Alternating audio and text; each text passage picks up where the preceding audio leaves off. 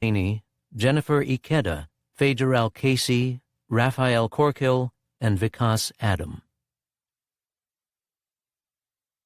If there is no struggle, there is no progress. This struggle may be a moral one, or it may be a physical one, and it may be both moral and physical, but it must be a struggle.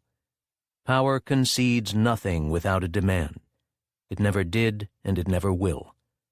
Find out just what any people will quietly submit to, and you have found out the exact measure of injustice and wrong which will be imposed upon them, and these will continue till they are resisted with either words or blows, or with both. Frederick Douglass. To Roslyn Zinn, 1922 to 2008, and to the rebel voices of the coming generation. Introduction.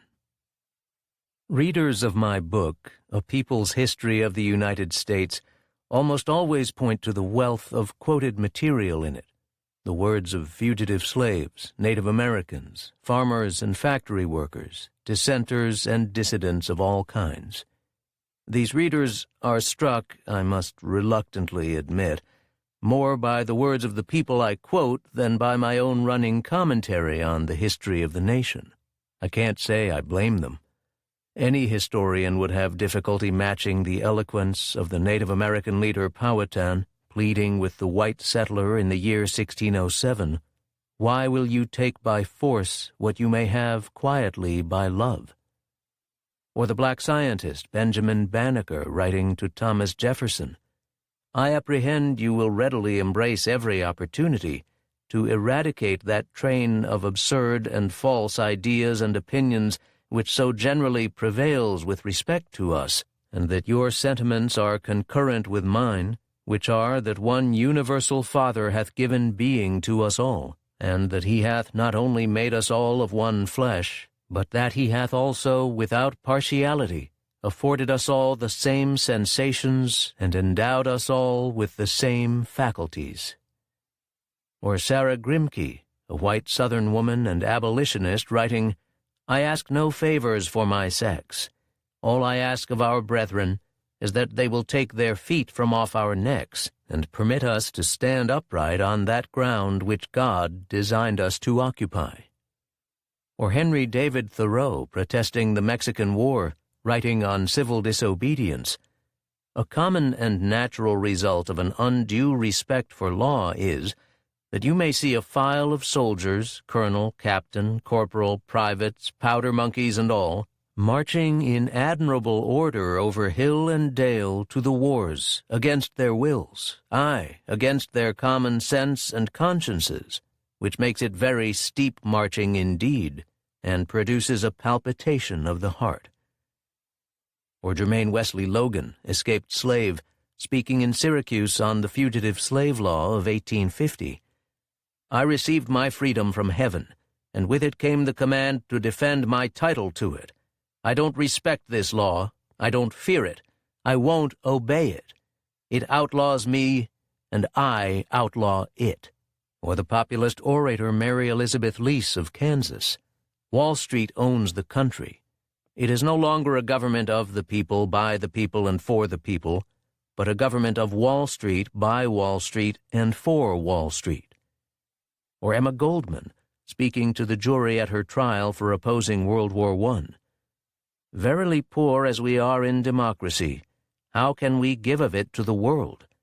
A democracy conceived in the military servitude of the masses, in their economic enslavement, and nurtured in their tears and blood, is not democracy at all."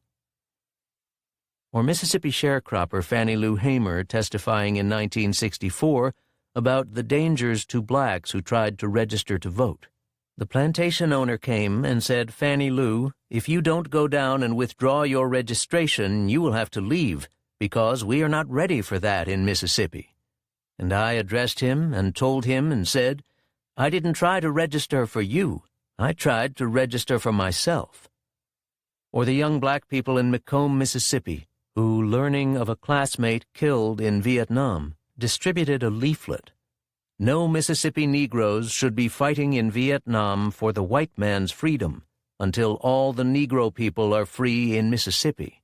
Or the poet Adrienne Rich, writing in the 1970s, I know of no woman, virgin, mother, lesbian, married, celibate, whether she earns her keep as a housewife, a cocktail waitress, or a scanner of brain waves, for whom the body is not a fundamental problem. Its clouded meanings, its fertility, its desire, its so-called frigidity, its bloody speech, its silences, its changes and mutilations, its rapes and ripenings. Or Alex Molnar, whose 21-year-old son was a Marine in the Persian Gulf, writing an angry letter to the first President Bush. Where were you, Mr. President, when Iraq was killing its own people with poison gas? I intend to support my son and his fellow soldiers by doing everything I can to oppose any offensive American military action in the Persian Gulf. What is common to all these voices is that they have mostly been shut out of the orthodox histories, the major media, the standard textbooks, the controlled culture. The result of having our history dominated by presidents and generals and other important people is to create a passive citizenry, not knowing its own powers, always waiting for some savior on high, God or the next president, to bring peace and justice. History, looked at under the surface, in the streets and on the farms, in GI barracks and trailer camps, in factories and offices, tells a different story. Whenever injustices have been remedied, wars halted, women and blacks and Native Americans given their due, it has been because unimportant people spoke up, organized, protested, and brought democracy alive. When I decided in the late 1970s to write a people's history of the United States, I had been teaching history for 20 years. Half of that time I was involved in the civil rights movement in the South, when I was teaching at Spelman College, a black women's college in Atlanta, Georgia.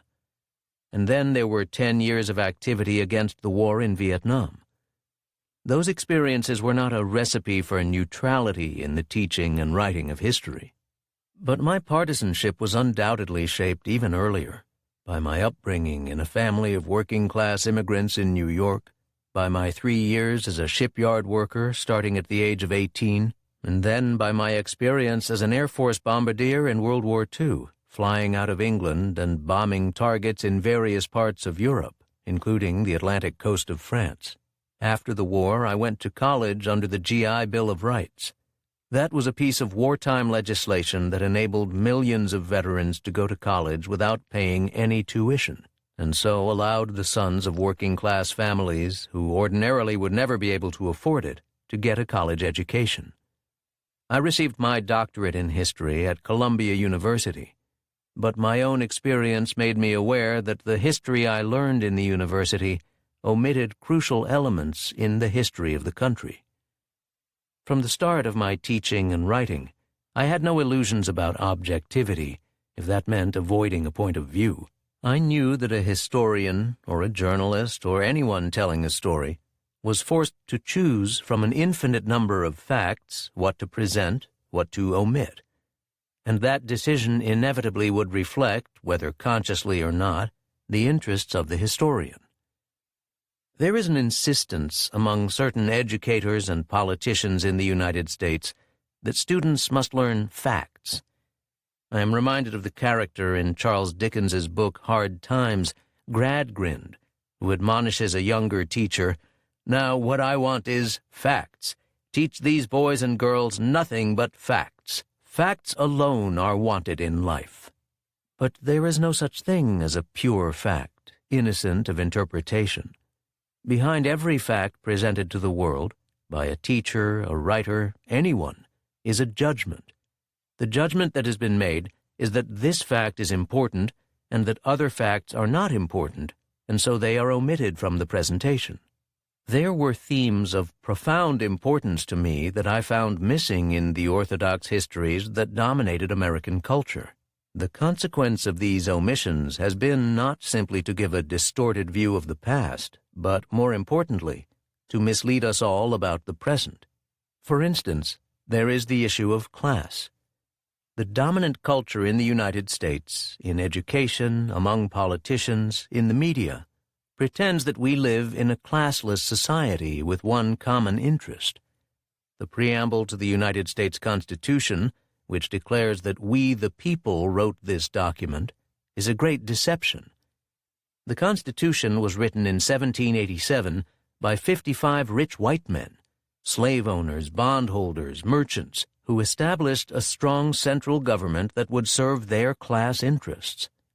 That use of government for class purposes, to serve the needs of the wealthy and powerful, has continued throughout American history, down to the present day. It is disguised by language that suggests all of us, rich and poor and middle class, have a common interest. Thus, the state of the nation is described in universal terms. When the President declares happily that our economy is sound, he will not acknowledge that it is not sound for 40 or 50 million people who are struggling to survive, although it may be moderately sound for many in the middle class and extremely sound for the richest 1% of the nation who own 40% of the nation's wealth. Class interest has always been obscured behind an all-encompassing veil called the national interest. My own war experience and the history of all those military interventions in which the United States was engaged made me skeptical when I heard people in high political office invoke the national interest or national security to justify their policies. It was with such justifications that Harry Truman initiated a police action in Korea that killed several million people, that Lyndon Johnson and Richard Nixon carried out a war in Southeast Asia in which perhaps 3 million people died, that Ronald Reagan invaded Grenada, that the elder Bush attacked Panama and then Iraq, and that Bill Clinton bombed Iraq again and again.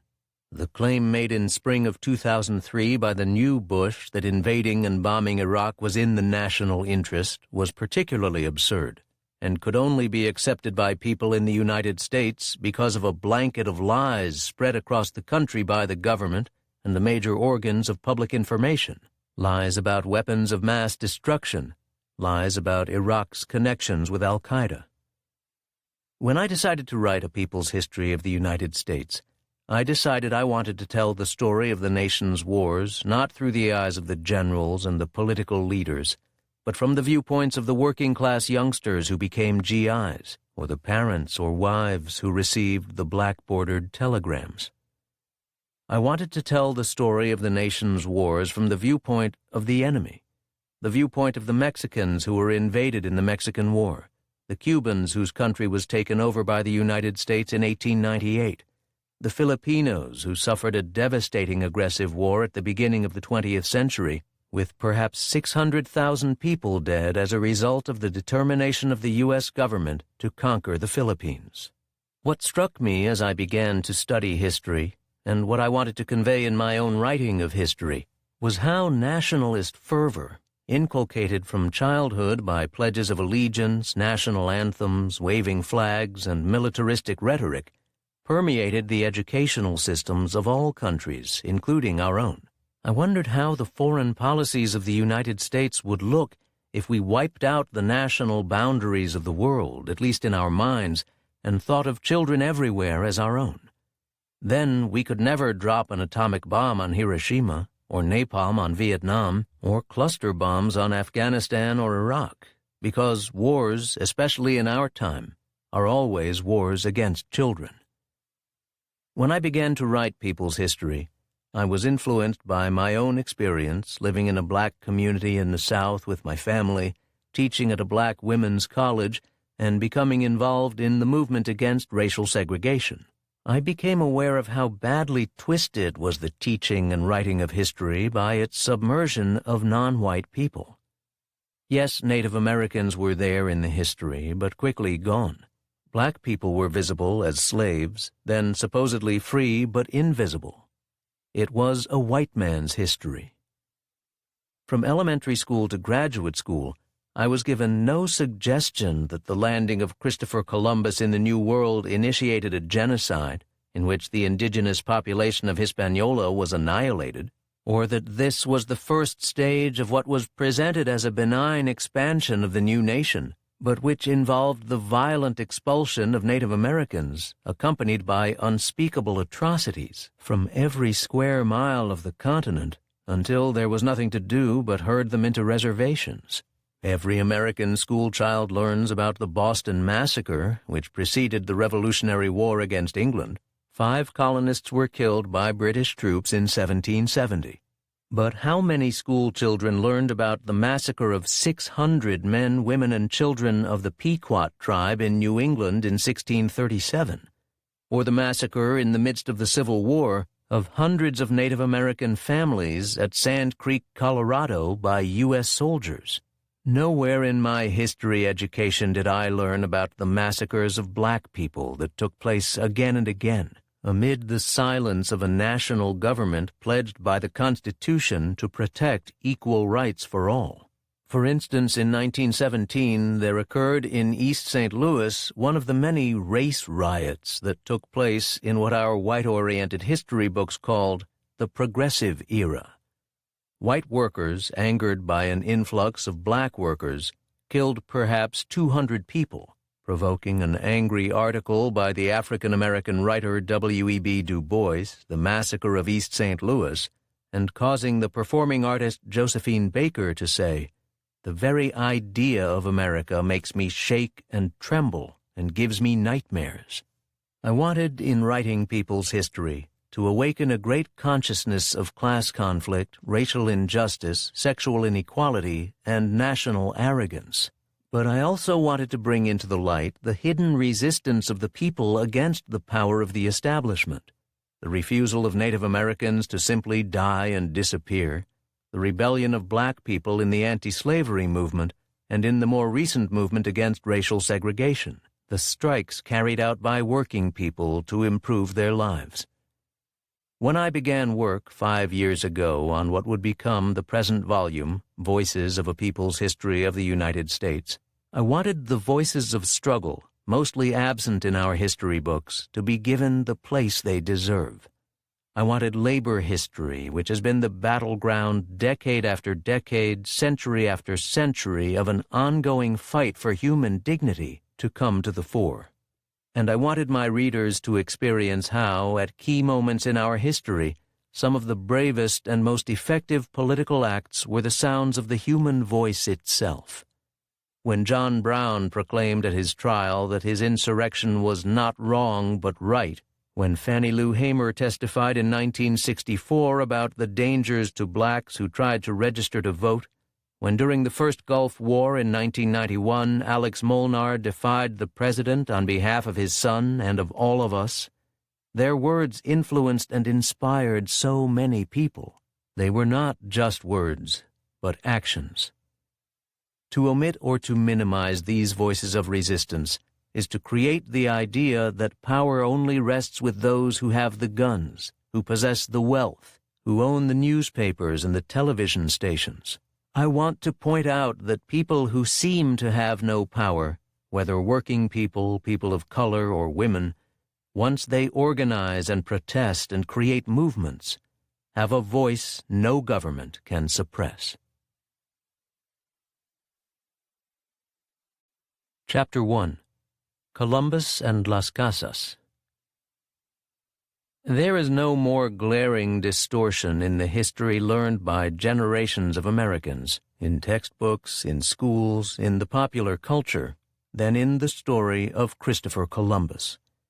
He is universally portrayed as a heroic figure, a brave adventurer, a skilled seaman who crossed the ocean not knowing what he would find and stumbled on an unknown continent. All that is true.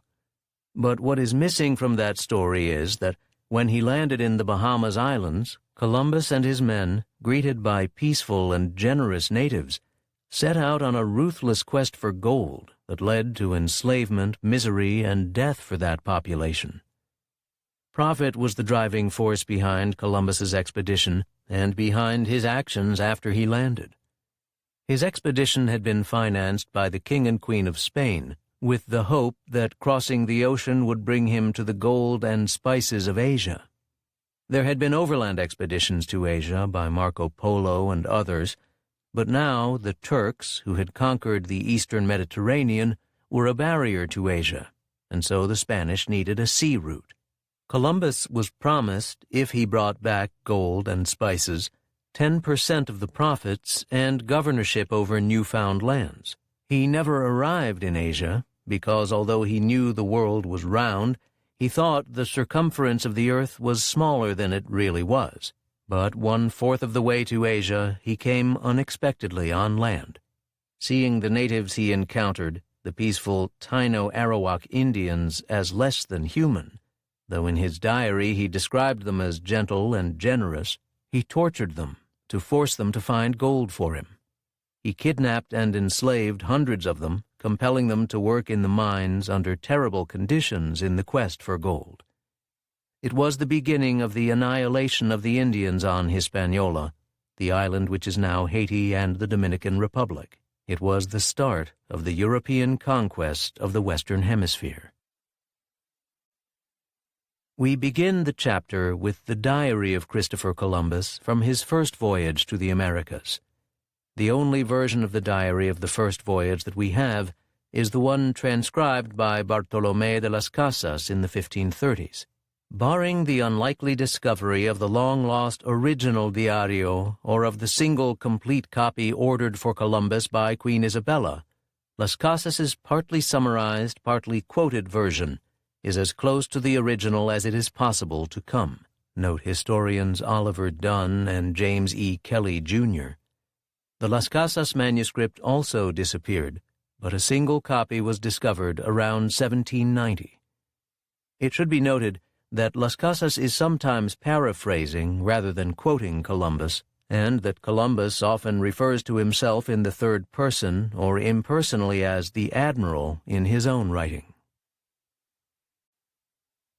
The Diario of Christopher Columbus, October 11th to 15th, 1492. Thursday, 11 October, 1492. He steered west-southwest. They took much water aboard, more than they had taken in the whole voyage. They saw petrels and a green bulrush near the ship.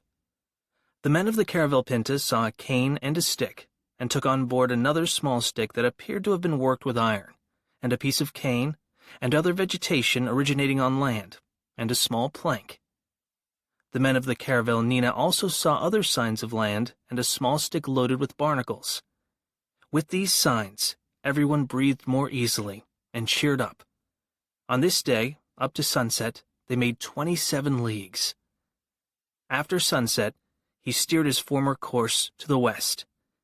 They made up about 12 miles each hour, and, until 2 hours after midnight, made about 90 miles, which is 22 leagues and a half. And because the caravel pinta was a better sailor and went ahead of the Admiral Columbus, it found land and made the signals the Admiral had ordered. A sailor named Rodrigo de Triana saw this land first, although the Admiral, at the 10th hour of the night, while he was on the stern castle, saw a light, although it was something so faint that he did not wish to affirm that it was land. But he called Pero Gutierrez, the steward of the king's dais, and told him that there seemed to be a light, and for him to look, and thus he did, and saw it. He also told Rodrigo Sanchez de Segovia, whom the king and queen were sending as veedor, accountant or auditor of the fleet, who saw nothing because he was not in a place where he could see it. After the admiral said it, it was seen once or twice, and it was like a small wax candle that rose and lifted up, which, to few, seemed to be an indication of land.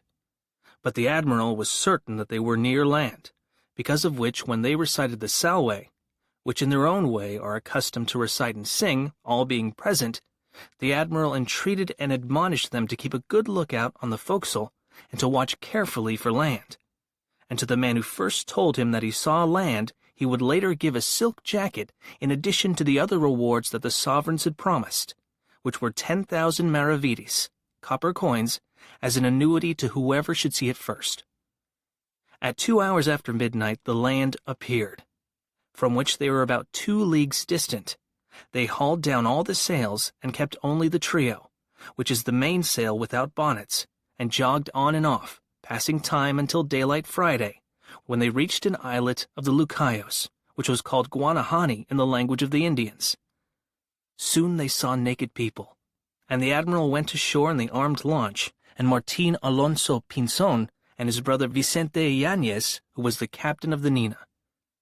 The admiral brought out the royal banner and the captain's 2 flags with the green cross, which the admiral carried on all the ships as a standard, with an F and a Y, for King Ferdinand and Queen Isabella, and over each letter a crown, one on one side of the plus and another on the other. Thus put ashore they saw very green trees and many ponds, and fruits of various kinds. The admiral called to the 2 captains and to the others who had jumped ashore, and to Rodrigo de Escobedo, the escrivano, clerk of the whole fleet, and to Rodrigo Sanchez de Segovia, and he said that they should be witnesses that, in the presence of all, he would take, as in fact he did take, possession of the said island for the king and for the queen, his lords, making the declarations that were required, and which at more length are contained in the testimonials made there in writing. Soon many people of the island gathered there. What follows are the very words of the admiral in his book, about his first voyage to and discovery of these Indies. I, he says, in order that they would be friendly to us, because I recognized that they were people who would be better freed and converted to our holy faith by love than by force, to some of them I gave red caps, and glass beads which they put on their chests, and many other things of small value, in which they took so much pleasure and became so much our friends that it was a marvel. Later they came swimming to the ship's launches, where we were, and brought us parrots and cotton thread and balls and javelins and many other things, and they traded them to us for other things which we gave them, such as small glass beads and bells. In sum, they took everything and gave of what they had willingly. But it seemed to me that they were a people very poor in everything. All of them go around as naked as their mother bore them, and the women also, although I did not see more than one quite young girl. And all those that I saw were young people, for none did I see of more than 30 years of age. They are all very well formed, with handsome bodies and good faces.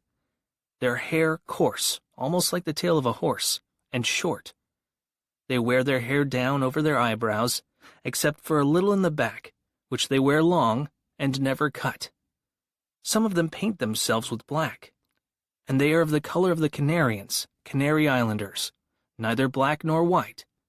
And some of them paint themselves with white, and some of them with red, and some of them with whatever they find.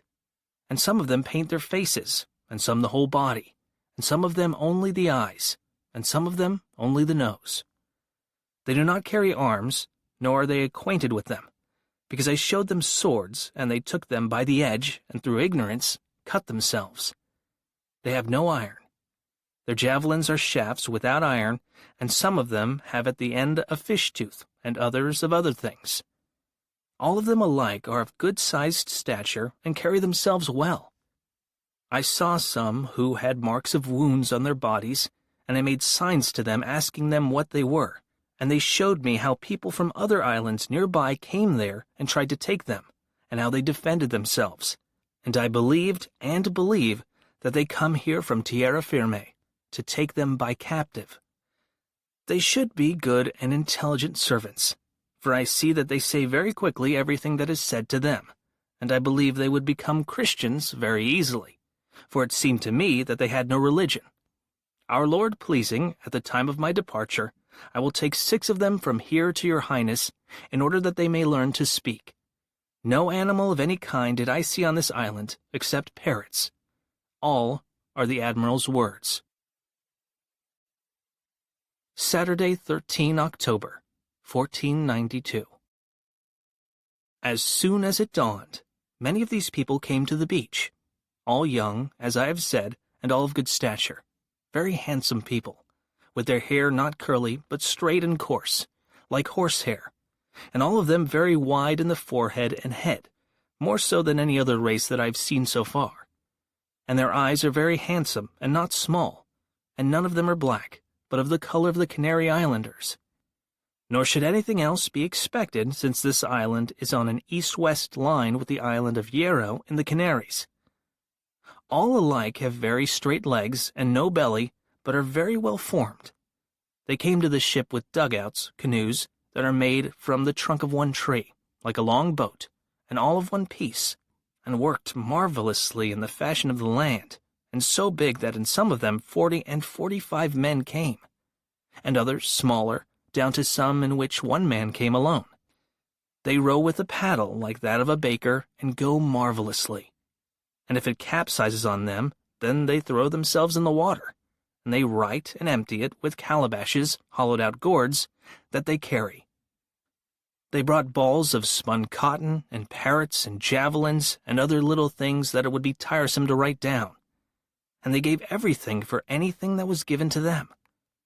I was attentive and labored to find out if there was any gold, and I saw that some of them wore a little piece hung in a hole that they have in their noses, and by signs I was able to understand that, going to the south, or rounding the island to the south, there was a king who had large vessels of it, and had very much gold. I strove to get them to go there, and later saw that they had no intention of going. I decided to wait until the afternoon of the morrow and then depart for the southwest, for, as many of them showed me, they said there was land to the south, and to the southwest, and to the northwest, and that these people from the northwest came to fight them many times. And so I will go to the southwest, to seek gold and precious stones.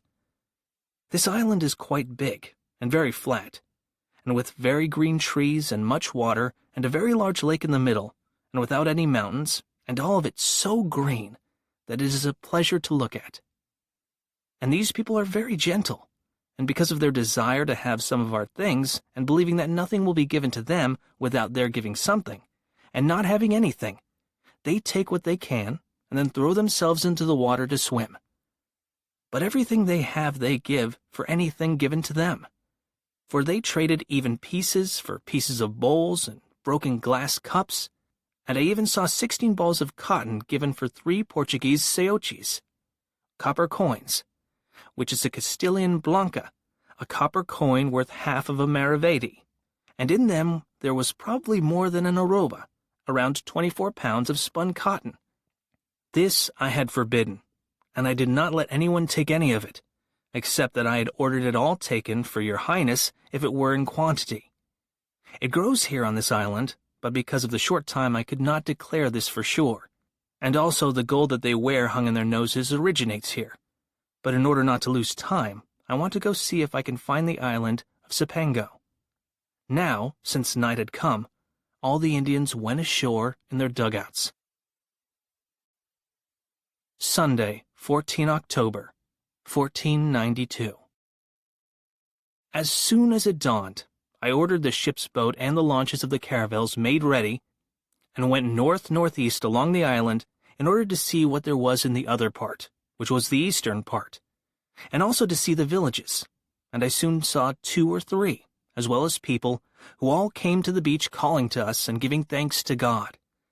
Some of them brought us water, others other things to eat, others, when they saw that I did not care to go ashore, threw themselves into the sea, swimming, and came to us, and we understood that they were asking us if we had come from the heavens. And one old man got into the ship's boat, and others in loud voices called to all the men and women, "Come see the men who came from the heavens. Bring them something to eat and drink." Many men came, and many women, each one with something, giving thanks to God, throwing themselves on the ground, and they raised their hands to heaven, and afterward they called to us in loud voices to come ashore. But I was afraid, seeing a big stone reef that encircled that island all around, and in between the reef and shore there was depth and harbor for as many ships as there are in the whole of Christendom, and the entrance to it is very narrow. It is true that inside of this belt of stone there are some shallows, but the sea is no more disturbed than inside a well. And I bestirred myself this morning to see all of this, so that I could give an account of everything to your highness, and also to see where a fort could be made. And I saw a piece of land formed like an island, although it was not one, on which there were 6 houses. This piece of land might in 2 days be cut off to make an island, although I do not see this to be necessary since these people are very naive about weapons. As your Highness will see, from 7 that I caused to be taken, in order to carry them away to you, and to learn our language, and to return them.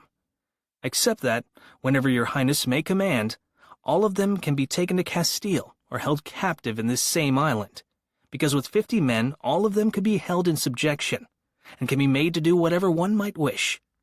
And later, near the said islet, groves of trees, the most beautiful that I saw, and with their leaves as green as those of Castile in the months of April and May, and lots of water. I looked over the whole of that harbor, and afterward returned to the ship and set sail, and I saw so many islands that I did not know how to decide which one I would go to first. And those men whom I had taken told me by signs that they were so very many that they were numberless, and they named by their names more than 100. Finally, I looked for the largest, and to that one I decided to go, and so I am doing. It is about 5 leagues distant from this island of San Salvador, and the others of them some more, some less. All are very flat without mountains, and very fertile, and all populated, and they make war on one another, even though these men are very simple and very handsome in body. Monday, 15 October, 1492. I had killed time this night for fear of reaching land to anchor before morning, because of not knowing whether the coast was clear of shoals, and as soon as it dawned, I spread sail.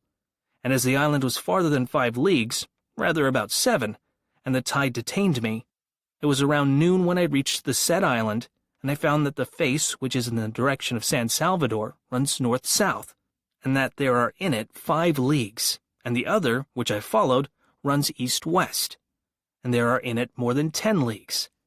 And since from this island I saw another larger one to the west, I spread sail to go forward all that day until night, because I would not yet have been able to reach the western cape of the island, to which island I gave the name Santa Maria de la Concepcion. And close to sundown I anchored near the said cape, in order to find out if there was gold there, because these men that I have had taken on the island of San Salvador kept telling me that they wear very large bracelets of gold on their legs and on their arms. I well believe that all they were saying was a ruse in order to flee. Nevertheless, my intention was not to pass by any island of which I did not take possession, although if it is taken of one, it may be said that it was taken of all. In recent years, the idealized, romanticized picture of Columbus has begun to be reconsidered, perhaps because Indians began to assert their importance as the original inhabitants of the American continent. With that reconsideration, Columbus has been seen in a different light, as the first representative of European imperialism in the Western Hemisphere, as a person who, while hypocritically presenting himself as a devout Christian, kidnapped, maimed, and killed the indigenous people of Hispaniola in pursuit of gold. The evidence for this revised view comes mainly from Bartolomé de las Casas, who was a contemporary of Columbus and who himself witnessed the scenes on Hispaniola, which he describes in the following passages. Bartolomé de las Casas, 2 readings on the legacy of Columbus, 1542 and 1550. Bartolomé de las Casas, The Devastation of the Indies, A Brief Account, 1542. The Indies were discovered in the year 1492. In the following year, a great many Spaniards went there with the intention of settling the land. Thus, 49 years have passed since the first settlers penetrated the land, the first so claimed being the large and most happy isle called Hispaniola, which is 600 leagues in circumference. Around it, in all directions, are many other islands, some very big, others very small, and all of them were, as we saw with our own eyes, densely populated with native peoples called Indians. This large island was perhaps the most densely populated place in the world. There must be close to 200 leagues of land on this island, and the sea-coast has been explored for more than 10,000 leagues, and each day more of it is being explored. And all the land so far discovered is a beehive of people. It is as though God had crowded into these lands the great majority of mankind. And of all the infinite universe of humanity, these people are the most guileless, the most devoid of wickedness and duplicity, the most obedient and faithful to their native masters and to the Spanish Christians whom they serve. They are by nature the most humble, patient, and peaceable, holding no grudges, free from embroilments, neither excitable nor quarrelsome. These people are the most devoid of rancors, hatreds, or desire for vengeance of any people in the world. And because they are so weak and complacent, they are less able to endure heavy labor, and soon die of no matter what malady. The sons of nobles among us, brought up in the enjoyments of life's refinements, are no more delicate than are these Indians, even those among them who are of the lowest rank of laborers. They are also poor people, for they not only possess little, but have no desire to possess worldly goods. For this reason, they are not arrogant, embittered, or greedy. Their repasts are such that the food of the Holy Fathers in the desert can scarcely be more parsimonious, scanty, and poor. As to their dress, they are generally naked, with only their pudenda covered somewhat. And when they cover their shoulders, it is with a square cloth no more than 2 varas in size. They have no beds, but sleep on a kind of matting or else in a kind of suspended net called hamacas. They are very clean in their persons, with alert, intelligent minds, docile and open to doctrine, very apt to receive our holy Catholic faith, to be endowed with virtuous customs, and to behave in a godly fashion. And once they begin to hear the tidings of the faith, they are so insistent on knowing more, and on taking the sacraments of the Church, and on observing the divine cult that, truly, the missionaries who are here need to be endowed by God with great patience in order to cope with such eagerness. Some of the secular Spaniards who have been here for many years say that the goodness of the Indians is undeniable, and that if this gifted people could be brought to know the one true God, they would be the most fortunate people in the world. Yet into this sheepfold, into this land of meek outcasts, there came some Spaniards who immediately behaved like ravening wild beasts, wolves, tigers, or lions, that had been starved for many days. And Spaniards have behaved in no other way during the past 40 years, down to the present time, for they are still acting like ravening beasts, killing, terrorizing, afflicting, torturing, and destroying the native peoples, doing all this with the strangest and most varied new methods of cruelty, never seen or heard of before, and to such a degree that this island of Hispaniola, once so populous, having a population that I estimated to be more than 3 millions, has now a population of barely 200 persons. The island of Cuba is nearly as long as the distance between Valladolid and Rome. It is now almost completely depopulated. San Juan, Puerto Rico, and Jamaica are 2 of the largest, most productive and attractive islands. Both are now deserted and devastated. On the northern side of Cuba and Hispaniola lie the neighboring Lucayos, comprising more than 60 islands, including those called Gigantes, beside numerous other islands, some small, some large. The least felicitous of them were more fertile and beautiful than the gardens of the King of Seville. They have the healthiest lands in the world, where lived more than 500,000 souls. They are now deserted, inhabited by not a single living creature. All the people were slain or died after being taken into captivity and brought to the island of Hispaniola to be sold as slaves.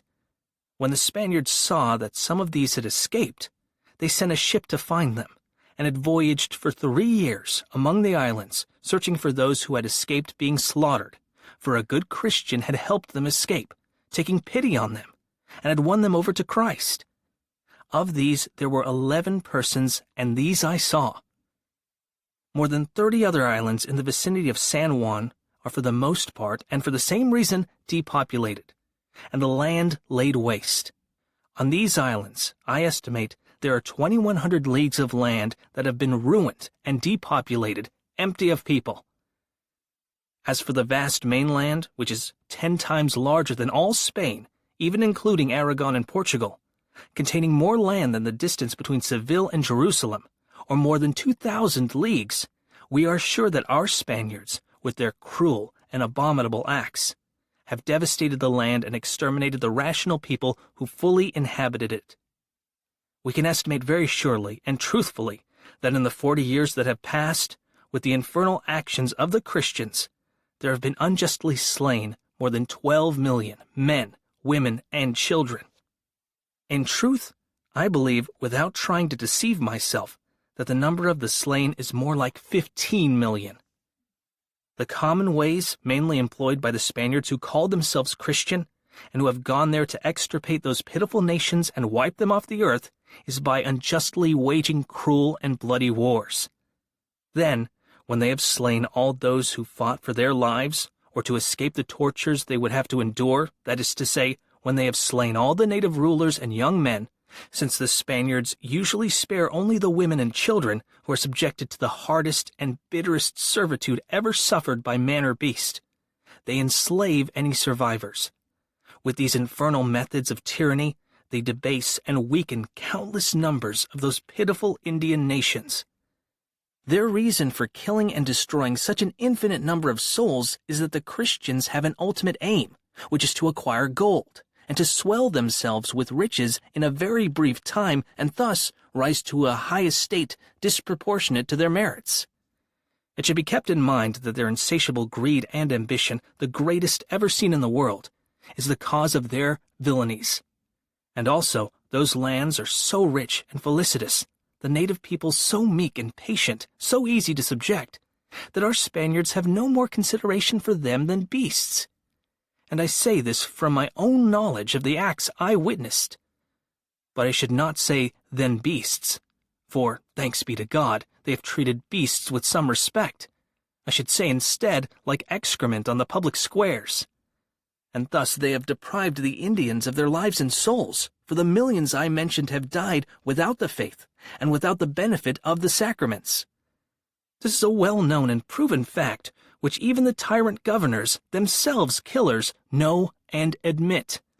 And never have the Indians in all the Indies committed any act against the Spanish Christians, until those Christians have first and many times committed countless cruel aggressions against them or against neighboring nations. For in the beginning the Indians regarded the Spaniards as angels from heaven. Only after the Spaniards had used violence against them, killing, robbing, torturing, did the Indians ever rise up against them. On the island Hispaniola was where the Spaniards first landed, as I have said. Here, those Christians perpetrated their first ravages and oppressions against the native peoples. This was the first land in the New World to be destroyed and depopulated by the Christians. And here they began their subjection of the women and children, taking them away from the Indians to use them and ill-use them, eating the food they provided with their sweat and toil. The Spaniards did not content themselves with what the Indians gave them of their own free will, according to their ability, which was always too little to satisfy enormous appetites. For a Christian eats and consumes in one day an amount of food that would suffice to feed 3 houses inhabited by 10 Indians for 1 month. And they committed other acts of force and violence and oppression which made the Indians realize that these men had not come from heaven. And some of the Indians concealed their foods, while others concealed their wives and children, and still others fled to the mountains to avoid the terrible transactions of the Christians. And the Christians attacked them with buffets and beatings, until finally they laid hands on the nobles of the villages. Then they behaved with such temerity and shamelessness that the most powerful ruler of the islands had to see his own wife raped by a Christian officer. From that time onward, the Indians began to seek ways to throw the Christians out of their lands.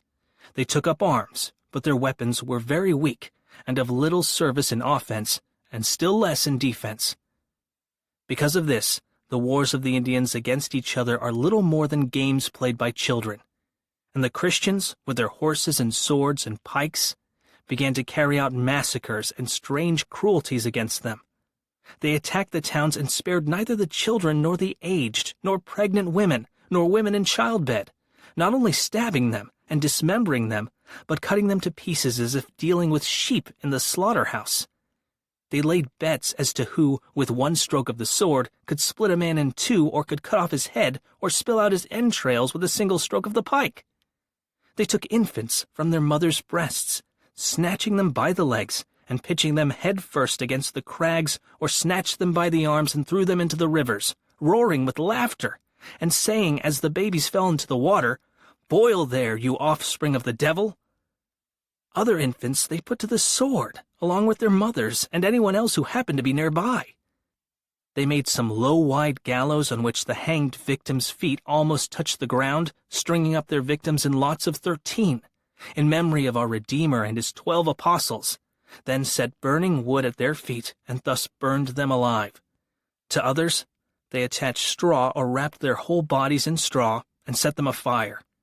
With still others, all those they wanted to capture alive, they cut off their hands and hung them around the victim's neck, saying, "Go now, carry the message," meaning, take the news to the Indians who have fled to the mountains. They usually dealt with the chieftains and nobles in the following way.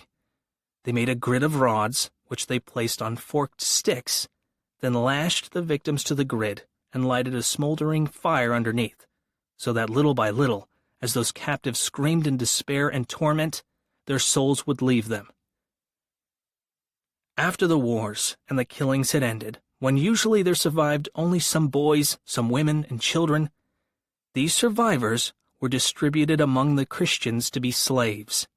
The repartimiento, or distribution, was made according to the rank and importance of the Christian to whom the Indians were allocated, one of them being given 30, another 40, still another 100 or 200, and besides the rank of the Christian there was also to be considered in what favor he stood with the tyrant they called governor. The pretext was that these allocated Indians were to be instructed in the articles of the Christian faith, as if those Christians, who were as a rule foolish and cruel and greedy and vicious, could be caretakers of souls. And the care they took was to send the men to the mines to dig for gold, which is intolerable labor, and to send the women into the fields of the big ranches to hoe and till the land, work suitable for strong men. Nor to either the men or the women did they give any food, except herbs and legumes, things of little substance. The milk in the breasts of the women with infants dried up, and thus, in a short while, the infants perished. And since men and women were separated, there could be no marital relations, and the men died in the mines, and the women died on the ranches from the same causes, exhaustion and hunger. And thus was depopulated that island, which had been densely populated. The islands of San Juan and Jamaica. The Spaniards passed over to the islands of San Juan and Jamaica, both of them veritable gardens and beehives of activity, in the year 1509, with the aim and purpose of making these islands a part of Hispaniola. And on those islands, the Spaniards perpetrated the same acts of aggression against the Indians and the wicked deeds described above, adding to them many outstanding cruelties, massacres, and burnings of the people, or executing them by flinging them to the fierce dogs, torturing and oppressing the survivors, condemning them to the hard labor of mines, thus eradicating them from the earth, despoiling the land of those unfortunate and innocent people.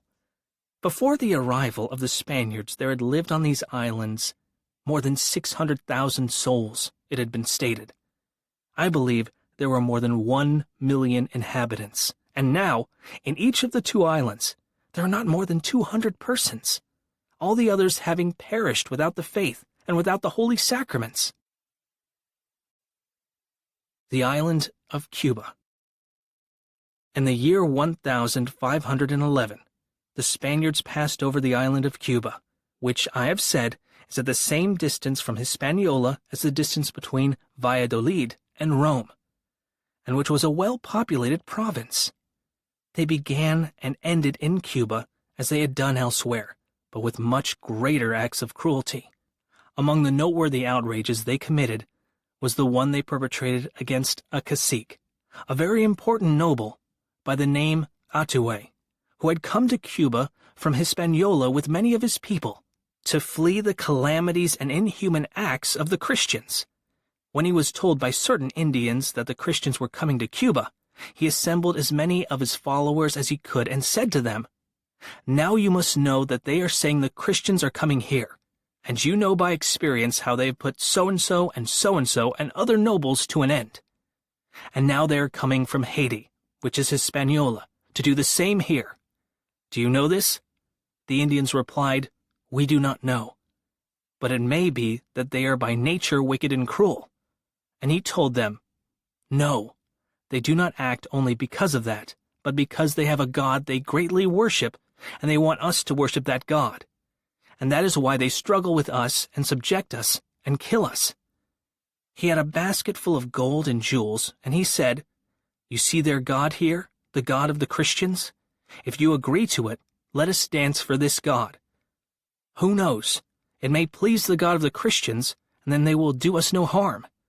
And his followers said all together, "Yes, that is good. That is good." And they danced round the basket of gold until they fell down exhausted. Then their chief, the cacique Atue, said to them, "See there, if we keep this basket of gold, they will take it from us and will end up by killing us. So let us cast away the basket into the river." They all agreed to do this, and they flung the basket of gold into the river that was nearby. This cacique, Atue, was constantly fleeing before the Christians from the time they arrived on the island of Cuba, since he knew them and of what they were capable. Now and then they encountered him, and he defended himself, but they finally killed him. And they did this for the sole reason that he had fled from those cruel and wicked Christians and had defended himself against them. And when they had captured him, and as many of his followers as they could, they burned them all at the stake. When tied to the stake, the cacique Atue was told by a Franciscan friar who was present, an artless rascal, something about the God of the Christians and of the articles of faith, and he was told what he could do in the brief time that remained to him, in order to be saved and go to heaven. The cacique, who had never heard any of this before, and was told he would go to Inferno, where, if he did not adopt the Christian faith, he would suffer eternal torment, asked the Franciscan friar if Christians all went to heaven. When told that they did, he said he would prefer to go to hell. Such is the fame and honor that God and our faith have earned through the Christians who have gone out of the Indies. On one occasion, when we went to claim 10 leagues of a big settlement, along with the food and maintenance, we were welcomed with a bounteous quantity of fish and bread and cooked victuals. The Indians generously gave us all they could. Then, suddenly, without cause and without warning, and in my presence, the devil inhabited the Christians and spurred them to attack the Indians, men, women, and children, who were sitting there before us. In the massacre that followed, the Spaniards put to the sword more than 3,000 souls. I saw such terrible cruelties done there as I had never seen before nor thought to see. A few days later, knowing that news of this massacre had spread through the land, I sent messengers ahead to the chiefs of the province of Havana, knowing they heard good things about me, telling them we were about to visit the town and telling them they should not hide, but should come out to meet us, assuring them that no harm would be done to them. I did this with the full knowledge of the captain. And when we arrived in the province, there came out to welcome us 21 chiefs and caciques. And our captain, breaking his pledge to me, and the pledge I had made them, took all these chieftains captive, intending to burn them at the stake, telling me this would be a good thing because those chiefs had in the past done him some harm. I had great difficulty in saving those Indians from the fire, but finally succeeded. Afterward, when all the Indians of this island were subjected to servitude, and the same ruin had befallen there as on the island of Hispaniola, the survivors began to flee to the mountains, or in despair to hang themselves. And there were husbands and wives who hanged themselves together, with their children, because the cruelties perpetrated by one very great Spaniard, whom I knew, were so horrifying. More than 200 Indians hanged themselves, and thus perished a countless number of people on the island of Cuba.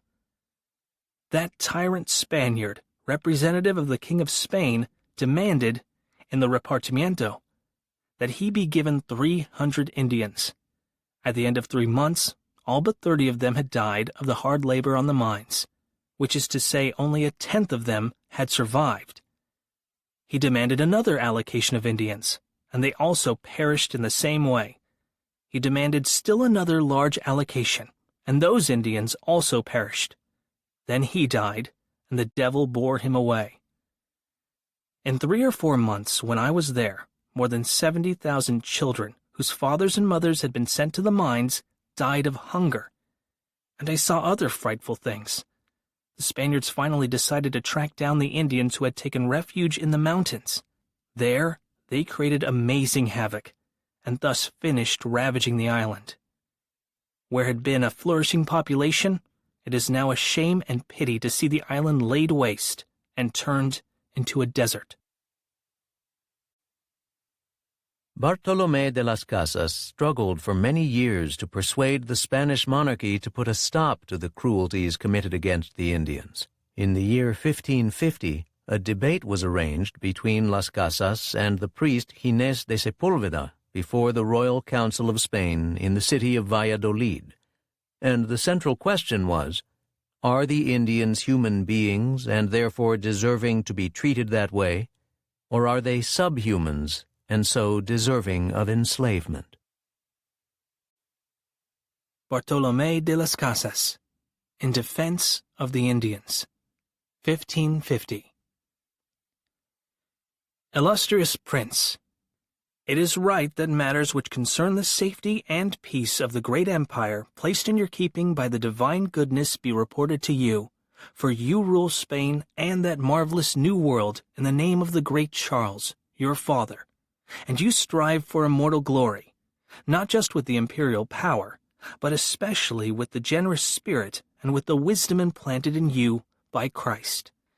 Therefore, I have thought it advisable to bring to the attention of your Highness that there has come into my hands a certain brief synopsis in Spanish of a work that Ginés de Sepúlveda is reported to have written in Latin. In it, he gives 4 reasons, each of which, in his opinion, proves beyond refutation that war against the Indians is justified, provided that it be waged properly and the laws of war be observed, just as, up to the present, the kings of Spain have commanded that it be waged and carried out. I hear that it is this man's intention to demonstrate the title by which the kings of Spain possess the empire of the Indies and to bolster his position with arguments and laws, so that from now on no one will be able to slander you even tacitly on this point. I have read and reread this work carefully, and it is said that Sepúlveda drives home various other points at greater length in his Latin work, which I have not yet had the chance to see. What impression it has made on others, I do not know. I certainly have detected in it poisons disguised with honey. Under pretext of pleasing his prince, a man who is a theologian offers honey-coated poison. In place of bread, he offers a stone. Great Prince, unless this deadly poison is stopped by your wisdom so that it will not become widespread, it will infect the minds of readers, deceive the unwary, and arm and incite tyrants to injustice. Believe me, that little book will bring ruin to the minds of many.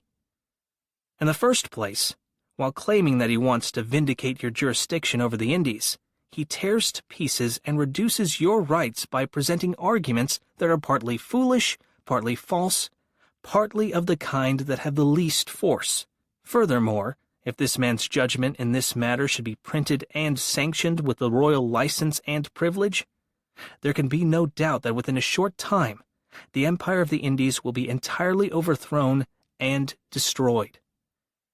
Indeed, if so many laws already issued, so many decrees, so many harsh threats, and so many statutes conscientiously enacted by the Emperor Charles and his predecessors have been ineffective in preventing so many thousands of innocent men from perishing by sword, hunger, and all the misfortunes of total war, and extensive areas of their highly civilized kingdoms and most fertile provinces from being savagely devastated, if the fear of God and the dread of hell have not even moderated, I shall not say curbed, the utterly ruthless and cruel spirits of the Spaniards, If the outcries of preachers and holy men that they were barred from the sacraments of the Church and were not forgiven in sacramental confession were of no avail, what will happen when evil men, for whom, according to the old proverb, nothing is wanting except the opportunity, read that a scholar, a doctor of theology, and the royal historian has published books approving those criminal wars and hellish campaigns, and, by supporting arguments, confirms and defends the unheard-of crime whereby Christian men, forgetting Christian virtue, hold in slavery those people, the most unfortunate of all, who appear to have escaped the ferocity of that most cruel race by chance rather than by the mercy of the Spaniards. Furthermore, what will happen when they read that he teaches that soldiers may lawfully keep everything they take in these wars, even though they undertook the campaign with the evil intention of looting, that is, of pillaging by fire, sword, murder, plunder, and violence, upsetting, overturning, and throwing into confusion all laws, divine and human, and that they are not bound to restore such goods because the Spaniards who do these things and shed the blood of the innocent consecrate their hands to God, as Ahir Sepulveda has written, and merit Christ's grace because they prevent the worship of idols? Whom will they spare? What blood will they not shed? What cruelty will they not commit, these brutal men who are hardened to seeing fields bathed in human blood, who make no distinction of sex or age, who do not spare infants at their mothers' breasts, pregnant women, the great, the lowly, or even men of feeble and gray old age, for whom the weight of years usually awakens reverence or mercy? What will they not do if they hear that there is a man teaching that they are consecrating their hands to God when they crush the Indians with massacres, pillaging, and tyranny, that they are doing the same as those who killed the children of Israel who were adoring the calf? They will give more trust to him, as to someone who tells them what they want to hear, than they would to the Son of God himself if he were face to face before us and teaching something different. If, then, the Indians are being brought to the point of extermination, if as many peoples are being destroyed as widespread kingdoms are being overthrown, what sane man would doubt that the most flourishing empire of the New World, once its native inhabitants have been destroyed, will become a wilderness, and nothing but dominion over tigers, lions, and wild beasts for the kings of Spain? Therefore, when Sepulveda, by word or in his published works, teaches that campaigns against the Indians are lawful, what does he do except encourage oppressors and provide an opportunity for as many crimes and lamentable evils as these men commit, more than anyone would find it possible to believe? In the meantime, with most certain harm to his own soul, he is the reason why countless human beings, suffering brutal massacres, perish forever. That is, men who, through the inhuman brutality of the Spaniards, breathe their last before they heard the word of God, or are fed by Christ's gentle doctrine, or are strengthened by the Christian sacraments. What more horrible or unjust occurrence can be imagined than this? Therefore, if Sepulveda's opinion that campaigns against the Indians are lawful is approved, the most holy faith of Christ, to the reproach of the name Christian, will be hateful and detestable to all the peoples of the world, to whom the word will come of the inhuman crimes that the Spaniards inflict on that unhappy race, so that neither in our lifetime nor in the future will they want to accept our faith under any condition, for they see that its first heralds are not pastors, but plunderers, not fathers, but tyrants, and that those who profess it are ungodly, cruel, and without pity in their merciless savagery. Other than Las Casas, there are no texts of this period that describe the experiences of the people Columbus discovered. Eduardo Galeano here reimagines their plight, drawing on numerous historical sources. Galeano, the Uruguayan people's journalist and radical storyteller, is known around the world for his books The Open Veins of Latin America and the trilogy Memory of Fire, from which the reading here is selected. In these passages from the first volume of the trilogy, Genesis, Galeano narrates Columbus's voyages, turning some of the many myths about Columbus on their head. Eduardo Galeano, Memory of Fire, 1982. 1492. The Ocean Sea. The Sun Route to the Indies. The breezes are sweet and soft, as in spring in Seville, and the sea is like a Guadalquivir river. But the swell no sooner rises than they get seasick and vomit, jammed into their forecastles. The men who in 3 patched-up little ships cleave the unknown sea, the sea without a frame. Men, little drops in the wind. And if the sea doesn't love them, night falls on the caravels. Whither will the wind toss them? A Dorado, chasing a flying fish, jumps on board, and the panic grows. The crew doesn't appreciate the savory aroma of the slightly choppy sea, nor do they listen to the din of the seagulls and gannets that come from the west. That horizon, does the abyss begin there? Does the sea end?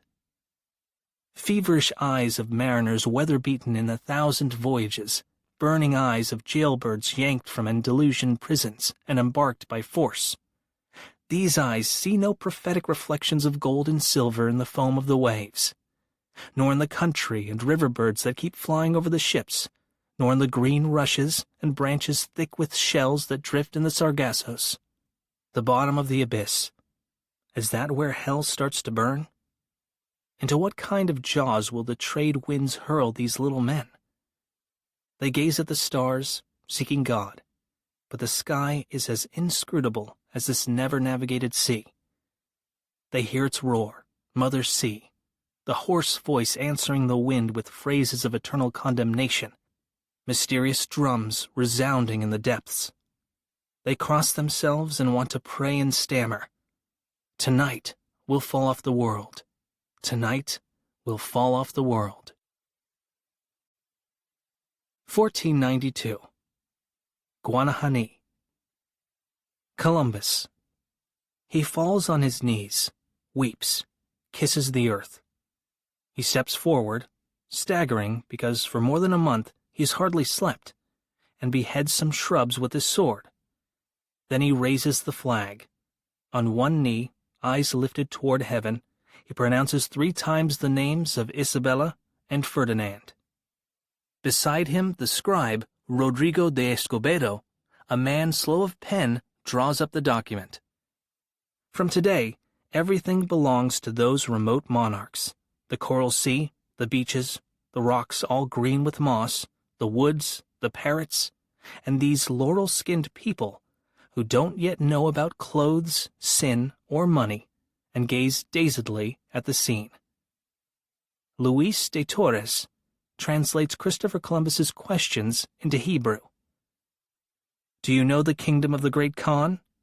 Where does the gold you have in your noses and ears come from?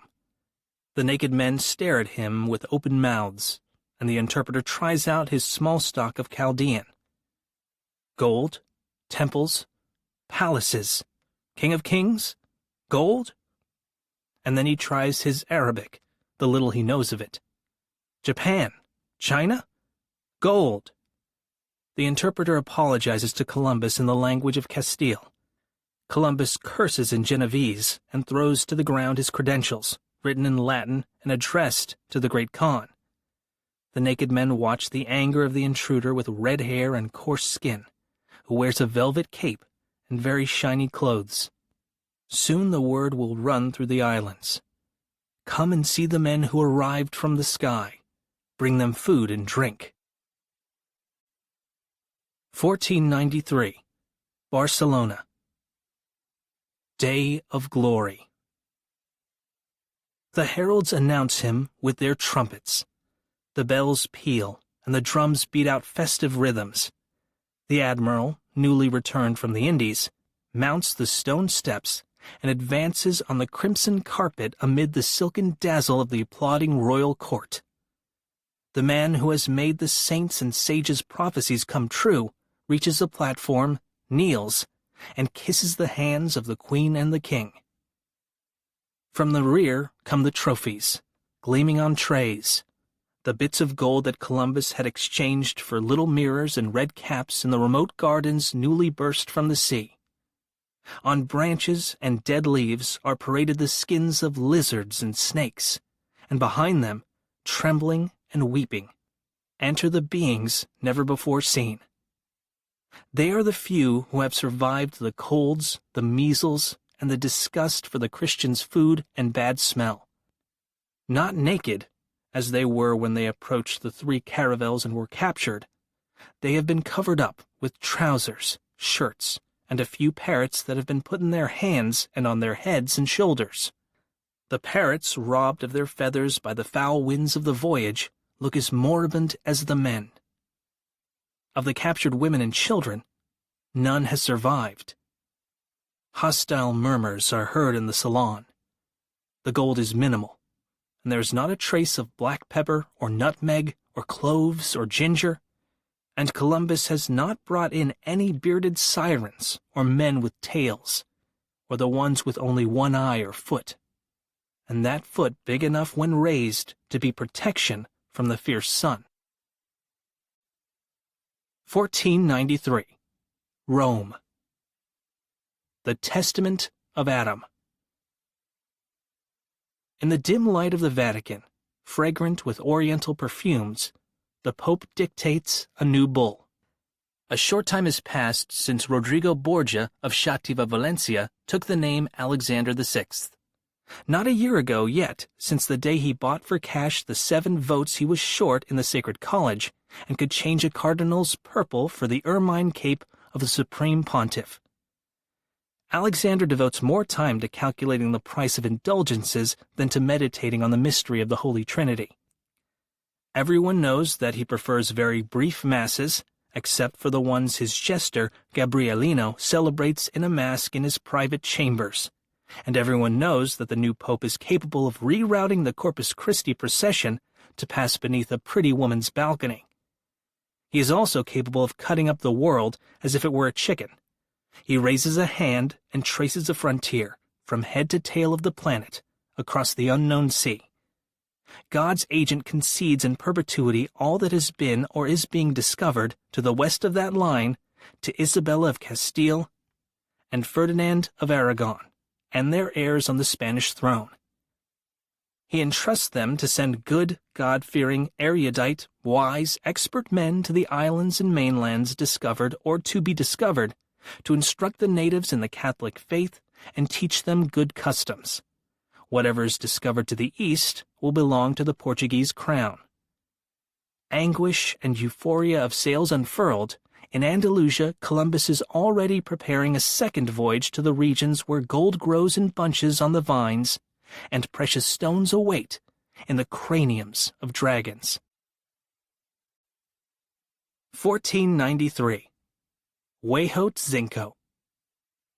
Where's the truth? Where are the roots? This is the city of music, not of war, Huejotzinco, in the valley of Tlaxcala.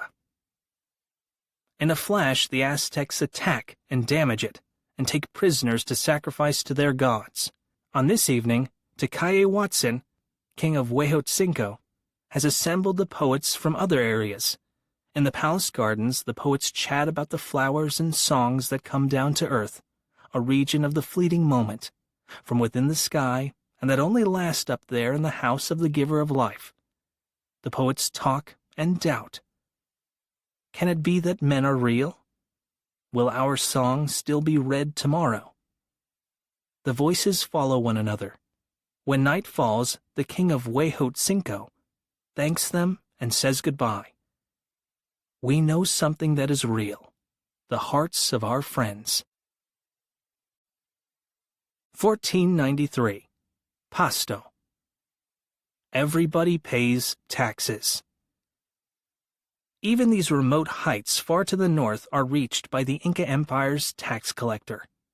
The Quillacinga people have nothing to give, but in this vast kingdom all communities pay tribute, in kind or in labor time.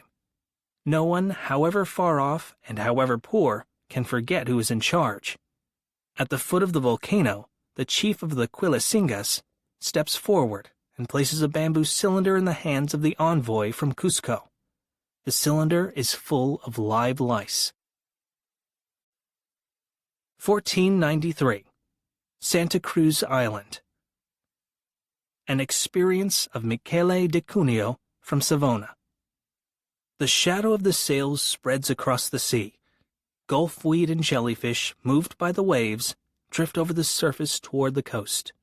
From the quarterdeck of one of the caravels, Columbus contemplates the white beaches where he has again planted the cross and gallows. This is his second voyage. How long it will last, he doesn't know, but his heart tells him that all will come out well, and why wouldn't the admiral believe it? Doesn't he have the habit of measuring the ship's speed with his hand against his chest, counting the heartbeats? Below decks, in another caravel, in the captain's cabin, a young girl shows her teeth. Michele de Cuneo reaches for her breasts, and she scratches and kicks him and screams. Michele received her a while ago. She is a gift from Columbus. He lashes her with a rope. He beats her hard on the head and stomach and legs. Her screams become moans. The moans become wails. Finally, all that can be heard are the comings and goings of seagulls and the creak of rocked timbers. From time to time, waves send a spray through the porthole.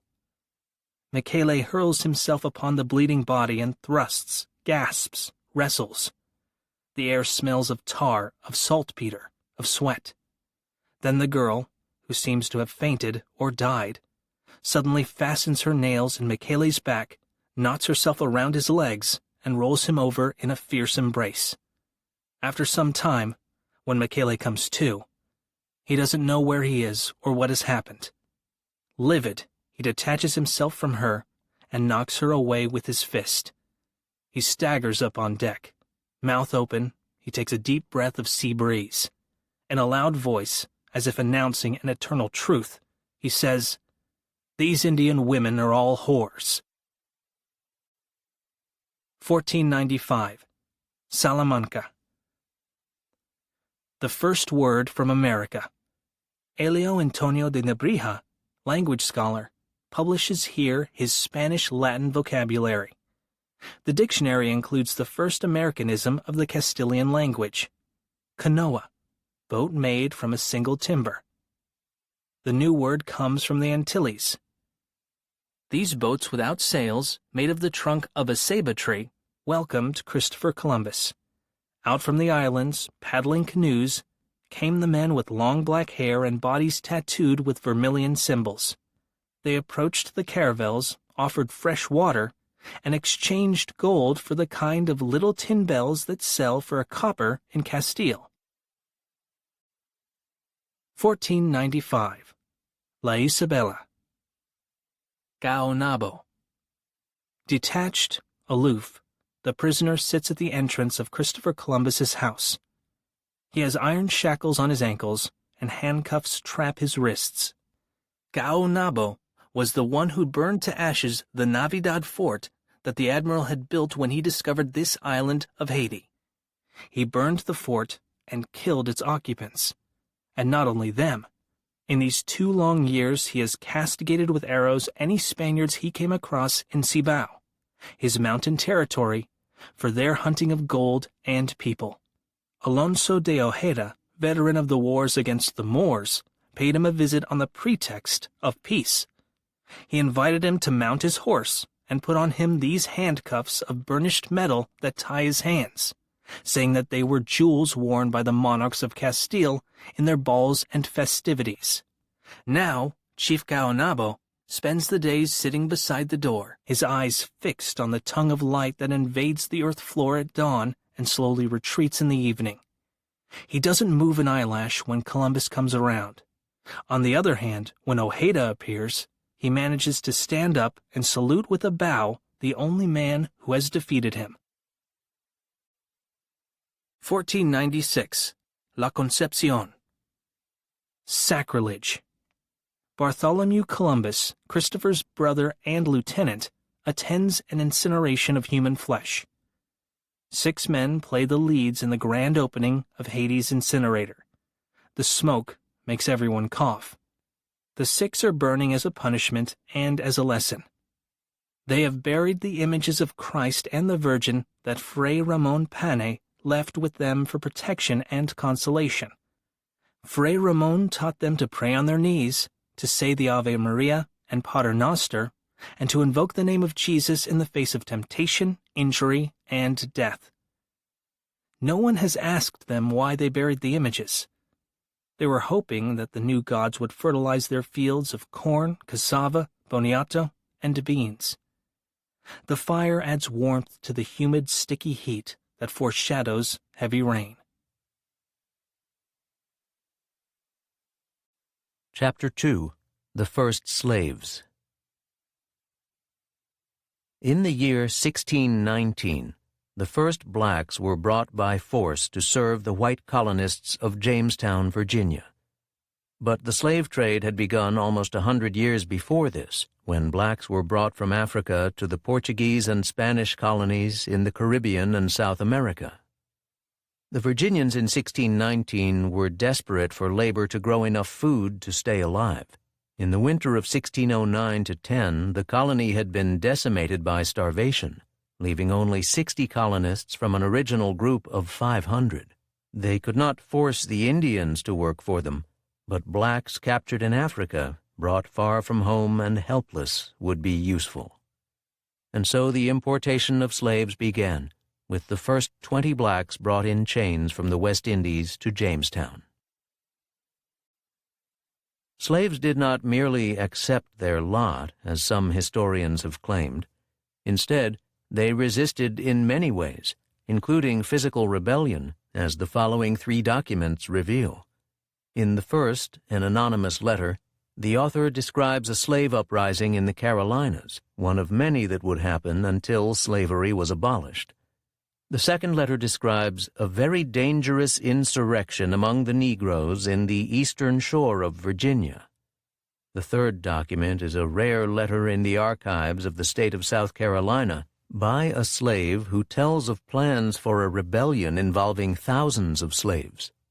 This never came to fruition, but the document, which was found on the street in 1793 in Yorktown, Virginia, reveals the desire of slaves for freedom, despite the great odds against a successful revolt. 3 documents on slave revolts, 1720 to 1793. Anonymous letter to Mr. Boone in London, June 24th, 1720. I am now to acquaint you that very lately we have had a very wicked and barbarous plot of the design of the Negroes rising with the design to destroy all the white people in the country, and then to take the town, Charlestown, in full body. But it pleased God it was discovered, and many of them taken prisoners, and some burnt, some hanged, and some banished. I think it proper for you to tell Mr. Percival at home that his slaves was the principal rogues, and 'tis my opinion his only way will be to sell them out singly, or else I am doubtful his interest in slaves will come to little for want of strict management, since work does not agree with them. 14 of them are now at the Savannah town and sent for white and Indians, and will be executed as soon as they come down. They thought to get to St. Augustine, and would have got a Creek fellow to have been their pilot, but the Savannah garrison took the Negroes up half-starved, and the Creek Indians would not join them or be their pilot. Letter from Petersburg, Virginia, May 17, 1792.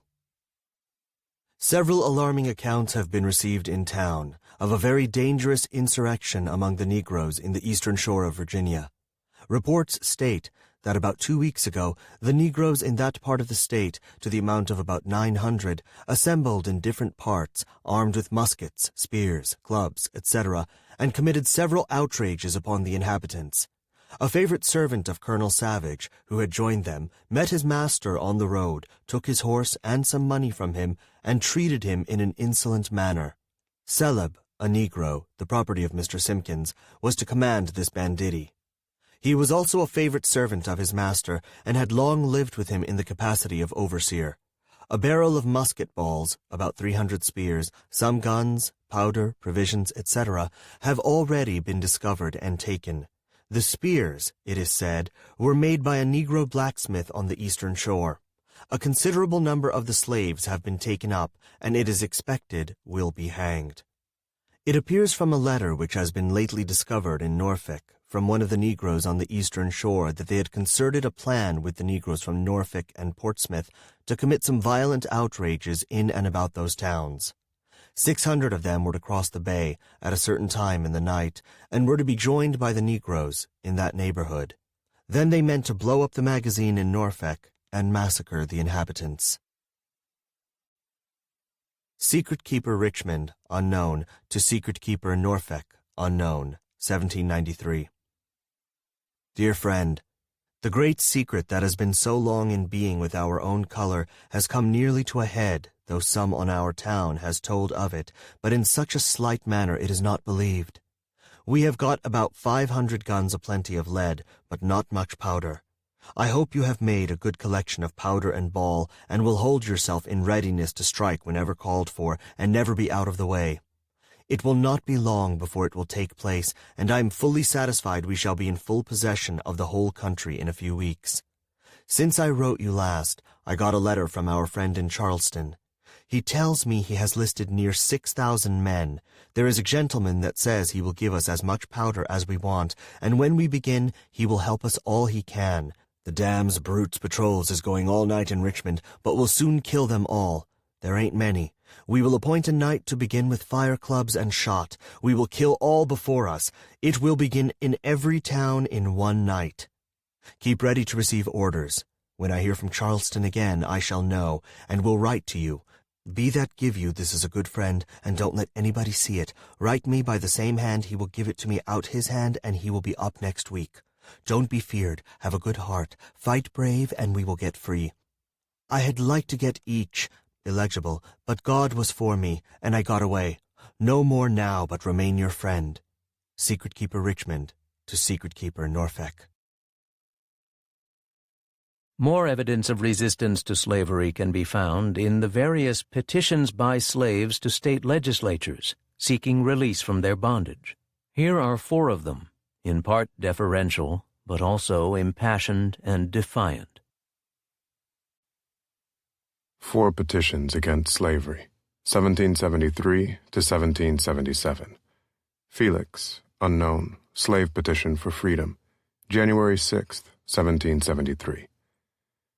Province of the Massachusetts Bay to His Excellency Thomas Hutchinson, Esquire, Governor, to the Honorable His Majesty's Council, and to the Honorable House of Representatives in General Court assembled at Boston, the 6th day of January, 1773. The humble petition of many slaves living in the town of Boston and other towns in the province is this, namely that Your Excellency and Honors, and the Honorable the Representatives, would be pleased to take their unhappy state and condition under your wise and just consideration. We desire to bless God, who loves mankind, who sent His Son to die for their salvation, and who is no respecter of persons, that He hath lately put it into the hearts of multitudes on both sides of the water, to bear our burthens, some of whom are men of great note and influence, who have pleaded our cause with arguments which we hope will have their weight with this honorable court. We presume not to dictate to Your Excellency and Honors, being willing to rest our cause on your humanity and justice, yet would beg leave to say a word or two on the subject.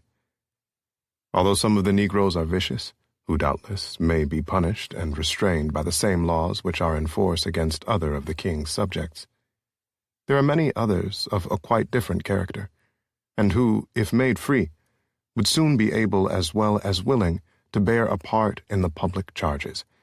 Many of them of good natural parts are discreet, sober, honest, and industrious, and may it not be said of many that they are virtuous and religious, although their condition is in itself so unfriendly to religion, and every moral virtue except patience.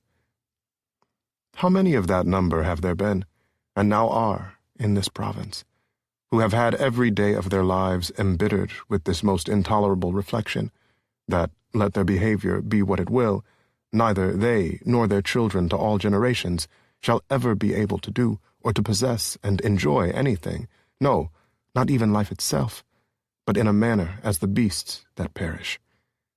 We have no property. We have no wives, no children.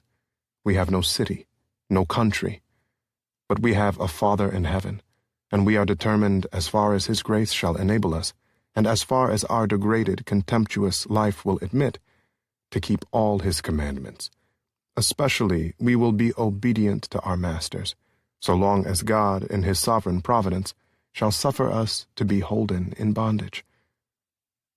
It would be impudent, if not presumptuous, in us to suggest to your excellency and honors any law or laws proper to be made in relation to our unhappy state, which, although our greatest unhappiness, is not our fault. And this gives us great encouragement to pray and hope for such relief as is consistent with your wisdom, justice, and goodness. We think ourselves very happy that we may thus address the great and general court of this province, which great and good court is to us the best judge under God of what is wise, just, and good. We humbly beg leave to add but this one thing more. We pray for such relief only which by no possibility can ever be productive of the least wrong or injury to our masters, but to us will be as life from the dead. Signed, Felix. Peter Bestes and other slaves petition for freedom. April 20th, 1773. Sir, the efforts made by the legislative of this province in their last sessions to free themselves from slavery gave us, who are in that deplorable state, a high degree of satisfaction. We expect great things from men who have made such a noble stand against the designs of their fellow men to enslave them.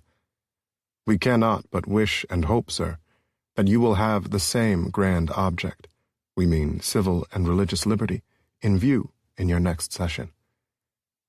The divine spirit of freedom seems to fire every humane breast on this continent, except such as are bribed to assist in executing the execrable plan. We are very sensible that it would be highly detrimental to our present masters if we were allowed to demand all that of right belongs to us for past services. This we disclaim.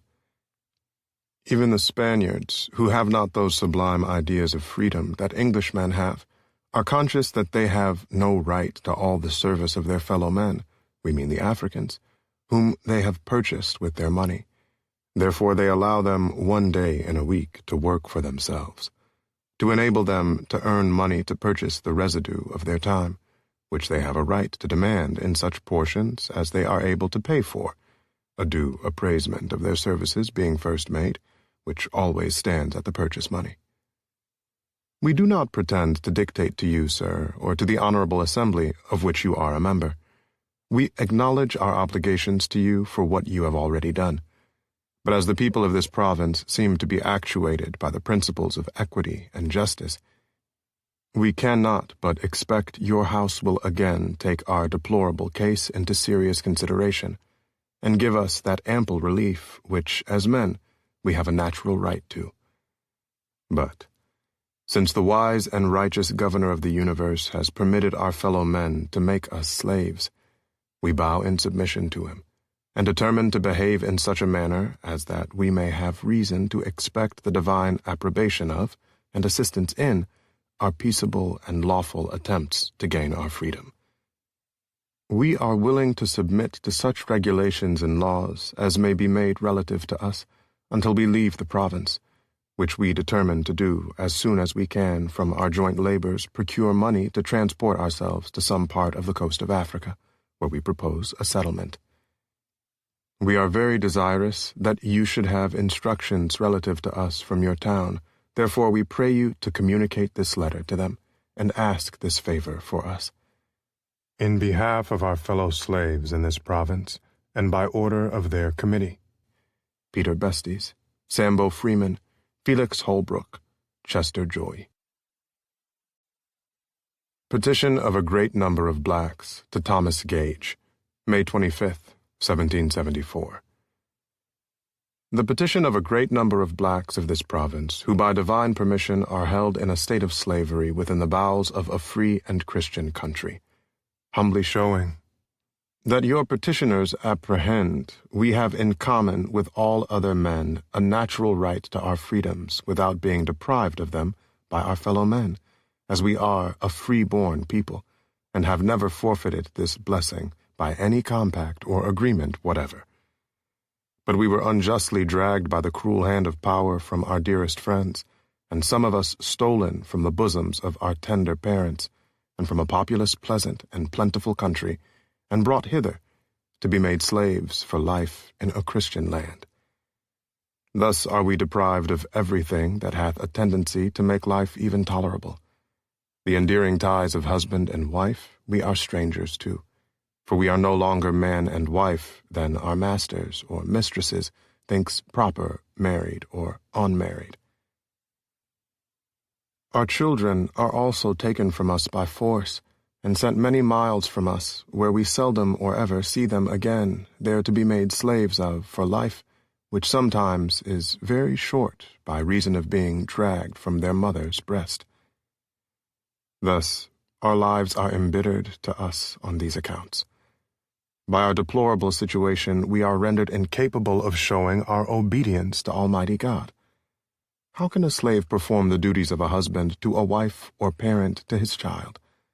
How can a husband leave master and work and cleave to his wife? How can the wife submit themselves to their husbands in all things? How can the child obey their parents in all things? How can the master be said to bear my burden when he bears me down with the have chains of slavery and oppression against my will? And how can we fulfill our part of duty to him whilst in this condition? And as we cannot serve our God as we ought whilst in this situation, neither can we reap an equal benefit from the laws of the land, which doth not justify but condemns slavery. Or if there had been any law to hold us in bondage, we are humbly of the opinion there never was any to enslave our children for life when born in a free country. We therefore beg your excellency and honors will give this its due weight and consideration, and that you will accordingly cause an act of the legislative to be passed that we may obtain our natural right, our freedoms, and our children be set at liberty. Petition of a great number of Negroes to the Massachusetts House of Representatives, January 13th, 1777. To the Honorable Council and House of Representatives for the State of Massachusetts Bay in General Court assembled January 13th, 1777. The petition of a great number of Negroes who are detained in a state of slavery in the bowels of a free and Christian country, humbly showing that your petitioners apprehend that they have, in common with all other men, a natural and unalienable right to that freedom which the great parent of the universe hath bestowed equally on all mankind, and which they have never forfeited by any compact or agreement whatever, but they were unjustly dragged by the cruel hand of power from their dearest friends, and some of them even torn from the embraces of their tender parents, from a populous, pleasant, and plentiful country, and in violation of the laws of nature and of nation, and in defiance of all the tender feelings of humanity, brought hither to be sold like beasts of burden, and like them condemned to slavery for life, among a people professing the mild religion of Jesus, a people not insensible of the sweets of rational freedom, nor without spirit to resent the unjust endeavors of others, to reduce them to a state of bondage and subjection. Your honors need not to be informed that a life of slavery, like that of your petitioners, deprived of every social privilege, of everything requisite to render life even tolerable, is far worse than non-existence. An imitation of the laudable example of the good people of these states, your petitioners have long and patiently waited the event of petition after petition by them presented to the legislative body of this state, and cannot but with grief reflect that their success has been but too similar. They cannot but express their astonishment that it has never been considered that every principle from which America has acted in the course of her unhappy difficulties with Great Britain pleads stronger than 1,000 arguments in favor of your petitioners. They therefore humbly beseech your honors to give this petition its due weight and consideration, and cause an act of the legislature to be passed whereby they may be restored to the enjoyment of that freedom which is the natural right of all men, and their children, who were born in this land of liberty, may not be held as slaves after they arrive at the age of 21 years. So may the inhabitants of this state, no longer chargeable with the inconsistency of acting themselves the part which they condemn and oppose in others, be prospered in their present glorious struggles for liberty, and have those blessings secured to them by heaven, of which benevolent minds cannot wish to deprive their fellow men. And your petitioners, as in duty bound, shall ever pray. When the Revolutionary Army needed more forces, a number of slaves were entreated or forced into the military, often with the promise of freedom as a reward for their service. But these promises were routinely betrayed, and many masters claimed the right to re-enslave blacks who had fought in the Revolution. Numerous petitions, such as the one here, which proved to be successful, testify to the struggle of blacks to claim their rights after their service. Benjamin Banneker, the child of a freed slave, taught himself mathematics and astronomy, predicted accurately a solar eclipse, and was appointed to plan the new city of Washington. Shortly before publishing a scientific almanac in 1792, he wrote to Thomas Jefferson calling for an end to slavery. The exchange of letters between Banneker and Jefferson was published in pamphlet form by David Lawrence, a printer in Philadelphia. Benjamin Banneker, Letter to Thomas Jefferson, August 19th, 1791. Sir, I am fully sensible of the greatness of that freedom which I take with you on the present occasion, a liberty which seemed to me scarcely allowable when I reflected on that distinguished and dignified station in which you stand, and the almost general prejudice and prepossession which is so prevalent in the world against those of my complexion. I suppose it is a truth too well attested to you to need a proof here, that we are a race of beings who have long labored under the abuse and censure of the world, that we have long been looked upon with an eye of contempt, and that we have long been considered rather as brutish than human, and scarcely capable of mental endowments. Sir, I hope I may safely admit, in consequence of that report which hath reached me, that you are a man far less inflexible in sentiments of this nature than many others, that you are measurably friendly and well disposed towards us, and that you are willing and ready to lend your aid and assistance to our relief from those many distresses and numerous calamities to which we are reduced. Now, sir, if this is founded in truth, I apprehend you will readily embrace every opportunity to eradicate that train of absurd and false ideas and opinions which so generally prevails with respect to us, and that your sentiments are concurrent with mine, which are that one universal Father hath given being to us all, and that he hath not only made us all of one flesh, but that he hath also, without partiality, afforded us all the same sensations, and endowed us all with the same faculties, and that however variable we may be in society or religion, however diversified in situation or color, we are all of the same family, and stand in the same relation to him. Sir, if these are sentiments of which you are fully persuaded, I hope you cannot but acknowledge that it is the indispensable duty of those who maintain for themselves the rights of human nature, and who possess the obligations of Christianity, to extend their power and influence to the relief of every part of the human race, from whatever burden or oppression they may unjustly labor under. And this I apprehend a full conviction of the truth and obligation of these principles should lead all to. Sir, I have long been convinced that if your love for yourselves and for those inestimable laws which preserve to you the rights of human nature was founded on sincerity, you could not but be solicitous that every individual of whatsoever rank or distinction might with you equally enjoy the blessings thereof. Neither could you rest satisfied, short of the most active effusion of your exertions, in order to their promotion from any state of degradation to which the unjustifiable cruelty and barbarism of men may have reduced them. Sir, I freely and cheerfully acknowledge that I am of the African race, and in that color which is natural to them of the deepest dye. My father was brought here a slave from Africa, and it is under a sense of the most profound gratitude to the supreme ruler of the universe that I now confess to you that I am not under that state of tyrannical thraldom and inhuman captivity to which too many of my brethren are doomed, but that I have abundantly tasted of the fruition of those blessings which proceed from that free and unequaled liberty with which you are favored, and which I hope you will willingly allow you have mercifully received from the immediate hand of that being, from whom proceedeth every good and perfect gift.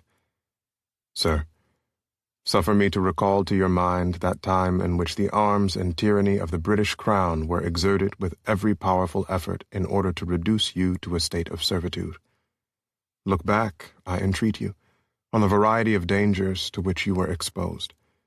Reflect on that time in which every human aid appeared unavailable, and in which every hope and fortitude wore the aspect of inability to the conflict, and you cannot but be led to a serious and grateful sense of your miraculous and providential preservation. You cannot but acknowledge that the present freedom and tranquility which you enjoy you have mercifully received, and that it is the peculiar blessing of heaven. This, sir, was a time when you clearly saw into the injustice of a state of slavery, and in which you had just apprehensions of the horrors of its condition. It was now, sir, that your abhorrence thereof was so excited that you publicly held forth this true and invaluable doctrine, which is worthy to be recorded and remembered in all succeeding ages.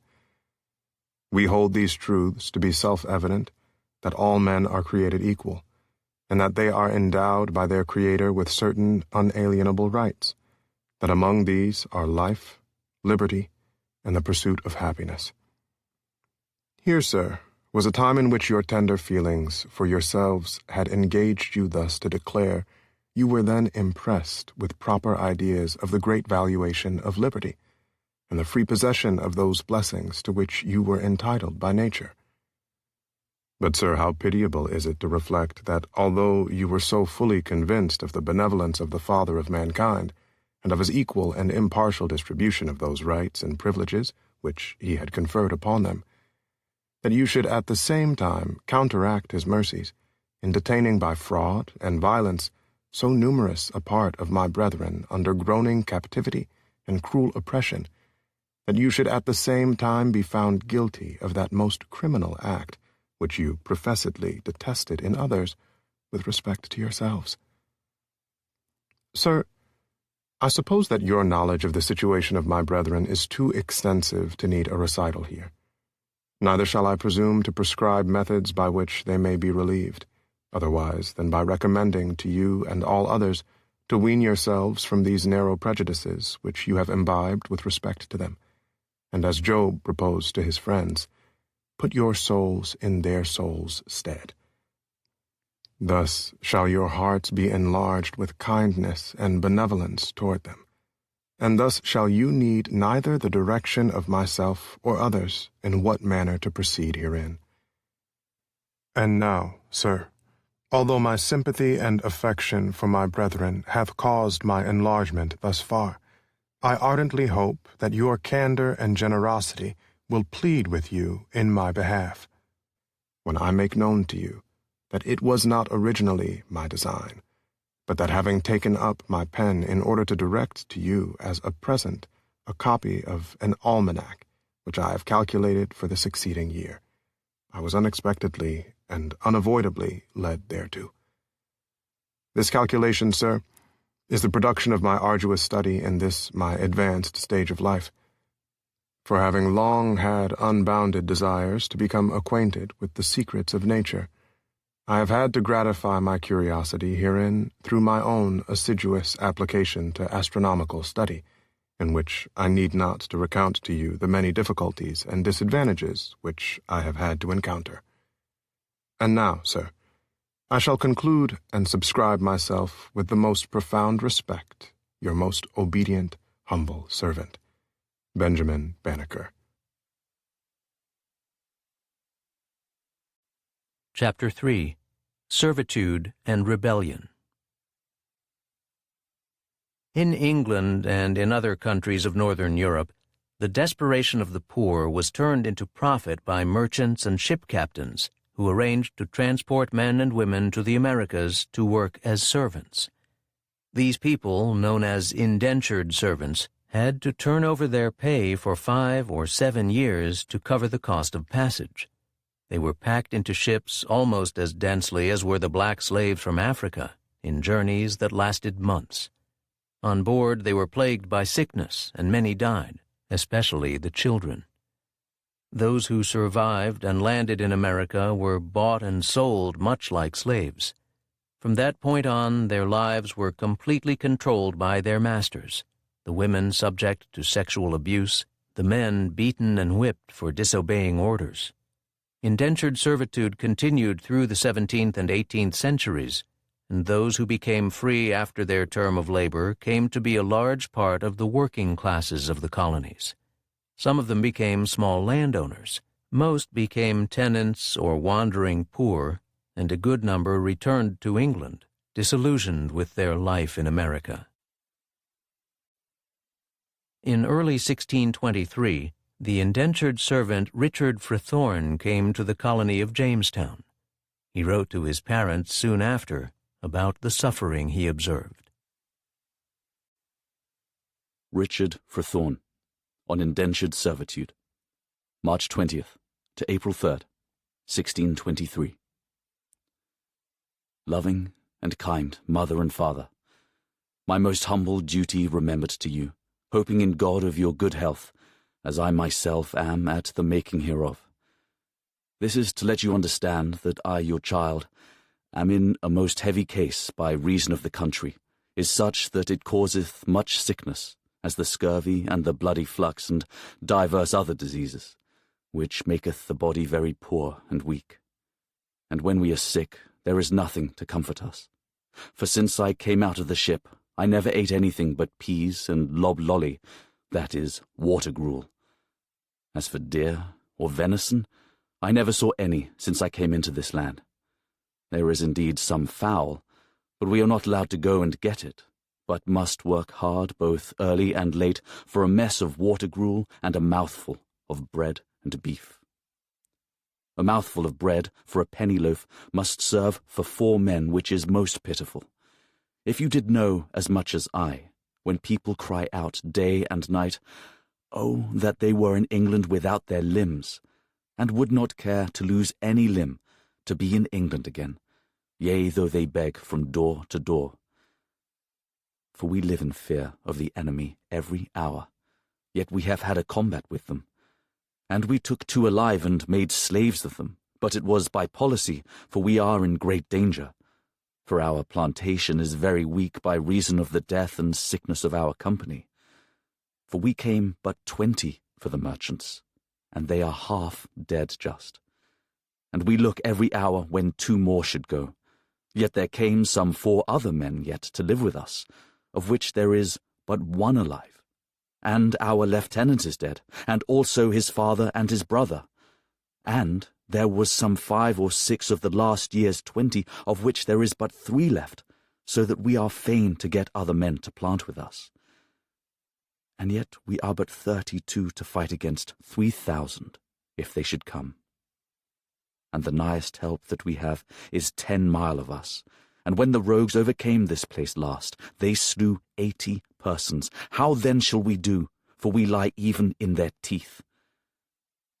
They may easily take us, but that God is merciful, and can save few as well as with many, as he showed to Gilead. And like Gilead's soldiers, if they lapped water, we drink water, which is but weak. And I have nothing to comfort me, nor is there nothing to be gotten here but sickness and death, except in the event that one had money to lay out in some things for profit. But I have nothing at all. No, not a shirt to my back but 2 rags, nor clothes but 1 poor suit, nor but 1 pair of shoes, but 1 pair of stockings, but 1 cap, but 2 bands. My cloak is stolen by one of my fellows, and to his dying hour would not tell me what he did with it. But some of my fellows saw him have butter and beef out of a ship, which my cloak, I doubt, paid for.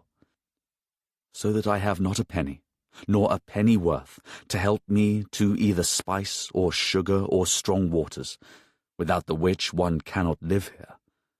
For as strong beer in England doth fatten and strengthen them, so water here doth wash and weaken these here. But I am not half a quarter so strong as I was in England, and all is for want of victuals. For I do protest unto you that I have eaten more in day at home than I have allowed me here for a week. You have given more than my day's allowance to a beggar at the door. And if Mr. Jackson had not relieved me, I should be in a poor case. But he like a father, and she like a loving mother, doth still help me. For when we go to Jamestown, that is 10 miles of us, there lie all the ships that come to land, and there they must deliver their goods. And when we went up to town, as it may be on Monday at noon, and come there by night, then load the next day by noon, and go home in the afternoon, and unload, and then away again in the night, and we must be up about midnight. Then if it rained or blowed never so hard, we must lie in the boat on the water, and have nothing but a little bread. Good Father, do not forget me, but have mercy and pity my miserable case. I know if you did but see me, you would weep to see me. For I have but 1 suit, but though it is a strange one, it is very well guarded. Wherefore, for God's sake, pity me. I pray you to remember my love to all my friends and kindred. I hope all my brothers and sisters are in good health, and as for my part, I have set down my resolution that certainly will be. That is, that the answer of this letter will be life or death to me. Therefore, good Father, send as soon as you can, and if you send me anything, let this be the mark. 100 years before the Declaration of Independence, in 1676, a rebellion took place in Virginia, led by Nathaniel Bacon and joined by white frontiersmen, slaves, and servants. To quote from A People's History of the United States, it was a rebellion so threatening that the governor had to flee the burning capital of Jamestown, and England decided to send 1,000 soldiers across the Atlantic, hoping to maintain order among 40,000 colonists. The grievances of this motley group were various. Frontiersmen believed they were not getting proper protection from Indian attacks. Slaves and servants felt the weight of oppression from their masters and the political leaders of Virginia. The British Crown set up a commission of inquiry to report on Bacon's rebellion, which they did as follows. A true narrative of the rise, progress, and cessation of the late rebellion in Virginia, most humbly and impartially reported by His Majesty's commissioners appointed to inquire into the affairs of the said colony. 1677. Bacon, in most incensed manner, threatens to be revenged on the governor and his party, swearing his soldiers to give no quarter, and professing to scorn to take any themselves, and so in great fury marches on towards Jamestown, only halting a while about New Kent to gain some fresh forces, and sending to the upper parts of James River for what they could assist him with. Having increased his number to about 300 in all, he proceeds directly to town. As he marcheth, the people on the highways coming forth praying for his happiness, and railing against the governor and his party, and seeing the Indian captives which they led along as in a show of triumph, gave him many thanks for his care and endeavours for their preservation, bringing him forth fruits and victuals for his soldiers, the women telling him if he wanted assistance, they would come themselves after him. Intelligence coming to Bacon that the governor had good in town 1,000 men well armed and resolute. "I shall see that," saith he, "for I am now going to try them." In the evening, Bacon, with his small, tired body of men, comes into Paspahey's old fields, and advancing on horseback himself, on the sandy beach before the town commands the trumpet to sound, fires his carbine, dismounts, surveys the ground, and orders a French work to be cast up. All this night is spent in falling of trees, cutting of bushes, and throwing up earth, that by the help of the moonlight they had made their French work before day, although they had but 2 axes and 2 spades in all to perform this work with. About daybreak next morning, 6 of Bacon's soldiers ran up to the palisades of the town and fired briskly upon the guard, retreating safely without any damage at first, as is reported. The governor gave command that not a gun should be fired against Bacon or his party upon pain of death, pretending to be loath to spill blood, and much more to be beginner of it, supposing the rebels would hardly be so audacious as to fire a gun against him, but that Bacon would rather have sent to him and sought his reconciliation, so that some way or other might have been found out for the preventing of a war, to which the governor is said to have shown some inclination, upon the account of the service Bacon had performed, as he heard, against the Indian enemy, and that he had brought several Indian prisoners along with him, and especially for that there were several ignorant people which were deluded and drawn into Bacon's party, and thought of no other design than the Indian war only, and so knew not what they did. But Bacon, pretending distrust of the governor, was so far from all thought of a treaty that he animates his men against it, telling them that he knew that party to be as perfidious as cowardly. The better to observe their motion, Bacon ordered a constant sentinel in the daytime, on top of a brick chimney hard by, to discover from thence how the men in town mounted and dismounted, posted and reposted, drew on and off, what number they were, and how they moved. Hitherto there happened no other action then, only firing great and small shot at distances. But by their movings and drawings up about town, Bacon understood they intended a sally, and accordingly prepares to receive them, drew up his men to the most advantageous places he could, and now expected them, but they observed to draw off again for some time, and was resolved to enter the town with them as they retreated, as Bacon expected and foretold they would do. In this posture of expectation, Bacon's forces continued for an hour, until the watchman gave notice that they were drawn off again in town. So upon this, Bacon's forces did so too. No sooner were they all on the rebel side gone off and squandered, but all on a sudden a sally is made by the governor's party. But we cannot give a better account, nor yet a truer, so far as we are informed, of this action than what this letter of Bacon's relates. Yesterday they made a sally with horse and foot in the van. They came up with a narrow front, and pressing very close upon one another's shoulders, that the forlorn might be their shelter.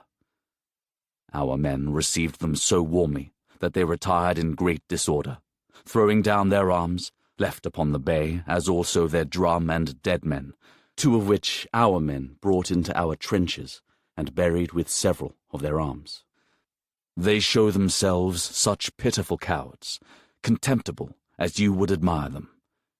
It is said that Heward Farrell is shot in the belly, Hartwell in the leg, Smith in the head, Matthews with others, yet as yet we have no certain account.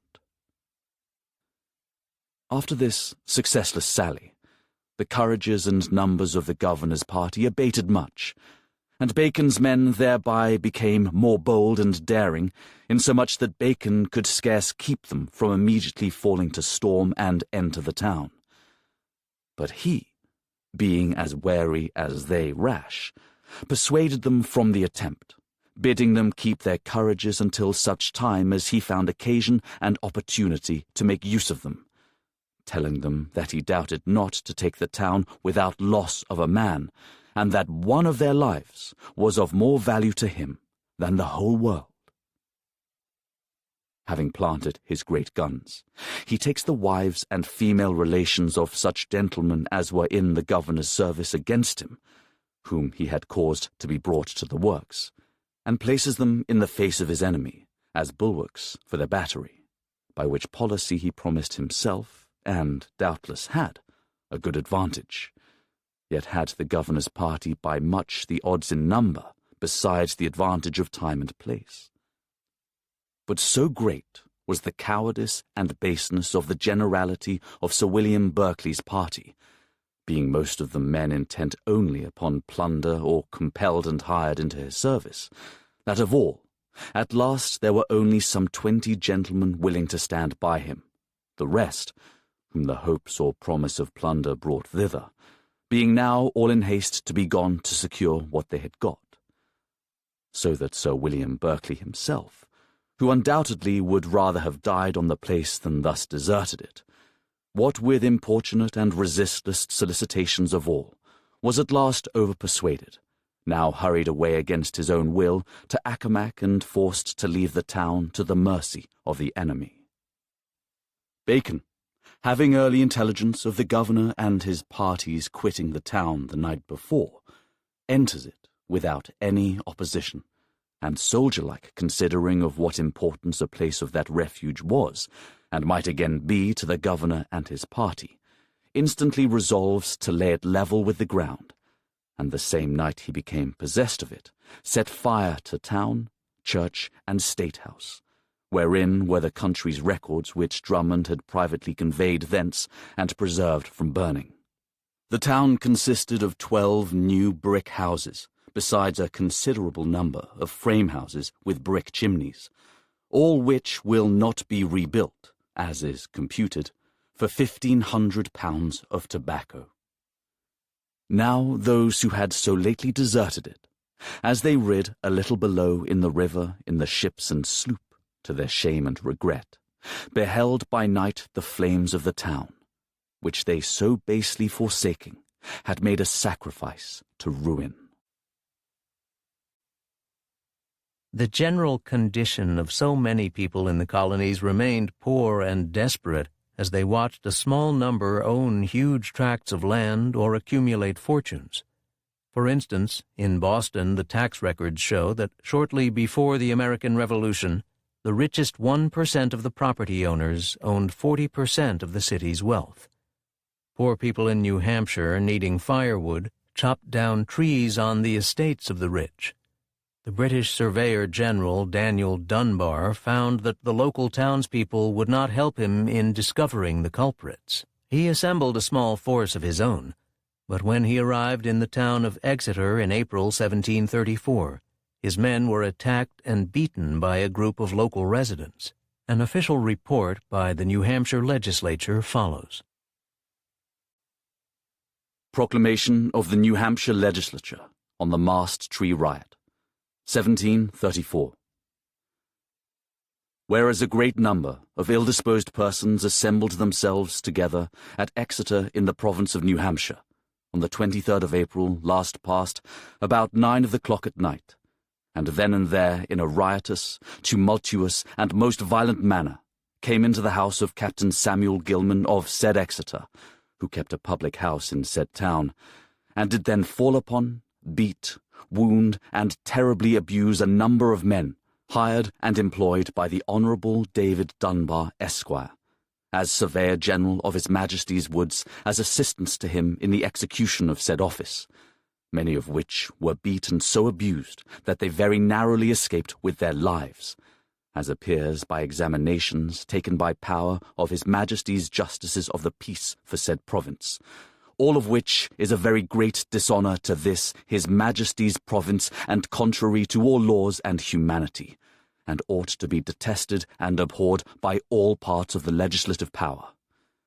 In order, therefore, to the finding out and bringing to condign punishment the transgressors and abettors of so vile a piece of disobedience, and in order that so great an odium may not rest upon this province, and to convince his Majestic that such villainies are abhorred by the province in general, therefore in the House of Representatives voted, that His Excellency the Governor and Council be earnestly desired to order a strict examination into that affair, that the utmost justice may be done to His Majestic, and that the persons concerned therein may no longer escape the punishment they have by their actions so justly deserved. In the decades before the Revolution, riots against impressments, the drafting of young men in the colonies for the British Navy, multiplied throughout the colonies. In Newport, Rhode Island, for instance, 500 seamen, white and black, rioted after having been impressed for 5 weeks by the British Navy. Here is an account of one of the earliest of these pre-revolutionary incidents, an uprising against Commodore Knowles, reported in a letter from Governor Shirley of Massachusetts to the Lords of Trade in England. Letter written by William Shirley to the Lords of Trade about the Knowles riot, December 1st, 1747. My lords, a riot and insult upon the King's government lately happened here of so extraordinary a nature, that I think it my duty to give your lordships an account of it. It was occasioned by an impress made on the 16th of November, at night, out of all the vessels in this harbour, by order of Commodore Knowles, then on board the Canterbury, for manning his squadron.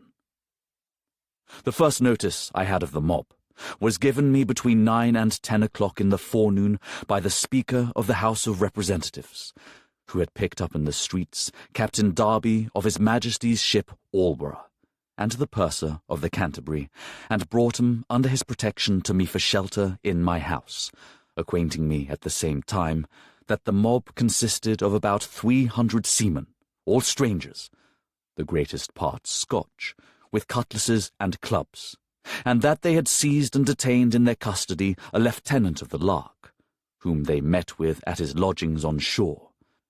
The next notice I had was about half an hour after by the sheriff of the county, who with some of his officers had been in pursuit of the mob in order to recover the man-of-war's lieutenant, and to endeavour to disperse them, and who, coming up with 4 of them separated from the others, had wrested a cutlass from one, and seized 2 of them, but being overtaken by the whole mob, who were apprised of this, as he was carrying those 2 to jail, was assaulted, and grievously wounded by him, and forced to deliver up his 2 prisoners, and leave one of his deputies in their hands, for whose life he assured me he was in fear. Thereupon I immediately sent orders to the colonel of the regiment to raise the militia of the town, and suppress the mob by force, and, if need was, to fire upon him with ball, which were scarcely delivered to him when they appeared before my gates, and part of them advanced directly through my courtyard up to my door with the lieutenant, 2 other sea officers, that part of the mob which stayed at the outward gate, crying out to the party at my door not to give up any of their prisoners to me. Upon this, I immediately went out to 'em, and demanded the cause of the tumult, to which one of 'em, armed with a cutlass, answered me in an insolent manner it was caused by my unjustifiable impress warrant, whereupon I told him that the impress was not made by my warrant, nor with my knowledge, but that he was a very impudent rascal for his behaviour. And upon his still growing more insolent, my son-in-law, who happened to follow me out, struck his hat off his head, asking him if he knew who he was talking to. This immediately silenced their clamour.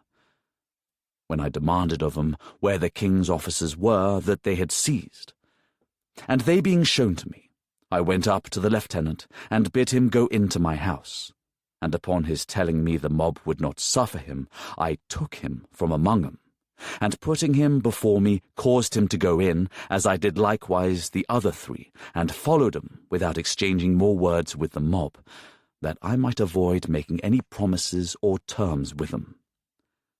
But my son-in-law, with the Speaker of the Assembly, the colonel of the regiment, and captain of the Massachusetts frigate, who were now come into the house, stood some time at the door, parleying and endeavouring to pacify him, till upon the tumult's increasing, and their threatening to recover the sea officers by force if I did not deliver 'em up again, or the lieutenant did not come out to 'em and swear that he was not concerned in the impress, I sent an under-sheriff, then lately come into my house, to desire the gentleman to let him know that I should consent to neither, and to retire into the house, and armed the officers, who were now 7 or 8 in number, to stand upon their defence, in case the mob should be so outrageous as to attempt to break into the house, and had the door shut against them.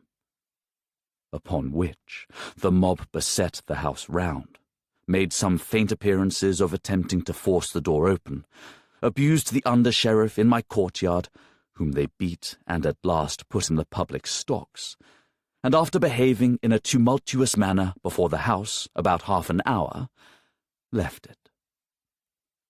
The mob, now increased and joined by some inhabitants, came to the town-house, just after candlelight, armed as in the morning, assaulted the council-chamber, myself and the council being then sitting there, and the House of Representatives a minute or two before by accident adjourned, by throwing stones and brickbats in at the windows, and having broke all the windows of the lower floor, where a few of the militia officers were assembled, forcibly entered into it, and obliged most of the officers to retire up into the council-chamber, where the mob was expected soon to follow 'em up, but prevented by some few of the officers below, who behaved better.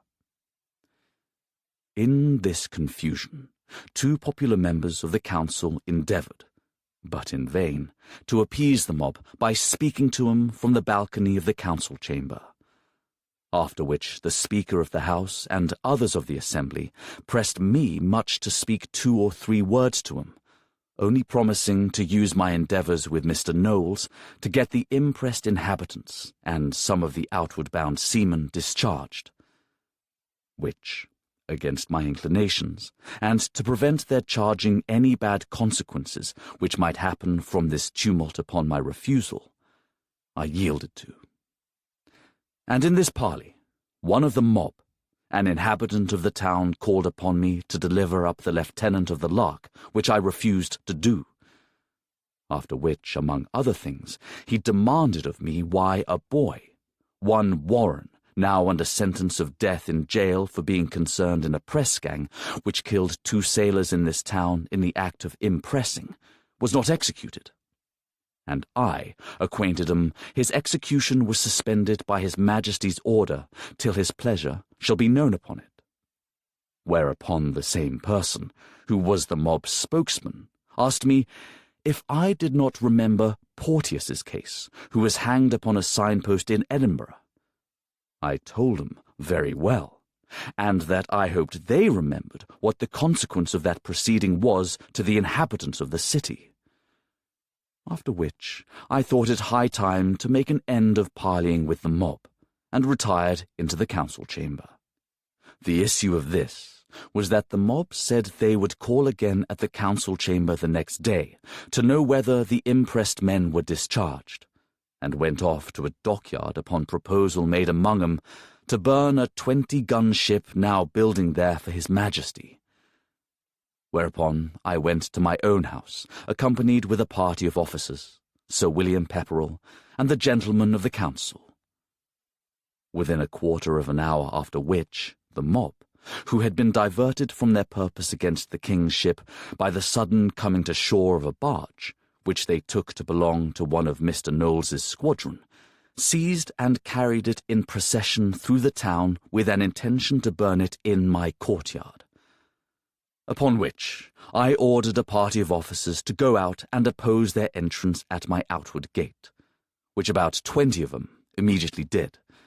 And upon the appearance of the mobs preparing to force that gate open, cocked and presented their muskets at 'em through an open palisade fence, and fired upon 'em if Sir William Pepperell had not instantly called out to the officers to hold, till such as who might only be spectators could be warned to separate from among the mob, which they perceiving, and that the windows of the house were likewise lined with armed officers, desisted, and immediately altered their scheme to that of burning the barge in an out part of the common, not discovering, till after it was burnt, that it really belonged to a master of a Scotch vessel, one of their ringleaders. The day following, Mr. Knowles, upon hearing of these outrages, wrote me word that he purposed to bring his whole squadron before the town the next morning, but I dissuaded him from it by an immediate answer to his letter. In the evening, the mob forcibly searched the Navy Hospital upon the town common, in order to let out what seamen they could find there belonging to the King's ships, and 7 or 8 private houses for officers, and took 4 or 5 petty officers, but soon released them without any ill usage, as they did the same day Captain Erskine, whom they had suffered to remain in a gentleman's house upon his parole, their chief intent appearing to be, from the beginning, not to use the officers well any otherwise than by detaining them, in hopes of obliging Mr. Knowles to give up the impressed men. In this reading, Gottlieb Mittelberger, writing in the mid-18th century, describes in detail the plight of the indentured servant. Gottlieb Mittelberger. Gottlieb Mittelberger's journey to Pennsylvania in the year 1750 and return to Germany in the year 1754. Both in Rotterdam and in Amsterdam, the people are packed densely, like herrings, so to say, in the large sea vessels. One person receives a place of scarcely 2 feet width by 6 feet length in the bedstead, while many a ship carries 400 to 600 souls, not to mention the innumerable implements, tools, provisions, water barrels, and other things which likewise occupy much space. On account of contrary winds, it takes the ships sometimes 2, 3, and 4 weeks to make the trip from Holland to England. But when the wind is good, they get there in 8 days or even sooner. Everything is examined there and the custom duties paid. Whence it comes that the ships ride there 8, 10 to 14 days, and even longer at anchor, till they have taken in their full cargoes. During that time, everyone is compelled to spend his last remaining money and to consume his little stock of provisions which had been reserved for the sea, so that most passengers, finding themselves on the ocean where they would be in greater need of them, must greatly suffer from hunger and want. Many suffer want already on the water between Holland and Old England. When the ships have for the last time weighed their anchors near the city of Cowes, in Old England, the real misery begins with the long voyage. For from there the ships, unless they have good wind, must often sail 8, 9, 10 to 12 weeks before they reach Philadelphia. But even with the best wind, the voyage lasts 7 weeks. But during the voyage, there is on board these ships terrible misery, stench, fumes, horror, vomiting, many kinds of seasickness, fever, dysentery, headache, heat, constipation, boils, scurvy, cancer, mouth rot, and the like, all of which comes from old and sharply salted food and meat, also from very bad and foul water, so that many die miserably.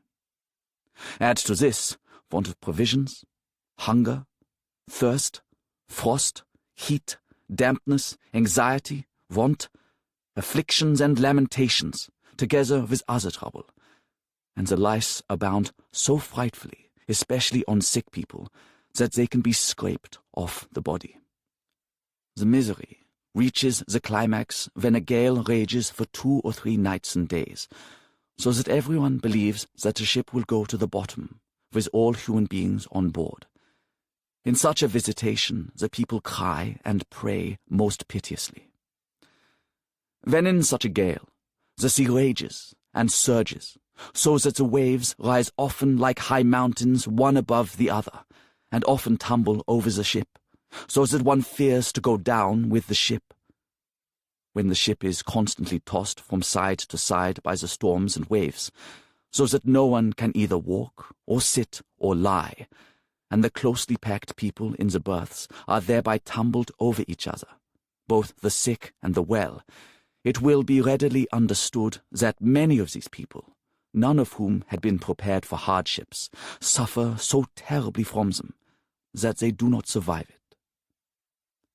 I myself had to pass through a severe illness at sea, and I best know how I felt at the time.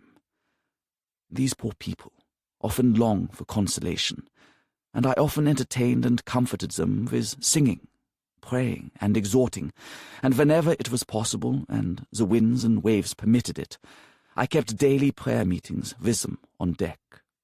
Besides, I baptized 5 children in distress, because we had no ordained minister on board. I also held divine service every Sunday by reading sermons to the people, and when the dead were sunk in the water, I commended them and our souls to the mercy of God.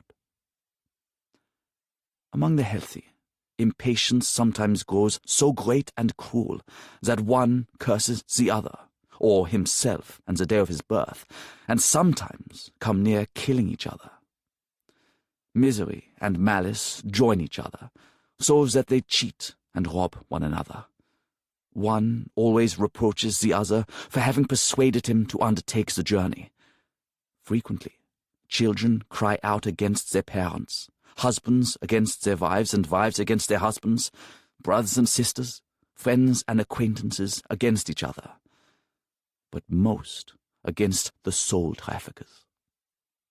Many sigh and cry, "Oh, that I were at home again, and if I had to lie in my pigsty." Or they say, "Oh God, if I only had a piece of good bread, or a good fresh drop of water." Many people whimper, sigh, and cry piteously for their homes. Most of them get homesick. Many hundred people necessarily die and perish in such misery, and must be cast into the sea, which drives their relatives, or those who persuaded them to undertake the journey, to such despair that it is almost impossible to pacify and console them. No one can have an idea of the sufferings which women in confinement have to bear with their innocent children on board these ships. Few of this class escape with their lives. Many a mother is cast into the water with her child as soon as she is dead. One day, just as we had a heavy gale, a woman in our ship, who was to give birth and could not give birth under the circumstances, was pushed through a porthole in the ship and dropped into the sea, because she was far in the rear of the ship and could not be brought forward.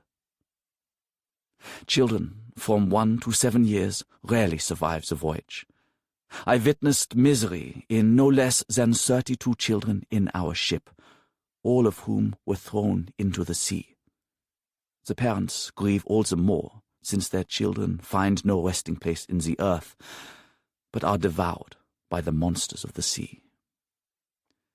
That most of the people get sick is not surprising, because in addition to all other trials and hardships, warm food is served only 3 times a week, rations being very poor and very little. Such meals can hardly be eaten on account of being so unclean. The water, which is served out on ships, is often very black, thick and full of worms, so that one cannot drink it without loathing, even with the greatest thirst. Towards the end, we were compelled to eat the ship's biscuit, which had been spoiled long ago, though in a whole biscuit there was scarcely a piece the size of $1 that had not been full of red worms and spiders' nests. At length, when, after a long and tedious voyage, the ships come in sight of land, so that the promontories can be seen, which the people were so eager and anxious to see, all creep from below on deck to see the land from afar, and they weep for joy, and pray and sing, thanking and praising God. The sight of the land makes the people on board the ship, especially the sick and the half-dead, alive again, so that their hearts leap within them. They shout and rejoice, and are content to bear their misery in patience, in the hope that they may soon reach the land in safety. But alas, when the ships have landed at Philadelphia after their long voyage, no one is permitted to leave them except those who pay for their passage or can give good security. The others, who cannot pay, must remain on board the ships till they are purchased, and are released from the ships by their purchasers. The sick always fare the worst, for the healthy are naturally preferred and purchased first. And so the sick and wretched must often remain on board in front of the city for 2 or 3 weeks, and frequently die, whereas many a one, if he could pay his debt and were permitted to leave the ship immediately, might recover and remain alive. The sale of human beings in the market on board the ship is carried on thus. Every day, Englishmen, Dutchmen, and High German people come from the city of Philadelphia and other places, in part from a great distance, say 20, 30, or 40 hours away, and go on board the newly arrived ship that has brought and offers for sale passengers from Europe, and select among the healthy persons such as they deem suitable for their business, and bargain with them how long they will serve for their passage money, which most of them are still in debt for.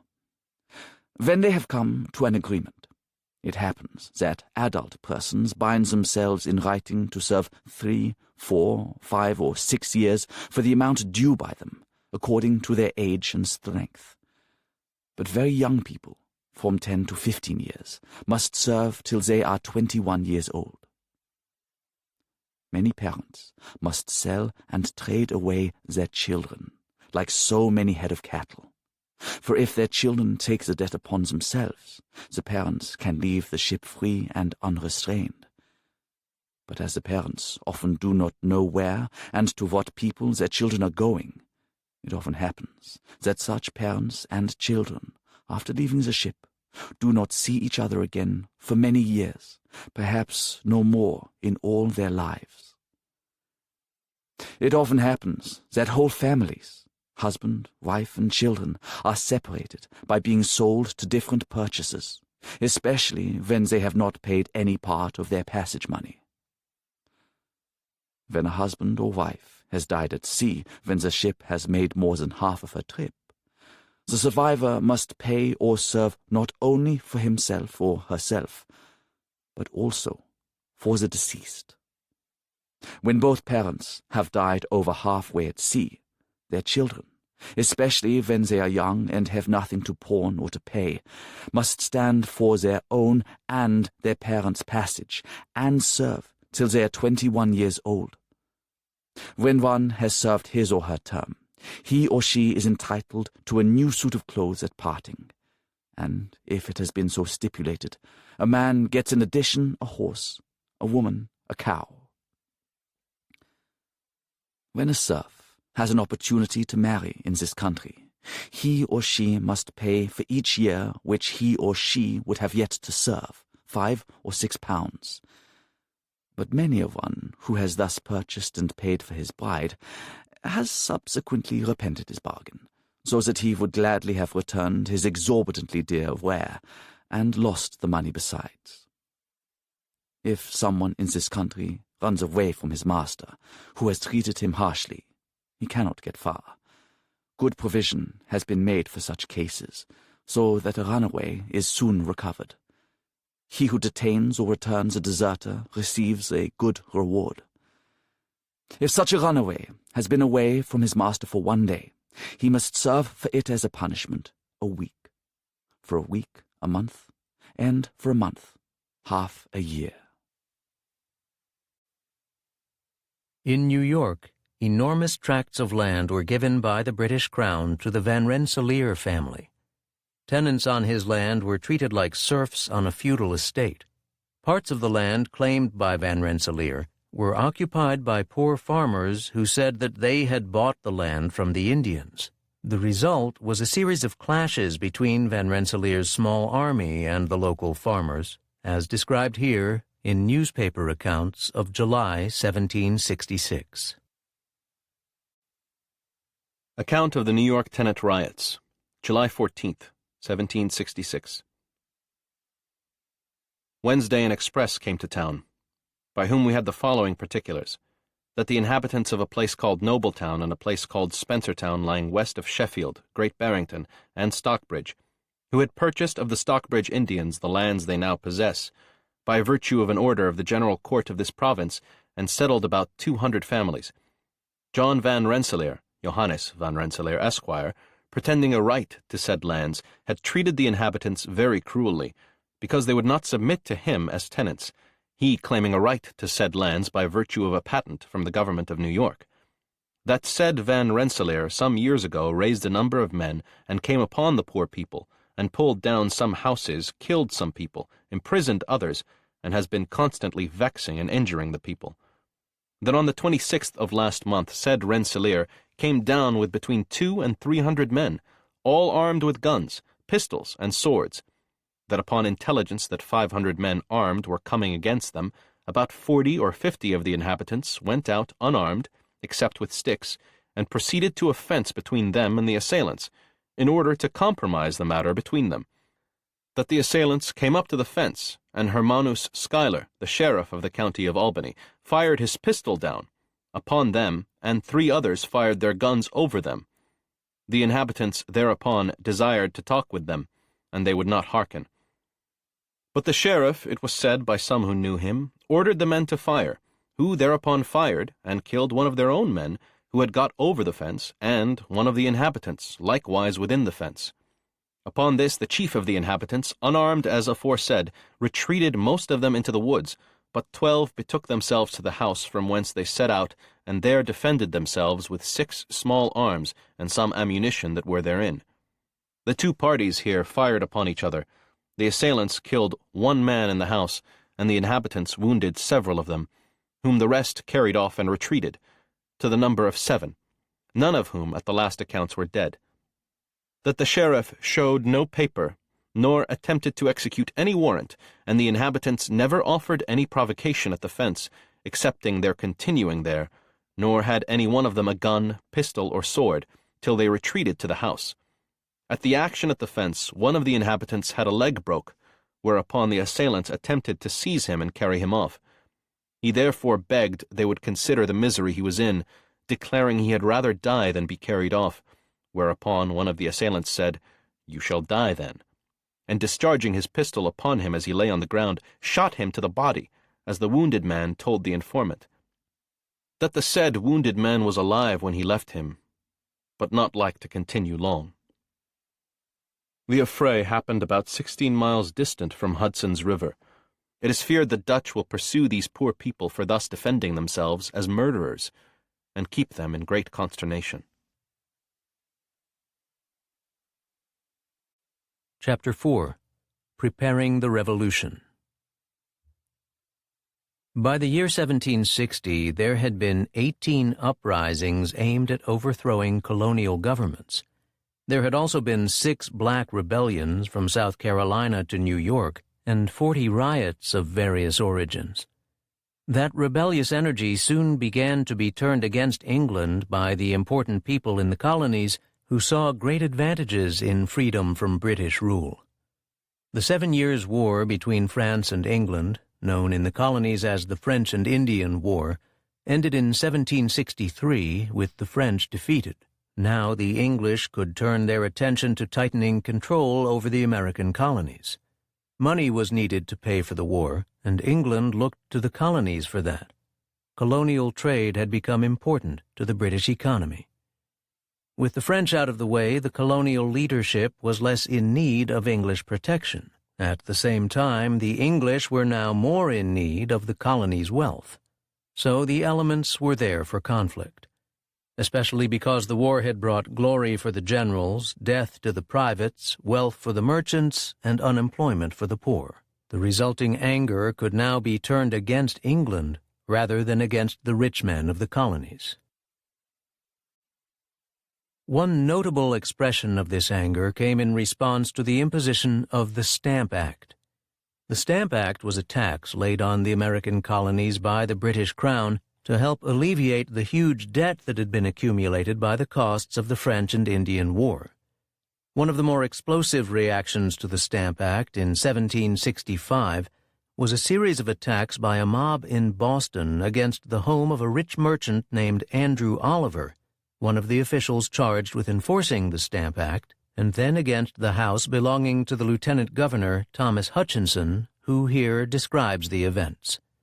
William Gordon, who published the first complete history of the American Revolution in 1788, wrote of one of the riots, "Gentlemen of the army, who have seen towns sacked by the enemy, declare they never before saw an instance of such fury." The various violent reactions to the Stamp Act led the British Parliament to repeal it. Thomas Hutchinson recounts the reaction to the Stamp Act in Boston, 1765. The distributor of stamps for the colony of Connecticut, Jared Ingersoll, arrived in Boston from London, and, having been agent for that colony and in other respects of a very reputable character, received from many gentlemen of the town such civilities as were due to him. When he set out for Connecticut, Mr. Andrew Oliver, the distributor for Massachusetts Bay, accompanied him out of town. This occasioned murmuring among the people, and an inflammatory piece in the next Boston Gazette. A few days after, early in the morning, a stuffed image was hung upon a tree, called the Great Tree of the South part of Boston, subsequently called Liberty Tree. Labels affixed denoted it to be designed for the distributor of stamps. Before night, the image was taken down and carried through the townhouse, in the chamber whereof the governor and council were sitting. 40 or 50 tradesmen, decently dressed, proceeded, and some thousands of the mob followed down King Street to Oliver's dock, near which Mr. Oliver had lately erected a building, which, it was conjectured, he designed for a stamp office. This was laid flat to the ground in a few minutes. From thence the mob proceeded for Fort Hill, but Mr. Oliver's house being in the way, they endeavored to force themselves into it, and being opposed, broke the windows, beat down the doors, entered, and destroyed part of his furniture, and continued in riot until midnight, before they separated. Several of the council gave it as their opinion, Mr. Oliver being present, that the people, not only of the town of Boston, but of the country in general, would never submit to the execution of the Stamp Act, let the consequence of an opposition to it be what it would. It was also reported that the people of Connecticut had threatened to hang their distributor on the first tree after he entered the colony, and that, to avoid it, he had turned aside to Rhode Island. Despairing of protection and finding his family in terror and great distress, Mr. Oliver came to a sudden resolution to resign his office before another night. The next evening, the mob surrounded the house of the Lieutenant Governor and Chief Justice, Hutchinson's own home.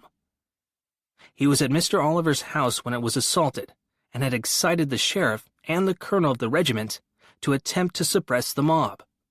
A report was soon spread that he was a favorer of the Stamp Act, and had encouraged it by letters to the ministry. Upon notice of the approach of the people, he caused the doors and windows to be barred, and remained in the house. Certain depositions had been taken many months before these transactions by order of the governor concerning the illicit trade carrying on, and one of them, made by the judge of the Admiralty, at the special desire of the governor, had been sworn to before the lieutenant governor as Chief Justice. They had been shown at one of the offices in England to a person who arrived in Boston just at this time, and he had acquainted several merchants whose names were in some of the depositions as smugglers with the contents. This brought, though without reason, the resentment of the merchants against the persons who, by their office, were obliged to administer the oaths, as well as against the officers of the Customs and Admiralty, who had made the depositions, and the leaders of the mob contrived a riot, which, after some small efforts against such officers, was to spend its principal force upon the lieutenant governor. And in the evening of the 26th of August, such a mob was collected in King Street, drawn there by a bonfire, and well supplied with strong drink. After some annoyance to the house of the registrar of the Admiralty, and somewhat greater to that of the comptroller of the Customs, whose cellars they plundered of the wine and spirits in them, they came, with intoxicated rage, upon the house of the lieutenant governor. The doors were immediately split to pieces with broad axes, and a way made there, and at the windows for the entry of the mob, which poured in and filled, in an instant, every room in the house. The lieutenant governor had very short notice of the approach of the mob. He directed his children and the rest of his family to leave the house immediately, determining to keep possession himself. His eldest daughter, after going a little way from the house, returned, and refused to quit it, unless her father would do the like. This caused him to depart from his resolutions a few minutes before the mob entered. They continued their possessions until daylight, destroyed, carried away, or cast into the street everything that was in the house, demolished every part of it, except the walls, as far as lay in their power, and had begun to break away from the brickwork. The damage was estimated at about £2,500 sterling, without any regard to a great collection of the public as well as private papers, in the possession and the custody of the lieutenant governor. The town was, the whole night, under awe of this mob, many of the magistrates with the field officers of the militia standing by as spectators, and nobody daring to oppose or contradict. Strong feelings against the stationing of British soldiers in Boston formed a background for the Boston Massacre of 1770. The incident itself was instigated by the anger of rope makers against British soldiers taking their jobs. A crowd gathered, British soldiers fired into the crowd, killing 5 people, including Crispus Attucks, a mulatto worker. John Adams, the defense attorney for the soldiers, described the crowd as a motley rabble of saucy boys, Negroes and mulattoes, Irish teagues, and outlandish Jack Tars. When the acquittal of 6 of the soldiers and light punishment for 2 others caused more anger, England removed the troops from Boston in the hope of calming things down. Here is a contemporary account of the massacre by a Bostonian. Samuel Drown's testimony on the Boston Massacre, March 16, 1770. Samuel Drown of Boston, of lawful age, testifieth and saith, that about 9 of the clock of the evening of the 5th day of March current, standing at his own door in Cornhill, saw about 14 or 15 soldiers of the 29th Regiment, who came from Murray's barrack, some of whom were armed with naked cutlasses, swords, or bayonets, others with clubs, fire shovels, or tongs, and came upon the inhabitants of the town, then standing or walking in Cornhill, and abused some and violently assaulted others as they met them, most of whom were without so much as a stick in their hands to defend themselves, as the deponent very clearly could discern, it being moonlight, and himself being one of the assaulted persons. All of most of the said soldiers he saw go by the way of Cornhill, Crooked Lane, and Royal Exchange Lane into King Street, and there followed them, and soon discovered them to be quarrelling and fighting with the people whom they saw there, which the deponent thinks were not more than a dozen, when the soldiers came there first, armed as aforesaid. Of those dozen people, the most of them were gentlemen, standing together a little below the town house upon the Exchange. At the appearance of those soldiers so armed, the most of the 12 persons went off, some of them being first assaulted. After which the said soldiers were observed by the deponent to go towards the main guard, from whence were at the same time issuing and coming into King Street 5 soldiers of said guard, and a corporal armed with firelocks, who called out to the forementioned soldiers armed with cutlasses, etc., and said to them, Go away, on which they dispersed and went out of King Street, some one way and some another. By this time were collected together in King Street about 200 people. And then the deponent stood upon the steps of the Exchange Tavern, being the next house to the Custom House, and soon after saw Captain Preston, whom he well knew, with a number of soldiers armed with firelocks drawn up near the west corner of the Custom House. And at that instant the deponent thinks so great a part of the people were dispersed at the sight of the armed soldiers, as that no more than 20 or 30 remained in King Street.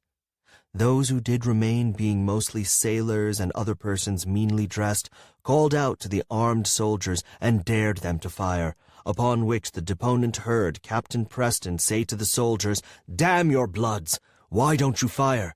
The soldiers not regarding those words of their captain, he immediately said, Fire! Upon which they fired irregularly, pointing their guns variously in a part of a circle as they stood. During the time of the soldier firing, the deponent saw the flashes of 2 guns fired from the Custom House, one of which was out of a window of the chamber westward of the balcony, and the other from the balcony, the gun which he clearly discerned being pointed through the balusters, and the person who held the gun in a stooping posture withdraw himself into the house, having a handkerchief or some kind of cloth over his face. After this, the deponent assisted in carrying off the dead and wounded, as soon as the soldiers would permit the people so to do, for at first they were cruel enough to obstruct the carrying them off. In debt from its war against France, the British imposed a stiff tax on tea in the American colonies. Tea was a popular drink, so the tax was a broadly unpopular one, symbolizing the fact that the colonies were subjected to taxation without representation. When the British East India Company started bringing tea to the colonies directly from India, the price fell, but the tax remained. Many advocates for independence began to call for a boycott of British tea. At the end of 1773, a number of British ships carrying tea were headed toward the harbor in Boston. Samuel Adams demanded that 3 of the ships be sent back to sea, but the Massachusetts governor allowed the ships to enter and insisted that the tariff had to be paid for the shipment. On December 16, 1773, a crowd of men disguising themselves as Native Americans raided the ships and threw the cargo overboard. Here, George Hughes, a Boston shoemaker who participated in the Tea Party, describes the event.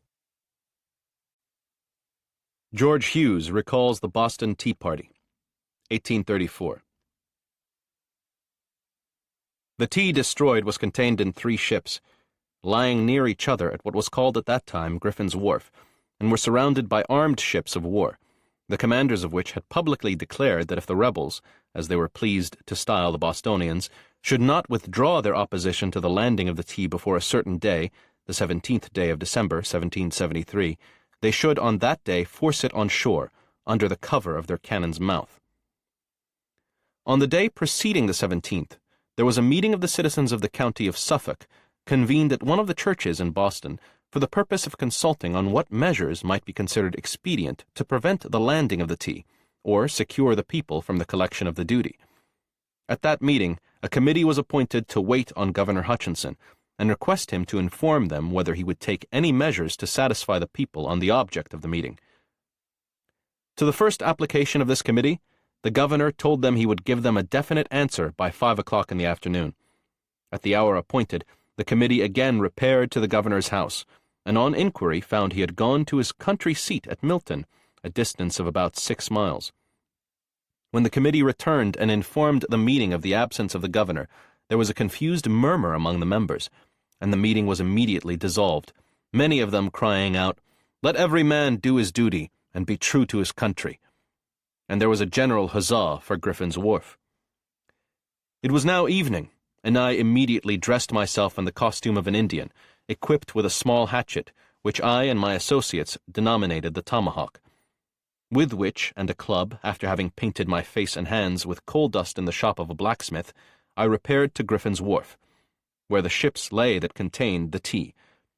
When I first appeared in the street after being thus disguised, I fell in with many who were dressed, equipped, and painted as I was, and who fell in with me and marched in order to the place of our destination. When we arrived at the wharf, there were 3 of our number who assumed an authority to direct our operations, to which we readily submitted. They divided us into 3 parties, for the purpose of boarding the 3 ships which contained the tea at the same time. The name of him who commanded the division armed ships, but no attempt was made to resist us. We then quietly retired to our several places of residence, without having any conversation with each other, or taking any measures to discover who were our associates, nor do I recollect of our having had the knowledge of the name of a single individual concerned in that affair, except that of Leonard Pitt, the commander of my division, whom I have mentioned. There appeared to be an understanding that each individual should volunteer his services, keep his own secret, and risk the consequence for himself. No disorder took place during that transaction, and it was observed at that time that the stillest night ensued that Boston had enjoyed for many months. During the time we were throwing the tea overboard, there were several attempts made by some of the citizens of Boston and its vicinity to carry off small quantities of it for their family use. To effect that object, they would watch their opportunity to snatch up a handful from the deck, where it became plentifully scattered, and put it into their pockets. One Captain O'Connor, whom I well knew, came on board for that purpose, and when he supposed he was not noticed, filled his pockets and also the lining of his coat. But I had detected him, and gave information to the captain of what he was doing. We were ordered to take him into custody, and just as he was stepping from the vessel, I seized him by the skirt of his coat, and, in attempting to pull him back, I tore it off. But, springing forward by a rapid effort, he made his escape. He had, however, to run a gauntlet through the crowd upon the wharf, 9 each one as he passed, giving him a kick or a stroke. Another attempt was made to save a little tea from the ruins of the cargo by a tall, aged man who wore a large cocked hat and white wig, which was fashionable at that time. He had slightly slipped a little into his pocket, but being detected, they seized him and, taking his hat and wig from his head, threw them, together with the tea, of which they had emptied his pockets, into the water. In consideration of his advanced age, he was permitted to escape, with now and then a slight kick. The next morning, after we had cleared the ships of the tea, it was discovered that very considerable quantities of it were floating upon the surface of the water, and, to prevent the possibility of any of its being saved for use, a number of small boats were manned by sailors and citizens, who rowed them into those parts of the harbor wherever the tea was visible, and by beating it with oars and paddles so thoroughly drenched it as to render its entire destruction inevitable. At least 90 state and local declarations of independence, taking various forms, preceded Thomas Jefferson's. Here is one striking example, signed by manual laborers in the Mechanic Hall, New York, in May 1776. In the resolution, the laborers instruct their representatives in the Provincial Congress to instruct the New York representatives in the Continental Congress to declare independence. New York Mechanics' Declaration of Independence, May 29, 1776. To the Honorable Representatives of the Province of New York, in Provincial Congress convened. The humble address of the General Committee of Mechanics in Union of the City and County of New York, in behalf of themselves and their constituents. Gentlemen, we, as part of your constituents and devoted friends to our bleeding country, beg leave in a dutiful manner at this time to approach unto you, our representatives, and request your kind attention to this our humble address.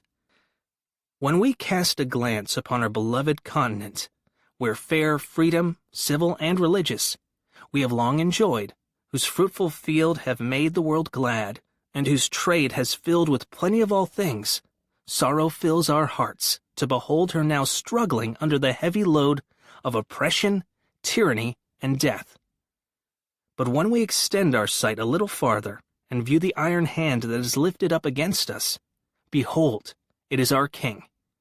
He who by his oath and station is bound to support and defend us in the quiet enjoyment of all our glorious rights as free men, and whose dominions have been supported and made rich by our commerce, shall we any longer sit silent and contentedly continue the subjects of such a prince, who is deaf to our petitions for interposing his royal authority in our behalf, and for redressing our grievances, but, on the contrary, seems to take pleasure in our destruction?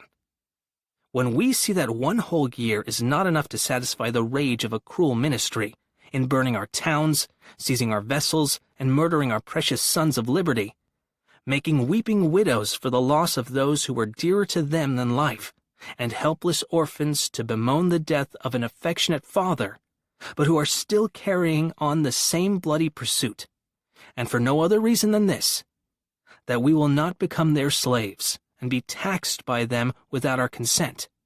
Therefore, as we would rather choose to be separate from than to continue any longer in connection with such oppressors, we, the Committee of Mechanics in Union, do, for ourselves and our constituents, hereby publicly declare that, should you, gentlemen of the Honorable Provincial Congress, think proper to instruct our most honorable delegates in Continental Congress to use their utmost endeavors in that august assembly to cause these united colonies to become independent of Great Britain, it would give us the highest satisfaction, and we hereby sincerely promise to endeavor to support the same with our lives and fortunes. Signed by order of the Committee, Louis Thibault, Chairman. Thomas Paine's Common Sense appeared in early 1776 and became the most popular pamphlet in the American colonies, going through more than 24 editions and selling hundreds of thousands of copies.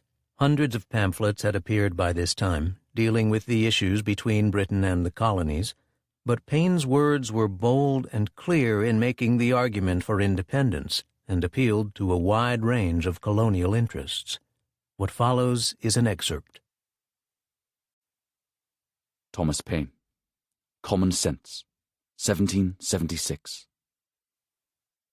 In the following pages, I offer nothing more than simple facts, plain arguments, and common sense, and have no other preliminaries to settle with the reader than that he will divest himself of prejudice and prepossession, and suffer his reason and his feelings to determine for themselves that he will put on, or rather that he will not put off, the true character of a man, and generously enlarge his views beyond the present day. Volumes have been written on the subject of the struggle between England and America. Men of all ranks have embarked in the controversy, from different motives and with various designs, but all have been ineffectual, and the period of debate is closed. Arms, as the last resource, decide the contest. The appeal was the choice of the king, and the continent has accepted the challenge. Whatever was advanced by the advocates on either side of the question, then, terminated in one and the same point, viz. A union with Great Britain. The only difference between the parties was the method of effecting it, the one proposing force, the other friendship. But it hath so far happened that the first hath failed, and the second hath withdrawn her influence. As much hath been said of the advantages of reconciliation, which, like an agreeable dream, hath passed away and left us as we were. It is but right that we should examine the contrary side of the argument, and inquire into some of the many material injuries which these colonies sustain and always will sustain by being connected with and dependent on Great Britain. To examine that connection and dependence on the principles of nature and common sense, to see what we have to trust to if separated and what we are to expect if dependent.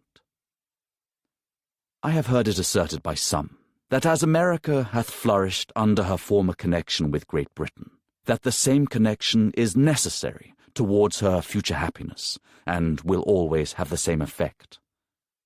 Nothing can be more fallacious than this kind of argument, We may... is that the property of the United States has been protected from the confiscations of Britain by the joint exertions of all, and therefore ought to be the common property of all.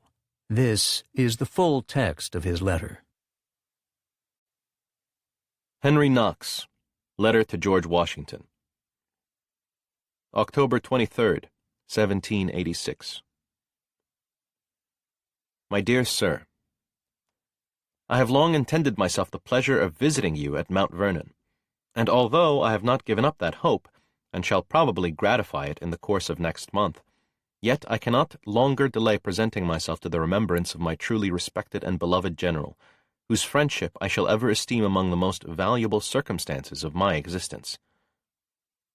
Conscious of affection, and I believing it to be reciprocal in your breast, I have had no apprehensions of my silence being misconstrued. I know the perplexity occasioned by your numerous correspondence, and was unwilling to add to it. Besides which, I have lately been once far eastward of Boston, on private business, and was no sooner returned here than the commotions in Massachusetts hurried me back to Boston on a public account. Our political machine, constituted of 13 independent sovereignties, have been perpetually operating against each other, and against the federal head, ever since the peace. The powers of Congress are utterly inadequate to preserve the balance between their respective states, and oblige them to do those things which are essential for their own welfare and for the general good. The human mind in the local legislatures seemed to be exerted to prevent the federal Constitution from having any beneficial effects. The machine works inversely to the public good in all its parts. Not only is state against state, and all against the federal head, but the states within themselves possess the name only without having the essential concomitant of government, the power of preserving the peace, the protection of the liberty and property of the citizens. On the very first impression of faction and licentiousness, the fine theoretic government of Massachusetts has given way, and its laws arrested and trampled underfoot. Men at a distance, who have admired our systems of government, unfounded in nature, are apt to accuse the rulers, and say that taxes have been assessed too high and collected too rigidly. This is a deception equal to any that has been hitherto entertained. It is indeed a fact that high taxes are the ostensible cause of the commotions, but that they are the real cause is as far remote from truth as light from darkness. The people who are the insurgents have never paid any, or but very little taxes, but they see the weakness of government. They feel at once their own poverty compared with the opulent, and their own force, and they are determined to make use of the latter, in order to remedy the former. Their creed is that the property of the United States has been protected from the confiscations of Britain by the joint exertions of all, and therefore ought to be the common property of all. And he that attempts opposition to this creed is an enemy to equity and justice, and ought to be swept off the face of the earth. In a word, they are determined to annihilate all debts public and private, and have agrarian laws which are easily effected by the means of unfunded paper money, which shall be a tender in all cases whatever. The numbers of these people may amount in Massachusetts to about 1/5 part of several populous counties, and to them may be collected people of similar sentiments from the state of Rhode Island, Connecticut, and New Hampshire, so as to constitute a body of 12 or 15,000 desperate and unprincipled men. They are chiefly of the young and active part of the community, more easily collected than perhaps kept together afterwards. But they will probably commit overt acts of treason, which will compel them to embody for their own safety. Once embodied, they will be constrained to submit to discipline for the same reason. Having proceeded to this length for which they are now ripe, we shall have a formidable rebellion against reason, the principles of all government, and against the very name of liberty. This dreadful situation has alarmed every man of principle and property in New England. They start as from a dream, and ask what has been the cause of our delusion. What is to afford us security against the violence of lawless men? Our government must be braced, changed, or altered to secure our lives and property. We imagined that the mildness of our government and the virtue of the people were so correspondent that we were not as other nations requiring brutal force to support the laws. But we find that we are men, actual men, possessing all the turbulent passions belonging to that animal, and that we must have a government proper and adequate for him. The people of Massachusetts, for instance, are far advanced in this doctrine, and the men of reflection and principle are determined to endeavor to establish a government which shall have the power to protect them in their lawful pursuits, and which will be efficient in all cases of internal commotions or foreign invasions. They mean that liberty shall form the basis, a liberty resulting from the equal and firm administration of the laws. They wish for a general government of unity, as they see that the local legislatures must naturally and necessarily tend to retard general government. We have arrived at that point of time in which we are forced to see our national humiliation, and that a progression in this line cannot be productive of happiness, either private or public. Something is wanting, and something must be done, or we shall be involved in all the horror of faction and civil war without a prospect of its termination. Every tried friend to the liberties of his country is bound to reflect and step forward to prevent the dreadful consequences which will result from a government of events. Unless this is done, we shall be liable to be ruled by an arbitrary and capricious armed tyranny, whose word and will must be law. The Indians on the frontiers are giving indisputable evidence of their hostile dispositions. Congress, anxiously desirous of averting the evils on the frontiers, have unanimously agreed to augment the troops now in service to a legionary corps of 2,040 non-commissioned officers and privates. The additionals are to be raised as follows: Connecticut, 180. Rhode Island, 120. Massachusetts, 660, infantry and artillery. New Hampshire, 260. Maryland, 60, cavalry. Virginia, 60. Total, 1,340. This measure is important, and will tend to strengthening the principle of government, as well as to defend the frontiers. I mentioned the idea of strengthening government confidentially, but the state of Massachusetts requires the greatest assistance, and Congress are fully impressed with the importance of supporting her with great exertions. In 1787 and 1788, writing under the pseudonym Publius, Alexander Hamilton, James Madison, and John Jay wrote a series of articles in support of the ratification of the new Constitution in New York. In Federalist No. 10, penned by Madison, we see how his fear of majority faction fueled the desire for a strong central government. As the historian Charles Beard notes in his economic interpretation of the Constitution of the United States, Madison's wealth consisted principally of plantations and slaves. Using populist language in appealing to the voters to ratify the Constitution, the authors of the Federalist Papers were, by the force of circumstances, compelled to convince large economic groups that safety and strength would lie in the adoption of the new system. Publius, James Madison, Federalist No. 10, November 23, 1787.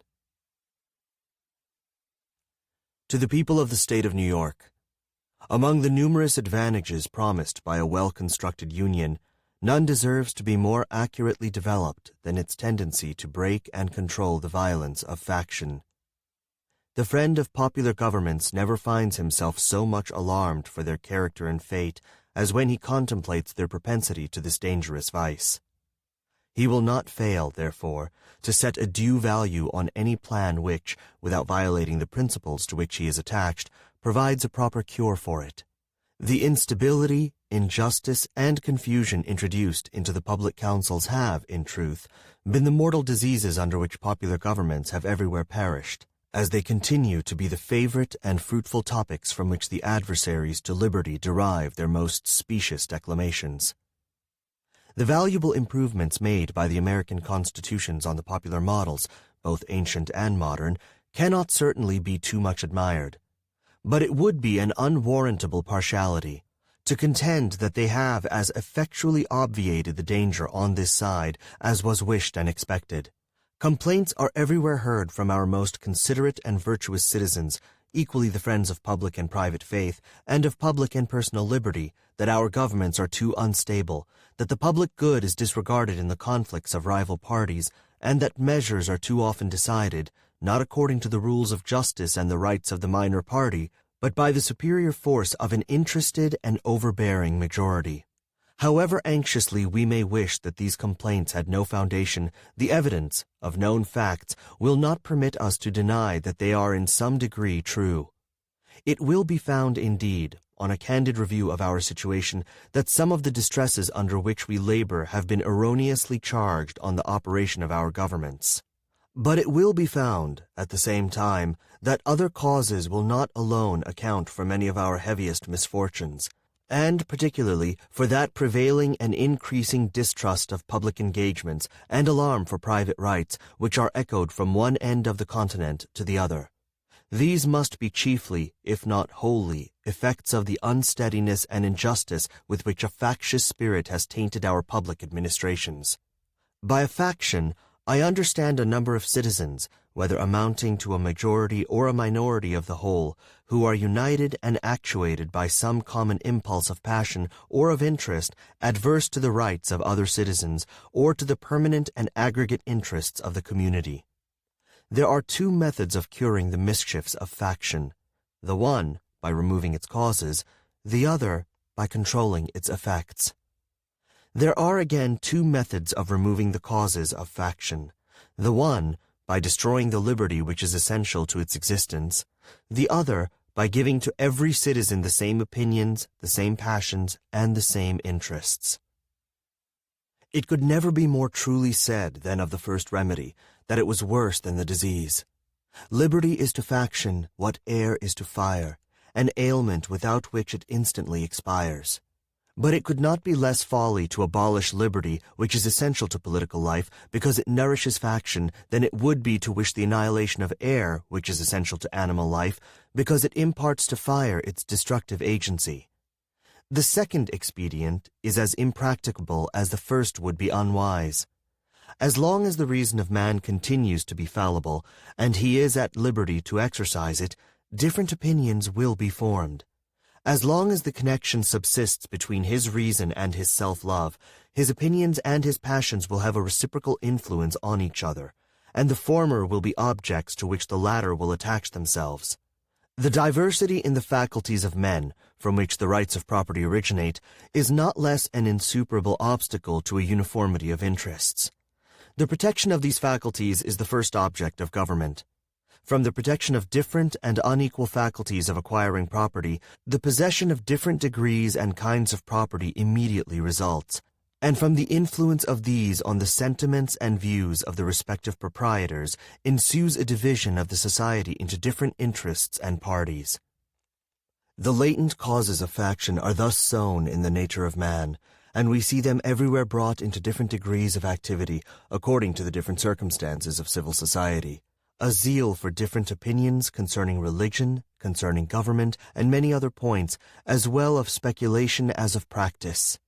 An attachment to different leaders ambitiously contending for preeminence and power, or to persons of other descriptions whose fortunes have been interesting to the human passions, have, in turn, divided mankind into parties, inflamed them with mutual animosity, and rendered them much more disposed to vex and oppress each other than to cooperate for their common good. So strong is this propensity of mankind to fall into mutual animosities that where no substantial occasion presents itself, the most frivolous and fanciful distinctions have been sufficient to kindle their unfriendly passions and excite their most violent conflicts.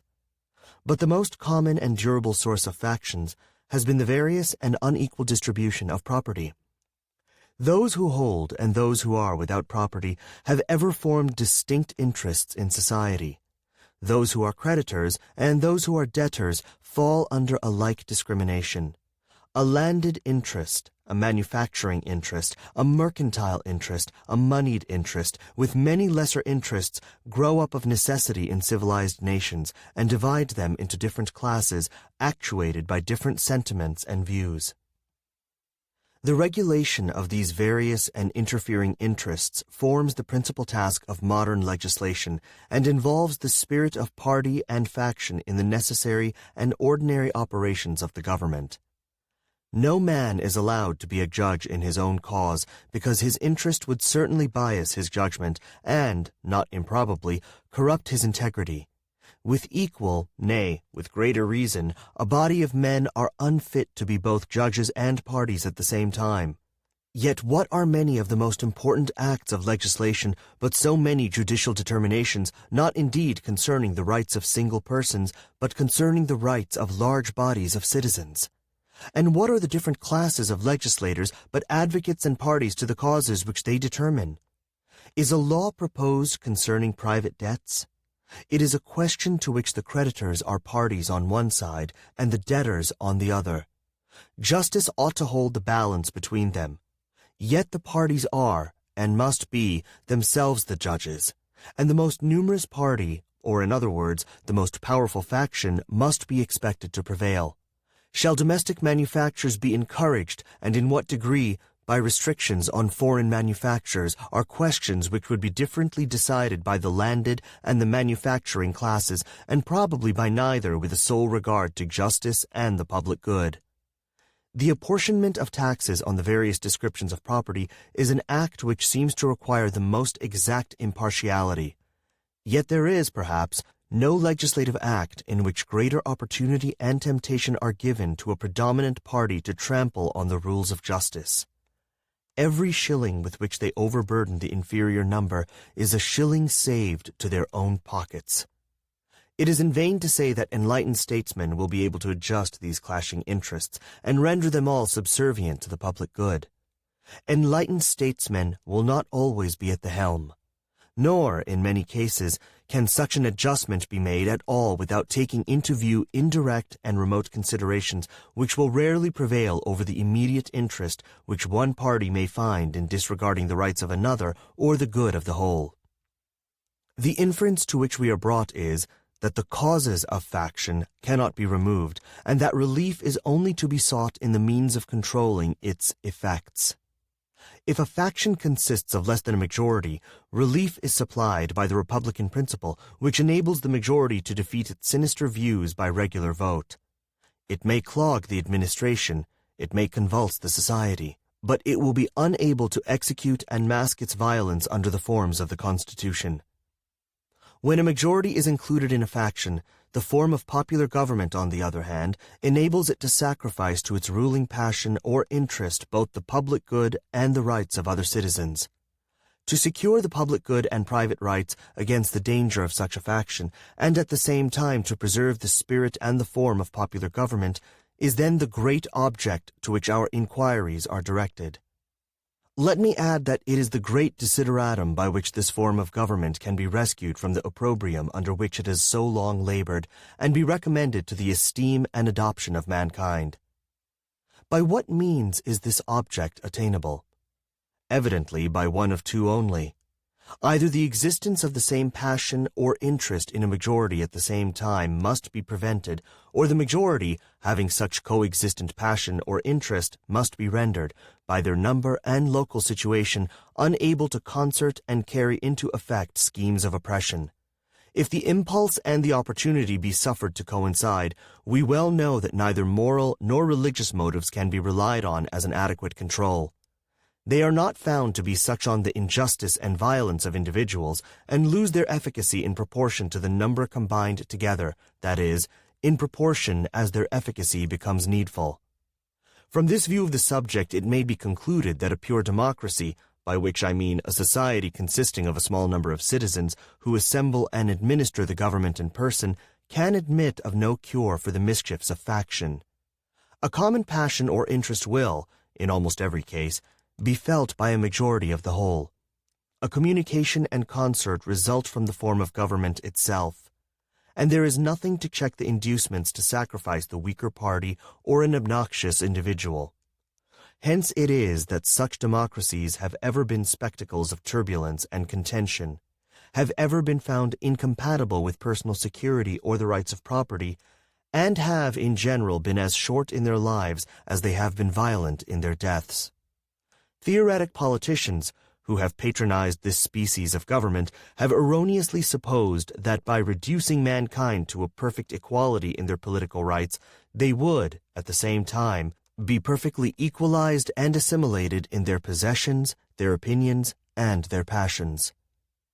A republic, by which I mean a government in which the scheme of representation takes place, opens a different prospect and promises the cure for which we are seeking. Let us examine the points in which it varies from pure democracy, and we shall comprehend both the nature of the cure and the efficacy which it must derive from the union.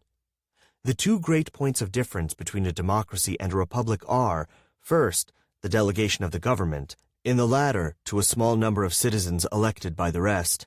Secondly, the greater number of citizens and greater sphere of country over which the latter may be extended. The effect of the first difference is, on the one hand, to refine and enlarge the public views by passing them through the medium of a chosen body of citizens whose wisdom may best discern the true interest of their country and whose patriotism and love of justice will be least likely to sacrifice it to temporary or partial considerations. Under such a regulation, it may well happen that the public voice, pronounced by the representatives of the people, will be more consonant to the public good than if pronounced by the people themselves, convened for the purpose. On the other hand, the effect may be inverted. Men of factious tempers, of local prejudices, or of sinister designs may, by intrigue, by corruption, or by other means, first obtain the suffrages and then betray the interests of the people. The question resulting is, whether small or extensive republics are more favorable to the election of proper guardians of the public weal, and it is clearly decided in favor of the latter by two obvious considerations. In the first place, it is to be remarked that, however small the republic may be, the representatives must be raised to a certain number in order to guard against the cabals of a few, and that, however large it may be, they must be limited to a certain number in order to guard against the confusion of a multitude. Hence, the number of representatives in the two cases not being in proportion to that of the two constituents, and being proportionally greater in the small republic, it follows that, if the proportion of fit characters be not less in the large than in the small republic, the former will present a greater option, and consequently a greater probability of a fit choice. In the next place, as each representative will be chosen by a greater number of citizens in the large than in the small republic, it will be more difficult for unworthy candidates to practice with success the vicious arts by which elections are too often carried, and the suffrages of the people being more free will be more likely to center in men who possess the most attractive merit and the most diffusive and established characters. It must be confessed that in this, as in most other cases, there is a mean, on both sides of which inconveniences will be found to lie. By enlarging too much the number of electors, you render the representatives too little acquainted with all their local circumstances and lesser interests, as by reducing it too much, you render him unduly attached to these and too little fit to comprehend and pursue great and national objects. The federal constitution forms a happy combination in this respect, the great and aggregate interests being referred to the national, the local, and particular to the state legislatures. The other point of difference is the greater number of citizens and extent of territory which may be brought within the compass of republican than of democratic government, and it is this circumstance principally which renders factious combinations less to be dreaded in the former than in the latter. The smaller the society, the fewer probably will be the distinct parties and interests composing it.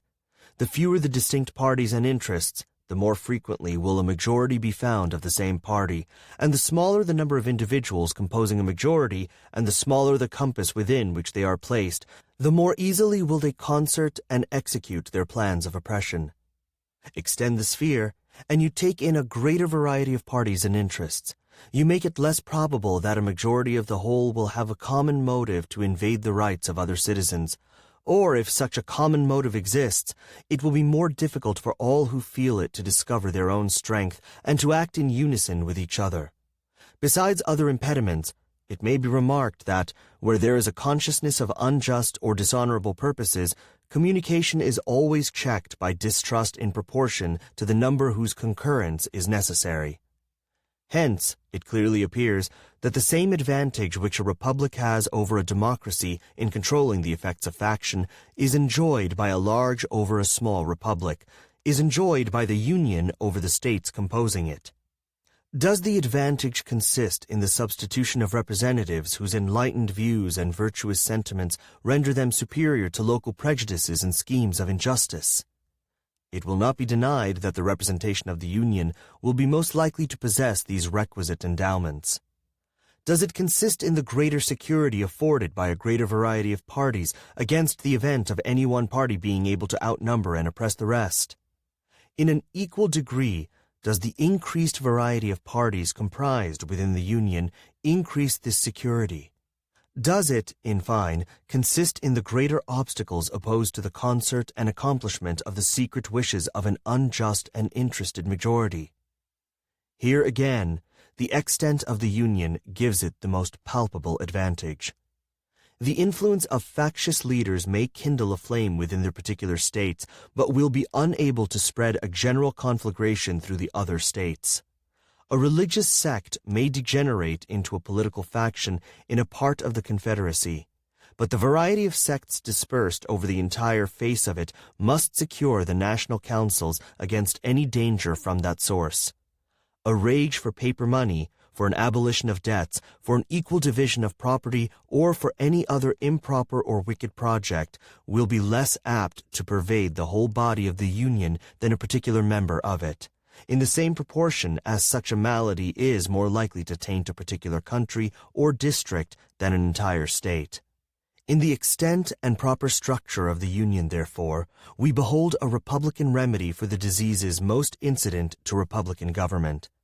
And according to the degree of pleasure and pride we feel in being republicans, ought to be our zeal in cherishing the spirit and supporting the character of Federalists. Chapter 6. The Early Women's Movement. There was a natural affinity between black women who resisted the bonds of slavery and white women who resented their being consigned to an inferior position in a male-dominated world. Black women were doubly oppressed as blacks and as women. White women were seen either as fodder for the new industrial system, factory workers who could be put to work at an early age and literally worked to death, or as obedient helpers of their husbands, servants of a sort who bore children and then took care of them. In the early part of the 19th century, women rebelled on all fronts. Mill girls going out on strike, black women speaking out on enslavement, white women joining the anti-slavery movement. Sarah Grimke, a Southern white woman and sister of the fiery abolitionist Angelina Grimke, wrote in the 1830s, "I ask no favors for my sex. I surrender not our claim to equality. All I ask of our brethren is that they will take their feet from off our necks and permit us to stand upright on that ground which God designed us to occupy." In another letter she added, "To me it is perfectly clear that whatsoever it is morally right for a man to do, it is morally right for a woman to do." Women worked in anti-slavery societies all over the country, gathering thousands of petitions to Congress. In 1840, a World Anti-Slavery Society met in London. After a heated debate on the issue, it was voted to exclude women, and that they could attend the meetings only in a curtained enclosure. The women sat in silent protest in the gallery. That experience heightened their determination to continue their struggle for equality. Here are the words of the pioneer African-American activist Maria Stewart.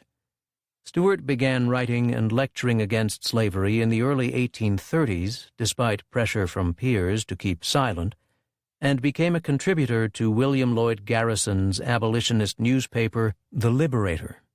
In this 1833 speech, she advances the cause of abolition, but her comments, "We have planted the vines, they have eaten the fruits of them," speak also to sexism and the degradation of women's work. Maria Stewart, An address delivered at the African Masonic Hall, Boston, February 27, 1833.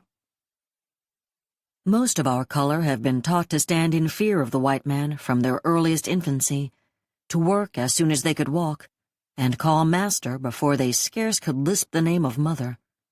Continual fear and laborious servitude have in some degree lessened in us that natural force and energy which belong to man, or else, in defiance of opposition, our men, before this, would have nobly and boldly contended for their rights. But give the man of color an equal opportunity with the white from the cradle to manhood, and from manhood to the grave, and you would discover the dignified statesman, the man of science, and the philosopher.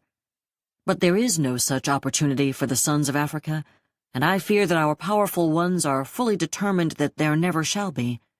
Forbid, ye powers on high, that it should any longer be said that our men possess no force. O ye sons of Africa, when will your voices be heard in our legislative halls, in defiance of your enemies, contending for equal rights and liberty? How can you, when you reflect from what you have fallen, refrain from crying mightily unto God to turn away from us the fierceness of his anger, and remember our transgressions against us no more forever? But a God of infinite purity will not regard the prayers of those who hold religion in one hand and prejudice, sin, and pollution in the other. He will not regard the prayers of self-righteousness and hypocrisy. Is it possible, I exclaim, that for the want of knowledge we have labored for hundreds of years to support others and been content to receive what they chose to give us in return? Cast your eyes about. Look as far as you can see. All is owned by the lordly white, except here and there a lowly dwelling which the man of color, midst deprivations, fraud, and opposition, has been scarce able to procure.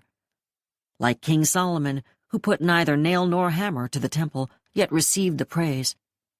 So also have the white Americans gained themselves a name, like the names of the great men that are in the earth, while in reality we have been their principal foundation and support. We have pursued the shadow, they have obtained the substance. We have performed the labor, they have received the profits. We have planted the vines, they have eaten the fruits of them. The sisters Sarah and Angelina Grimke were not only outspoken abolitionists denouncing the evils of slavery, but were early advocates of women's rights. In 1848, Angelina Grimke addressed a crowd at Pennsylvania Hall in Philadelphia, her last public speech. While she spoke, thousands gathered to protest and attacked the hall, throwing stones and breaking its windows. Later that night, they burned the hall to the ground. Angelina E. Grimke Weld's speech at Pennsylvania Hall, May 17, 1838. Men, brethren and fathers, mothers, daughters, and sisters, what came ye out for to see? A reed shaken with the wind? Is it curiosity merely, or a deep sympathy with a perishing slave that has brought this large audience together? A yell from the mob without the building. Those voices without ought to awaken and call out our warmest sympathies. Deluded beings. They know not what they do. They know not that they are undermining their own rights and their own happiness, temporal and eternal. Do you ask, what is the North to do with slavery? Hear it. Hear it. Those voices without tell us that the spirit of slavery is here and has been roused to wrath by our abolition speeches and conventions. For surely liberty would not foam and tear herself with rage because her friends are multiplied daily and meetings are held in quick succession to set forth her virtues and extend her peaceful kingdom. This opposition shows that slavery has done its deadliest work in the hearts of our citizens. Do you ask then, what has the North to do? I answer, cast out first the spirit of slavery from your own hearts, and then lend your aid to convert the South. Each one present has a work to do, be his or her situation what it may be, however limited their means or insignificant their supposed influence. The great men of this country will not do this work.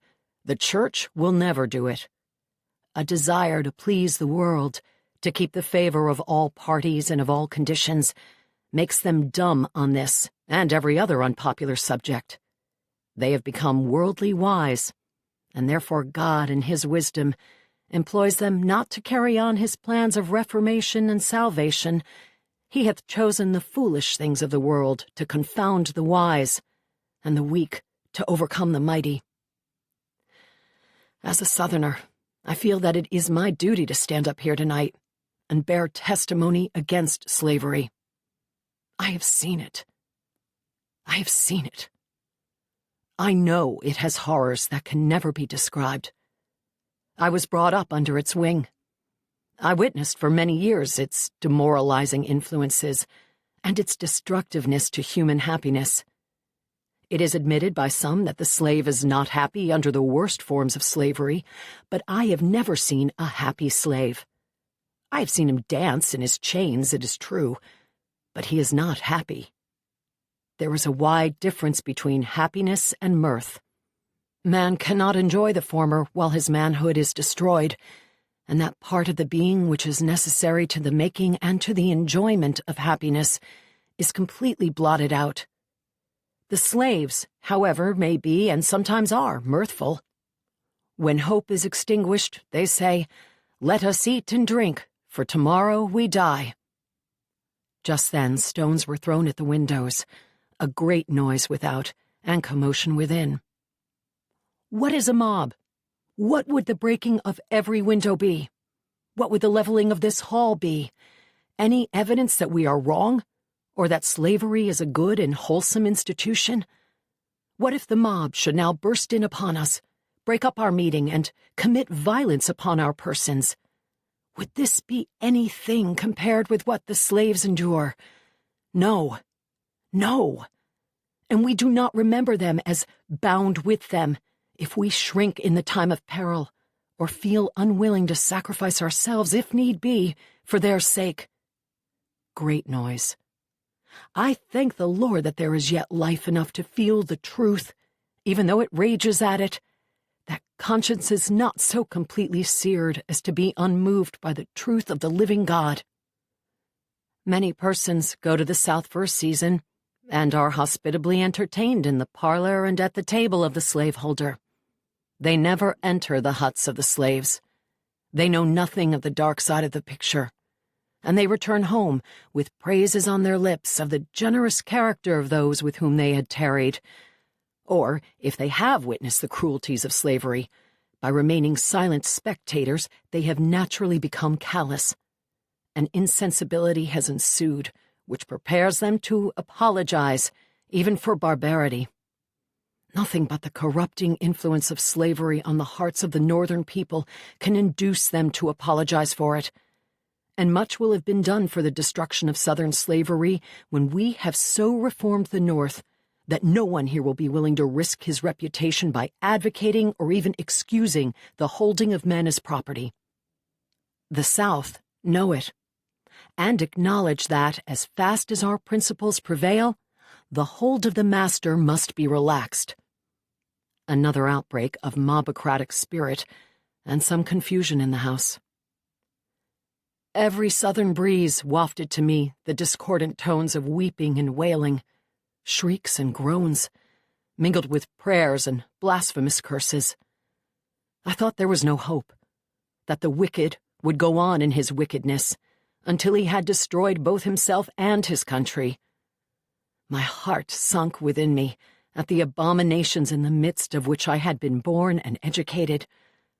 What will it avail, cried I in bitterness of spirit, to expose to the gaze of strangers the horrors and pollutions of slavery, when there is no ear to hear nor heart to feel and pray for the slave? The language of my soul was, "Oh, tell it not in Gath, publish it not in the streets of Ashkelon." But how different do I feel now, animated with hope, nay, with an assurance of the triumph of liberty and goodwill to man. I will lift up my voice like a trumpet, and show this people their transgressions, their sins of omission towards the slave, and what they can do towards affecting Southern mind, and overthrowing Southern oppression. We may talk of occupying neutral ground, but on this subject, in its present attitude, there is no such thing as neutral ground. He that is not for us is against us, and he that gathereth not with us scattereth abroad. If you are on what you suppose to be neutral ground, the South look upon you as on the side of the oppressor. And is there one who loves his country willing to give his influence, even indirectly, in favor of slavery, that curse of nations? God swept Egypt with a besom of destruction, and punished Judea also with a sore punishment because of slavery. And have we any reason to believe that he is less just now, or that he will be more favorable to us than to his own peculiar people? Shoutings, stones thrown against the windows, etc. There is nothing to be feared from those who would stop our mouths, but they themselves should fear and tremble. The current is even now setting fast against them.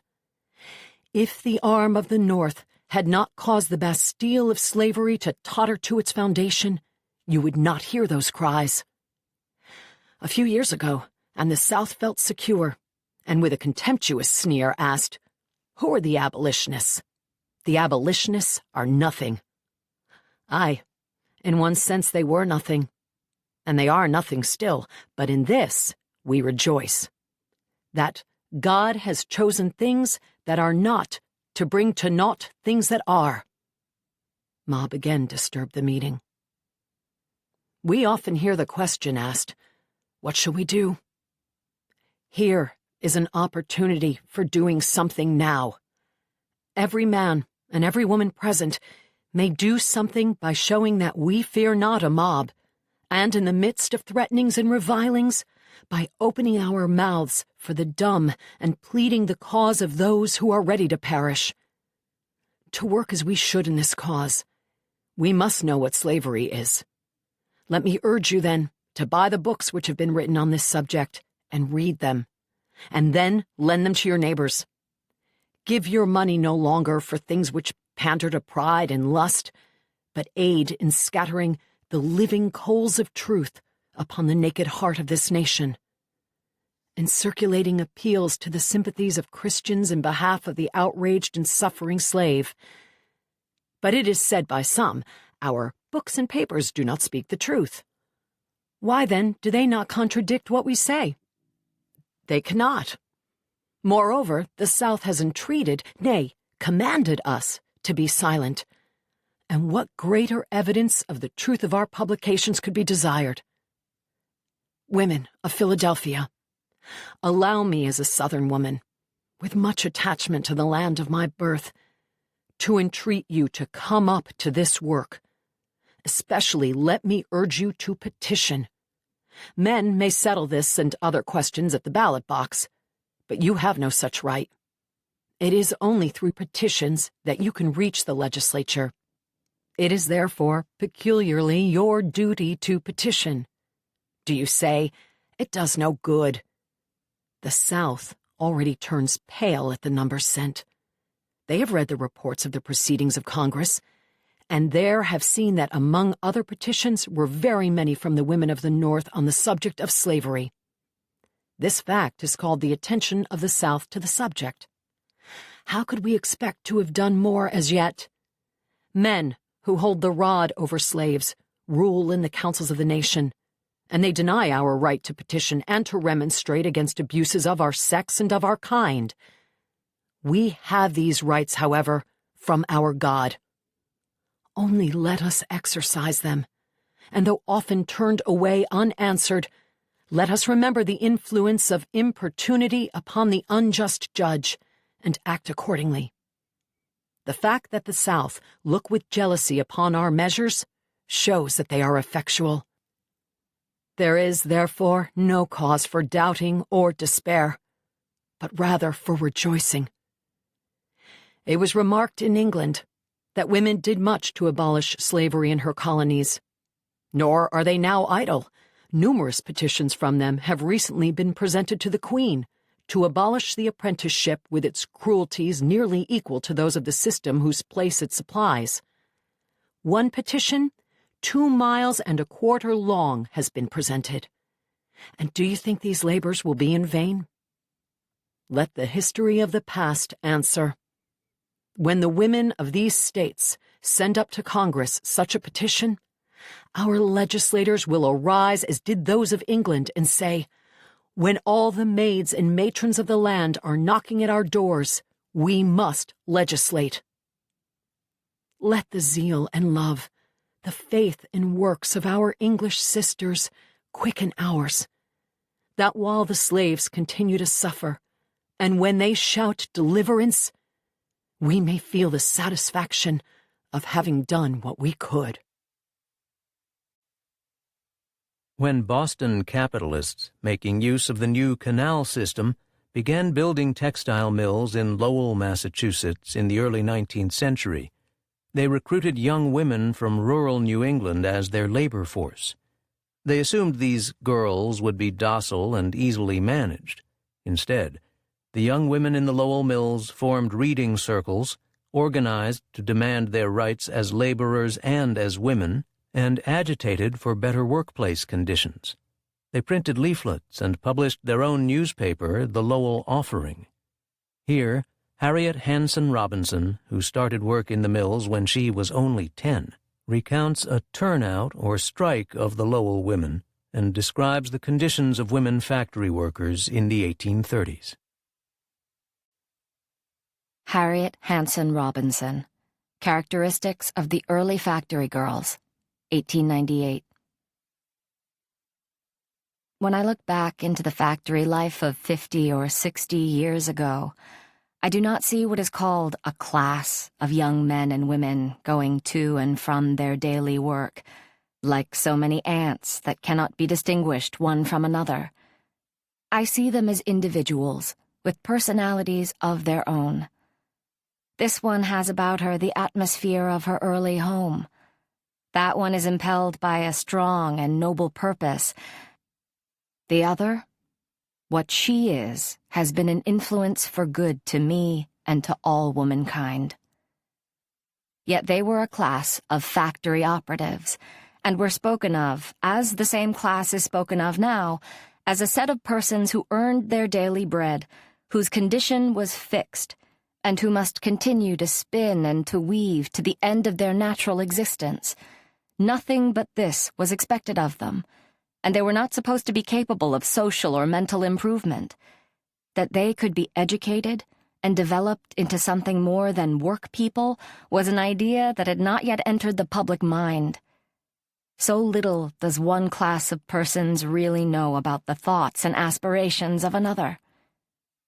It was the good fortune of these early mill girls to teach the people of that time that this sort of labor is not degrading, that the operative is not only capable of virtue, but also capable of self-cultivation. At the time the Lowell cotton mills were started, the factory girl was the lowest among women. In England, and in France particularly, great injustice had been done to her real character. She was represented as subjected to influences that could not fail to destroy her purity and self-respect. In the eyes of her overseer, she was but a brute, slave, to be beaten, pinched, and pushed about. It was to overcome this prejudice that such high wages had been offered to women that they might be induced to become mill girls, in spite of the opprobrium that still clung to this degrading occupation. At first, only a few came, for, though tempted by the high wages to be regularly paid in cash, there were many who still preferred to go on working at some more genteel employment at 75 cents a week and their board. But in a short time, the prejudice against the factory labor wore away, and the Lowell mills became filled with blooming and energetic New England women. They were naturally intelligent, had mother wit, and fell easily into the ways of their new life. They soon began to associate with those who formed the community in which they had come to live, and were invited to their houses. They went to the same church, and sometimes married into some of the best families. or if they returned to their secluded homes again, instead of being looked down upon as factory girls by the squire's or lawyer's family, they were more often welcomed as coming from the metropolis, bringing new fashions, new books, and new ideas with them. In 1831, Lowell was little more than a factory village. Several corporations were started, and the cotton mills belonging to them were building. Help was in great demand, and the stories were told all over the country of the new factory town and the high wages that were offered to all classes of workpeople. Stories that reached the ears of mechanics and farmers' sons and gave new life to lonely and dependent women in distant towns and farmhouses.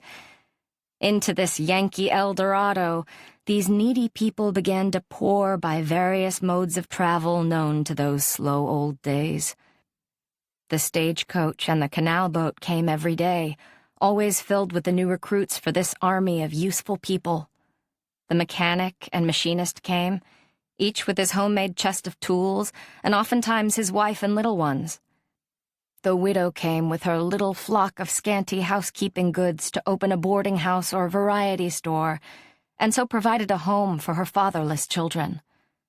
Many farmers' daughters came to earn money to complete their wedding outfit or buy the bride's share of housekeeping articles.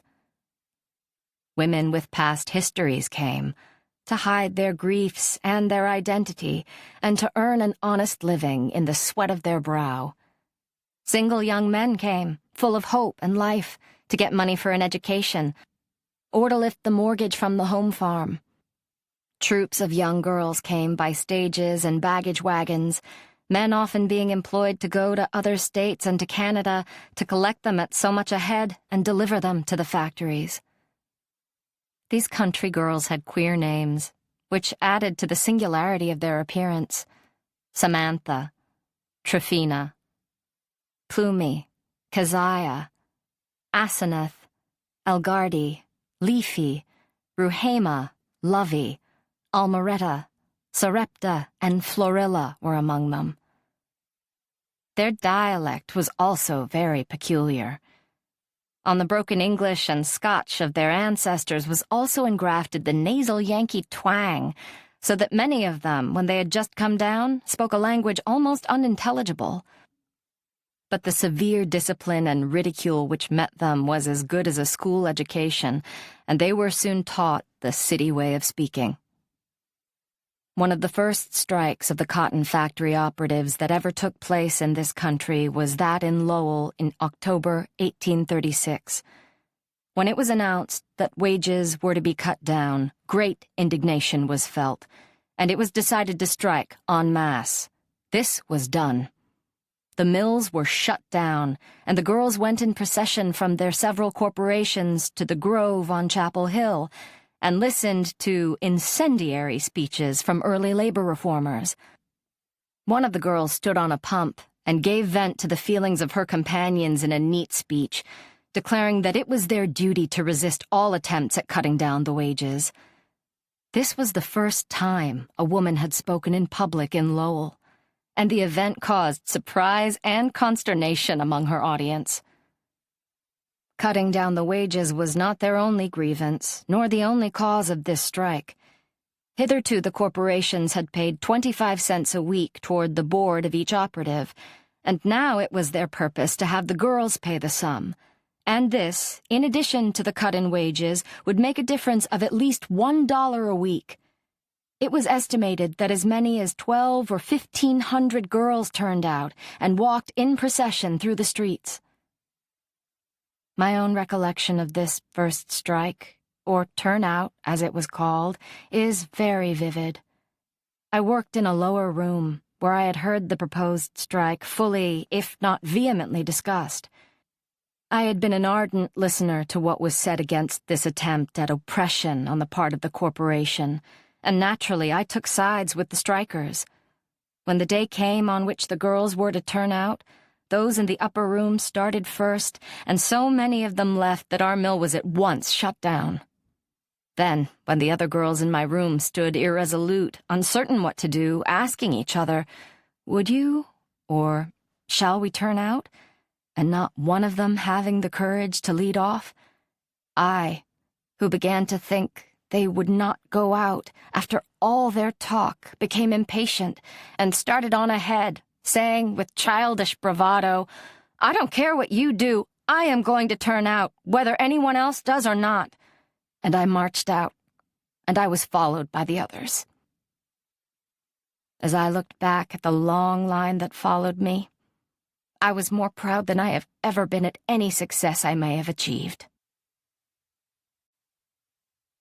In 1845, Margaret Fuller published the groundbreaking work Woman in the 19th Century, an expanded version of an essay she had written for The Dial in 1843 called The Great Lawsuit, Man versus Men, Woman versus Women. The book, part of which is excerpted here, had a profound impact on the women's rights movement in the United States. S. Margaret Fuller Ouseley, Woman in the 19th Century, 1845.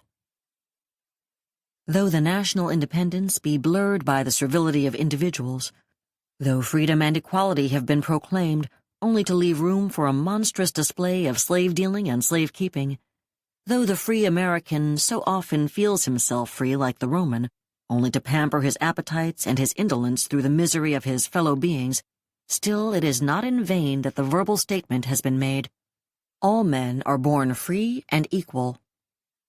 There it stands, a golden certainty wherewith to encourage the good, to shame the bad. The New World may be called clearly to perceive that it incurs the utmost penalty if it reject or oppress the sorrowful brother, and if men are deaf, the angels hear. But men cannot be deaf. It is inevitable that an external freedom, an independence of the encroachments of other men, such as has been achieved for the nation, should be so also for every member of it. That which has once been clearly conceived in the intelligence cannot fail sooner or later to be acted out. We sicken no less at the pomp than the strife of words. We feel that never were lungs so puffed with the wind of declamation on moral and religious subjects as now. We are tempted to implore these word heroes, these word Catos, word Christs, to beware of cant above all things, to remember that hypocrisy is the most hopeless as well as the meanest of crimes, and that those must surely be polluted by it who do not reserve a part of their morality and religion for private use. Walter Savage Landor says that he cannot have a great deal of mind who cannot afford to let the larger part of it lie fallow, and what is true of genius is not less so of virtue. The tongue is a valuable member, but should appropriate but a small part of the vital juices that are needful all over the body. We feel that the mind may grow black and rancid in the smoke even of altars. We start up from the harangue to go into our closet and shut the door. There inquires the spirit, is this rhetoric the bloom of healthy blood or a false pigment artfully laid on? And yet again we know where is so much smoke must be some fire. With so much talk about virtue and freedom must be mingled some desire for them. That it cannot be in vain that such have become the common topics of conversation among men, rather than schemes for tyranny and plunder, that the very newspapers see it best to proclaim themselves pilgrims, Puritans, heralds of holiness. The king that maintains so costly a retinue cannot be a mere boast or Carabbas fiction. We have waited here long in the dust, we are tired and hungry, but the triumphal procession must appear at last. Of all its banners, none has been more steadily upheld, and under none have more valor and willingness for real sacrifices been shown than that of the champions of the enslaved African. And this band it is which, partly from a natural following out of principles, partly because many women have been prominent in that cause, makes just now the warmest appeal in behalf of woman. Though there has been a growing liberality on this subject, yet society at large is not so prepared for the demands of this party, but that its members are and will be for some time coldly regarded as the Jacobins of their day. "Is it not enough," cries the irritated traitor, "that you have done all you could to break up the national union and thus destroy the prosperity of our country, but now you must be trying to break up family union, to take my wife away from the cradle and the kitchen hearth to vote at polls and preach from a pulpit? Of course, if she does such things, she cannot attend to those of her own sphere. She is happy enough as she is. She has more leisure than I have, every means of improvement, every indulgence. Have you asked her whether she was satisfied with these indulgences? No, but I know she is. She is too amiable to desire what would make me unhappy by any such discussions. Consent? You? It is not consent from you that is in question. It is assent from your wife. Am not I the head of my house? You are not the head of your wife. God has given her a mind of her own. I am the head, and she the heart. God grant you play true to one another, then. I suppose I am to be grateful that you did not say she was only the hand. If the head represses no natural pulse of the heart, there can be no question as to your giving your consent. Both will be of one accord, and there needs but to present any question to get a full and true answer. There is no need of precaution, of indulgence, nor consent. But our doubt is whether the heart does consent with the head, or only obeys its decrees with a passiveness that precludes the exercise of its natural powers, or a repugnance that turns sweet qualities to bitter, or a doubt that lays waste the fair occasions of life. It is to ascertain the truth that we propose some liberating measures. In 1848, a historic assembly of women gathered in Seneca Falls, New York, the home of Elizabeth Cady Stanton. Stanton organized the Seneca Falls Convention with Lucretia Mott, who, like her, had been excluded from the World Anti-Slavery Convention in London 8 years earlier. Modeling her declaration closely on the Declaration of Independence, Stanton extended it to list the grievances of women. The Declaration also called for the right for women to vote, a radical demand that helped launch the women's suffrage movement, leading ultimately to the recognition of voting rights for women in the 19th Amendment in 1920. Elizabeth Cady Stanton, Declaration of Sentiments and Resolutions, Seneca Falls Convention, July 19, 1848. When, in the course of human events, it becomes necessary for one portion of the family of man to assume among the people of the earth a position different from that which they have hitherto occupied, but one to which the laws of nature and of nature's God entitle them, a decent respect to the opinions of mankind requires that they should declare the causes that impel them to such a course. We hold these truths to be self-evident, that all men and women are created equal, that they are endowed by their Creator with certain inalienable rights, that among these are life, liberty, and the pursuit of happiness, that to secure these rights, governments are instituted, deriving their just powers from the consent of the governed.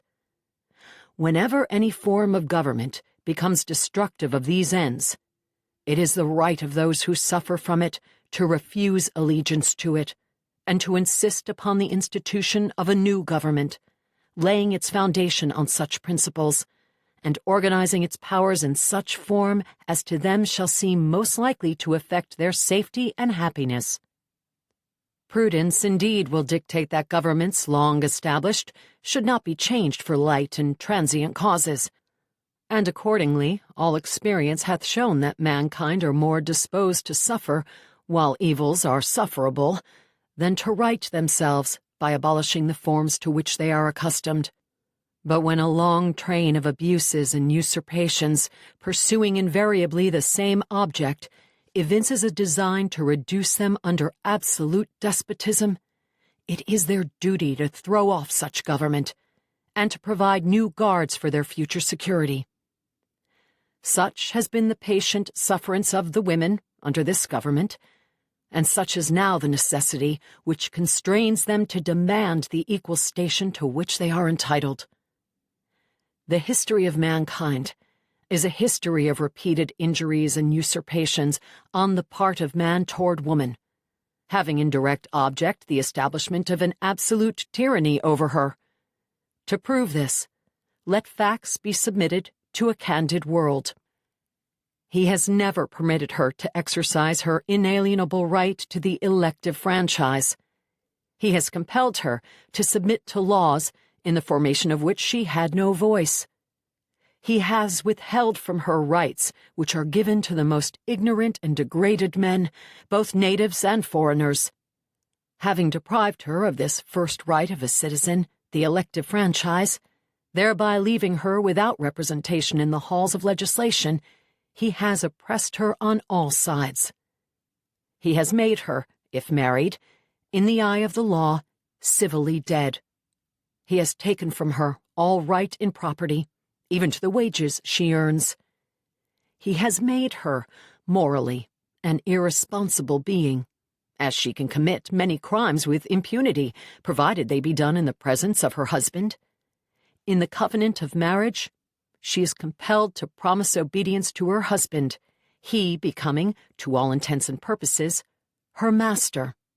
The law giving him power to deprive her of her liberty and to administer chastisement. He has so framed the laws of divorce as to what shall be the proper causes, and, in case of separation, to whom the guardianship of the children shall be given, as to be wholly regardless of the happiness of women, the law in all cases going upon a false supposition of the supremacy of man, and giving all power into his hands. After depriving her of all rights as a married woman, if single, and the owner of property, he has taxed her to support a government which recognizes her only when her property can be made profitable to it. He has monopolized nearly all the profitable employments, and from those she is permitted to follow, she receives but a scanty remuneration. He closes against her all the avenues to wealth and distinction which he considers most honorable to himself.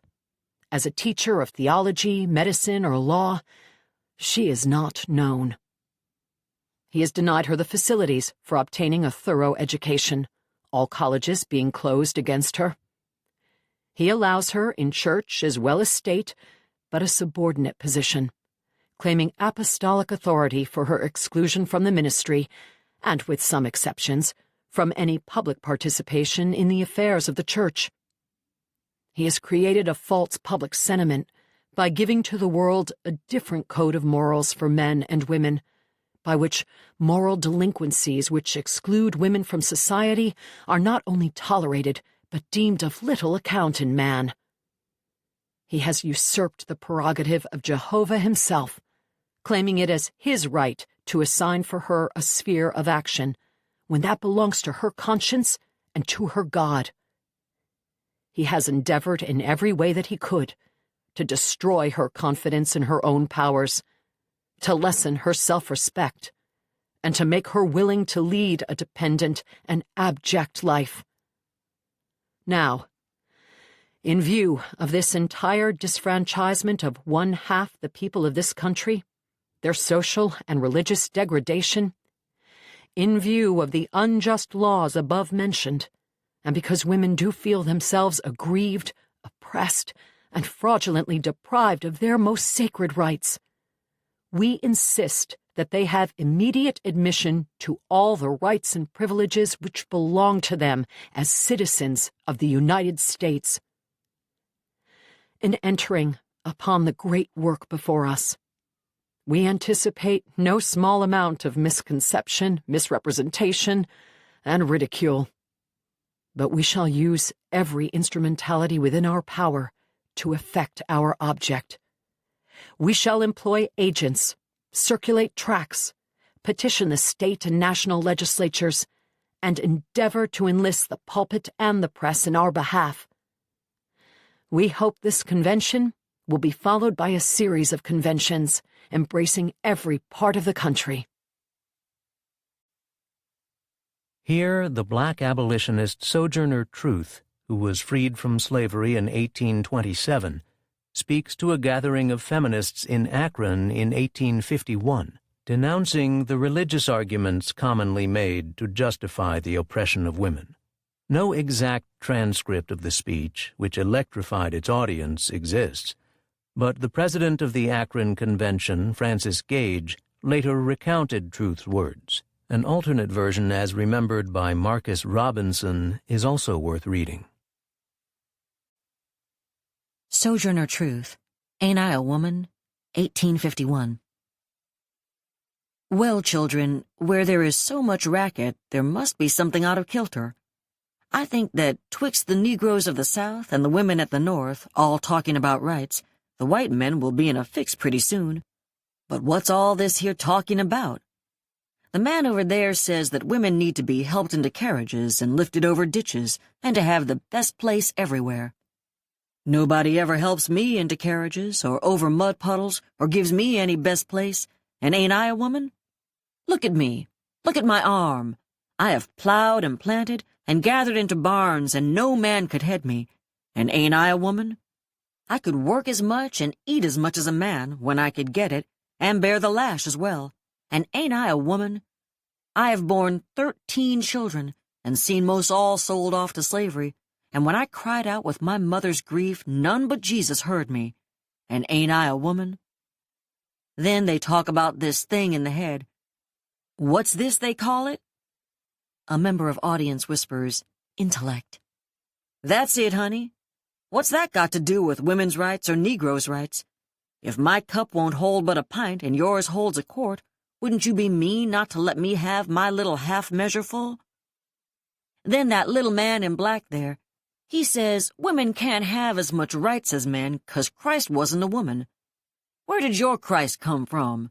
Where did your Christ come from? From God and a woman. Man had nothing to do with him. If the first woman God ever made was strong enough to turn the world upside down all alone, these women together ought to be able to turn it back and get it right side up again. And now they is asking to do it, the men better let them. Lucy Stone was not only the first woman in Massachusetts to earn a college degree, but the first woman in the United States to keep her own name after marriage. When Stone married Henry Blackwell in 1855, she and Blackwell registered the following protest, which was read at the ceremony and then published in abolitionist newspapers. Marriage Protest of Lucy Stone and Henry B. Blackwell, May 1st, 1855. While we acknowledge our mutual affection by publicly assuming the relationship of husband and wife, yet in justice to ourselves and a great principle, we deem it a duty to declare that this act on our part implies no sanction of, nor promise of voluntary obedience to such of the present laws of marriage as to refuse to recognize the wife as an independent, rational being, while they confer upon the husband an injurious and unnatural superiority, investing him with legal powers which no honorable man would exercise, and which no man should possess. We protest especially against the laws which give to the husband 1. The custody of the wife's person. 2. The exclusive control and guardianship of their children. 3. The sole ownership of her personal and use of her real estate, unless previously settled upon her or placed in the hands of trustees, as in the case of minors, lunatics, and idiots. 4. The absolute right to the product of her industry. 5. Also against laws which give to the widower so much larger and more permanent interest in the property of his deceased wife than they give to the widow in that of the deceased husband. 6. Finally, against the whole system by which the legal existence of the wife is suspended during marriage, so that in most states she neither has a legal part in the choice of her residence, nor can she make a will, nor sue or be sued in her own name, nor inherit property. We believe that personal independence and equal human rights can never be forfeited except for crime, that marriage should be an equal and permanent partnership, and so recognized by law. That until it is so recognized, married partners should provide against the radical injustice of present laws by every means in their power. In November 1872, Susan B. Anthony was one of 14 women who defied the law to cast a ballot in the presidential election. Anthony was arrested for knowingly voting without having a lawful right to vote, and on June 18, 1873, was found guilty. The next day, when her lawyer appealed the verdict, she addressed the court in response to a question from the judge, Ward Hunt. Susan B. Anthony addresses Judge Ward Hunt in the United States of America versus Susan B. Anthony, June 19, 1873. Judge Hunt, ordering the defendant to stand up. Has the prisoner anything to say why sentence shall not be pronounced? Miss Anthony. Yes, Your Honor, I have many things to say. For in your ordered verdict of guilty, you have trampled underfoot every vital principle of our government. My natural rights, my civil rights, my political rights, my judicial rights are all alike ignored. Robbed of the fundamental privilege of citizenship, I am degraded from the status of a citizen to that of a subject. And not only myself individually, but all of my sex are, by your Honor's verdict, doomed to political subjection under this so-called Republican form of government. Judge Hunt. The court cannot listen to a rehearsal of argument which the prisoner's counsel has already consumed 3 hours in presenting. Miss Anthony. May it please Your Honor, I am not arguing the question, but simply stating the reasons why sentence cannot, in justice, be pronounced against me. Your denial of my citizen's right to vote is the denial of my right of consent as one of the governed, the denial of my right of representation as one of the taxed, the denial of my right to a trial by a jury of my peers as an offender against law. Therefore, the denial of my sacred right to life, liberty, property, and, Judge Hunt, the court cannot allow the prisoner to go on. Miss Anthony. But Your Honor will not deny me this one and only poor privilege of protest against this high-handed outrage upon my citizens' rights. May it please the court to remember that since the day of my arrest last November, this is the first time that either myself or any person of my disfranchised class has been allowed a word of defense before judge or jury. Judge Hunt. The prisoner must sit down. The court cannot allow it. Miss Anthony. Of all of my prosecutors, from the corner grocery politician who entered the complaint to the United States Marshal, Commissioner, District Attorney, District Judge, Your Honor on the bench, not one is my peer. But each and all are my political sovereigns. And had Your Honor submitted my case to the jury, as was clearly your duty, even then I should have had just cause of protest, for not one of those men was my peer. But native or foreign-born, white or black, rich or poor, educated or ignorant, sober or drunk, each and every man of them was my political superior. Hence, in no sense, my peer. Under such circumstances, a commoner of England, tried before a jury of lords, would have far less cause to complain than have I, a woman, tried before a jury of men. Even my counsel, Honorable Henry R. Selden, who has argued my cause so ably, so earnestly, so unanswerably before Your Honor, is my political sovereign. Precisely as no disfranchised person is entitled to sit upon a jury, and no woman is entitled to the franchise, so none but a regularly admitted lawyer is allowed to practice in the courts, and no woman can gain admission to the bar. Hence, jury, judge, counsel, all must be of the superior class. Judge Hunt. The court must insist the prisoner has been tried according to the established forms of law. Miss Anthony. Yes, Your Honor, but by forms of law all made by men, interpreted by men, administered by men, in favor of men and against women. And hence, Your Honor's ordered verdict of guilty against a United States citizen for the exercise of the citizen's right to vote, simply because that citizen was a woman and not a man. But yesterday, the same man-made forms of law declared it a crime punishable with $1,000 fine and 6 months imprisonment to give a cup of cold water, a crust of bread, or a night's shelter to a panting fugitive tracking his way to Canada. and every man or woman in whose veins coursed a drop of human sympathy violated that wicked law, reckless of consequences, and was justified in doing so. As then the slaves who got their freedom had to take it over or under or through the unjust forms of law, precisely so now must women take it to get right to a voice in this government. And I have taken mine, and mean to take it at every opportunity. Judge Hunt: The court orders the prisoner to sit down. It will not allow another word. Miss Anthony: When I was brought before Your Honor for trial, I hoped for a broad and liberal interpretation of the Constitution and its recent amendments, which should declare all United States citizens under its protecting aegis, which should declare equality of rights the national guarantee to all persons born or naturalized in the United States.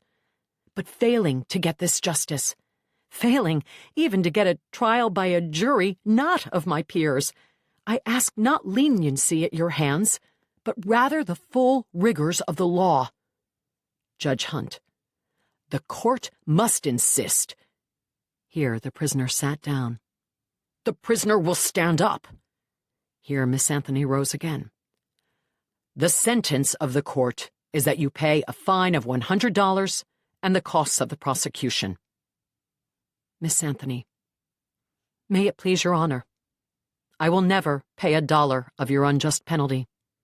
All the stock in trade I possess is a debt of $10,000 incurred by publishing my paper, The Revolution, the sole object of which was to educate all women to do precisely as I have done: rebel against your man-made, unjust, unconstitutional forms of law, which tax, fine, imprison, and hang women while denying them the right of representation in the government. And I will work on with might and main to pay every dollar of that honest debt. But not a penny shall go to this unjust claim. And I shall earnestly and persistently continue to urge all women to the practical recognition of the old revolutionary maxim: resistance to tyranny is obedience to God. Chapter 7: Indian Removal. The defeat of England in the American Revolution paved the way for the colonists to move westward into Indian territory, because the British had proclaimed in 1763 that they could not settle land beyond a certain line at the Appalachian Mountains. Thus, by 1840, out of a population in the United States of 13 million, 4,500,000 had crossed the mountains into the Mississippi Valley, that huge expanse of land crisscrossed by rivers flowing into the Mississippi from east and west. In 1820, 120,000 Indians lived east of the Mississippi. By 1844, fewer than 30,000 were left. Most of them had been killed or pushed westward by force. It was an early example of what in the late 20th century, referring to other countries, would be called ethnic cleansing. The Indians of Florida, Alabama, Georgia, and Mississippi resisted Indian removal, but they were no match, except for the determined resistance of the Seminoles in Florida, for the armed force of the United States. It was an ironic commentary that this brutal treatment of the Indians took place in the time often referred to in history books as the era of Jacksonian democracy. One of the great figures of early native resistance to colonization was Tecumseh, a Shawnee leader, who earned a reputation for his skills in fighting white settlers and militias in the Midwest. He and his brother worked toward the unification of Indians to struggle collectively against the encroachment on their lands by colonists as they expanded westward. Here he speaks to the Osages about the struggle against the colonists, arguing that nothing will satisfy them but the whole of our hunting grounds from the rising to the setting sun. Tecumseh's speech to the Osages, winter 1811 to 1812. Brothers, we all belong to one family. We are all children of the Great Spirit. We walk in the same path, slake our thirst at the same spring. And now affairs of the greatest concern lead us to smoke the pipe around the same council fire. Brothers, we are friends. We must assist each other to bear our burdens. The blood of many of our fathers and brothers has run like water on the ground to satisfy the avarice of the white men. We ourselves are threatened with a great evil. Nothing will pacify them but the destruction of all the red men. Brothers, when the white men first set foot on our grounds, they were hungry. They had no place on which to spread their blankets or to kindle their fires. They were feeble. They could do nothing for themselves. Our Father commiserated their distress and shared freely with them whatever the Great Spirit had given his red children. They gave them food when hungry, medicine when sick, spread skins for them to sleep on, and gave them grounds that they might hunt and raise corn. Brothers, the white people are like poisonous serpents. When chilled, they are feeble and harmless, but invigorate them with warmth, and they sting their benefactors to death. The white people came among us feeble, and now we have made them strong. They wish to kill us or drive us back, as they would wolves and panthers. Brothers, the white men are not friends to the Indians.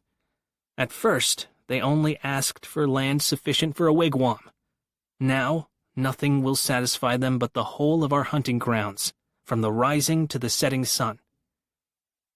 Brothers, the white men want more than our hunting grounds. They wish to kill our warriors. They would even kill our old men, women, and little ones. Brothers, many winters ago, there was no land. The sun did not rise and set. All was darkness. The Great Spirit made all things. He gave the white people a home beyond the great waters. He supplied these grounds with game, and gave them to his red children, and he gave them strength and courage to defend them. Brothers, my people wish for peace. The red men all wish for peace. But where the white people are, there is no peace for them, except it be on the bosom of our mother. Brothers, the white men despise and cheat the Indians. They abuse and insult them.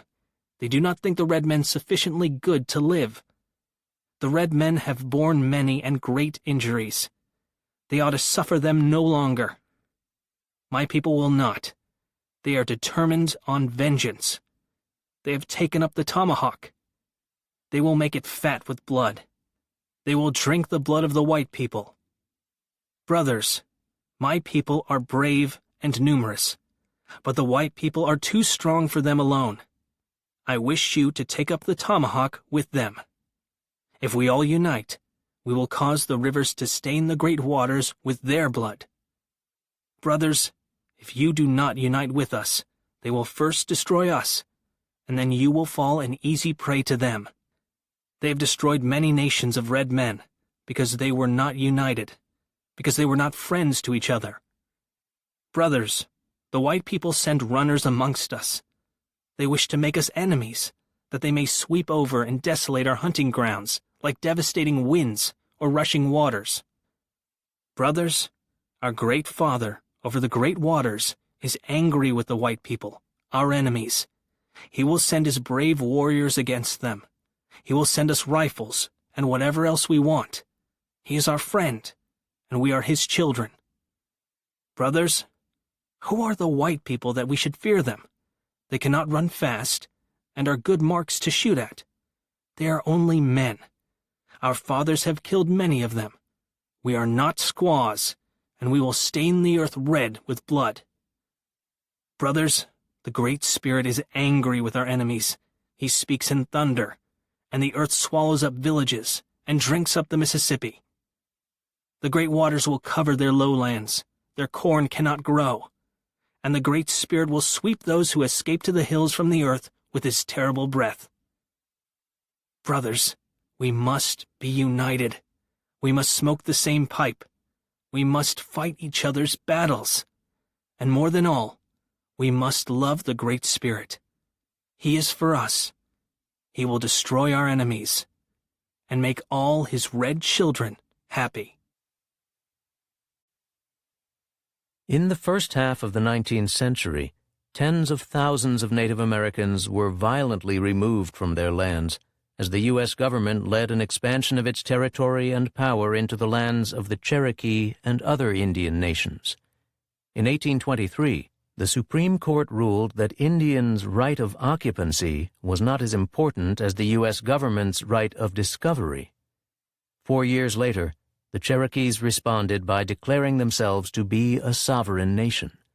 The state of Georgia, however, did not recognize their sovereign status, but saw them as tenants living on state land. The Cherokee took their case to the Supreme Court, which ruled against them. In 1830, President Andrew Jackson won approval of the Indian Removal Act, gaining the power to negotiate removal treaties with Indian tribes living east of the Mississippi. These two accounts document resistance of the Cherokees to their removal, whether by direct or by indirect measures. 2 documents on the Cherokee removal, 1829 and 1830. Cherokee Nation, Memorial of the Cherokee Indians, December 1829. To the Honorable Senate and House of Representatives of the United States of America, in Congress assembled. The undersigned memorialists humbly make known to your honorable bodies that they are free citizens of the Cherokee Nation. Circumstances of late occurrence have troubled our hearts, and induced us at this time to appeal to you, knowing that you are generous and just. As weak and poor children are accustomed to look to their guardians and patrons for protection, so we would come and make our grievances known. Will you listen to us? Will you have pity on us? You are great and renowned. The nation which you represent is like a mighty man who stands in his strength. But we are small. Our name is not renowned. You are wealthy, and have need of nothing. But we are poor in life, and have not the arm and power of the rich. By the will of our Father in heaven, the governor of the whole world, the red man of America has become small, and the white man great and renowned. When the ancestors of the people of these United States first came to the shores of America, they found the red man strong, though he was ignorant and savage, yet he received them kindly, and gave them dry land to rest their weary feet. They met in peace, and shook hands in token of friendship. Whatever the white man wanted and asked of the Indian, the latter willingly gave. At that time the Indian was the lord, and the white man the suppliant. But now the scene has changed. The strength of the red man has become weakness. As his neighbors increased in number, his power became less, and now, of the many and powerful tribes who once covered these United States, only a few are to be seen. A few whom a sweeping pestilence has left. The northern tribes, who were once so numerous and powerful, are now nearly extinct. Thus it has happened to the red man of America. Shall we, who are remnants, share the same fate? Brothers, we address you according to usage adopted by our forefathers, and the great and good men who have successfully directed the councils of the nation you represent. We now make known to you our grievances. We are troubled by some of your own people. Our neighbor, the state of Georgia, is pressing hard upon us, and urging us to relinquish our possessions for her benefit. We are told, if we do not leave the country, which we dearly love, and betake ourselves to the western wilds, the laws of the state will be extended over us, and the time, 1st of June, 1830, is appointed for the execution of the edict. When we first heard of this, we were grieved and appealed to our father, the President, and begged that protection might be extended over us. But we were doubly grieved when we understood, from a letter of the Secretary of War to our delegation, dated March of the present year, that our father the President had refused us protection, and that he had decided in favor of the extension of the laws of the state over us. This decision induces us to appeal to the immediate representatives of the American people. We dearly love our country, and it is due to your honorable bodies, as well as to us, to make known why we think the country is ours, and why we wish to remain in peace where we are. The land on which we stand we have received as an inheritance from our fathers, who possessed it from time immemorial, as a gift from our common Father in heaven. We have already said that when the white man came to the shores of America, our ancestors were found in peaceable possession of this very land.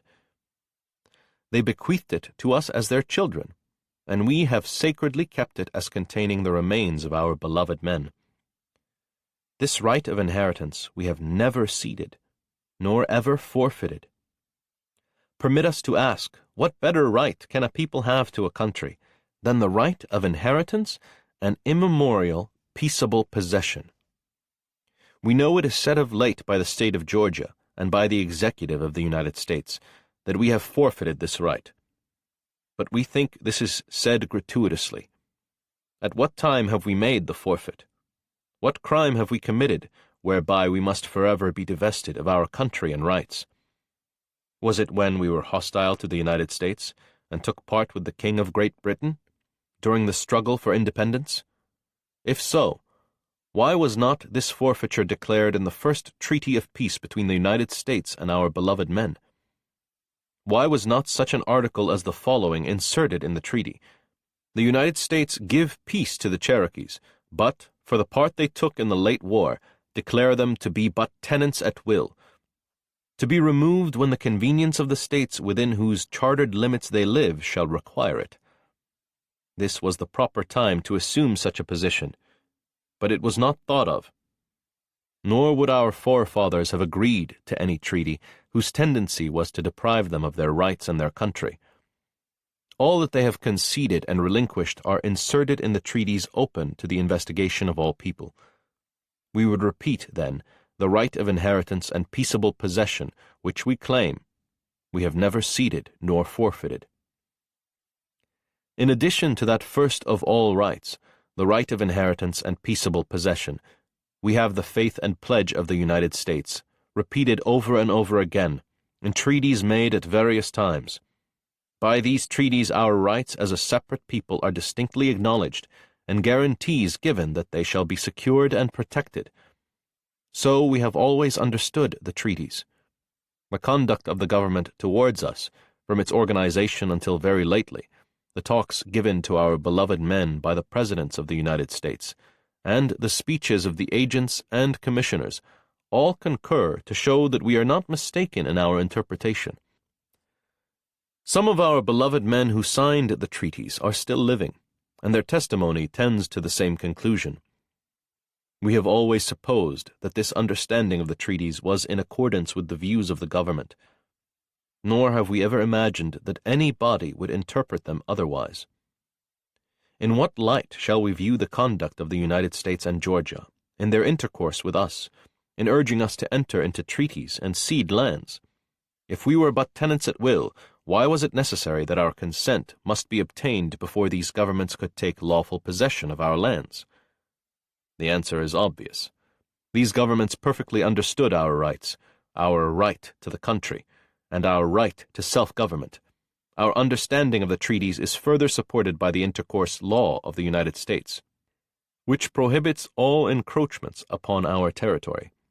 The undersigned memorialists humbly represent that if their interpretation of the treaties has been different from that of the government, then they have ever been deceived as to how the government regarded them, and what she asked and promised. Moreover, they have uniformly misunderstood their own acts. In view of the strong ground upon which their rights are founded, your memorialists solemnly protest against being considered as tenants at will, or as mere occupants of the soil, without possessing the sovereignty. We have already stated to your honorable bodies that our forefathers were found in possession of this soil in full sovereignty by the first European settlers, and as we have never ceded nor forfeited the occupancy of the soil and the sovereignty over it, we do solemnly protest against being forced to leave it, either direct or by indirect measures. To the land of which we are now in possession we are attached. It is our fathers' gift. It contains their ashes. It is the land of our nativity, and the land of our intellectual birth. We cannot consent to abandon it, for another far inferior, and which holds out to us no inducements. We do, moreover, protest against the arbitrary measures of our neighbor, the state of Georgia, in her attempt to extend her laws over us, in surveying our lands without our consent, and in direct opposition to treaties and the intercourse law of the United States, and interfering with our municipal regulations in such a manner as to derange the regular operations of our own laws. To deliver and protect them from all these and every encroachment upon their rights, the undersigned memorialists do most earnestly pray your honorable bodies. Their existence and future happiness are at stake. Divest them of their liberty and country, and you sink them in degradation, and put a check, if not a final stop, to their present progress in the arts of civilized life, and in the knowledge of the Christian religion.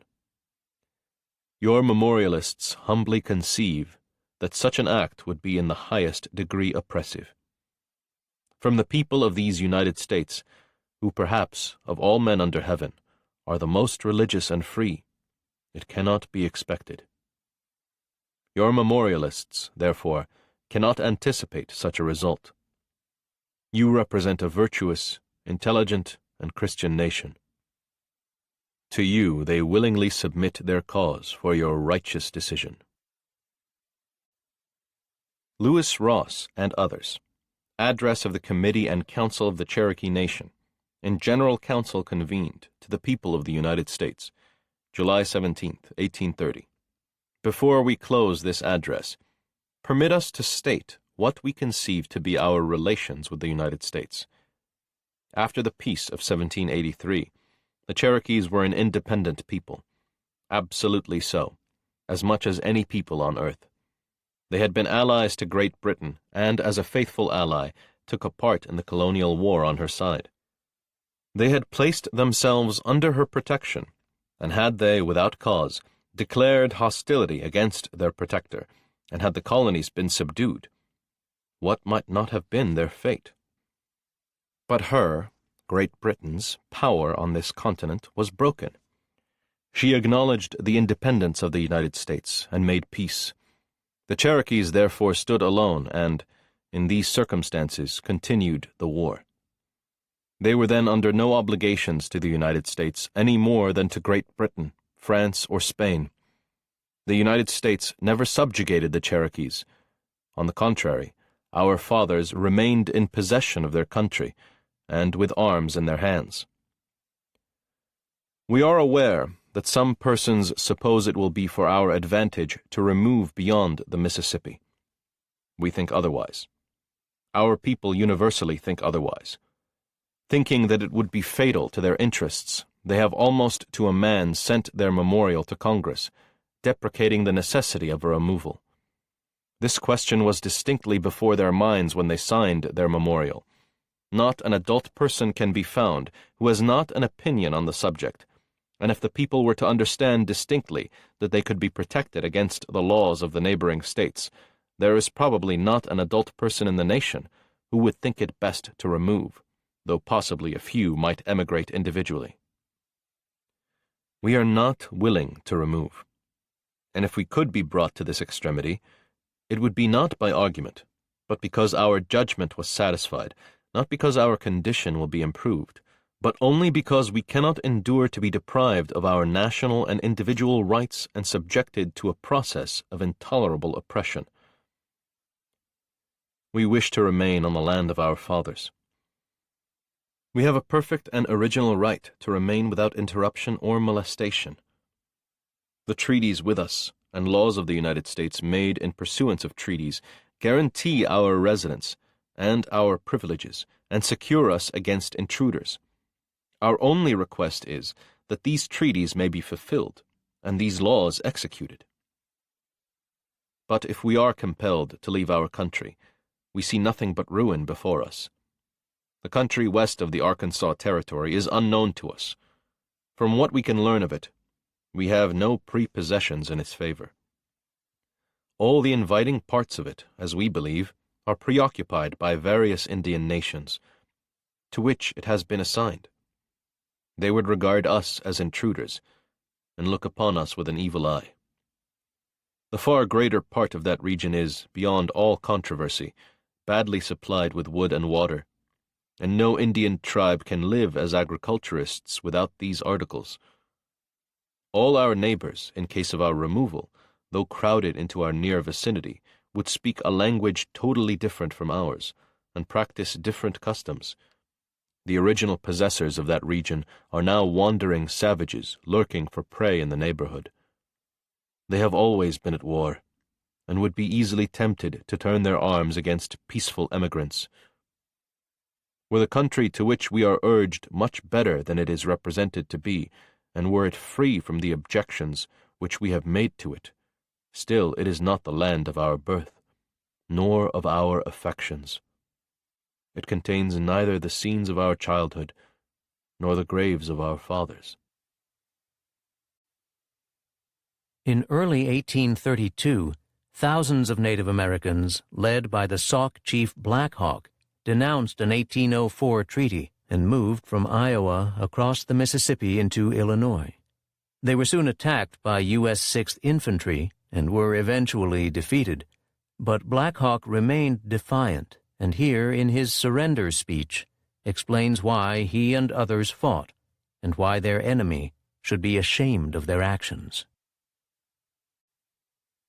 Black Hawk's Surrender Speech, 1832.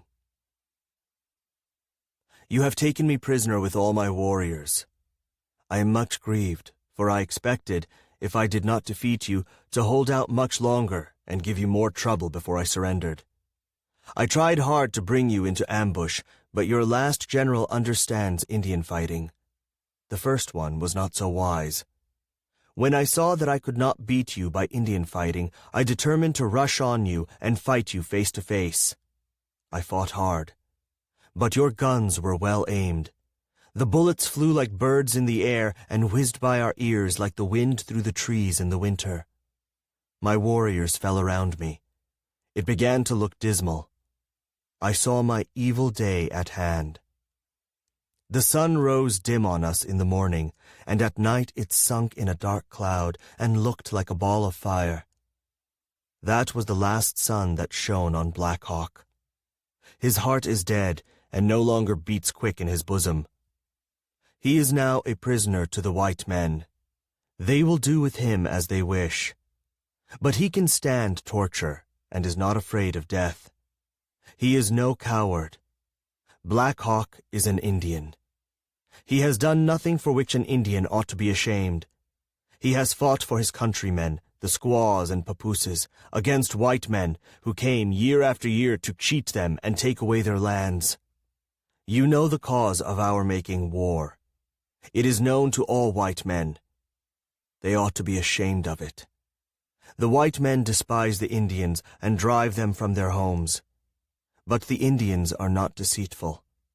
The white men speak bad of the Indian and look at him spitefully.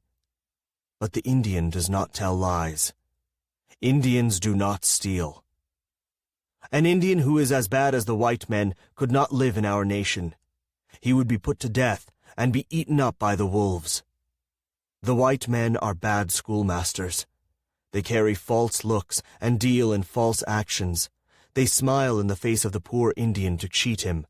They shake them by the hand to gain their confidence, to make them drunk, to deceive them and ruin our wives. We told them to let us alone.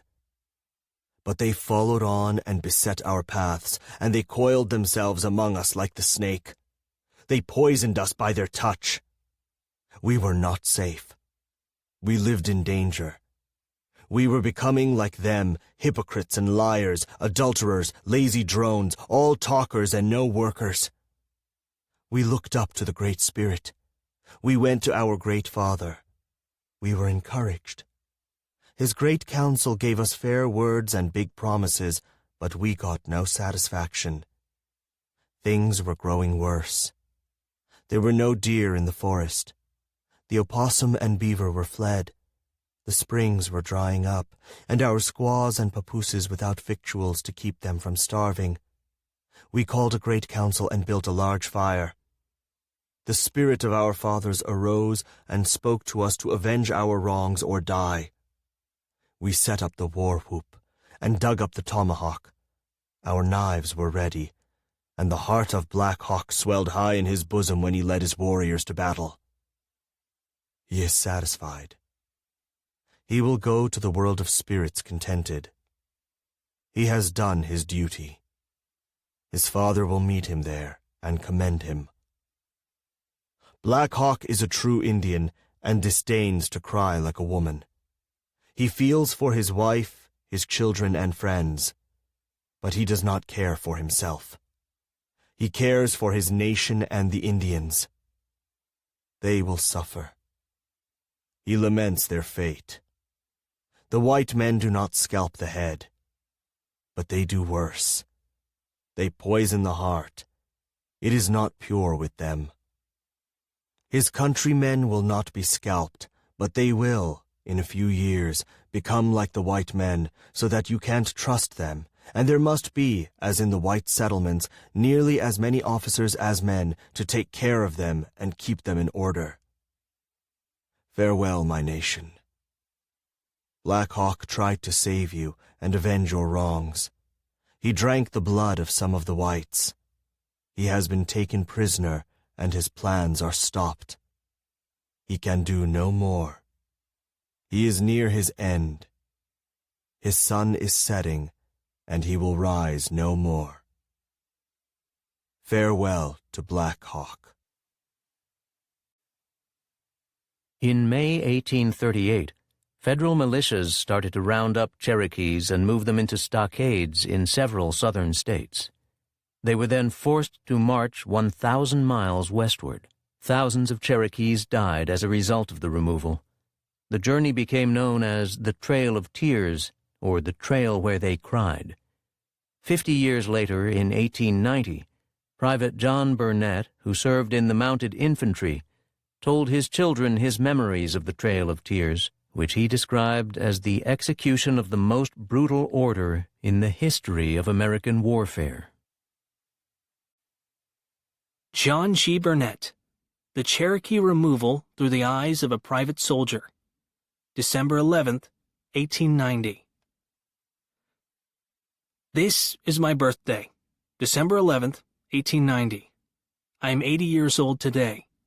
I was born at King's Iron Works in Sullivan County, Tennessee, December the 11th, 1810. I grew into manhood fishing in Beaver Creek and roaming through the forest hunting the deer and the wild boar and the timber wolf, often spending weeks at a time in the solitary wilderness with no companions but my rifle, hunting knife, and a small hatchet that I carried in my belt in all of my wilderness wanderings.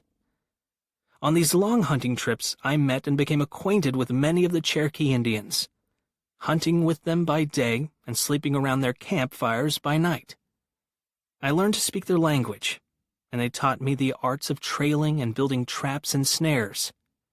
On one of my long hunts in the fall of 1829, I found a young Cherokee who had been shot by a roving band of hunters and who had eluded his pursuers and concealed himself under a shelving rock.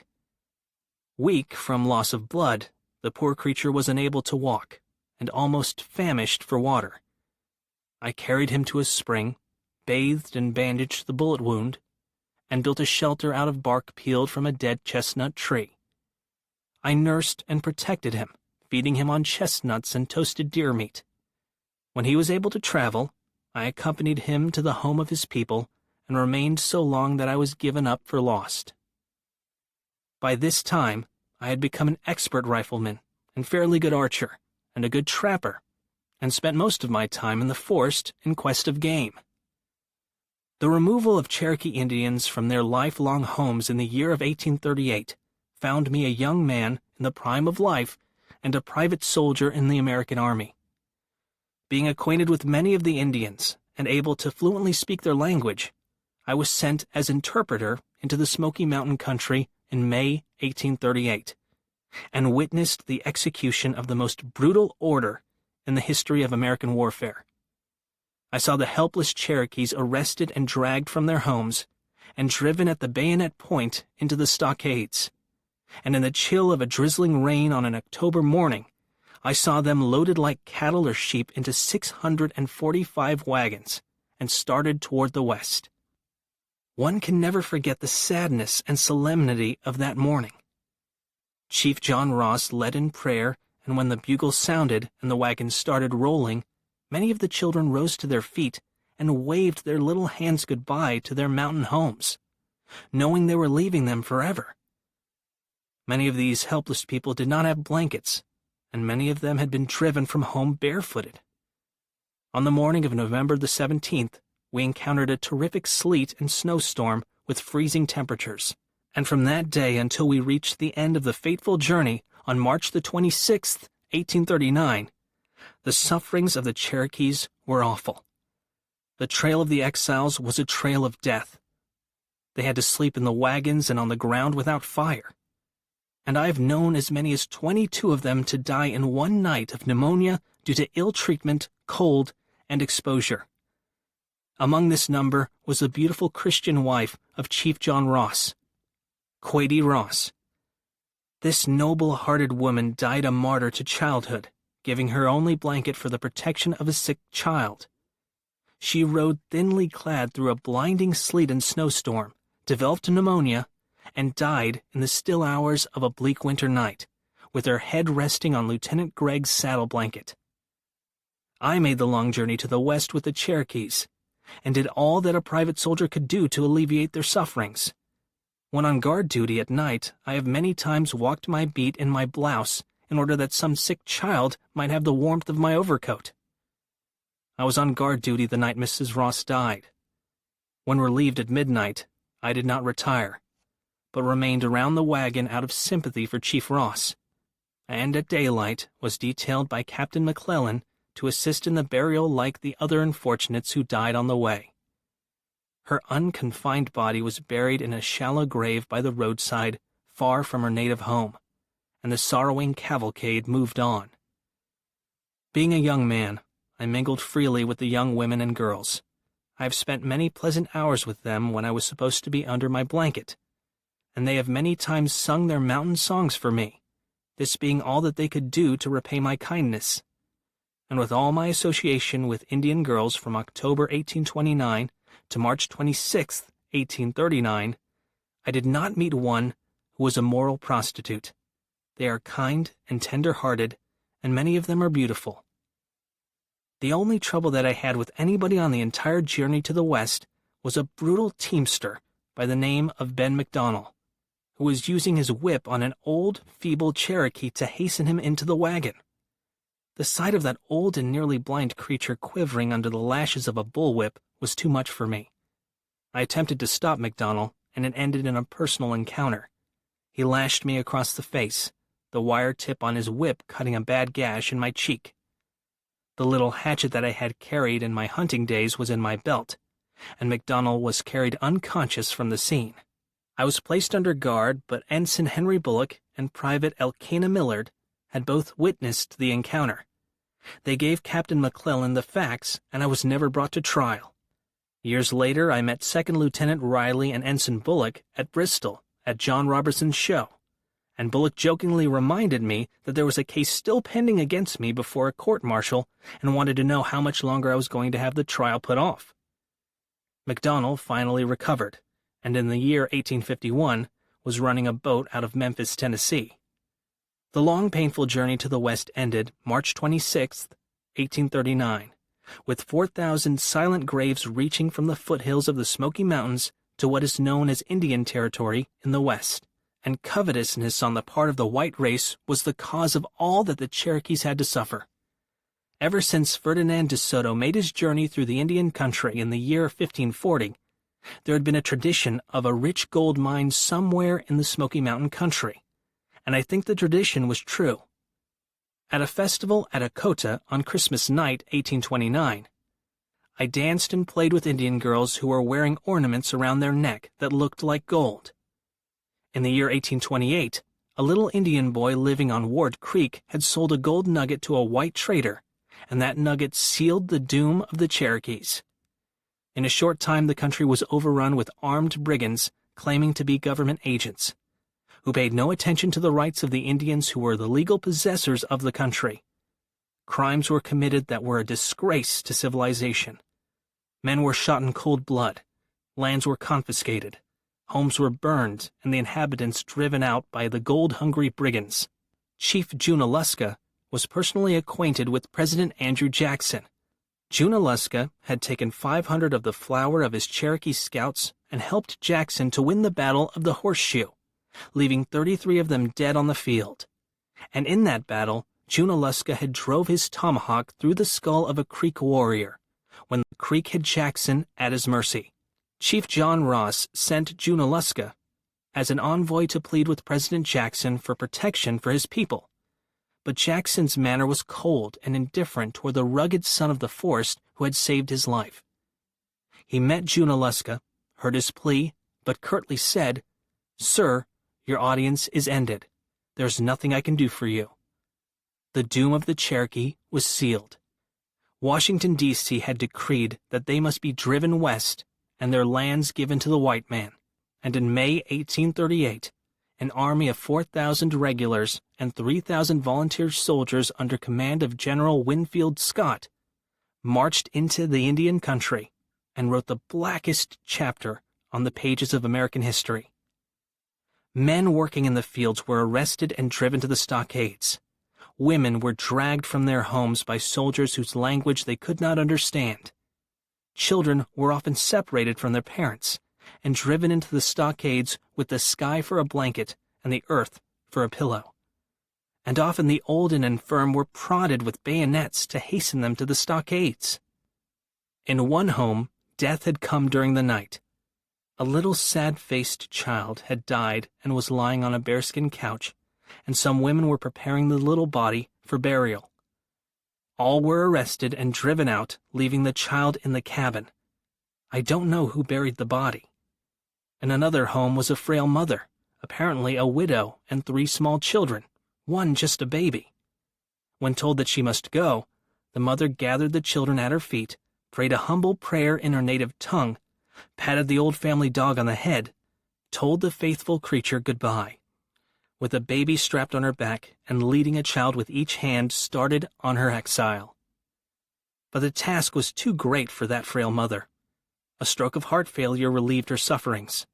She sunk and died with her baby on her back, and her other 2 children clinging to her hands.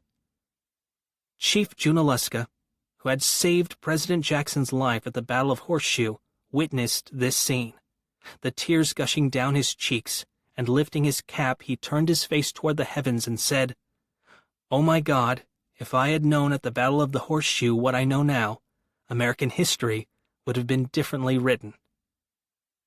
At this time, 1890, we are too near the removal of the Cherokees for our young people to fully understand the enormity of the crime that was committed against a helpless race.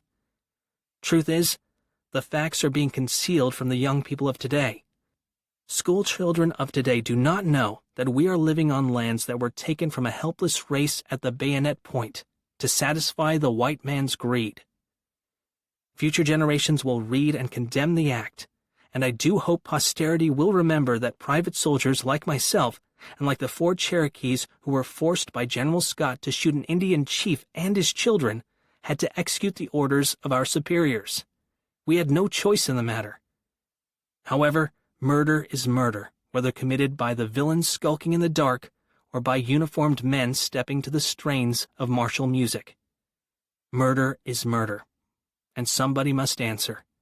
Somebody must explain the streams of blood that flowed in the Indian country in the summer of 1838. Somebody must explain the 4,000 silent graves that marked the trail of the Cherokees to their exile. I wish I could forget it all, but the picture of 645 wagons lumbering over the frozen ground with their cargo of suffering humanity still lingers in my memory. Let the historian of a future day tell the sad story with its sighs, its tears, and dying groans. Let the great judge of all the earth weigh our actions and reward us according to our work. The lands of the Nez Perce stretched from Oregon to Idaho, but after the gold rush in the 1860s, the federal government seized millions of acres of their lands, crowding them into a small part of their former lands. Chief Joseph led the resistance to the ongoing encroachment of Nez Perce lands in the 1870s, but his people came under fierce attack in 1877. Chief Joseph was forced to lead a retreat toward the Canadian border. He and his followers were defeated some 40 miles from the border in Montana on October 5, 1877. He was sent to the Indian Territories in Oklahoma, where he continued to speak out against the crimes of the U.S. government, as he did in a visit to Washington in 1879. Two statements by Chief Joseph of the Nez Perce, 1877 and 1879. Chief Joseph's surrender, October 5th, 1877. Tell General Oliver Otis Howard, I know his heart. What he told me before, I have it in my heart. I am tired of fighting. Tahul Shuta is dead. Looking Glass is dead. The old men are all dead. It is the young men who say yes or no. He who led on the young men is dead. It is cold, and we have no blankets. The little children are freezing to death. My people, some of them, have run away to the hills and have no blankets, no food. No one knows where they are, perhaps freezing to death. I want to have time to look for my children and see how many of them I can find. Maybe I shall find them among the dead. Hear me, my chiefs. I am tired. My heart is sick and sad. From where the sun now stands, I will fight no more, forever. Chief Joseph recounts his trip to Washington, D.C., 1879. At last I was granted permission to come to Washington and bring my friend Yellow Bull and our interpreter with me. I am glad I came. I have shaken hands with a good many friends, but there are some things I want to know which no one seems able to explain. I cannot understand how the government sends a man out to fight us, as it did General Nelson Miles, and then breaks his word. Such a government has something wrong about it. I cannot understand why so many chiefs are allowed to talk so many different ways and promise so many different things.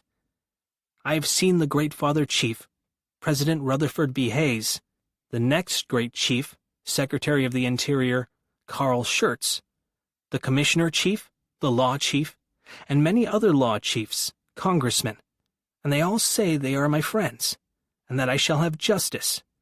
But while all their mouths talk right, I do not understand why nothing is done for my people. I have heard talk and talk, but nothing is done. Good words do not last long unless they amount to something.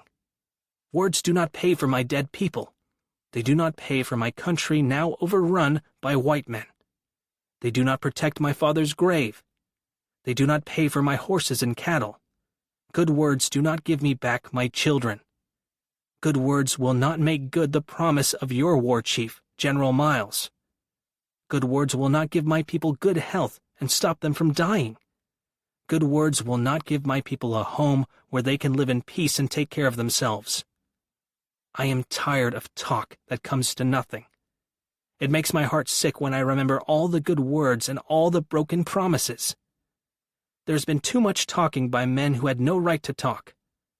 Too many misinterpretations have been made. Too many misunderstandings have come up between the white men and the Indians. If the white man wants to live in peace with the Indian, he can live in peace. There need be no trouble. Treat all men alike. Give them the same laws. Give them all an even chance to live and grow. All men were made by the same Great Spirit, Chief. They are all brothers.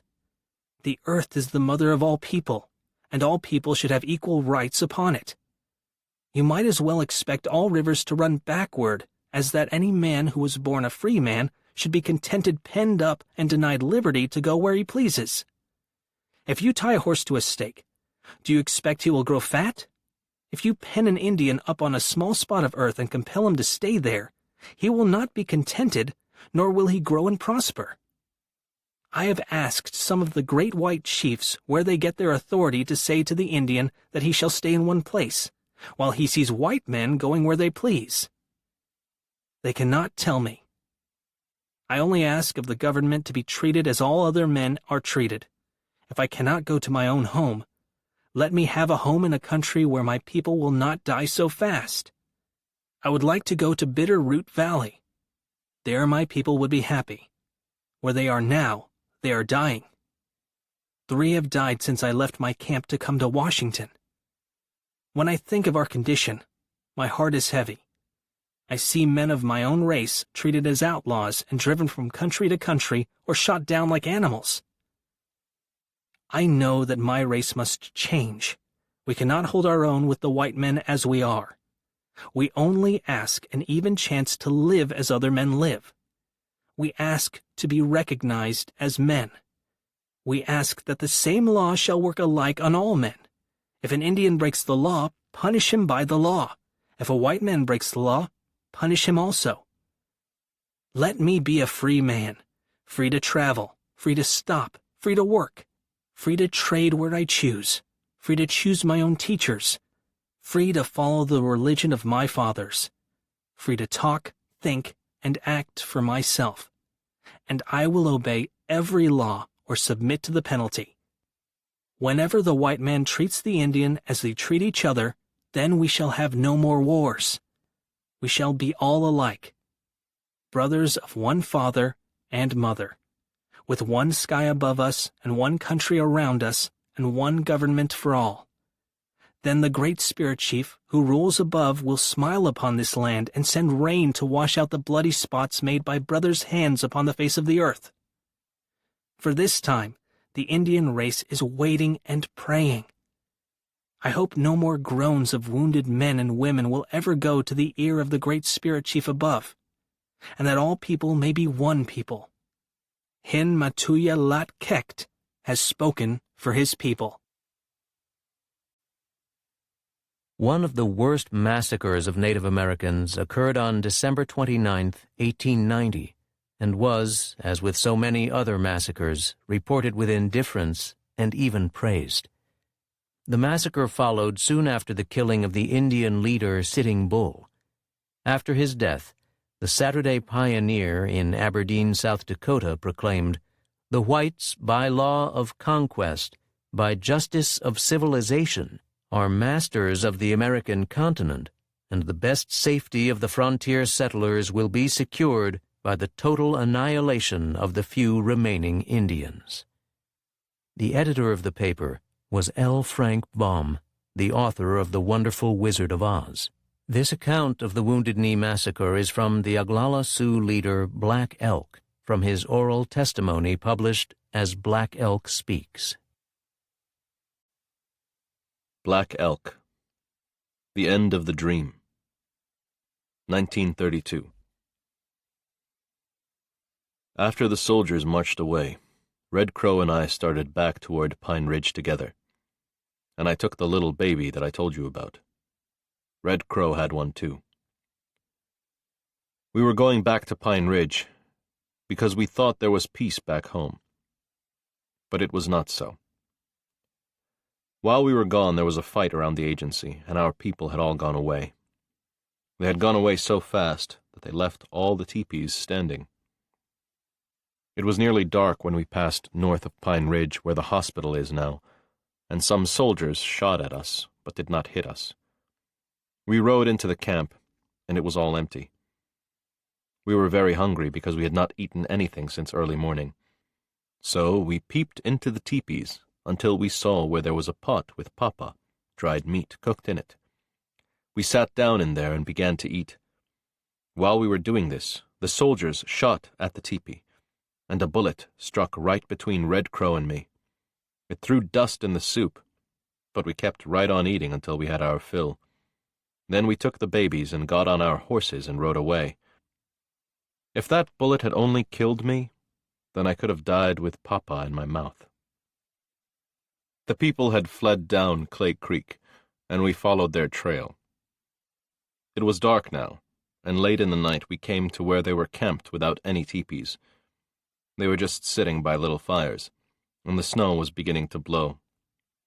We rode in among them, and I heard my mother's voice. She was singing a death song for me, because she felt sure I had died over there, She was so glad to see me that she cried and cried. Women who had milk fed the little babies that Red Crow and I brought with us. I think nobody but the little children slept any that night. The snow blew, and we had no teepees. When it was getting light, a war party went out, and I went along. But this time I took a gun with me. When I started out the day before to Wounded Knee, I took only my sacred bow, which was not made to shoot with, because I was a little in doubt about the Wanikia religion at that time, and I did not really want to kill anybody because of it. But I did not feel like that anymore. After what I had seen over there, I wanted revenge. I wanted to kill. We crossed White Clay Creek and followed it up, keeping on the west side. Soon we could hear many guns going off, so we struck west, following a ridge to where the fight was. It was close to the mission, and there are many bullets in the mission yet. From this ridge we could see that the Lakotas were on both sides of the creek and were shooting at soldiers who were coming down the creek. As we looked down, we saw a little ravine, and across this was a big hill. We crossed and rode up the hillside. They were fighting right there, and the Lakota cried to me, "Black Elk, this is the kind of a day in which to do something great." I answered, "How?" Then I got off my horse and rubbed earth on myself, to show the powers that I was nothing without their help. Then I took my rifle, got on my horse, and galloped up to the top of the hill. Right below me the soldiers were shooting, and my people called out to me not to go down there, but that there were some good shots among the soldiers, and I should get killed for nothing. But I remembered my great vision, the part where the geese of the north appeared. I depended upon their power, stretching out my arms with my gun in the right hand, like a goose soaring when it flies low to turn in a change of weather. I made the sound the geese make, brrp, brrp, brrp, and doing this I charged. The soldiers saw, and began shooting fast at me. I kept right on with my buckskin running, shot in their faces when I was near, then swung wide and rode back up the hill. All this time the bullets were buzzing around me and I was not touched. I was not even afraid. It was like being in a dream about shooting.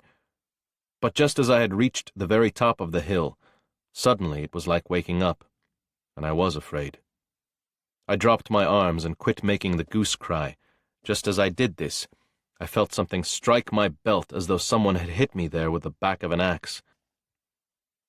I nearly fell out of my saddle, but I managed to hold on and rode over the hill. An old man by the name of Protector was there, and he ran up and held me, for now I was falling off my horse. I will show you where the bullet struck me sidewise across the belly here, showing a long, deep scar on the abdomen. My insides were coming out. Protector tore up a blanket in strips and bound it around me so that my insides would stay in. But now I was crazy to kill, and I said to Protector, "Help me on my horse. Let me go over there. It is a good day to die, so I will go over there." But Protector said, "No, young nephew, you must not die today. That would be foolish. Your people need you. There may be a better day to die." He lifted me into my saddle and led my horse away downhill. Then I began to feel very sick. By now it looked as though the soldiers would be wiped out, and the Lakotas were fighting harder. But I heard that, after I left, the black Wasichu soldiers came, and the Lakotas had to retreat. There were many of our children in the mission, and the sisters and priests were taking care of them. I heard there were sisters and priests right in the battle helping wounded people and praying. There was a man by the name of Little Soldier who took charge of me and brought me to where our people were camped. While we were over at the mission fight, they had fled to the O'Ona Gage and were camped on top of it, where the women and children would be safe from soldiers. Old Hollow Horn was there. He was a very powerful bear medicine man, and he came over to heal my wound. In 3 days I could walk, but I kept a piece of blanket tied around my belly. It was now nearly the middle of the moon of frost in the teepee, January. We heard that soldiers were on Smoky Earth River and were coming to attack us in the Onondaga. They were near Black Feather's place, so a party of about 60 of us started on the warpath to find them. My mother tried to keep me at home, because although I could walk and ride a horse, my wound was not all healed yet. But I would not stay, for after what I had seen at Wounded Knee, I wanted a chance to kill soldiers. We rode down Grass Creek to Smoky Earth, and crossed riding downstream. Soon from the top of a little hill, we saw wagons and cavalry guarding them. The soldiers were making a corral of their wagons and getting ready to fight. We got off our horses and went behind some hills to a little knoll, where we crept up to look at the camp. Some soldiers were bringing harnessed horses down to a little creek to water, and I said to the others, "If you will stay here and shoot at the soldiers, I will charge over there and get some good horses." They knew of my power, so they did this, and I charged on my buckskin while the others kept shooting. I got 7 of the horses, but when I started back with these, all the soldiers saw me and began shooting. They killed 2 of my horses, but I brought 5 back safe and was not hit. When I was out of range, I caught up a fine, bald-faced bay and turned my buckskin loose. Then I drove the others back to our party. By now more cavalry were coming up the river, a big bunch of them, and there was some hard fighting for a while, because there were not enough of us. We were fighting and retreating, and all at once I saw Red Willow on foot running. He called to me, "Cousin, my horse is killed." So I caught up a soldier's horse that was dragging a rope and brought it to Red Willow while the soldiers were shooting fast at me. Just then, for a little while, I was a Wanikia myself. In this fight, Long Bear and another man, whose name I have forgotten, were badly wounded. But we saved them and carried them along with us. The soldiers did not follow us far into the Badlands, and when it was night, we rode back with our wounded to the Onondaga.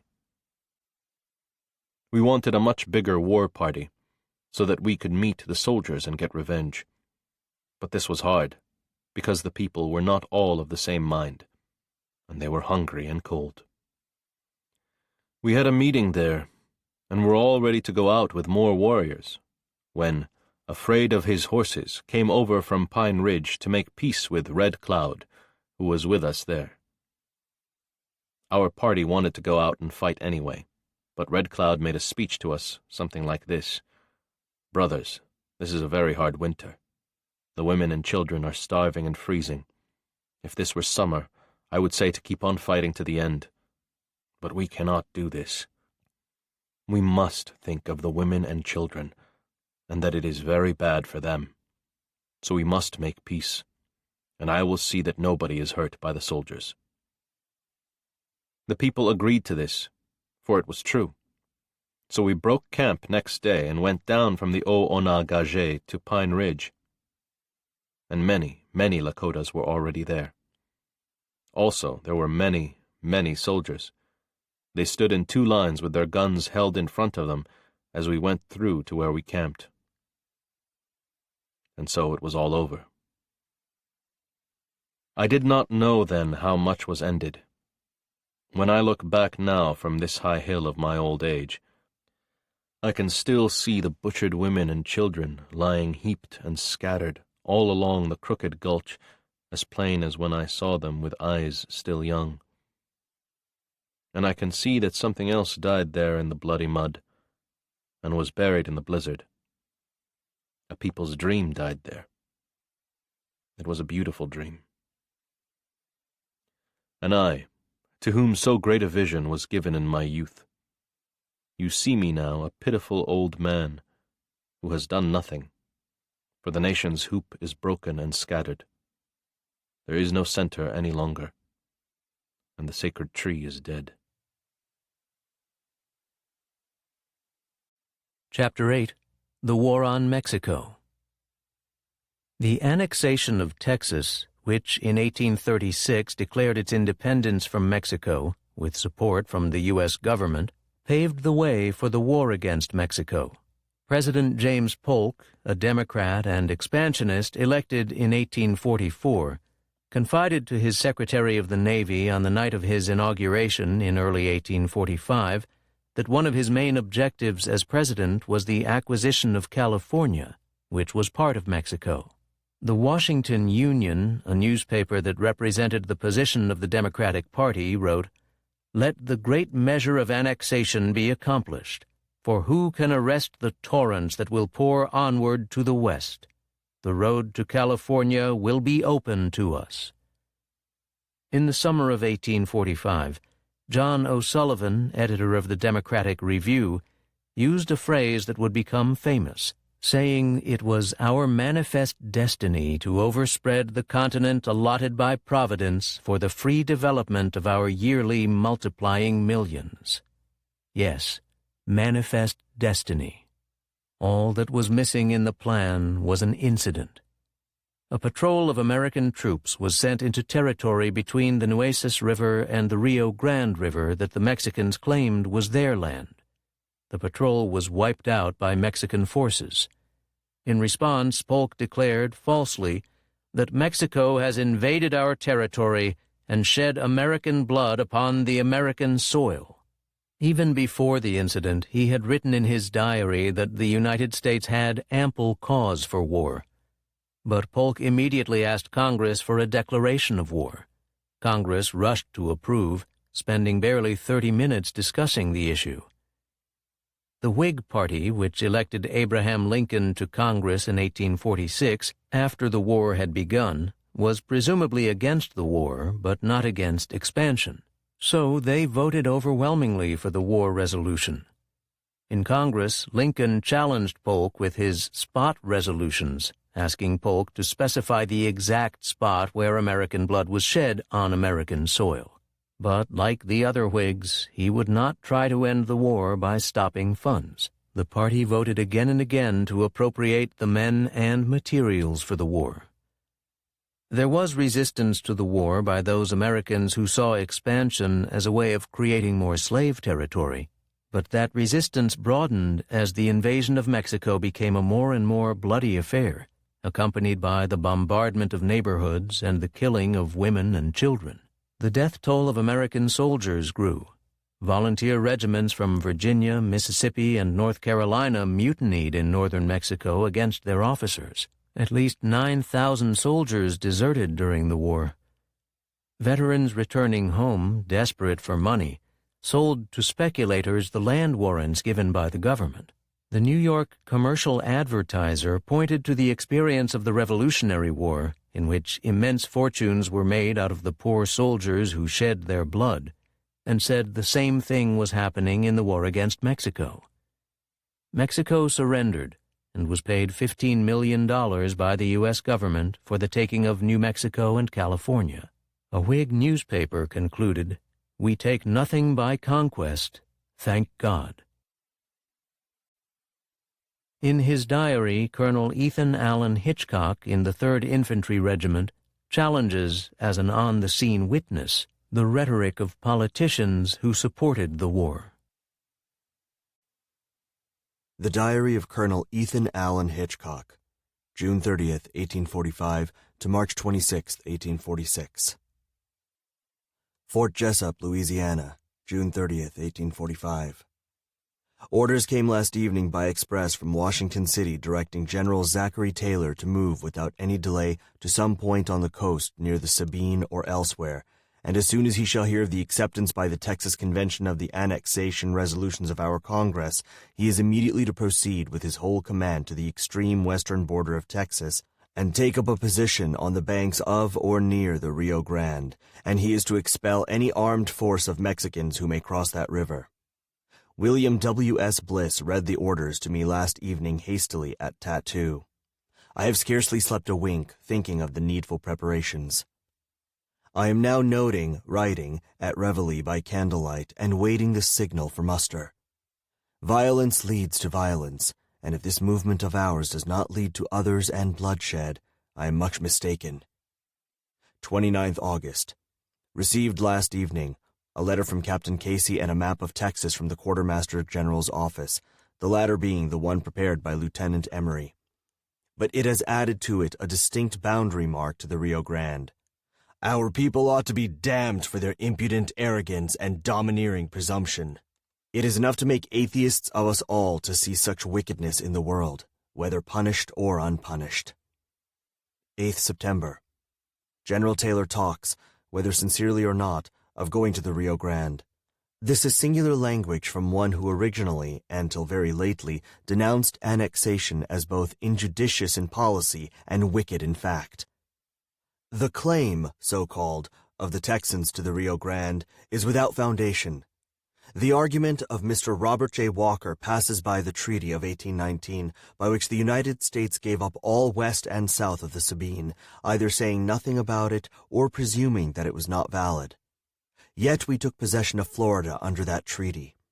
The truth is that the limits of old Louisiana were never settled until by that treaty, so that the Treaty of 1819 was really only a treaty of limits or boundary so far as Louisiana was concerned. And to say that the Senate, or treaty-making power, has no authority to determine a question of boundary is preposterous. Louisiana had no fixed boundaries when Louis XV ceded it to Charles III of Spain, and none when it was ceded back to France, to Napoleon, and continued to have none when it was purchased by the United States as much a foreign country as Yucatan, and we have no right whatever to go beyond the treaty. As for Texas, her original limit was the Nueces, and the hills ranging north from its sources, and she has never conquered, possessed, or exercised dominion west of the Nueces, except that a small smuggling company at this place, living here by Mexican sufferance, if not under Mexican protection, has chosen to call itself Texan, and some of the inhabitants have chosen to call themselves Texans. C.C., Corpus Christi, September 20th. He, Taylor, seems quite to have lost all respect for Mexicans' rights and willing to be an instrument of Mr. Polk for pushing our boundary as far west as possible. When I told him that, if he suggested a movement, which he told me he intended, Mr. Polk would seize upon it and throw the responsibility on him, he at once said he would take it, and added that if the President instructed him to use his discretion, he would ask no orders, but would go upon the Rio Grande as soon as he could get transportation. I think the General wants an additional brevet, medal, and would strain a point to get it. 2nd November.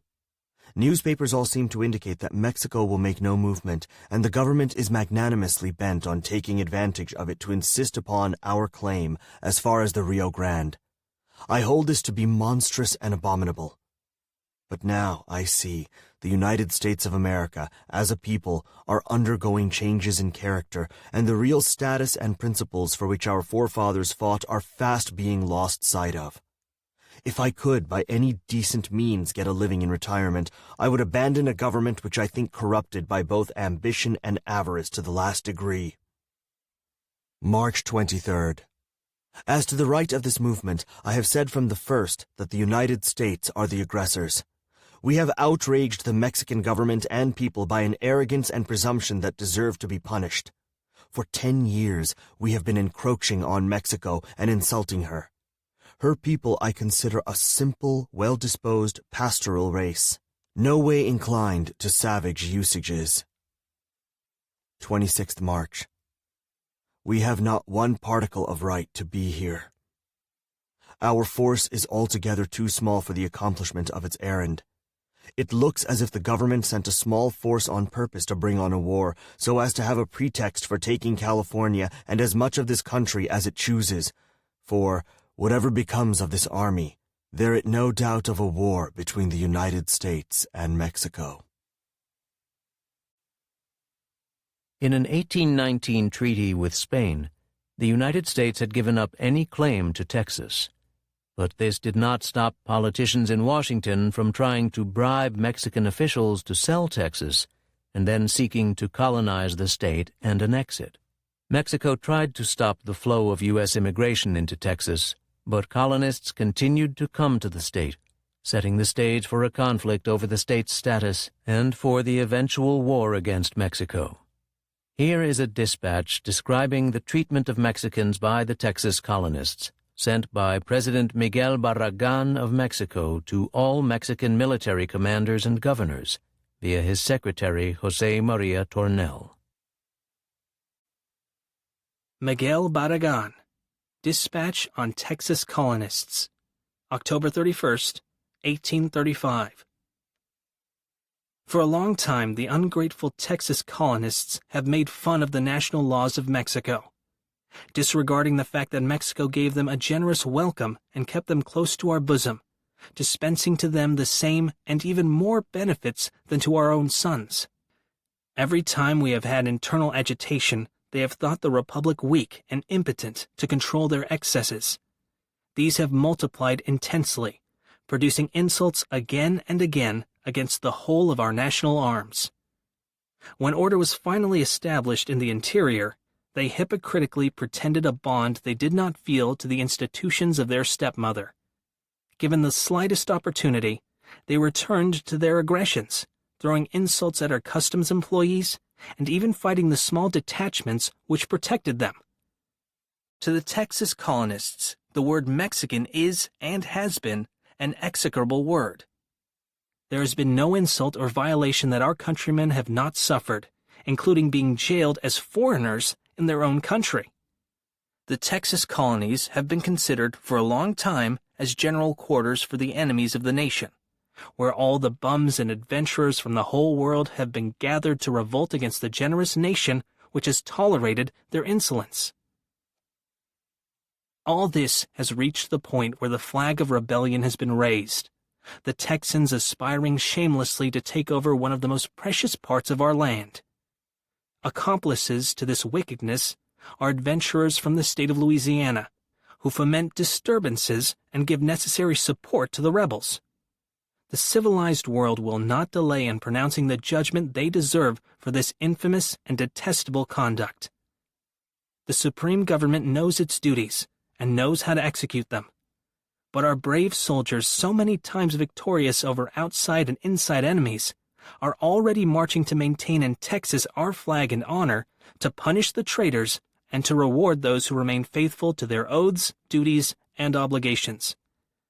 In this national war, so unjustly provoked, justice and power are on our side. On the rebels' side, crime, usurpation, and the torch of discord they intend to use against our republic in order to humble and vilify it. Their ideas will be frustrated. Our nation is and will be what it ought to be, a great and glorious country when our laws, property, and rights are being violently attacked. Your Excellencies, make a call to the troops under your command that they will produce brilliant testaments of their invincibility in this foreign war, as they were in Tepeaca, Córdoba, Azcapotzalco, in the Huerta, in Veracruz, and Tampico de Tamaulipas. The government believes that not one Mexican worthy of his country will favor the treason of foreign rebels, but that if such a misfortunate exists, the power and duty of punishing him lies in your hands. God and liberty.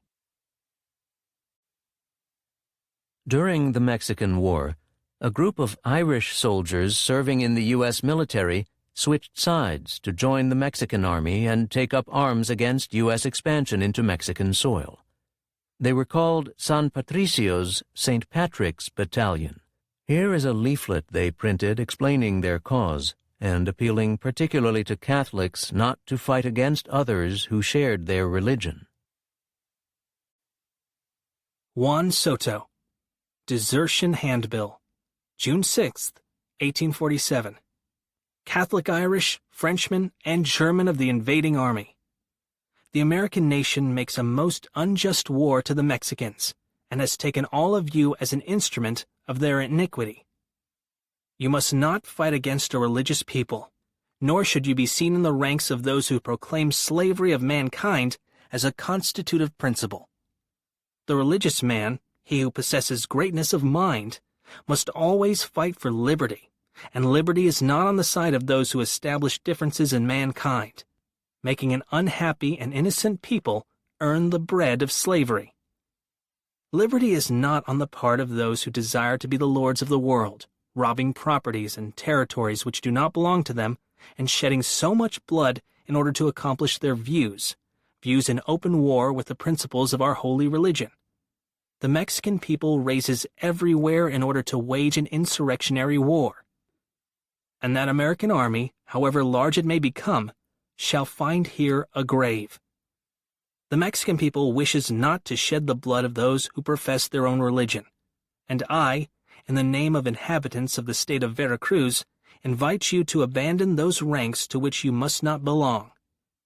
I have given the necessary orders so that, should you abandon them, you may be respected in all the towns and places of the states where you happen to go, and all the requisite assistance shall be given to all, till brought before me.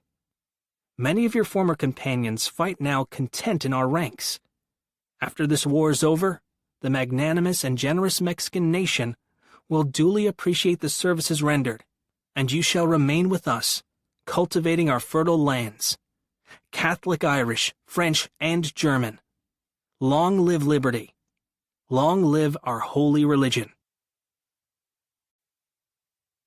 In 1829, Mexico abolished slavery, threatening the power of slaveholders who wanted to expand the territory in which slaves could be legally held. For the next 2 decades, a battle would be fought over the status of Texas.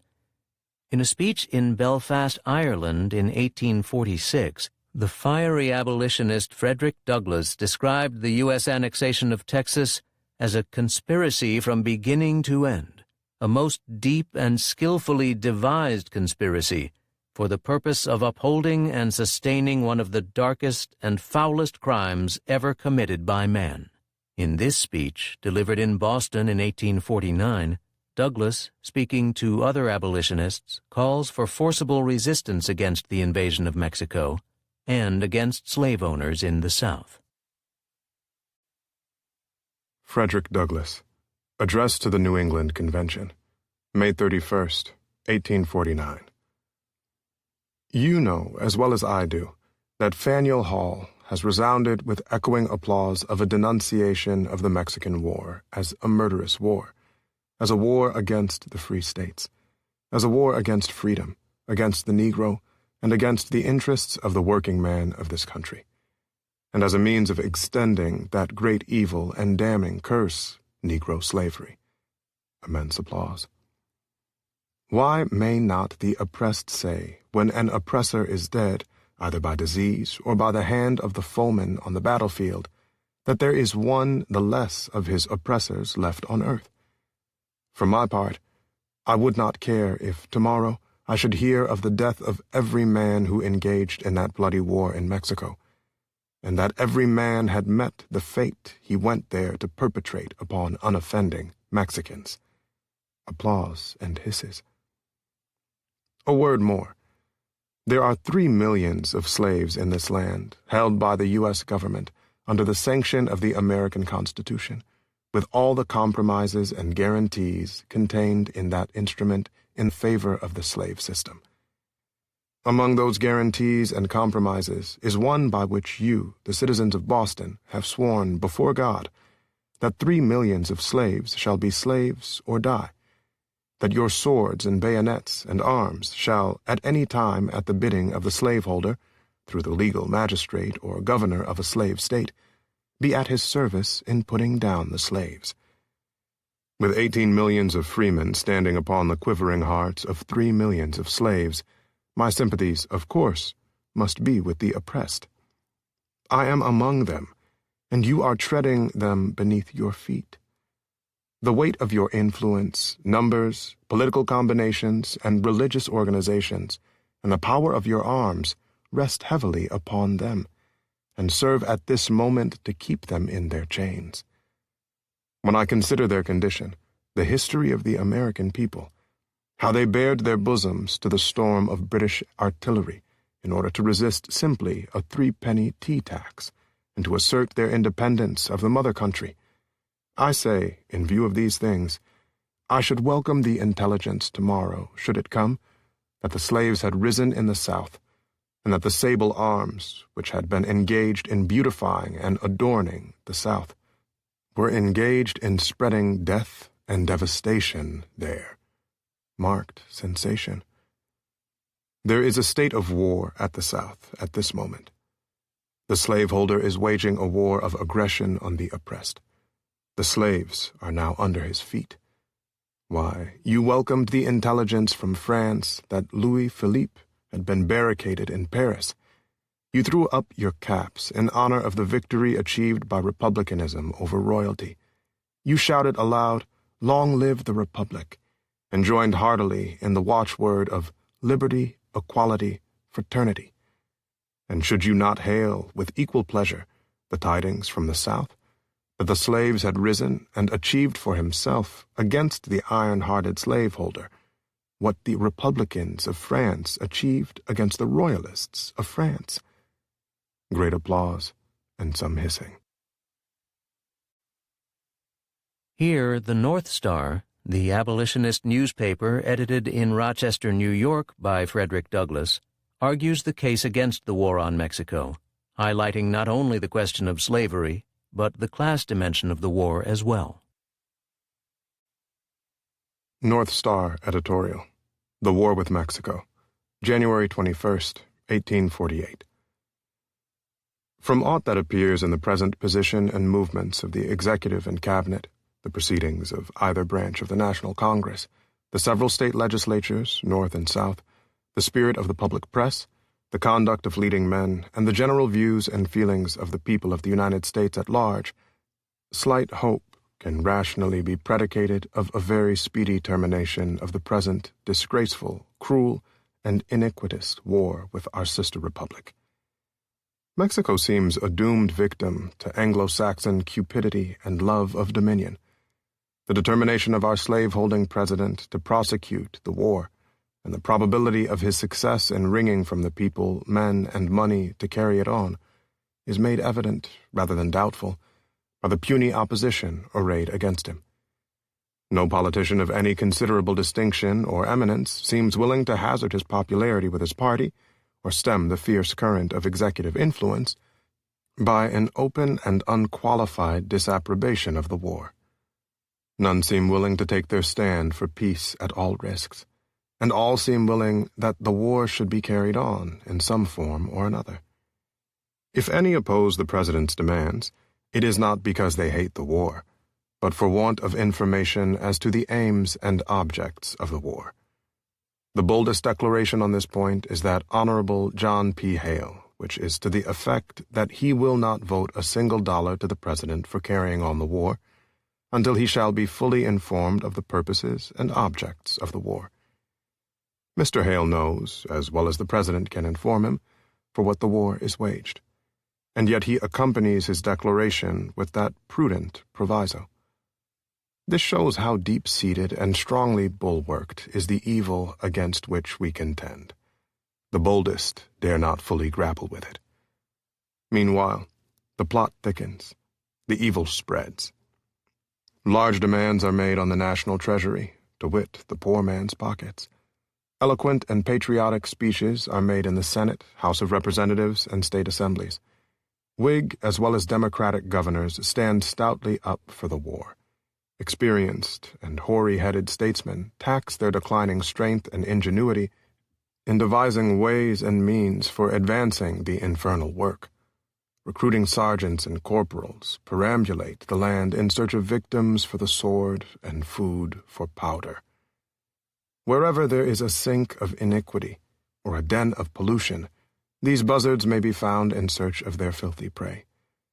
They dive into the rum shop and gambling house and other sinks too infamous to name with a swine-like avidity in pursuit of degraded men to vindicate the insulted honor of our Christian country. Military chieftains and heroes multiply, and towering high above the level of common men, are glorified, if not deified, by the people. The whole nation seems to wonder after these bloody beasts. Grasping ambition, tyrannic usurpation, atrocious aggression, cruel and haughty pride spread and pervade the land. The curse is upon us. The plague is abroad. No part of the country can claim entire exemption from its evils. They may be seen as well in the state of New York as in South Carolina, on the Penobscot as on the Sabine. The people appear to be completely in the hands of office-seekers, demagogues, and political gamblers. Within the bewildering meshes of their political nets, they are worried, confused, and confounded, so that a general outcry is heard. Vigorous prosecution of the war. Mexico must be humbled. Conquer a peace. Indemnity. War forced upon us. National honor. The whole of Mexico. Our destiny. This continent. Anglo-Saxon blood. More territory. Free institutions. Our country. Till it seems, indeed, that justice has fled to brutish beasts, and men have lost their reason. The taste of human blood and the smell of powder seem to have extinguished the senses, seared the conscience, and subverted the reason of the people to a degree that may well induce the gloomy apprehension that our nation has fully entered on her downward career, and yielded herself up to the revolting idea of battle and blood. Fire and sword are now the choice of our young republic. The loss of thousands of her own men, and the slaughter of tens of thousands of the sons and daughters of Mexico, have rather given edge than dullness to our appetite for fiery conflict and plunder. The civilization of the age, the voice of the world, the sacredness of human life, the tremendous expense, the dangers, hardships, and the deep disgrace which must forever attach to our inhuman course, seem to oppose no availing check to the mad spirit of proud ambition, blood, and carnage let loose in the land. We have no preference for parties regarding this slave-holding crusade. The one is as bad as the other. The friends of peace have nothing to hope from either. The Democrats claim the credit of commencing, and the Whigs monopolize the glory of voting supplies and carrying on the war, branding the war as dishonorably commenced, yet boldly persisting in pressing it on. If we have any preference of two such parties, the preference inclines to the one whose practice, though wicked, most accords with its professions. We know where to find the so-called Democrats. They are the accustomed panderers to slaveholders. Nothing is either too mean, too dirty, or infamous for them, when commanded by the merciless man-stealers of our country. No one expects anything honorable or decent from that party, touching human rights. They annexed Texas under the plea of extending the area of freedom. They elected James K. Polk, the slaveholder, as the friend of freedom, and they have backed him up in his presidential falsehoods. They have used their utmost endeavors to crush the right of speech, abridge the right of petition, and to perpetuate the enslavement of the colored people of this country. But we do not intend to go into any examination of parties just now. That we shall have frequent opportunities of doing hereafter. We wish merely to give our readers a general portrait of the present aspect of our country in regard to the Mexican War, its designs, and its results, as they have thus far transpired. Of the settled determination to prosecute the war, there can be no doubt. Polk has avowed it. His organs have published it. His supporters have rallied round him. All their actions bend in that direction, and every effort is made to establish their purpose firmly in the hearts of the people, and to harden their hearts for the conflict. All danger must be defied, all suffering despised, all honor eschewed, all mercy dried up, and all the better promptings of the human soul blunted, silenced, and repudiated, while all the furies of hell are invoked to guide our hired assassins, our man-killing machines, now in and out of Mexico, to the infernal consummation. Qualities of head and heart, principles and maxims, counsels and warnings, which once commanded respect and secured a nation's reverence, must all now be scouted. Sense of decency must be utterly drowned.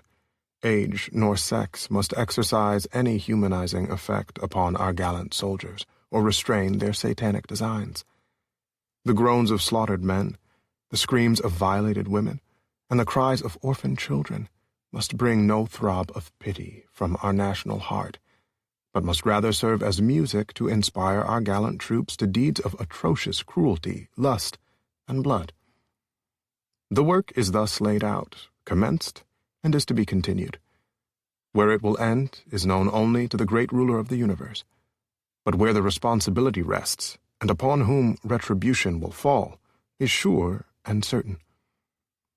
In watching the effects of the war spirit, prominent among them, will be seen not only the subversion of the great principles of Christian morality, but the most horrid blasphemy.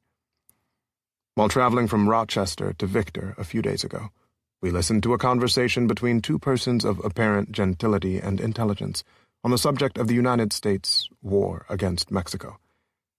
A wide difference of opinion appeared between them, the one contending for the rightfulness of the war and the other against it. The main argument in favor of the war was the meanness and wickedness of the Mexican people, and, to cap the climax, he gave it as his solemn conviction that the hand of the Lord was in the work, that the cup of Mexican iniquity was full, and that God was now making use of the Anglo-Saxon race as a rod to chastise them. The effect of this religious outburst was to stun his opponent into silence. He seemed speechless. The ground was too high and holy for him. He did not dare reply to it, and thus the conversation ended. When men charge their sins upon God, argument is idle, rebuke alone is needful, and the poor man, lacking the moral courage to do this, sat silent. Here, then, we have religion coupled with our murderous designs. We are in the hands of the great God, a rod to chastise this rebellious people. What say our evangelical clergy to this blasphemy? That clergy seem as silent as the grave, and their silence is the greatest sanction of the crime. They have seen the blood of the innocent poured out like water and are dumb. They have seen the truth trampled in the dust, right sought by pursuing the wrong, peace sought by prosecuting the war, honor sought by dishonorable means, and have not raised a whisper against it. They float down with the multitude in the filthy current of crime, and are hand in hand with the guilty. Had the pulpit been faithful, we might have been saved from this withering curse. We sometimes fear that now our case as a nation is hopeless. May God grant otherwise. Our nation seems resolved to rush on in her wicked career, though the road be ditched with human blood and paved with human skulls. Well, be it so. But, humble as we are, and unavailing as our voice may be, we wish to warn our fellow countrymen that they may follow the course which they have marked out for themselves. No barrier may be sufficient to obstruct them. They may accomplish all they desire. Mexico may fall before them. She may be conquered and subdued. Her government may be annihilated, her name among the great sisterhood of nations blotted out, her separate existence annihilated, her rights and powers usurped, her people put under the iron arm of a military despotism, and reduced to a condition little better than that endured by the Saxons when vanquished by their Norman invaders. But so sure as there is a God of justice, we shall not go unpunished. The penalty is certain. We cannot escape. A terrible retribution awaits us. We beseech our countrymen to leave off this horrid conflict, abandon their murderous plans, and forsake the way of blood. Peradventure, our country may yet be saved. Let the press, the pulpit, the church, the people at large unite at once, and let petitions flood the halls of Congress by the million, asking for the instant recall of our forces from Mexico. This may not save us, but it is our only hope. One of those who protested the war on Mexico was Henry David Thoreau, who was jailed for refusing to pay a poll tax on the grounds that the tax supported the war effort and, therefore, the extension of slavery. Henry David Thoreau, Civil Disobedience, 1849. I heartily accept the motto, that government is best which governs least, and I should like to see it acted up to more rapidly and systematically. Carried out, it finally amounts to this, which also I believe, that government is best which governs not at all, and when men are prepared for it, That will be the kind of government which they will have. Government is at best but an expedient. But most governments are usually, and all governments are sometimes, inexpedient. The objections which have been brought against a standing army, and they are many and weighty, and deserve to prevail, may also at last be brought against a standing government. The standing army is only an arm of the standing government. The government itself, which is only the mode which the people have chosen to execute their will, is equally liable to be abused and perverted before the people can act through it. Witness the present Mexican War, the work of comparatively a few individuals using the standing government as their tool, for, in the outset, the people would not have consented to this measure. After all, the practical reason why, when the power is once in the hands of the people, a majority are permitted, and for a long period continue, to rule, is not because they are most likely to be in the right, nor because this seems fairest to the minority, but because they are physically the strongest. But a government in which the majority rule in all cases cannot be based on justice, even as far as men understand it. Can there not be a government in which majorities do not virtually decide right and wrong, but conscience? In which majorities decide only those questions to which the rule of expediency is applicable? Must the citizen ever for a moment, or in the least degree, resign his conscience to the legislator? Why has every man a conscience, then? I think that we should be men first, and subjects afterward. It is not desirable to cultivate a respect for the law so much as for the right. The only obligation which I have a right to assume is to do at any time what I think right. It is truly enough said that a corporation has no conscience, but a corporation of conscientious men is a corporation with a conscience. Law never made men a whit more just, and by means of their respect for it, even the well-disposed are daily made the agents of injustice. A common and natural result of an undue respect for law is that you may see a file of soldiers, colonel, captain, corporal, privates, powder monkeys, and all marching in admirable order over hill and dale to the wars, against their wills, aye, against their common sense and consciences, which makes it very steep marching indeed, and produces a palpitation of the heart. They have no doubt that it is a damnable business in which they are concerned. They are all peaceably inclined. Now, what are they? Men at all? Or some movable forts and magazines at the service of some unscrupulous man in power? How does it become a man to behave toward this American government today? I answer that he cannot without disgrace be associated with it. I cannot for an instant recognize that political organization as my government, which is the slave's government also. All men recognize the right of revolution, that is, the right to refuse allegiance to and to resist the government when its tyranny or its inefficiency are great and unendurable. But almost all say that such is not the case now. But such was the case, they think, in the Revolution of 1775.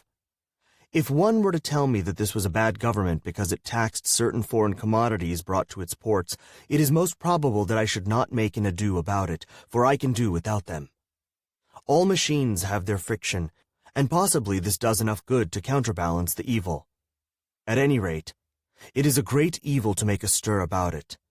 But when the friction comes to have its machine and oppression and robbery are organized, I say, let us not have such a machine any longer.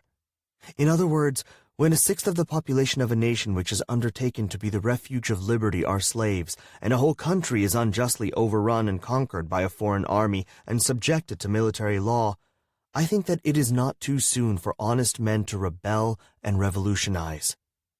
What makes this duty the more urgent is the fact that the country so overrun is not our own, but ours is the invading army. Practically speaking, the opponents to a reform in Massachusetts are not 100,000 politicians at the South, but 100,000 merchants and farmers here, who are more interested in commerce and agriculture than they are in humanity, and are not prepared to do justice to the slave and to Mexico, cost what it may. I quarrel not with far-off foes, but with those who, near at home, cooperate with and do the bidding of those far away, and without whom the latter would be harmless.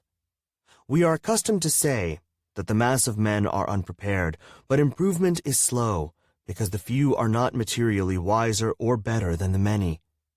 It is not so important that many should be as good as you, as that there may be some absolute goodness somewhere, for that will leaven the whole lump.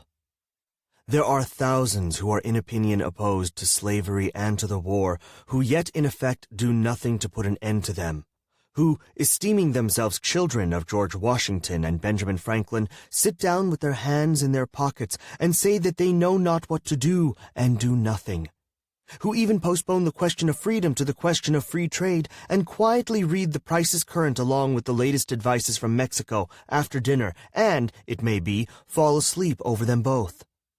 What is the price current of an honest man and patriot today? They hesitate, and they regret, and sometimes they petition, but they do nothing in earnest and with effect. They will wait, well disposed, for others to remedy the evil, that they may no longer have it to regret. At most, they give only a cheap vote, and a feeble countenance and Godspeed to the right as it goes by them.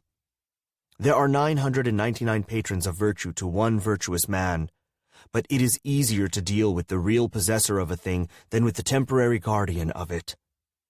All voting is a sort of gaming, like checkers or backgammon, with a slight moral tinge to it, a playing with right and wrong, with moral questions, and betting naturally accompanies it. The character of the voters is not staked. I cast my vote perchance as I think right, but I am not vitally concerned that that right should prevail. I am willing to leave it to the majority. Its obligation, therefore, never exceeds that of expediency. Even voting for the right is doing nothing for it. It is only expressing to men feebly your desire that it should prevail. A wise man will not leave the right to the mercy of chance, nor wish it to prevail through the power of the majority. There is but little virtue in the action of masses of men. When the majority shall at length vote for the abolition of slavery, it will be because they are indifferent to slavery, or because there is but little slavery left to be abolished by their vote. They will then be the only slaves. Only his vote can hasten the abolition of slavery who asserts his own freedom by his vote. It is not a man's duty, as a matter of course, to devote himself to the eradication of any, even the most enormous wrong.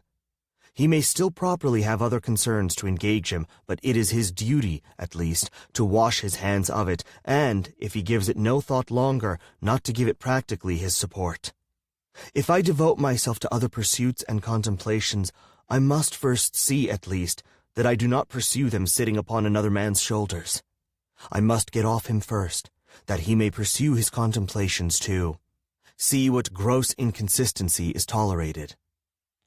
I have heard some of my townsmen say, I should like to have them order me out to help put down an insurrection of the slaves, or to march to Mexico, see if I would go. And yet these very men have each, directly by their allegiance, and so indirectly at least by their money, furnished a substitute. The soldier is applauded who refuses to serve in an unjust war by those who do not refuse to sustain the unjust government which makes the war, is applauded by those whose own act and authority he disregards and sets at naught, as if the state were penitent to that degree that it hired one to scourge it while it sinned, but not to that degree that it left off sinning for a moment. Thus, under the name of order and civil government, we are all made at last to pay homage to and support our own meanness. After the first blush of sin comes its indifference, and from immoral it becomes, as it were, unmoral, and not quite unnecessary to that life which we have made. Chapter 9. Slavery and Defiance. Slavery was a brutal institution. It did not originate in any human disposition to cruelty, but in an economic system that required cheap and totally controlled labor, the plantation system of the American South. This system was at first based on the growing of tobacco and rice, and then on the growing of cotton. In 1790, 1,000 tons of cotton were being produced every year in the South. By 1860, it was 1,000,000 tons. In the same period, the number of slaves increased from 500,000 to 4 million. The South developed a system of controls backed by the laws, the courts, and the force employed by the slave owners. That system was not challenged by the national government. Indeed, the 10th Amendment to the Constitution declared that the federal government had certain limited powers, and they did not include the power to do anything about slavery. Indeed, the Constitution legitimized slavery, providing for the return of escaped slaves to their masters. Against this system, slaves rebelled again and again, against enormous odds. They ran away with more success, especially as the anti-slavery movement grew and helped slaves escape through what was called the Underground Railroad. The abolitionist movement consisted of white opponents of slavery and free blacks, many of whom had been slaves.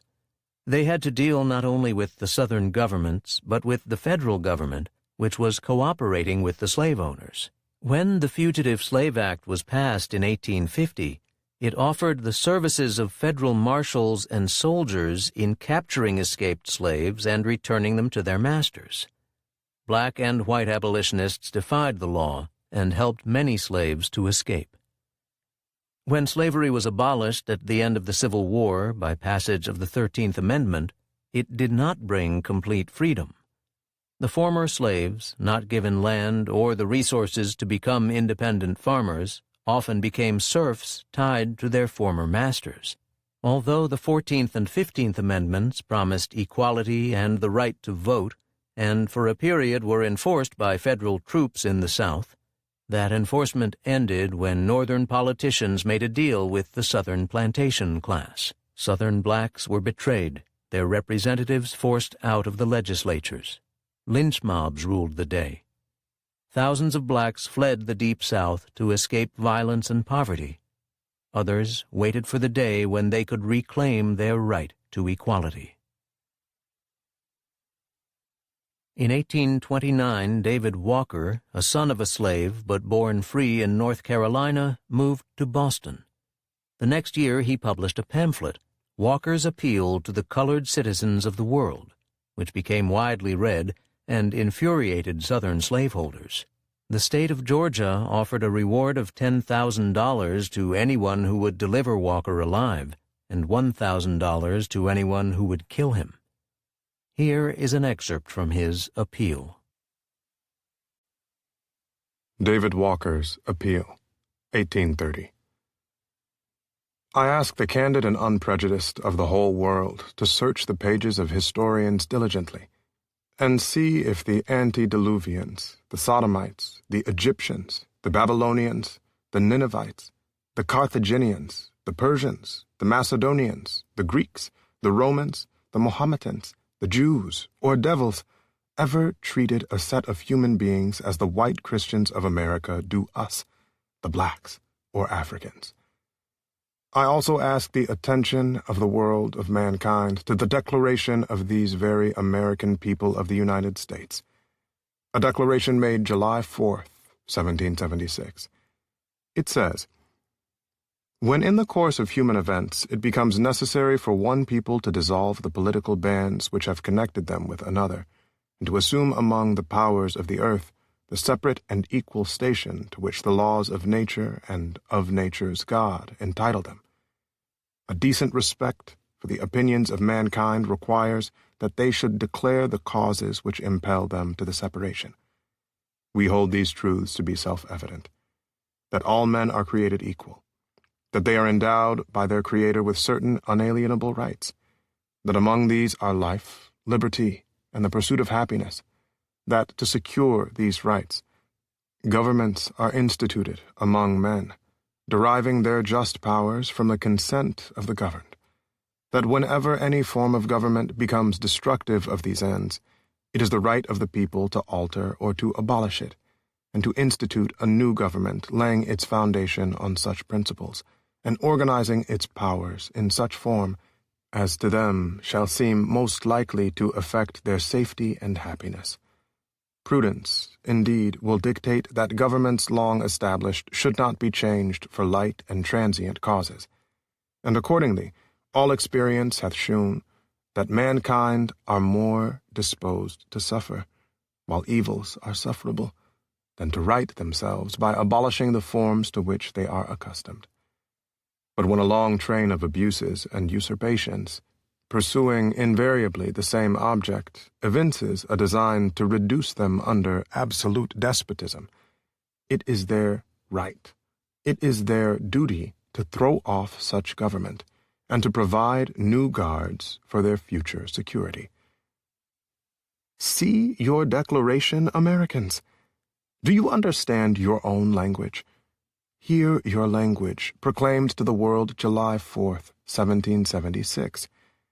We hold these truths to be self-evident that all men are created equal, that they are endowed by their Creator with certain unalienable rights, that among these are life, liberty, and the pursuit of happiness. Compare your own language above, extracted from your Declaration of Independence, with your cruelties and murders inflicted by your cruel and unmerciful fathers and yourselves on our fathers and on us, men who have never given your fathers or you the least provocation. Hear your language further.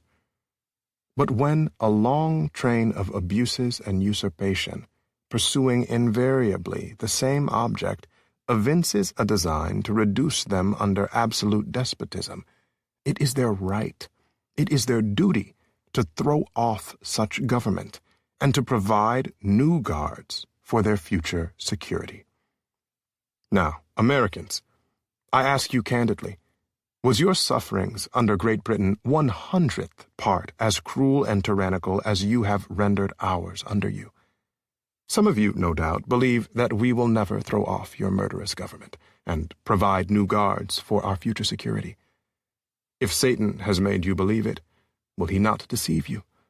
Do the whites say, I, being a black man, ought to be humble, which I readily admit? I ask them, ought they not to be as humble as I?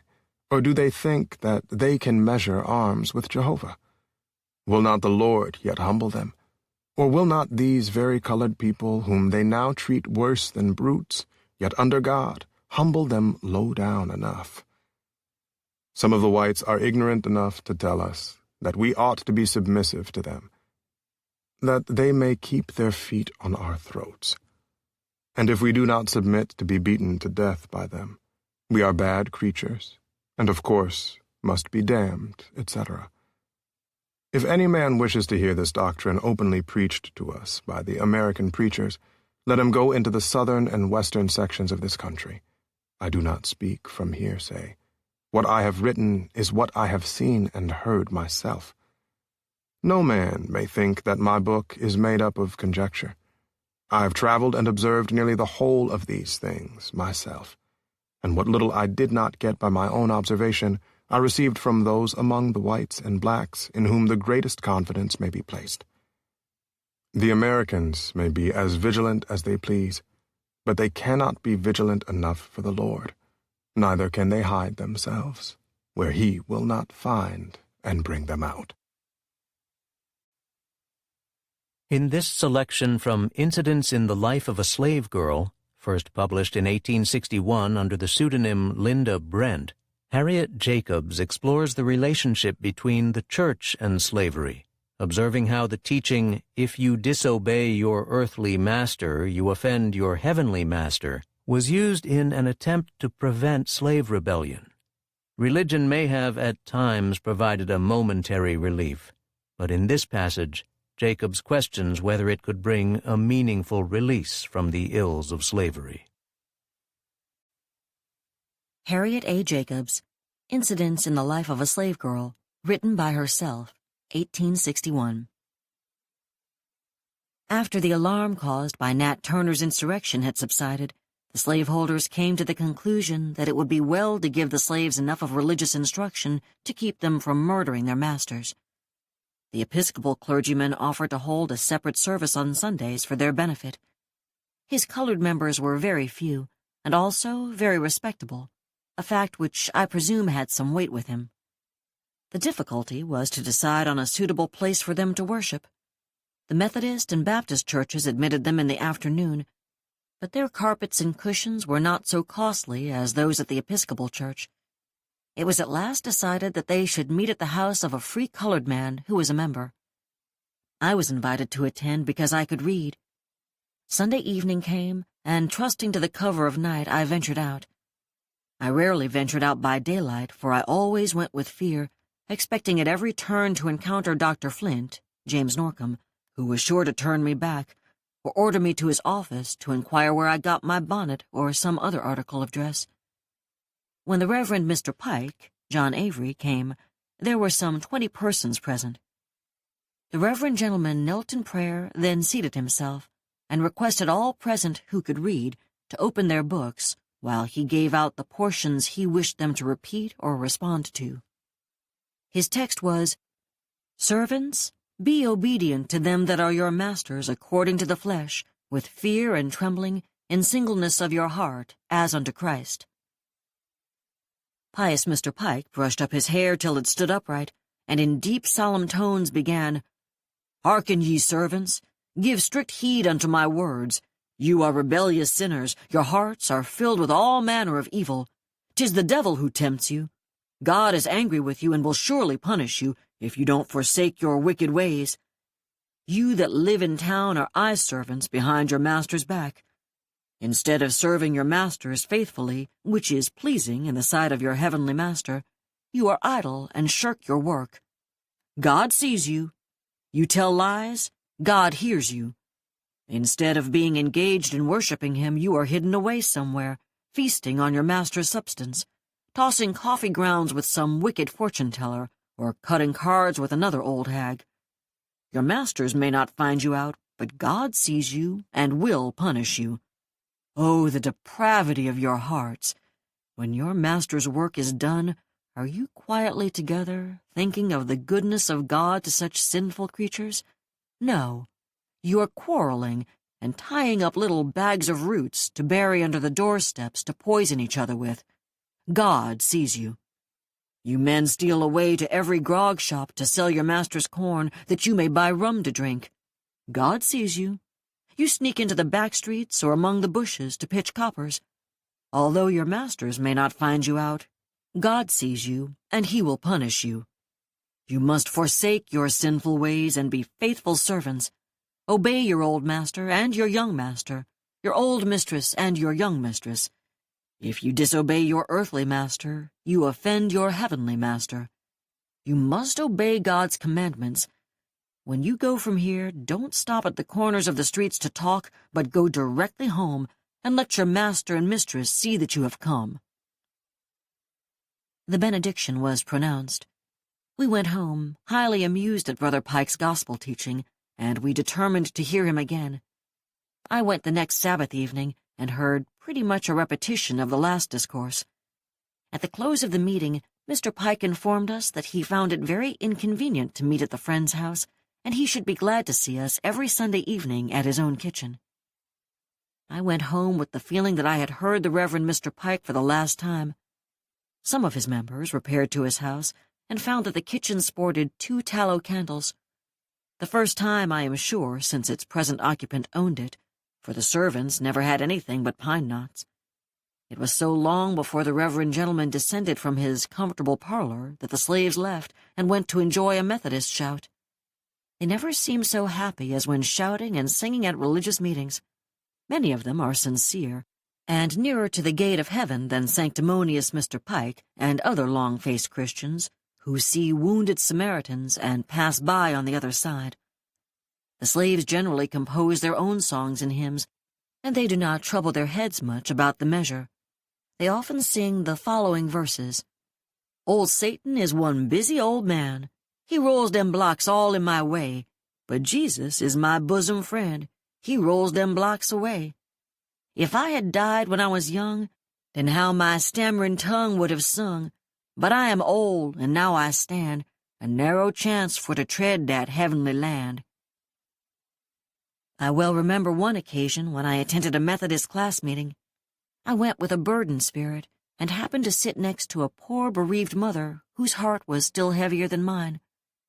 The class leader was the town constable, a man who bought and sold slaves, who whipped his brethren and sisters of the church at the public whipping post, in jail or out of jail. He was ready to perform that Christian office anywhere for 50 cents. This white-faced, black-hearted brother came near us and said to the stricken woman, "Sister, can't you tell us how the Lord deals with your soul? Do you love him as you did formerly?" She rose to her feet and said in piteous tones, "My Lord and Master, help me. My load is more than I can bear. God has hid himself from me, and I am left in darkness and misery." Then, striking her breast, she continued, "I can't tell you what is in here. They've got all my children. Last week they took the last one. God only knows where they've sold her. They let me have her 16 years, and then... Oh, pray for her, brothers and sisters. I've got nothing to live for now. God, make my time short." She sat down, quivering in every limb. I saw that constable class leader become crimson in the face with suppressed laughter, while he held up his handkerchief, that those who were weeping for the poor woman's calamity might not see his merriment. Then, with assumed gravity, he said to the bereaved mother, "Sister, pray to the Lord that every dispensation of his divine will may be sanctified to the good of your poor, needy soul." The congregation struck up a hymn and sung as though they were as free as the birds that warbled round us. Old Satan thought he had a mighty aim. He missed my soul and caught my sins. Cry amen, cry amen, cry amen to God. He took my sins upon his back, went muttering and grumbling down to hell. Cry amen, cry amen, cry amen to God. Old Satan's church is here below. Up to God's free church I hope to go.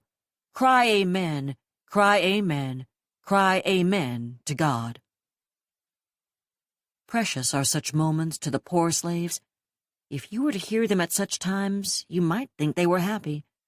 But can that hour of singing and shouting sustain them through the dreary week, toiling without wages, under constant dread of the lash?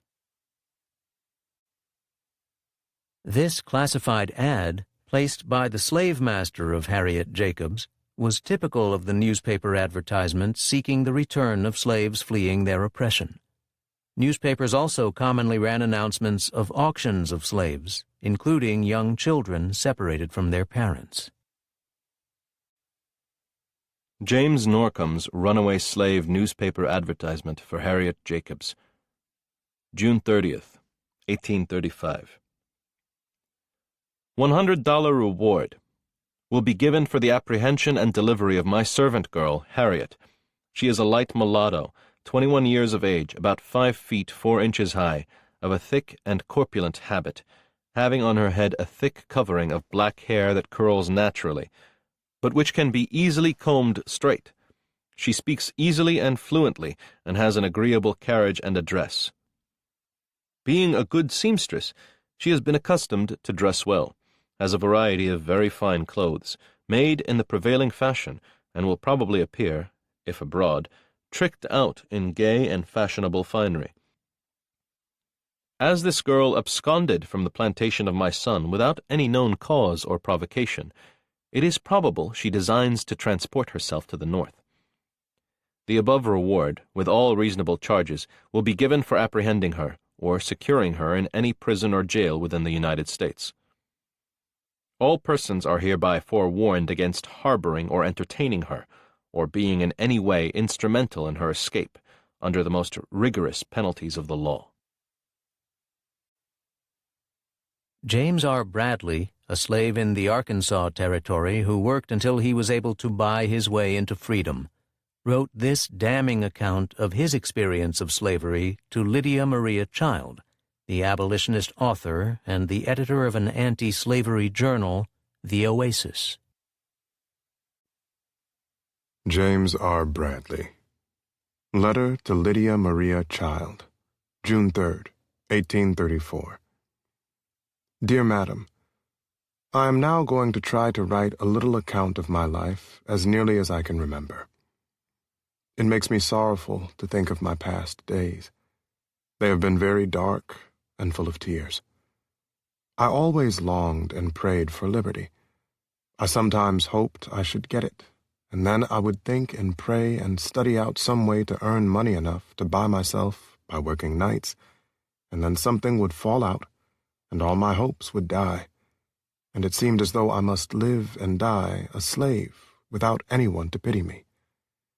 But I will begin as far back as I can remember.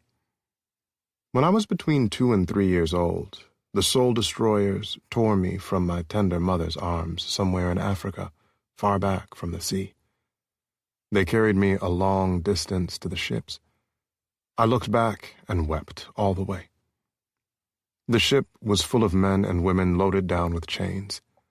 As I was so small, they let me run about on deck. After many long days, they brought me to Charleston, South Carolina. Then a slaveholder bought me and took me up into Pendleton County. I suppose that I stayed with him about 6 months. Then he sold me to a man whose name was Bradley. Ever since then, I have been called by that name. This man was called a wonderfully kind master, and he was more kind than most masters. He gave me enough to eat, and did not beat me so much as masters generally do. But all that was nothing to me. I spent many sleepless nights, and bathed my face in tears, because I was a slave. I groaned for liberty. I have said a good deal about my desire for liberty. How strange it is that anybody should believe that a human being could be a slave and feel contented. I don't believe there ever was a slave who did not long for liberty. I know very well that slaveholders take a great deal of pain to make the people of free states believe that this class are happy and contented. And I know, too, that I never knew a slave, no matter how well he was treated, that did not long to be free. There is one thing about this that people of free states don't understand.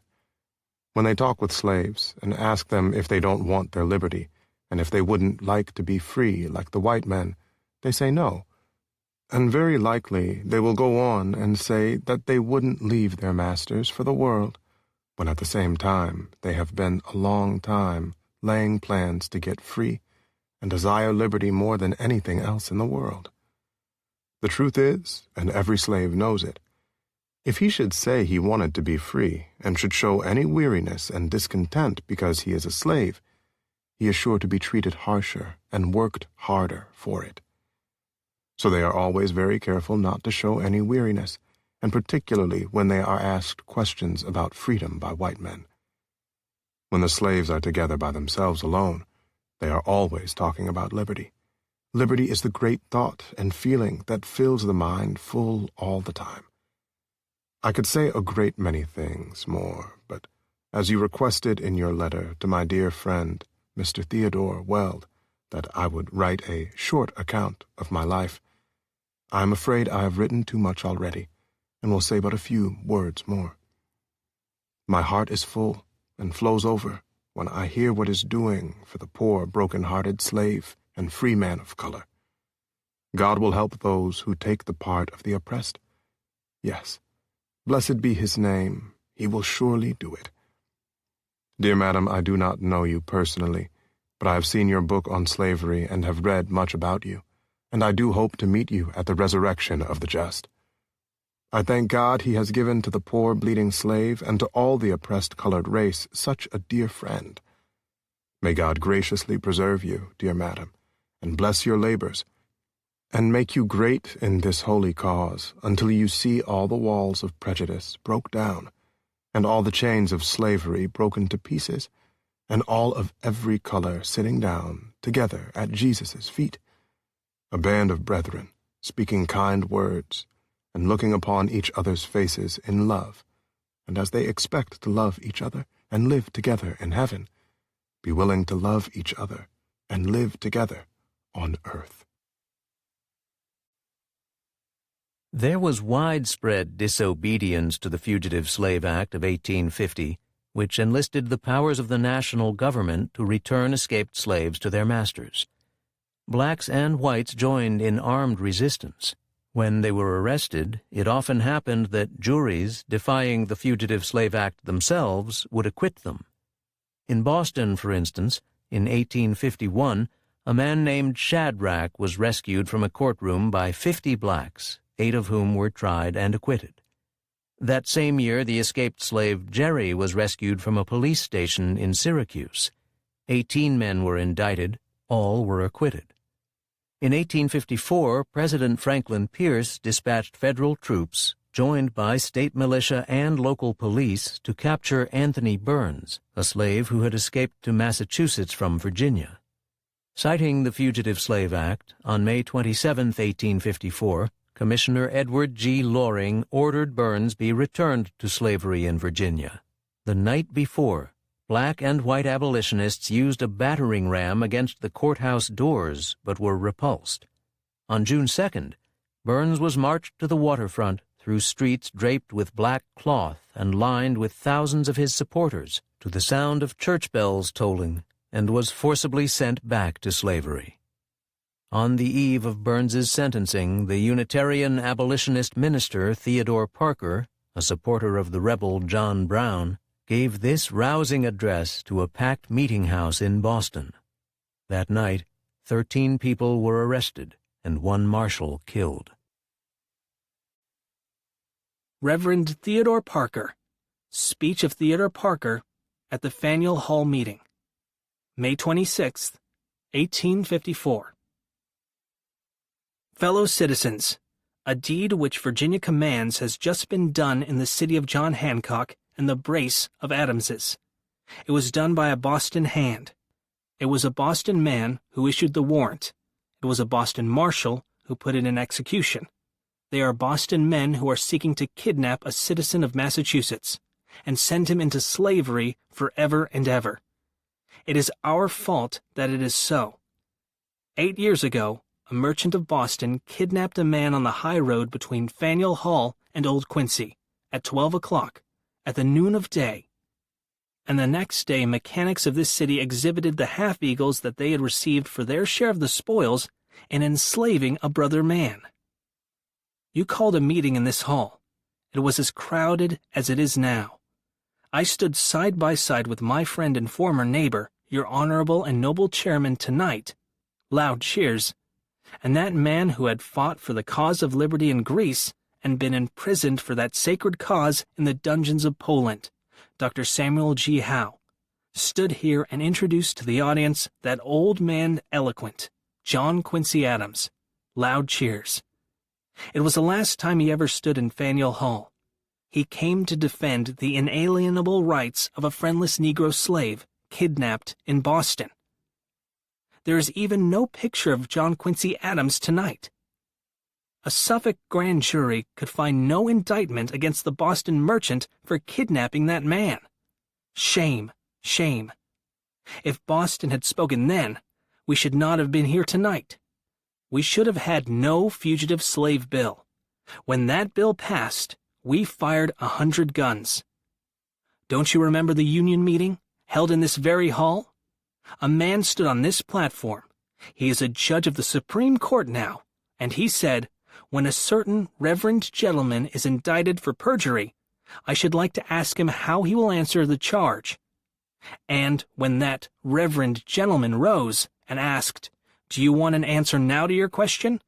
Faneuil Hall cried out, no, no, throw him over. Had Faneuil Hall spoken then on the side of truth and freedom, we should not now be the subjects of Virginia. Yes, we are the vassals of Virginia.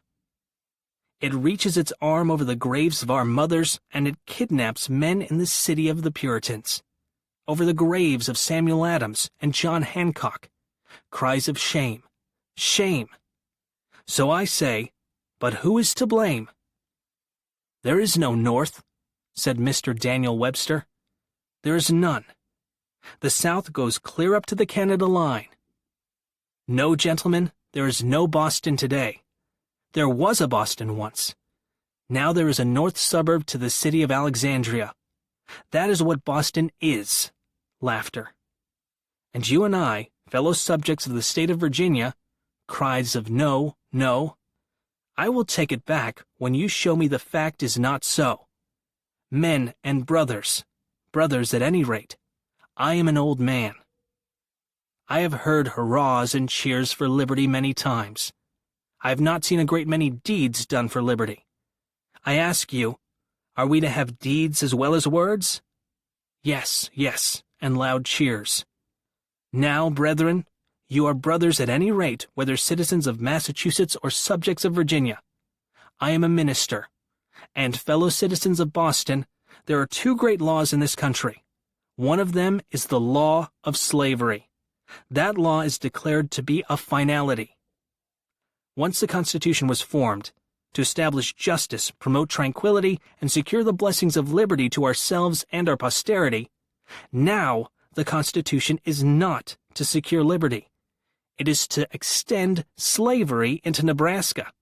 And when slavery is established there, in order to show what it is, there comes a sheriff from Alexandria to kidnap a man in the city of Boston, and he gets a judge of probate in the county of Suffolk to issue a writ, and a Boston man to execute that writ. Cries of shame, shame. Slavery tramples on the Constitution. It treads down state rights. Where are the rights of Massachusetts? A fugitive slave law commissioner has got them all in his pocket. Where's the trial by jury? Watson Freeman has it under his marshal's staff. Where is the great right of personal replevin, a legal remedy in which a court requires the return of specific goods, which our fathers wrested several hundred years ago from the tyrants who once lorded it over Great Britain? Judge Peleg Sprague trod it under his feet. Where's the sacred right of habeas corpus? Deputy Marshal Riley can crush it in his hands, and Boston does not say anything against it. Where are the laws of Massachusetts forbidding state edifices to be used as prisons for the incarceration of fugitives? They too are trampled underfoot. Slavery is a finality. These men came from Virginia to kidnap a man here. Once this was Boston. Now it is a northern suburb of Alexandria. At first, when they carried a fugitive slave from Boston, they thought it was a difficult thing to do it. They had to get a mayor to help them. They bade to put chains round the courthouse. They bade to call out the Sims Brigade. It took 9 days to do it. Now they are so confident that we are subjects of Virginia that they do not even put chains round the courthouse. The police have nothing to do with it. I was told today that one of the officers of the city said to 28 policemen, "If any man in the employment of the city meddles in this business, he will be discharged from service without a hearing." Great applause. Well, gentlemen, how do you think they received that declaration? They shouted and hurrahed and gave 3 cheers. Renewed applause. My friend here would not have the honor of presiding over you tonight if application had been made a little sooner to the mayor. Another gentleman told me that, when he was asked to preside at this meeting, he said that he regretted that all his time tonight was previously engaged. If he had known it earlier, he said, he might have been able to make arrangements to preside. When the man was arrested, he told the marshal he regretted it, and that his sympathies were wholly with the slave. Loud applause. Fellow citizens, remember that word. Hold your mayor to it, and let it be seen that he has got a background and a foreground, which will authorize him to repeat that word in public, and act it out in Faneuil Hall. I say, so confident are the slave agents now that they can carry off their slave in the daytime that they do not put chains round the courthouse. They have got no soldiers billeted in Faneuil Hall as in 1851. They think they can carry this man off tomorrow morning in a cab. Voices. They can't do it. Let's see them try. I say, there are 2 great laws in this country. One is the slave law. That is the law of the President of the United States. It is Senator Stephen A. Douglas's law. It is the law of the Supreme Court of the United States. It is the law of the Commissioner. It is the law of every marshal, and of every meanest ruffian whom the marshal hires to execute his behests. There is another law, which my friend Mr. Wendell Phillips has described in language such as I cannot equal, and therefore shall not try. I only state it in its plainest terms. It is the law of the people, when they are sure they are right and determined to go ahead. Cheers. Now, gentlemen, there was a Boston once, and you and I had fathers, brave fathers, and mothers who stirred up those fathers to manly deeds. Well, gentlemen, once it came to pass that the British Parliament enacted a law, they called it a law, issuing stamps here. What did your fathers do on that occasion? They said, in the language of Algernon Sidney, quoted in your resolutions, "That which is not just is not law, and that which is not law ought not to be obeyed." Cheers. They did not obey the Stamp Act. They did not call it a law, and the man that did call it a law here 80 years ago would have had a very warm coat of tar and feathers on him. They called it an act. And they took the commissioner who was here to execute it, took him solemnly, manfully. They didn't harm a hair of his head. They were non-resistants of a very potent sort. Laughter. And made him take a solemn oath that he would not issue a single stamp. He was brother-in-law of the governor of the state, the servant of a royal master, exceedingly respectable, of great wealth, and once very popular. But they took him and made him swear not to execute his commission. And he kept his oath, and the Stamp Act went to its own place. And you know what that was. Cheers. That was an instance of the people going behind a wicked law to enact absolute justice into their justice, and making it common law. You know what they did with the tea. Well, gentlemen, in the South there is a public opinion. It is a very wicked public opinion, which is stronger than law. When a colored seaman goes to Charleston from Boston, he is clapped instantly into jail, and kept there until the vessel is ready to sail. And the Boston merchant or master must pay the bill, and the Boston black man must feel the smart. That is a wicked example, set by the state of South Carolina.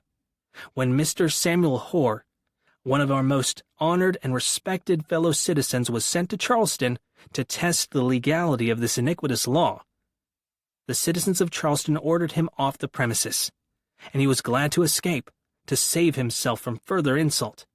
There was no violence, no guns fired. This is an instance of the strength of public opinion, of a most unjust and iniquitous public opinion. Well, gentlemen, I say there is one law, slave law. It is everywhere.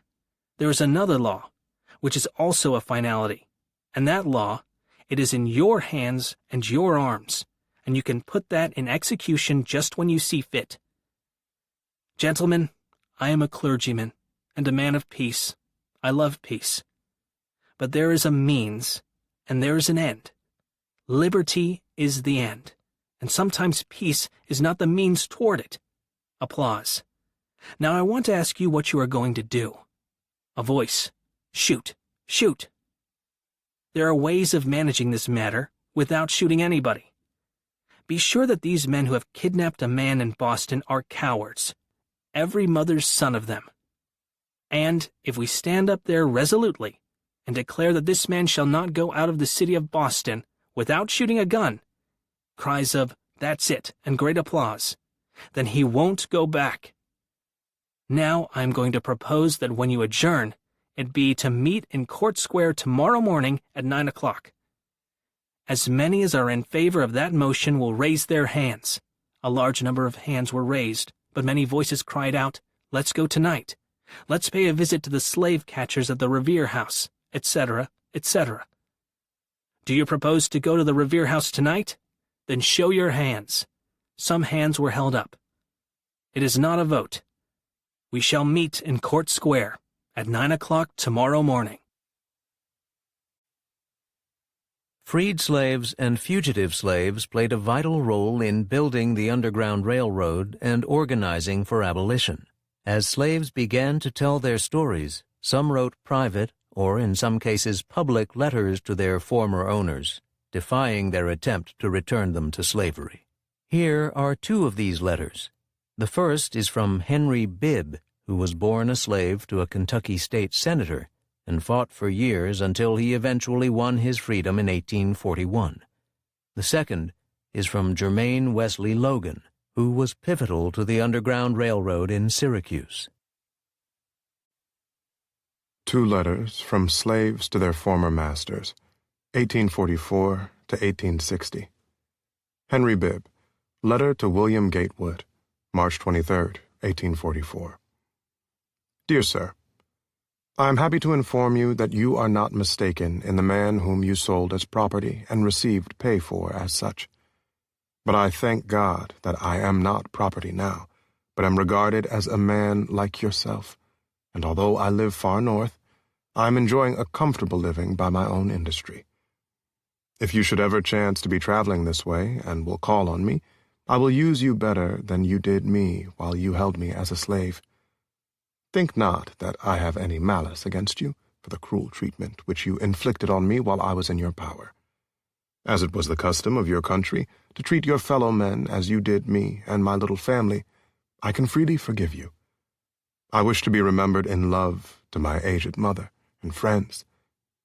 Please tell her that if we should never meet again in this life, my prayer shall be to God that we may meet in heaven, where parting shall be no more. You wish to be remembered to King and Jack. I am pleased, sir, to inform you that they are both here and doing well. They are both living in Canada West. They are now the owners of better farms than the men are who once owned them.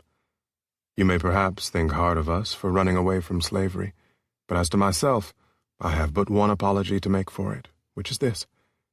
I have only to regret that I did not start at an earlier period. I might have been free long before I was.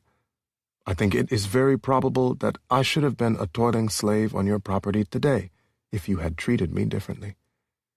To be compelled to stand by and see you whip and slash my wife without mercy, when I could afford her no protection, not even by offering myself to suffer the lash in her place, was more than I felt it to be the duty of a slave husband to endure, while the way was open to Canada. My infant child was also frequently flogged by Mrs. William Gatewood for crying until its skin was bruised literally purple. This kind of treatment was what drove me from home and family to seek a better home for them. But I am willing to forget the past. I should be pleased to hear from you again on the reception of this, and should also be very happy to correspond with you often, if it should be agreeable to yourself. I subscribe myself a friend to the oppressed and liberty forever. Germaine Wesley Logan, Letter to Sarah Logue, March 28, 1860. Mrs. Sarah Logue, yours of the 20th of February is duly received, and I thank you for it. It is a long time since I heard from my poor old mother, and I am glad to know that she is yet alive, and, as you say, as well as common. What that means I do not know. I wish you had said more about her. You are a woman, but had you a woman's heart, you never could have insulted a brother by telling him you sold his only remaining brother and sister, because he put himself beyond your power to convert him into money. You sold my brother and sister, Abe and Ann, and 12 acres of land, you say, because I ran away. Now you have the unutterable meanness to ask me to return and be your miserable chattel, or in lieu thereof, send you $1,000 to enable you to redeem the land, but not to redeem my poor brother and sister. If I were to send you money, it would be to get my brother and sister, and not that you should get land.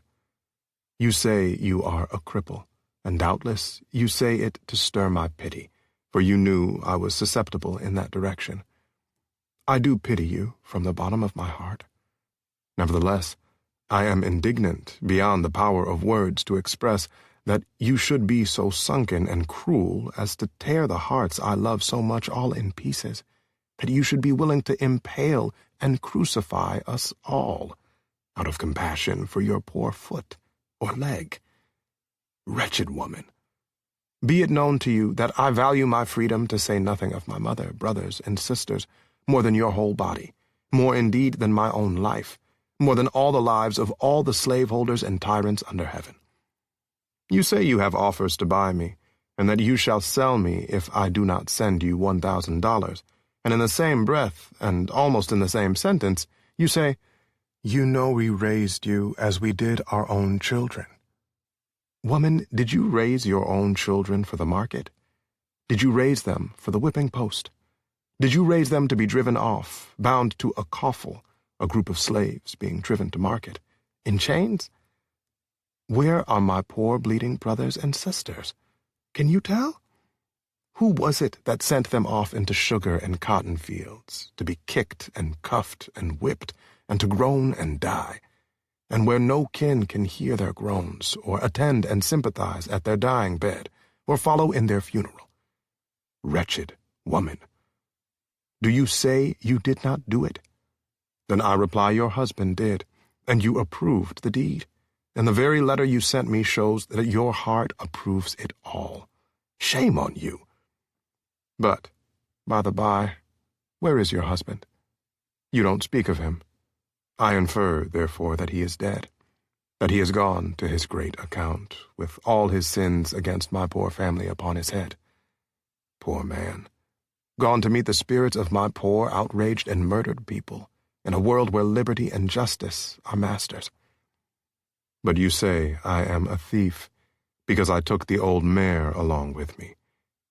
Have you got to learn that I had a better right to the old mare, as you called her, than Manasith Log had to me? Is it a greater sin for me to steal his horse than it was for him to rob my mother's cradle and steal me? If he and you infer that I forfeit all my rights to you, shall not I infer that you forfeit all your rights to me? Have you got to learn that human rights are mutual and reciprocal, and if you take my liberty and life, you forfeit your own liberty and life? Before God and high heaven, is there a law for one man which is not a law for every other man? If you, or any other speculator on my body and rights, wish to know how I regard my rights, they need but come here and lay their hands on me to enslave me. Did you think to terrify me by presenting the alternative to give my money to you, or give my body to slavery? Then let me say to you that I meet the proposition with unutterable scorn and contempt. The proposition is an outrage and an insult. I will not budge one hair's breadth. I will not breathe a shorter breath, even to save me from your persecutions. I stand among a free people who, I thank God, sympathize with my rights and the rights of mankind. And if your emissaries and vendors come here to re-enslave me and escape the unshrinking vigor of my own right arm, I trust my strong and brave friends in this city and state will be my rescuers and avengers. July 4th is held up as a day to celebrate the struggle for freedom and independence. But the great abolitionist Frederick Douglass, himself a former slave and the editor of the abolitionist newspaper The North Star, dared to challenge the exaltation of the holiday. Here is part of his remarkable address to the Rochester, New York Ladies' Anti-Slavery Society. Frederick Douglass, The Meaning of July 4th for the Negro, July 5th, 1852. Mr. President, friends, and fellow citizens, he who could address this audience without a quailing sensation has stronger nerves than I have. I do not remember ever to have appeared as a speaker before any assembly more shrinkingly, nor with greater distrust of my ability than I do this day. A feeling has crept over me quite unfavorable to the exercise of my limited powers of speech. The task before me is one which requires much previous thought and study for its proper performance. I know that apologies of this sort are generally considered flat and unmeaning. I trust, however, that mine will not be so considered. Should I seem at ease, my appearance would much misrepresent me. The little experience I have had in addressing public meetings in country schoolhouses avails me nothing on the present occasion. The papers and placards say that I am to deliver a 4th of July oration. This certainly sounds large and out of the common way for me. It is true that I have often had the privilege to speak in this beautiful hall, and to address many who now honor me with their presence. But neither their familiar faces, nor the perfect gauge I think I have of Corinthian Hall seems to free me from embarrassment. The fact is, ladies and gentlemen, the distance between this platform and the slave plantation from which I escaped is considerable, and the difficulties to be overcome in getting from the latter to the former are by no means slight. That I am here today is, to me, a matter of astonishment as well as gratitude. You will not, therefore, be surprised if, in what I have to say, I evince no elaborate preparation, nor grace my speech with any high-sounding exordium. With little experience, and with less learning, I have been able to throw my thoughts hastily and imperfectly together. And trusting to your patient and generous indulgence, I will proceed to lay them before you. Your fathers, who had not adopted the fashionable idea of this day of the infallibility of government and the absolute character of its acts, presumed to differ from the home government in respect to the wisdom and the justice of some of those burdens and restraints. They went so far in their excitement as to pronounce the measures of government unjust, unreasonable, and oppressive, and altogether such as ought not to be quietly submitted to. I scarcely need say, fellow citizens, that my opinion of those measures fully accords with that of your fathers. Such a declaration of agreement on my part would not be worth much to anybody. It would certainly prove nothing as to what part I might have taken had I lived during the great controversy of 1776. To say now that America was right and England wrong is exceedingly easy. Everybody can say it. The dastard, not less than the noble brave, can flippantly descant on the tyranny of England towards the American colonies. It is fashionable to do so. But there was a time when to pronounce against England and in favor of the cause of the colonies tried men's souls. They who did so were accounted in their day plotters of mischief, agitators and rebels, dangerous men. To side with the right against the wrong, with the weak against the strong, and with the oppressed against the oppressor, here lies the merit, and the one which, of all others, seems unfashionable in our day. The cause of liberty may be stabbed by the men who glory in the deeds of your fathers. Fellow citizens, I am not wanting in respect for the fathers of this republic. The signers of the Declaration of Independence were brave men. They were great men, too, great enough to give frame to a great age. It does not often happen to a nation to raise at one time such a number of truly great men. The point from which I am compelled to view them is not, certainly, the most favorable, and yet I cannot contemplate their great deeds with less than admiration. They were statesmen, patriots, and heroes, and for the good they did and the principles they contended for, I will unite with you to honor their memory. They were peace men, but they preferred revolution to peaceful submission to bondage. They were quiet men, but they did not shrink from agitating against oppression. They showed forbearance, but that they knew its limits. They believed in order, but not in the order of tyranny.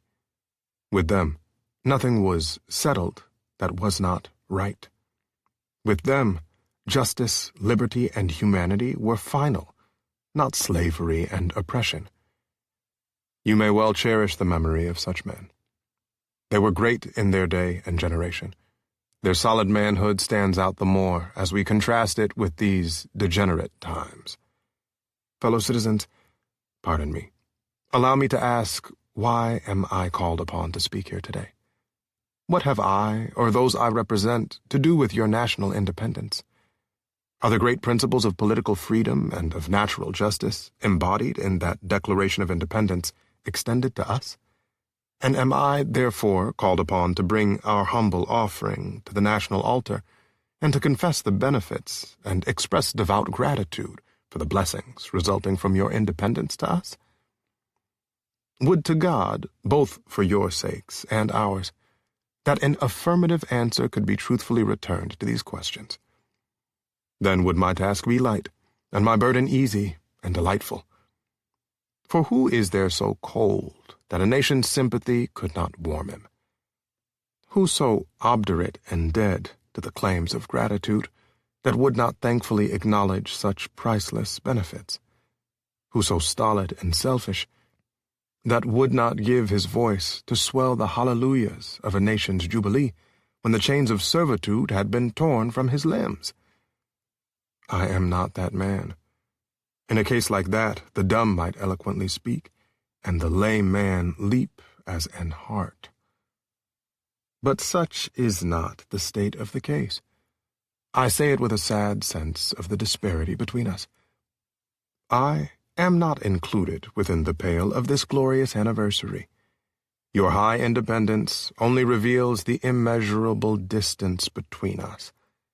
The blessings in which you, this day, rejoice are not enjoyed in common. The rich inheritance of justice, liberty, prosperity, and independence bequeathed by your fathers is shared by you, not by me. The sunlight that brought light and healing to you has brought stripes and death to me. This 4th July is yours, not mine. You may rejoice, I must mourn. To drag a man in fetters into the grand illuminated temple of liberty and call upon him to join you in joyous anthems were inhuman mockery and sacrilegious irony. Do you mean, citizens, to mock me by asking me to speak today?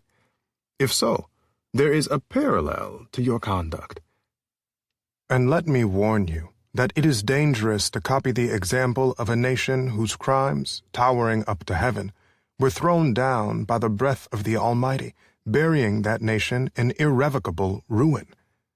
I can today take up the plaintive lament of appealed and woe-smitten people. Fellow citizens, above your national tumultuous joy, I hear the mournful wail of millions, whose chains, heavy and grievous yesterday, are today rendered more intolerable by the jubilee shouts that reach them. If I do forget, if I do not faithfully remember those bleeding children of sorrow this day, may my right hand forget her cunning, and may my tongue cleave to the roof of my mouth. To forget them, to pass lightly over their wrongs, and to chime in with the popular theme would be treason most scandalous and shocking, and would make me a reproach before God and the world. My subject, then, fellow citizens, is American slavery. I shall see this day and its popular characteristics from the slave's point of view. Standing there identified with the American bondman, making his wrongs mine, I do not hesitate to declare with all my soul that the character and conduct of this nation never looked blacker to me than on this 4th of July. Whether we turn to the declarations of the past or to the professions of the present, the conduct of the nation seems equally hideous and revolting. America is false to the past, false to the present, and solemnly binds herself to be false to the future. Standing with God and the crushed and bleeding slave on this occasion, I will, in the name of humanity which is outraged, in the name of liberty which is fettered, in the name of the Constitution and the Bible, which are disregarded and trampled upon, dare to call in question and to denounce with all the emphasis I can command everything that serves to perpetuate slavery, the great sin and shame of America. I will not equivocate. I will not excuse. I will use the severest language I can command, and yet not one word shall escape me that any man whose judgment is not blinded by prejudice, or who is not at heart a slaveholder, shall not confess to be right and just. What? Am I to argue that it is wrong to make men brutes, to rob them of their liberty, to work them without wages, to keep them ignorant of their relations to their fellow men, to beat them with sticks, to flay their flesh with the lash, to load their limbs with irons, to hunt them with dogs, to sell them at auction, to sunder their families, to knock out their teeth, to burn their flesh, to starve them into obedience and submission to their masters? Must I argue that a system thus marked with blood and stained with pollution is wrong? No, I will not. I have better employment for my time and strength than such arguments would imply. At a time like this, scorching irony, not convincing argument, is needed. Oh, had I the ability, and could reach the nation's ear, I would today pour out a fiery stream of biting ridicule, blasting reproach, withering sarcasm, and stern rebuke. For it is not light that is needed, but fire. It is not the gentle shower, but thunder. We need the storm, the whirlwind, and the earthquake. The feeling of the nation must be quickened. The conscience of the nation must be roused. The propriety of the nation must be startled. The hypocrisy of the nation must be exposed. And its crimes against God and man must be proclaimed and denounced. What, to the American slave, is your 4th of July?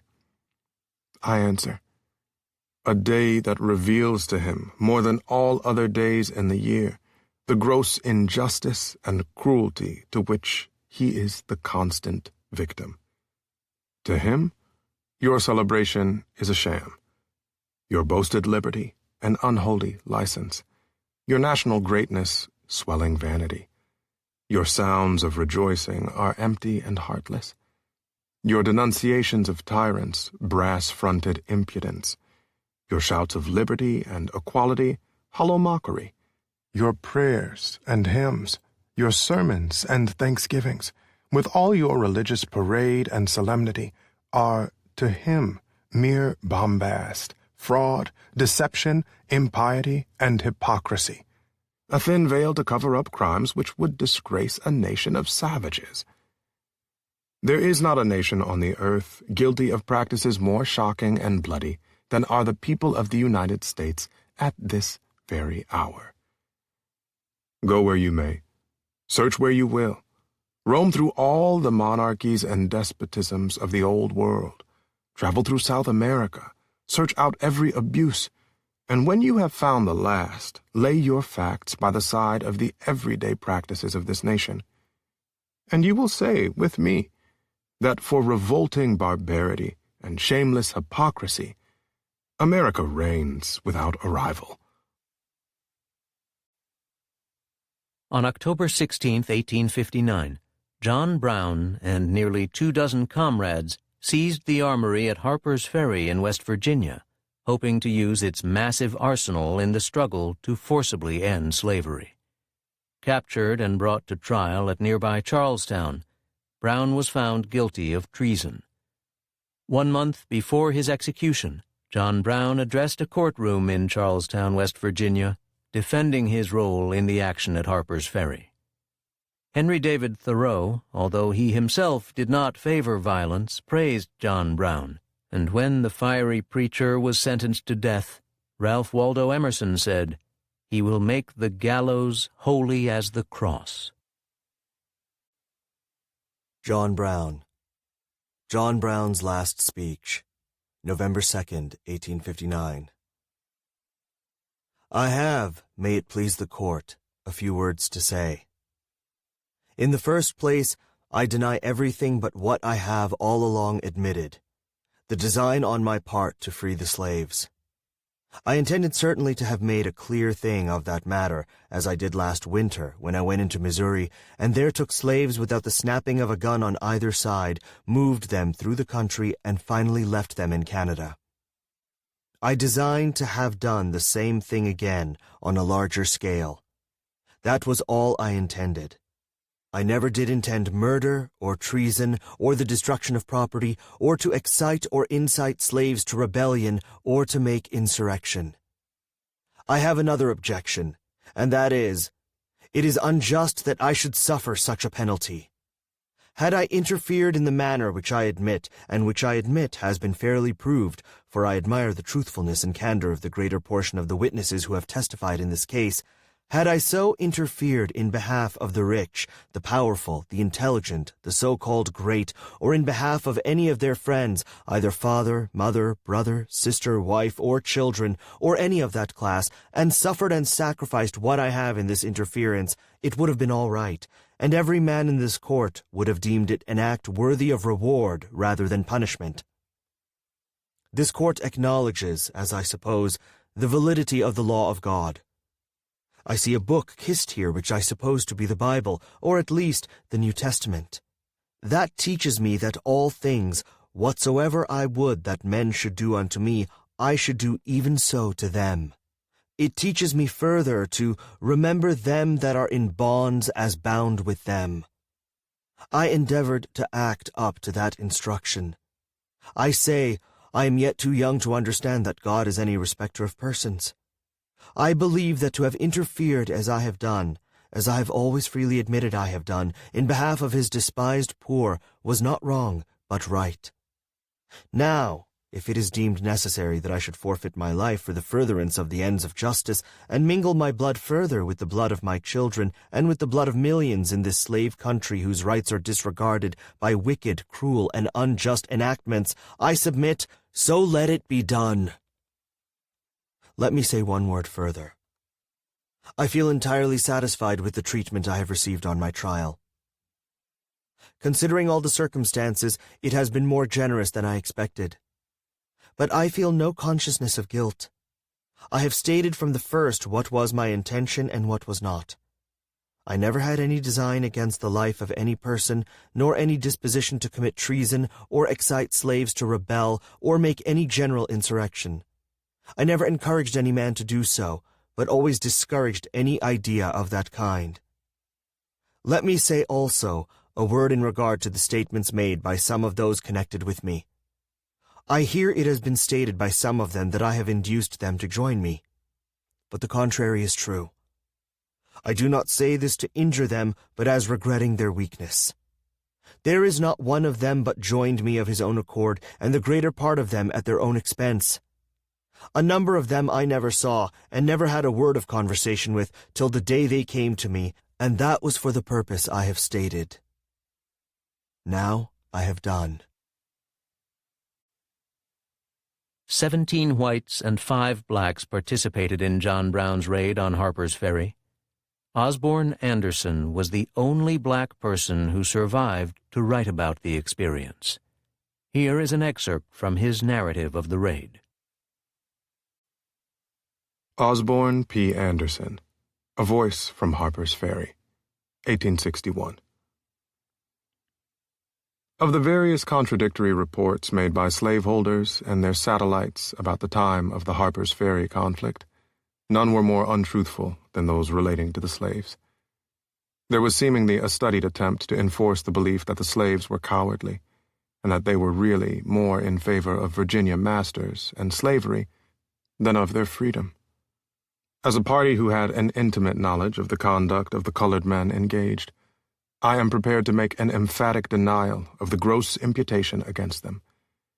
They were charged, specially, with being unreliable, with deserting Captain Brown at the first opportunity, and going back to their masters, and with being so indifferent to the work of their salvation from the yoke as to have to be forced into service by the captain, contrary to their will. On the Sunday evening of the outbreak, when we visited the plantations and acquainted the slaves with our purpose to effect their liberation, the greatest enthusiasm was manifested by them. Joy and hilarity beamed from every countenance. One old mother, white-haired from age, and borne down with the labors of many years in bonds, when told of the work in hand, replied, "God bless you. God bless you." She then kissed the party at her house, and requested all to kneel, which we did, and she offered prayer to God for his blessing on the enterprise and our success. At the slaves' quarters, there was apparently a general jubilee, and they stepped forward manfully, without impressing or coaxing. In one case only was there any hesitation. A dark-complexioned, free-born man refused to take up arms. He showed that only want of confidence in the movement, and far less courage than any slave consulted about the plan. In fact, so far as I could learn, the free blacks of the South are much less reliable than the slaves, and infinitely more fearful. In Washington City, a party of free-colored persons offered their services to the mayor to aid in suppressing our movement. Of the slaves who followed us to the ferry, some were sent to help remove stores, and the others were drawn up in a circle around the engine house at one time, where they were, by Captain Brown's order, furnished by me with pikes, mostly, and acted as a guard to the prisoners to prevent their escape, which they did. As in the War of the American Revolution, the first blood shed was a black man's, Crispus Attucks. So at Harper's Ferry, the first blood shed by our party, after the arrival of the United States troops, was that of a slave. In the beginning of the encounter, and before the troops had fairly emerged from the bridge, a slave was shot. I saw him fall. Of the men shot on the rocks, when John Henry Kaji's party were compelled to take to the river, some were slaves, and they suffered death before they would desert their companions, and their bodies fell into the waves beneath. Captain Brown, who was surprised and pleased by the promptitude with which they volunteered, and with their manly bearing at the scene of violence, remarked to me on that Monday morning that he was agreeably disappointed in the behavior of the slaves, for he did not expect 1 out of 10 to be willing to fight. The truth of the Harper's Ferry raid, as it has been called, in regard to the part taken by the slaves and the aid given by colored men generally, demonstrates clearly, first, that the conduct of the slaves is a strong guarantee of the weakness of the institution, should a favorable opportunity occur, and secondly, that the colored people, as a body, were well represented by numbers, both in the fight and in the number who suffered martyrdom afterward. The first report of the number of insurrectionists killed was 17, which showed that several slaves were killed, for there were only 10 of the men that belonged to the Kennedy farm who lost their lives at the ferry, namely John Henry Kaji, Jerry Anderson, Watson Brown, Oliver Brown, Stuart Taylor, Adolphus Thompson, William Thompson, William Lehman, all 8 whites, and Dangerfield Newby and Sherrard Lewis Leary, both colored. The rest reported dead, according to their own showing, were colored. Captain Brown had but 17 with him, belonging to the farm, and when all was over, there were 4, besides himself, taken to Charleston, prisoners, viz., A.D. Stevens, Edwin Coppic, white, John A. Copeland, and Shields Green, colored. It is plain to be seen from this that there was a proper percentage of colored men killed at the ferry and executed at Charleston. Of those that escaped from the fangs of the human bloodhounds of slavery, there were 4 whites and 1 colored man, myself being the sole colored man of those at the farm. That hundreds of slaves were ready and would have joined in the work had Captain Brown's sympathies not been aroused in favor of the families of his prisoners, and that a very different result would have been seen in consequence, there is no question. There was abundant opportunity for him and the party to leave a place in which they held entire sway and possession before the arrival of the troops. And so cowardly were the slaveholders proper, that from Colonel Lewis Washington, the descendant of the father of his country, General George Washington, they were easily taken prisoners.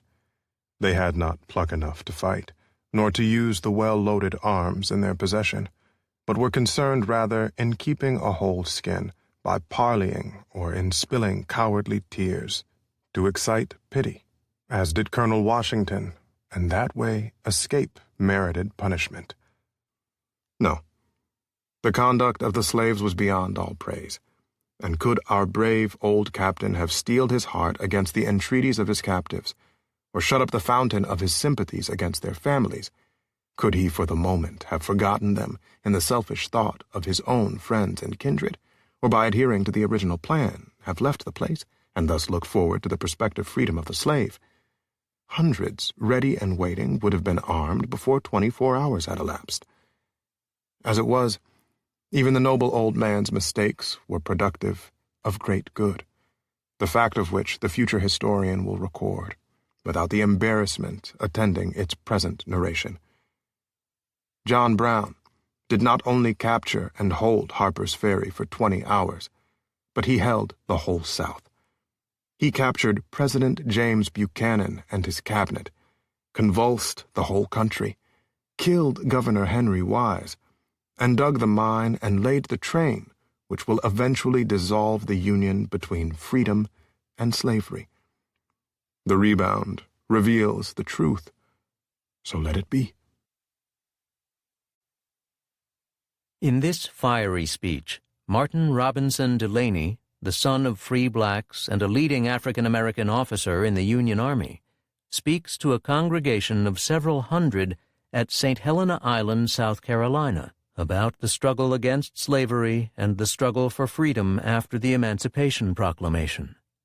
Delaney was employed by the Freedmen's Bureau at the end of the Civil War, but the Bureau, worried about his politics, sent Lieutenant Edward M. Stober to listen to his address at the Brick Church at St. Helena Island. His account is the only existing text of this speech. Stober noted, "The excitement with the congregation was immense, and cheers were given to some particular sentence of the speech." Afterward, congregants told Stober they would get rid of the Yankee employer, and that Delaney is the only man who ever told them the truth. Martin Delaney's Advice to Former Slaves, July 23, 1865. It was only a war policy of the government to declare the slaves of the South free, knowing that the whole power of the South laid in the possession of the slaves. But I want you to understand that we would not have become free had we not armed ourselves and fought out our independence. If I had been a slave, I would have been most troublesome, and not to be conquered by any threat or punishment. I would not have worked, and no one would have dared to come near me. I would have struggled for life or death, and would have thrown fire and sword between them. I know you have been good, only too good. I was told by a friend of mine that when owned by a man and put to work on the field, he laid quietly down and just looked out for the overseer to come along when he pretended to work very hard. But he confessed to me that he never had done a fair day's work for his master. And so he was right. So I would have done the same, and all of you ought to have done the same. People say that you are too lazy to work, that you have no intelligence to get on for yourselves, without being guided and driven to the work by overseers. I say it is a lie, and a blasphemous lie, and I will prove it to be so.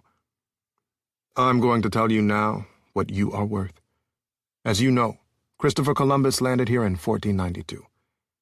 They came here only for the purpose to dig gold, gather precious pearls, diamonds, and all sorts of jewels, only for the proud aristocracy of white Spaniards and Portuguese to adorn their persons, to have brooches for their breasts, earrings for their ears, bracelets for their ankles, and rings for their limbs and fingers. They found here Indians whom they obliged to dig and work and slave for them. But they found out that they died away too fast and cannot stand the work. In course of time, they had taken some blacks along with them and put them to work. They could not stand it. And yet the whites say they are superior to our race, though they could not stand it. The work was so profitable, which those poor blacks did, that in the year 1502, Charles V gave permission to import into America yearly 4,000 blacks. The profit of these sales was so immense that afterwards even the Virgin Queen of England and James II took part in the slave trade, and were accumulating great wealth for the treasury of the government.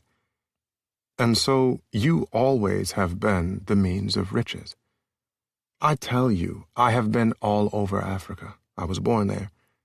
And I tell you, as I told the Geographical Faculty of London, that those people there are a well-driving class of cultivators, and I never saw or heard of one of our brethren there to travel without taking seeds with him, as much as he can carry, and to sow it wherever he goes to, or to exchange it with his brethren. So you ought further to know that all the spices, cotton, rice, and coffee has only been brought over by you from the land of our brethren. Your masters, who lived in opulence, kept you to hard work by some contemptible being called overseer, who chastised and beat you whenever he pleased, while your master lived in some northern town or in Europe to squander away the wealth only you acquired for him. He never earned a single dollar in his life. You, men and women, every one of you around me, made thousands and thousands of dollars for your master. Only you were the means for your masters to lead the ideal and inglorious life, and to give his children the education which he denied to you, for fear you may awake to conscience.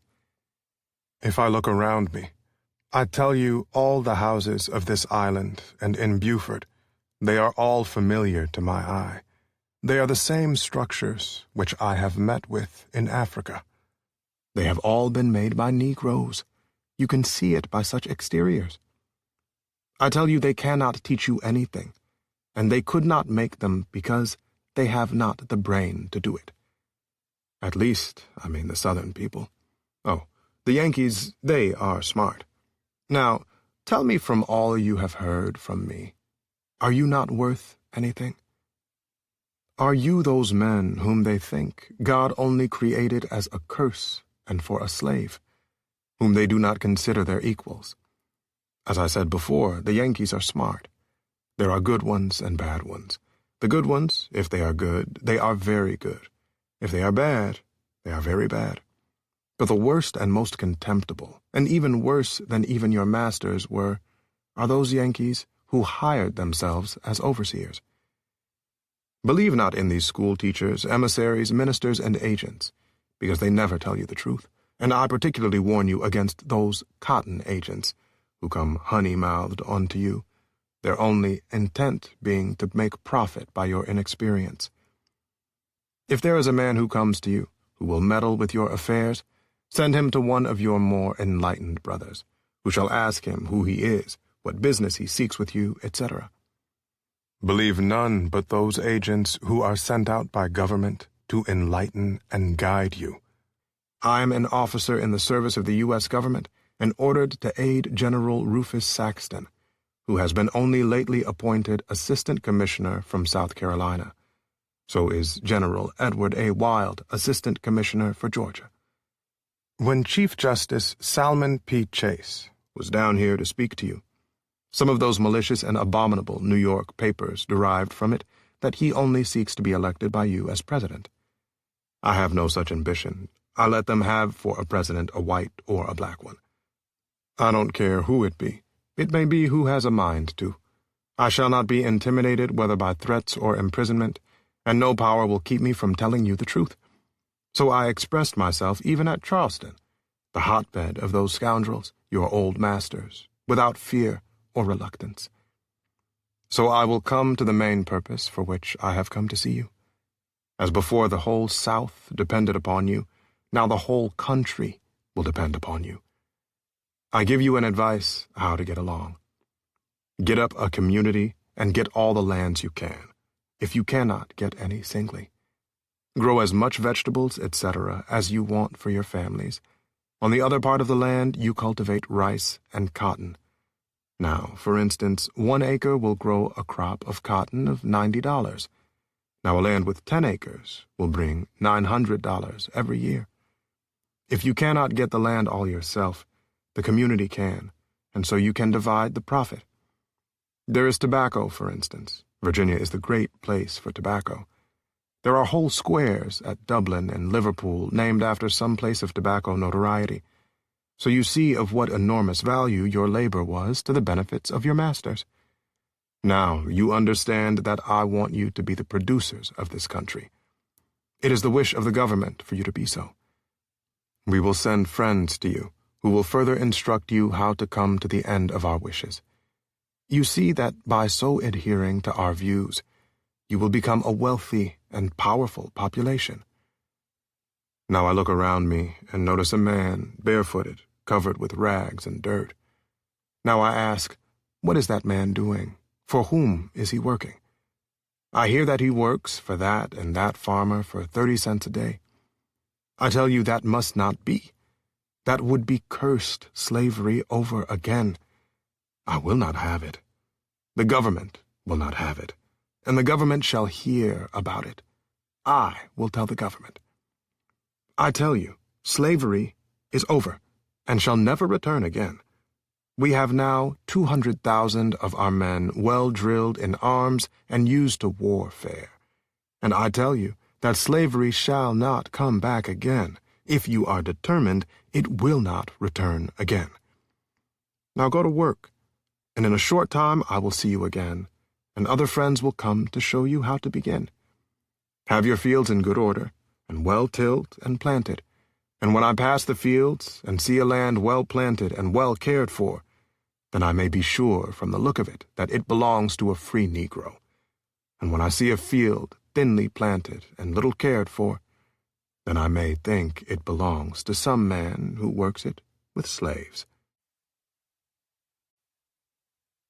After helping to organize the first U.S. colored troops, which he later joined as chaplain, Henry McNeill Turner became a delegate to the State Constitutional Convention in Atlanta and was elected as a representative to the Georgia State Legislature in 1868. But soon after, he was among 24 legislators expelled for the crime of being black. Here is an excerpt of his address to his fellow legislators denouncing the expulsions. Henry McNeill Turner, on the eligibility of colored members to seats in the Georgia Legislature, September 3, 1868. Before proceeding to argue this question upon its intrinsic merits, I wish the members of this House to understand the position that I take. I hold that I am a member of this body. Therefore, sir, I shall neither fawn or cringe before any party, nor stoop to beg them for my rights. Some of my colored fellow members, in the course of their remarks, took occasion to appeal to the sympathies of members on the opposite side, and to eulogize their character for magnanimity. It reminds me very much, sir, of slaves begging under the lash. I am here to demand my rights, and to hurl thunderbolts at the men who would dare to cross the threshold of my manhood. There is an old aphorism which says, "Fight the devil with fire," and if I should observe the rule in this instance, I wish gentlemen to understand that it is but fighting them with their own weapon. The scene presented in this House today is one unparalleled in the history of the world. From this day, back to the day when God breathed the breath of life into Adam, no analogy for it can be found. Never, in the history of the world, has a man been arraigned before a body clothed with legislative, judicial, or executive functions, charged with the offense of being of a darker hue than his fellow men. I know that questions have been before the courts of this country and of other countries involving topics not altogether dissimilar to that which is being discussed here today. But, sir, never in all the history of the great nations of this world, never before, has a man been arraigned, charged with an offense committed by the God of heaven himself. Cases may be found where men have been deprived of their rights for crimes and misdemeanors, but it has remained for the state of Georgia, in the very heart of the 19th century, to call a man before the bar, and there charge him with an act for which he is no more responsible than for the head which he carries upon his shoulders. The Anglo-Saxon race, sir, is a most surprising one. No man has ever been more deceived in that race than I have been for the last 3 weeks. I was not aware that there was in the character of that race so much cowardice, or so much pusillanimity. The treachery which has been exhibited in it by gentlemen belonging to that race has shaken my confidence in it more than anything that has come under my observation from the day of my birth. What is the question at issue? Why, sir, this assembly today is discussing and deliberating on a judgment. There is not a cherubim that sits around God's eternal throne today that would not tremble, even were an order issued by the supreme God himself, to come down here and sit in judgment on my manhood. Gentlemen may look at this question in whatever light they choose, and with just as much indifference as they may think proper to assume. But I tell you, sir, that this is a question which will not die today. This event shall be remembered by posterity for ages yet to come, and while the sun shall continue to climb the hills of heaven. Whose legislature is this? Is it a white man's legislature, or is it a black man's legislature? Who voted for a constitutional convention in obedience to the mandate of the Congress of the United States? Who first rallied around the standard of Reconstruction? Who set the ball of loyalty rolling in the state of Georgia, and whose voice was heard on the hills and in the valleys of this state? It was the voice of the brawny-armed Negro, with the few humanitarian-hearted white men who came to our assistance. I claim the honor, sir, of having been the instrument of convincing hundreds, yea, thousands of white men that to reconstruct under the measures of the United States Congress was the safest and the best course for the interest of the state. There are persons in this legislature today who are ready to spit their poison in my face, while they themselves opposed with all their power the ratification of this Constitution. They question my right to a seat in this body to represent the people whose legal votes elected me. This objection, sir, is an unheard-of monopoly of power. No analogy can be found for it, except it be the case of a man who should go into my house, take possession of my wife and children, and then tell me to walk out. I stand very much in the position of a criminal before your bar, because I dare to be the exponent of the views of those who sent me here. Or, in other words, we are told that if black men want to speak, they must speak through white trumpets. If black men want their sentiments expressed, they must be adulterated and sent through white messengers who will quibble and equivocate and evade as rapidly as the pendulum of a clock. If this be not done, then the black men have committed an outrage, and their representatives must be denied the right to represent their constituents. The great question, sir, is this: am I a man? If I am such, I claim the rights of a man. Am I not a man because I happen to be of a darker hue than honorable gentlemen around me? But, Mr. Speaker, I do not regard this movement as a thrust at me. It is a thrust at the Bible, a thrust at the God of the universe for making a man and not finishing him. It is simply calling the great Jehovah a fool.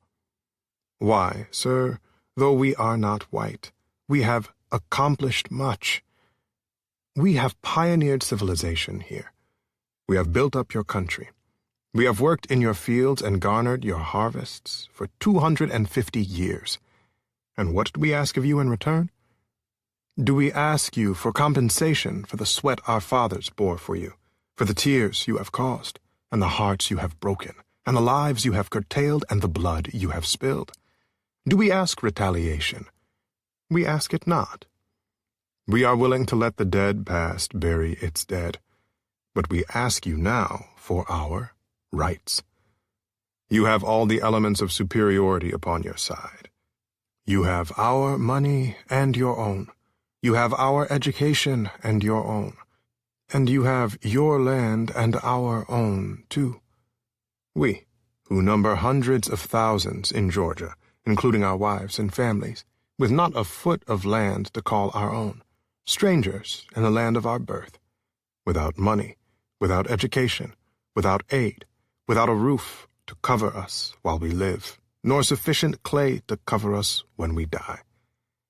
It is extraordinary that a race such as yours, professing gallantry and chivalry and education and superiority, living in a land where ringing chimes call child and sire to the Church of God, a land where Bibles are read and gospel truths are spoken, and where courts of justice are presumed to exist. It is extraordinary, I say, that with all these advantages on your side, you can make war upon the poor, defenseless black man. Chapter 10. Civil War and Class Conflict. Most histories of the Civil War have concentrated on the military struggle between the North and South in a war that took 600,000 lives, the equivalent of more than 3 million dead in today's population. However, something important has been overlooked: the conflict between rich and poor on both sides of the conflict. In the North, as the industrial system grew, men and women trapped in the factories began to rebel against their employers, against the conditions of their lives. The coming of the war muted this conflict, but did not eliminate it. There were strikes all over the country during the war. The war itself was seen in class terms. Because the rich could escape the draft by paying $300, it was the poor, as in any war, who died in battle. The draft riots in New York and other places were directed both against the rich and against black people, whom they saw as responsible for the onset of the war. In the South, only a minority of white people were slave owners, but many poor whites were persuaded that their future also depended on the maintenance of slavery. Some Southern whites volunteered, and others were drafted. But as the war went on, desertion grew in the Confederate Army. At home, Southern women rioted when they saw their husbands and sons suffering and dying in the war, while plantation owners grew cotton instead of food, because cotton was more profitable. Thus, while forces in the North and South both demanded unity to fight the war, class conflict remained. The unity was artificial, created by the rhetoric of politicians and enforced by arms. Working people in the North would be attacked by soldiers if they dared to strike. Indians would be massacred in Colorado by the U.S. Army. And those daring to criticize Lincoln's policies would be put in jail without trial. Perhaps 30,000 political prisoners suffered this fate. It was a classic situation, the onset of war spurring demands for national unity, though in reality the nation was divided between rich and poor. When the war ended, that division would assert itself forcefully, dramatically. Here is one account of unrest in the North, from an unsympathetic observer.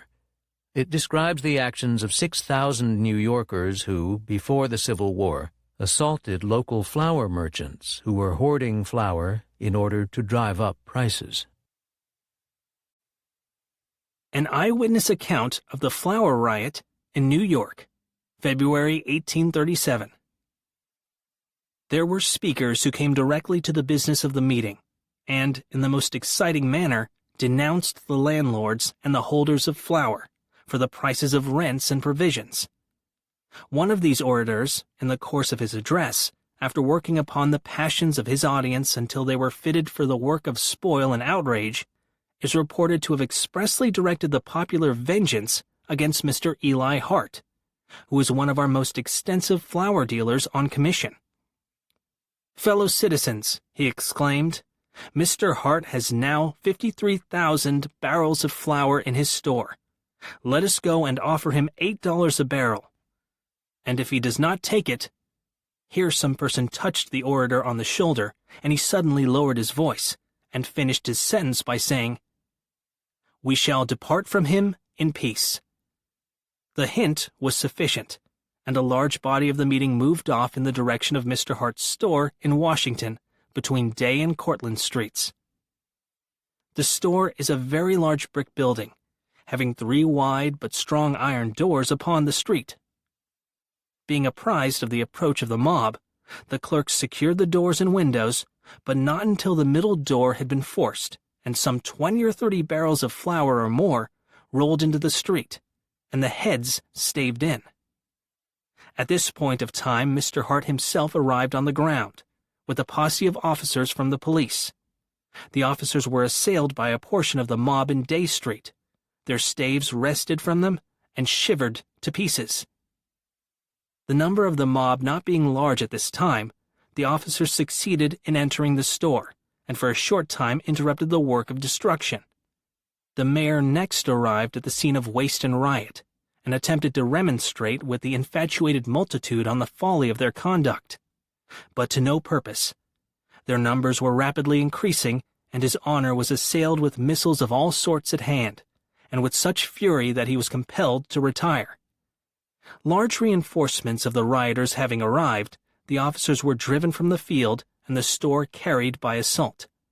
The first iron door torn from its hinges being used as a battering ram against the others. The destructives at once rushed in, and the windows and doors of the lofts were broken open. And now again commenced the work of destruction. Barrels of flour by dozens, 50s, and 100s were tumbled into the street from the doors, and thrown in rapid succession from the windows, and the heads of those which did not break in falling were instantly staved in. Intermingled with the flour were sacks of wheat by the 100, which were cast into the street, and their contents thrown upon the pavement. About 1,000 bushels of wheat and 400 or 500 barrels of flour were thus wantonly and foolishly as well as wickedly destroyed. The most active of the destructionists were foreigners. Indeed, the greater part of the assemblage was of exotic origin, but there were probably 500 or 1,000 others standing by and abetting their incendiary labors. Amidst the falling and bursting of the barrels and sacks of wheat, numbers of women were engaged, like the crones who strip the dead in battle, filling the boxes and baskets with which they were provided and their aprons with flour and making off with it. One of the destructives, a boy named James Roach, was seen upon one of the upper window sills throwing barrel after barrel into the street and crying out with every throw, "Here goes flour at $8 a barrel." Early in the assault, Mr. Hart's counting room was entered, his books and papers seized, and scattered to the winds. And herein, probably, consists his greatest loss. Night had now closed upon the scene, but the work of destruction did not cease until strong bodies of police arrived, followed, soon afterward, by detachments of troops. The store was then cleared by Justices Lowndes and Bloodgood, and several of the rioters were arrested and dispatched to Bridewell, under charge of Bowyer of the police. On his way to the prison, he and his assistants were assailed, his coat torn from his back, and several of the prisoners were rescued. Several more, however, were afterwards captured and secured.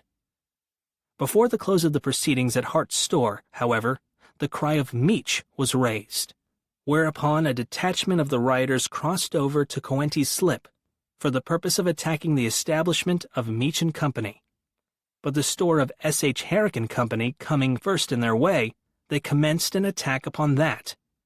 The windows were first smashed in with a shower of brick-bats, and the doors immediately afterwards broken. Some 20 or 30 barrels of flour were then rolled into the street, and the heads of 10 or a dozen knocked in. The numbers of the rioters engaged in this work was comparatively small, and they soon desisted from their labors, probably from an intimation that a strong body of the police were on the way thither. Another account is that they were induced to desist from the work of mischief by an assurance from the owner that if they would spare the flour, he would give it all to the poor today. Be this, however, as it may, the officers were promptly on the spot, and by the aid of the citizens who collected rapidly, the wretched rabble was dispersed, some 30 or 40 of them having been taken and secured at the 2 points of action. Unfortunately, however, the ringleaders escaped almost, if not quite, to a man. Disaffection in the South took many forms during the Civil War, including desertions from the Confederate Army and resentment of poor whites against the Southern plantation owners and the Southern political establishment. Some of that class consciousness, present in the South long before the Civil War, was articulated in 1857 by the writer Hilton Rowan Helper, whose book The Impending Crisis of the South was banned by Southern states opposed to its message. Hinton Rowan Helper, The Impending Crisis of the South, 1857. We have not breathed away 27 years in the South without becoming acquainted with the demagogical maneuverings of the oligarchy. Their intrigues and tricks of legerdemain are as familiar to us as household words. In vain might the world be ransacked for a more precious junta of flatterers and cajolers. It is amusing to ignorance, amazing to credulity, and insulting to intelligence to hear them in their blathering efforts to mystify and pervert the sacred principles of liberty, and turn the curse of slavery into a blessing. To the illiterate poor whites, made poor and ignorant by the system of slavery, they hold out the idea that slavery is the very bulwark of our liberties, and the foundation of American independence. For hours at a time, day after day, will they expatiate upon the inexpressible beauties and excellencies of this great, free, and independent nation, and finally, with the most extravagant gesticulations and rhetorical flourishes, conclude their nonsensical ravings by attributing all the glory and prosperity of the country, from Maine to Texas, and from Georgia to California, to the invaluable institutions of the South. With what patience we could command, we have frequently listened to the incoherent and truth-murdering declamations of these champions of slavery, and, in the absence of a more politic method of giving vent to our disgust and indignation, have involuntarily bit our lips into blisters. The lords of the lash are not only absolute masters of the blacks, who are bought and sold, and driven about like so many cattle, but they are also the oracles and arbiters of all non-slaveholding whites, whose freedom is merely nominal, and whose unparalleled illiteracy and degradation is purposely and fiendishly perpetuated. How little the poor white trash, the great majority of the Southern people, know of the real condition of the country is, indeed, sadly astonishing. The truth is, they know nothing of public measures, and little of private affairs, except what their imperious masters, the slave-drivers, condescend to tell, and that is but precious little, and even that little, always garbled and one-sided, is never told except in public harangues, for the haughty cavaliers of shackles and handcuffs will not degrade themselves by holding private converse with those who have neither dimes nor hereditary rights in human flesh. Whenever it pleases, and to the extent it pleases, a slaveholder to become communicative, poor whites may hear with fear and trembling, but not speak. They must be as mum as dumb brutes, and stand in awe of their august superiors, or be crushed with stern rebukes, cruel oppressions, or downright violence. If they dare to think for themselves, their thoughts must be forever concealed. The expression of any sentiment at all conflicting with the gospel of slavery dooms them at once in the community in which they live, and then, whether willing or unwilling, they are obliged to become heroes, martyrs, or exiles. They may thirst for knowledge, but there is no Moses among them to smite it out of the rocks of Horeb. The black veil, through whose almost impenetrable meshes light seldom gleams, has long been pendant over their eyes, and there, with fiendish jealousy, the slave-driving ruffians sedulously guard it. Non-slaveholders are not only kept in ignorance of what is transpiring at the North, but they are continually misinformed of what is going on even in the South. Never were the poorer classes of a people, and those classes so largely in the majority, and all inhabiting the same country, so basely duped, so adroitly swindled, or so damnably outraged. It is expected that the promises about the gains that ordinary people would receive from the war. Mechanic, unknown. Voting by classes. October 13th, 1863. Editor, Daily Sun.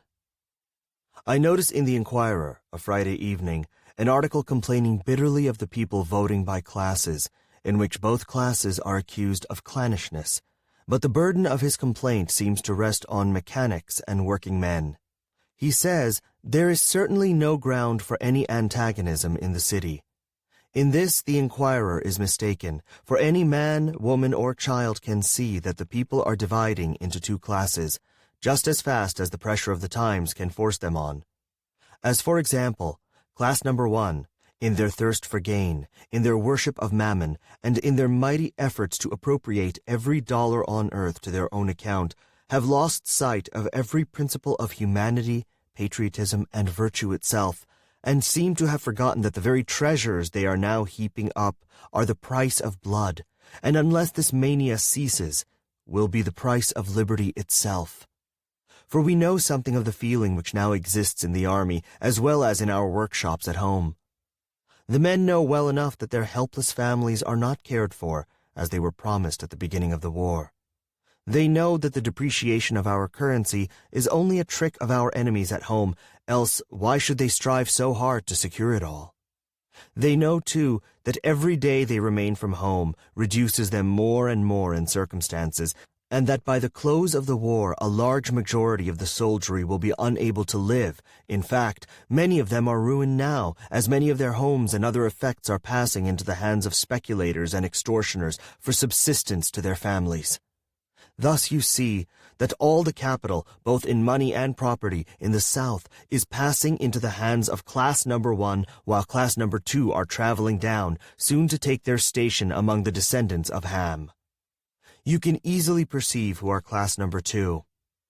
The soldiery, the mechanics, and the working men, not only of Columbus, but of all the Confederate States.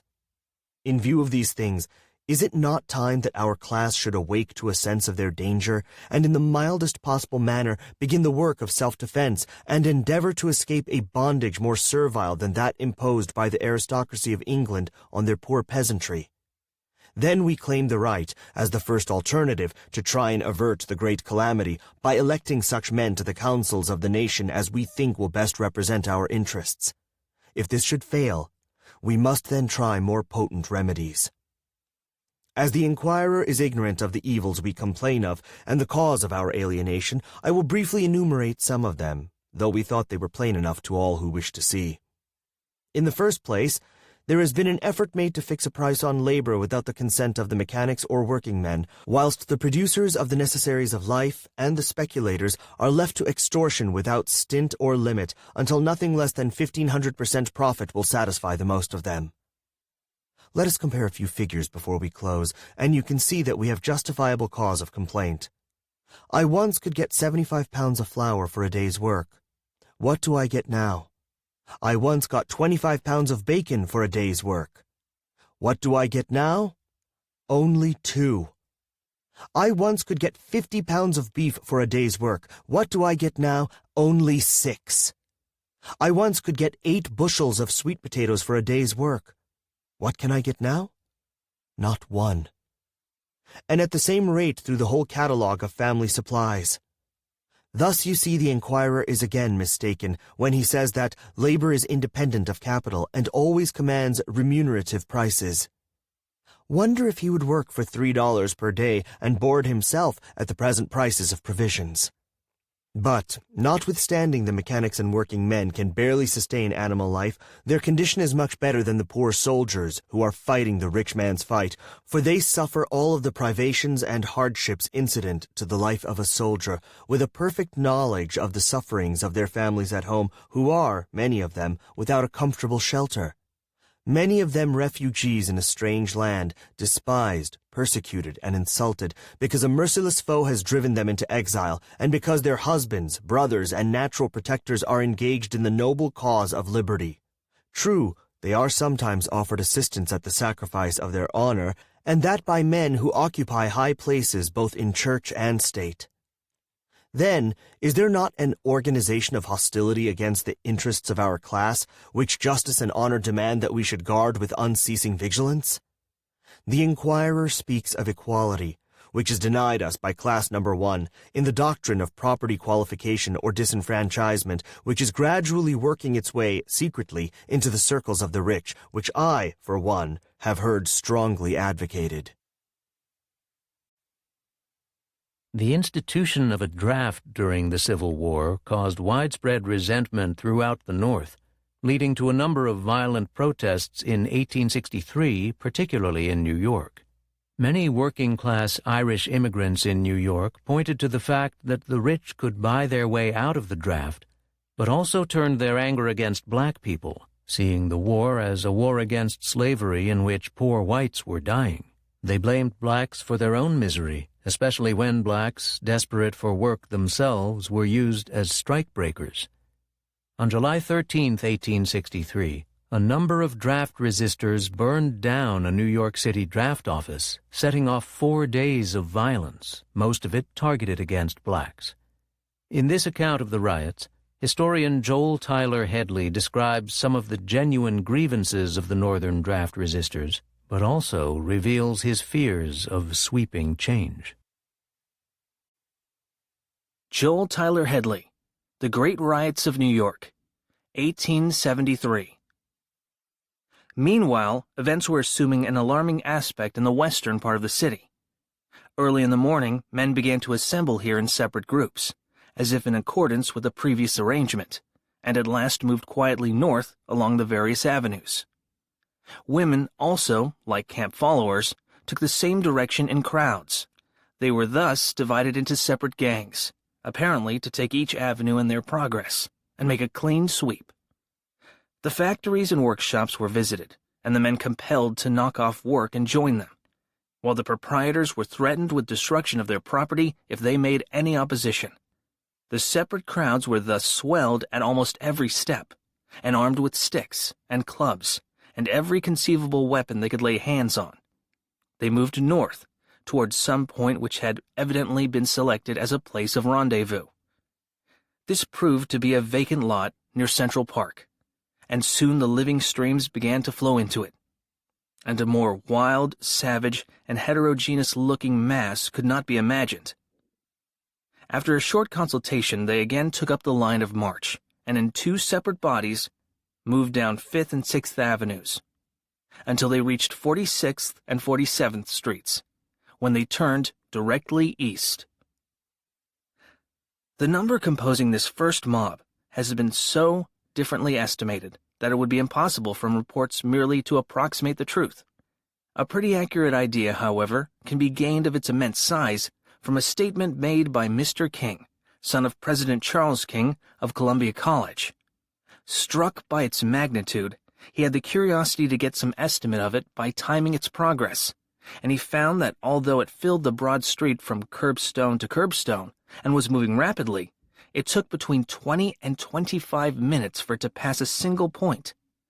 A ragged, coatless, heterogeneously weaponed army, it heaved tumultuously along toward 3rd Avenue. Tearing down the telegraph poles as it crossed the Harlem and New Haven Railroad track, it surged angrily up around the building where the drafting was going on. The small squad of police stationed there to repress disorder looked on bewildered, feeling they were powerless in the presence of such a host. Soon a stone went crashing through a window, which was the signal for a general assault on the doors. These giving way before the immense pressure, the foremost rushed in, followed by shouts and yells from those behind, and began to break up the furniture. The drafting officers, in an adjoining room, alarmed, fled precipitately through the rear of the building.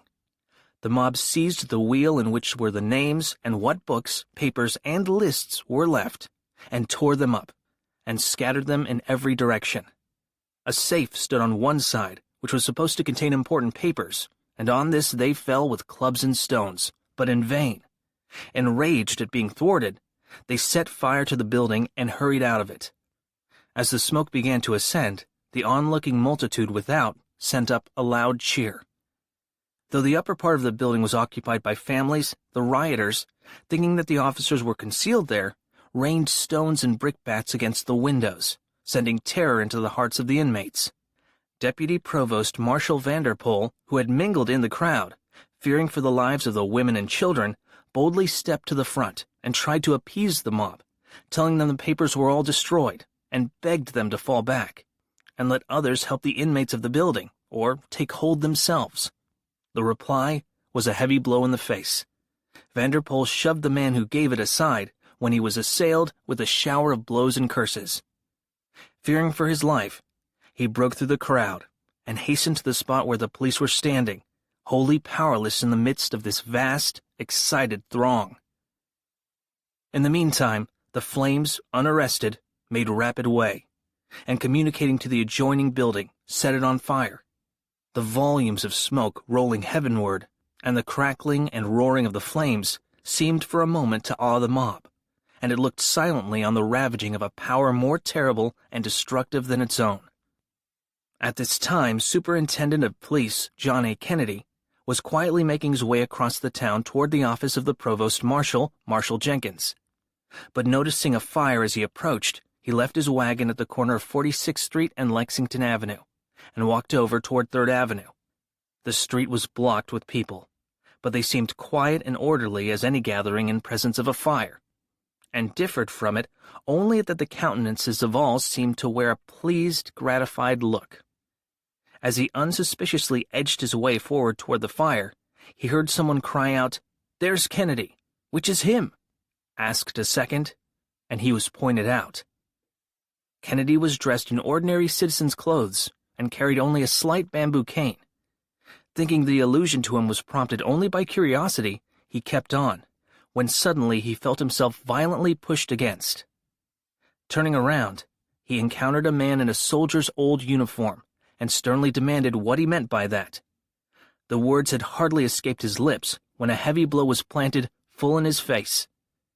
Instantly the crowd closed around him and rained blows in rapid succession on him until he fell over and down the graded street some 6 feet into a vacant lot.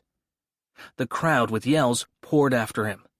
Kennedy, springing to his feet, started on a run across the lot towards 47th Street, distancing his pursuers. But as he reached 47th Street and attempted to ascend the embankment, another crowd, which had witnessed the pursuit, rushed upon him and knocked him back again in front of his pursuers. He quickly sprang up, though bleeding and stunned, for he knew his only chance for life was in keeping his feet. But the crowd closing around on both sides gave him no chance to run. One huge fellow, armed with a heavy club, endeavored to break his skull, but Kennedy dodged his blows. Careful only for his head, he let them beat his body, while he made desperate efforts to break through the mass, whose demoniacal yells and oaths showed that they intended to take his life. In the struggle, the whole crowd, swaying to and fro, slowly advanced toward Lexington Avenue, coming, as they did so, upon a wide mud hole. "Drown him! Drown him!" arose at once on every side, and the next moment a heavy blow, planted under his ear, sent him head foremost into the water. Falling with his face amid the stones, he was kicked and trampled on, and pounded, till he was a mass of gore. Still struggling desperately for life, he managed to get to his feet again and made a dash for the middle of the pond. The water was deep, and his murderers, disliking to get wet, did not follow him, but ran around to the other side to meet him as he came out. But Kennedy was ahead of them, and springing up the bank into Lexington Avenue, saw a man whom he knew, and called out, "John Egan, come here and save my life." Mr. Egan, who was a well-known and influential resident of that vicinity, immediately rushed forward to his assistance and arrested his pursuers. But the superintendent was so terribly bruised and mangled that Egan did not recognize him. He, however, succeeded in keeping the mob back, who, seeing the horrible condition their victim was in, doubtless thought they had finished him. Other citizens now coming forward, a passing feed wagon was secured, into which Kennedy was lifted and driven to police headquarters. Acton, who was in the street as the wagon approached, saw the mangled body within, but did not dream who it was. The driver inquired where he should take him. "Around to the police station," carelessly replied Acton. The driver hesitated and inquired again, "Where to?" Acton, supposing it was some drunkard bruised in a brawl, replied rather petulantly, "Round to the station." The man then told him it was Kennedy. Acton, scanning the features more closely, saw that it indeed was the superintendent himself in this horrible condition. As the officers gathered around the bleeding, almost unconscious form, a murmur of wrath was heard, a sure premonition what work would be done when the hour of vengeance should come. In April 1863, there was a bread riot in Richmond, Virginia. That summer, draft riots occurred in various southern cities. In September, another bread riot broke out in Mobile, Alabama. Georgia Lee Tatum, in her study Disloyalty in the Confederacy, writes, "Before the end of the war, there was much disaffection in every state, and many of the disloyal had formed into bands, in some states into well-organized, active societies. Acts of resistance took place not only among soldiers, but also among women forced to deal with the growing costs of the war. These articles from Southern newspapers show the ferment of the time." 4 documents on disaffection in the South during the Civil War. 1864 to 1865. Report on a bread riot in Savannah, Georgia, April 1864. A small bread riot occurred in Savannah, Georgia, on Tuesday last, April 17, 1864. The news says that a combination of women numbering from 50 to 100 appeared at a grocery store on Whitaker Street. When their demand for provisions being made, the proprietor was in the act of distributing bacon among them, when others of the party made a rush into the store and helped themselves to whatever they wanted. The same crowd also went to 2 other places on the same mission, where they obtained bacon, etc. 3 of the women were arrested and taken to the guardhouse, and would be brought before the mayor Thursday morning. In relation to this affair, the news says that the present high prices of provisions have provided distress no one can doubt, and it is probable that some who participated in the riotous proceedings of yesterday were goaded to their course by pressure of want. But if we are rightly informed, many, if not the majority of them, had not even that excuse for the commission of acts of lawlessness. Be this as it may, there can be no necessity or justification for such acts of outrage and robbery. It is not generally the truly worthy, deserving poor who resort to such measures, and those who thus set the laws and public propriety at defiance forfeit the sympathy of the community. If there is indeed want and suffering, let the sufferers make their condition known in the right quarter, and a community that has never turned a deaf ear to the appeals of the helpless and needy will give them relief. We trust that our city authorities will investigate this matter, ascertain who they are that truly need assistance, and take the proper steps for their relief. Such action is not only due to the wives and children of soldiers in the service, to the helpless poor, and to the peaceful and good name of our community, but also to the best interests of our city. While the mob spirit should be met with firmness, we should in these times act in accordance with the maxim of help one another. Let the turbulent be rebuked, but let not the worthy and law-abiding poor suffer. Exempt, unknown. To go or not to go. June 28, 1864. To go or not to go, that is the question. Whether it pays best to suffer pestering by idle girls and garrulous old women, or to take up arms against a host of Yankees, and by opposing get killed, to die, to sleep. Get out. And in this sleep to say we sink to rest by all our country's wishes blessed, and live forever. That's a consummation, just what I'm after. To march, to fight, perchance to die, aye, there's the rub. For while I'm asleep, who'll take care of Mary and the babes? When Billy's in the low ground, who'll feed 'em, hey? There's the respect I have for them that makes life sweet. For who would bear the bag to mill, plough daubin, cut the wheat, dig taters, kill hogs, and do all sorts of drudgery, if I am fool enough to get a Yankee bullet on my brain? Who'll cry for me?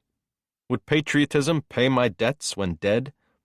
But, oh, the dread of something after death, that undiscovered fellow who'll court Mary, and do my huggin', that's agony, and makes me want to stay home, especially as I ain't mad with nobody. Shells and bullets make cowards of us all, and blamed my skin if snortin' steeds, and pomp and circumstance of war are to be compared with feather beds and Mary by my side. O.G.G. Unknown. Letter to the Editor. February 17, 1865. Mr. Editor, on Thursday last, about 50 women in Miller County, claiming to be soldiers' wives, made a raid upon the tithe depot at Colquitt, in said county, and with axes forced open the door and abstracted therefrom about 50 sacks of government corn, about 100 bushels. At last accounts from them, another raid of the same character was apprehended. Wonder why it is that soldiers' wives are reduced to the necessity of providing from themselves. Would not the proper authorities do well to look into the matter? If these women were forced by necessity to commit the depredation above alluded to, and even the wives of soldiers absent in the defense of their country, their wants should be relieved at once. Truly yours, O.G.G. Columbus Sun. The Class That Suffer. February 17, 1865. Upon poor women and children, upon soldiers who are toiling and bleeding for liberty, upon salaried men who have not the time, or who desire to speculate, the whole weight of this fearful struggle falls. men of wealth, who are hoarding thousands, put up the piteous cry of exorbitant rates. More bitterly than ever just after increasing the prices 1,000-fold, while upon ragged, blood-drenched soldiers, upon weary, despairing, heart-sick women, and those whose only dependence is a pitiful yearly sum, must be made to bitterly suffer. Non-producers alone feel the war. Others can meet high rates with the same. Those who speculate not must shift as best they can. What matters life or death so avarice can be gratified? What is honor unattended by wealth? What is liberty unless money can be hoarded by millions? What if the country be ruined, its women ravished, its homes desolated, its altars violated, and freedom forever perish? What matters all so the almighty dollar may be amassed in piles? What care men of the present day whether their country sinks so property may be secured, and the price at which liberty is bought rests as light as possible upon their patriotic shoulders? That is right. Pile up wealth, no matter whether bread be drawn from the mouth of the soldier's orphan or the one-armed, one-limbed hero who hungry walks your streets. Take every dollar you can. Pay out as little as possible. Deprive your noble warriors of every comfort and luxury. Increase in every way the necessaries of life. Make everybody but yourself and non-producers bear the taxes of the war. But be very careful to parade everything you give before the public. Talk boldly on the street corners of your love of country. Be a grand home general. And when the war is over, point to your princely palace and its magnificent surroundings, and exclaim with pompous swell, "These are the results of my patriotism." Class conflict continued to find expression after the end of the Civil War. The year 1877 saw the nation deep in an economic crisis. That summer, in the hot cities where poor families lived in cellars and drank dirty water, children became sick in large numbers. That same year, railroad workers went on strike throughout the East, reacting against wage cuts, long working hours, profiteering by the railroad companies, and deaths and injuries resulting from the absence of safety precautions. The strike spread quickly, and violence escalated as the National Guard and then federal troops withdrawn from the South were brought in against the strikers. When the strikes were over, 100 people were dead, 1,000 had been jailed, and 100,000 workers had gone on strike. Here, St. Louis journalist J.A. Dacus describes the dynamic of the railway strike. J.A. Dacus, Annals of the Great Strikes in the United States, 1877.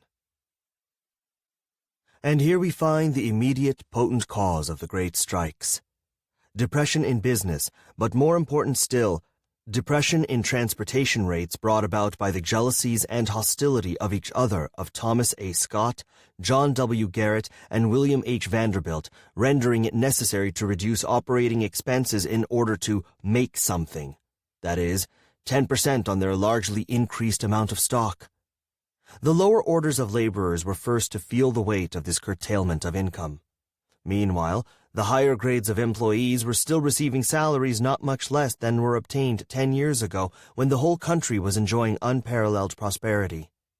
The higher officers of companies received higher salaries in 1876 than they obtained in 1866, notwithstanding the immense change in values which had taken place. The reduction of 10% in the wages of laborers, which was made by a majority of the railway companies throughout the country during the first half of the year 1877, was sufficient to evoke the earnest protests of the men affected by the curtailment of their income. Had the reduction on all the roads, which have cut the wages of their employees, taken effect at the same time, it is probable that a general strike would have taken place earlier in the season. But the date of reduction was not the same on any considerable number of the roads. Petitions and remonstrances from employees of railroad companies were received by their employers, but were wholly disregarded. A feeling of discontent was engendered, while the burden of hard times weighed more heavily upon working men. The mine was already prepared. A spark only was necessary to cause an explosion. That was supplied by the action of the managers of the Baltimore and Ohio Railroad. The pressure put upon their employees elicited the spark, and the explosion followed. Commencing at Martinsburg, West Virginia, in less than 3 hours, the strike was fully inaugurated and had already reached Baltimore. The line of the Baltimore and Ohio Railway was completely invested by the strikers in less than 20 hours. From the Baltimore and Ohio Railway, the strikes extended first to the Connellsville branch, then to the Pennsylvania system, Pittsburgh and Fort Wayne, and other railways. In an incredibly short space of time, strikes had taken place in Maryland, Pennsylvania, West Virginia, Ohio, New York, New Jersey, Indiana, Michigan, Illinois, Kentucky, and Missouri. 15,000 men were engaged in the strikes. The whole country was profoundly agitated. The uprising had assumed a dangerous aspect. A feeling of alarm and dread quickly succeeded the first impulsive feeling of sympathy entertained by the masses for the strikers.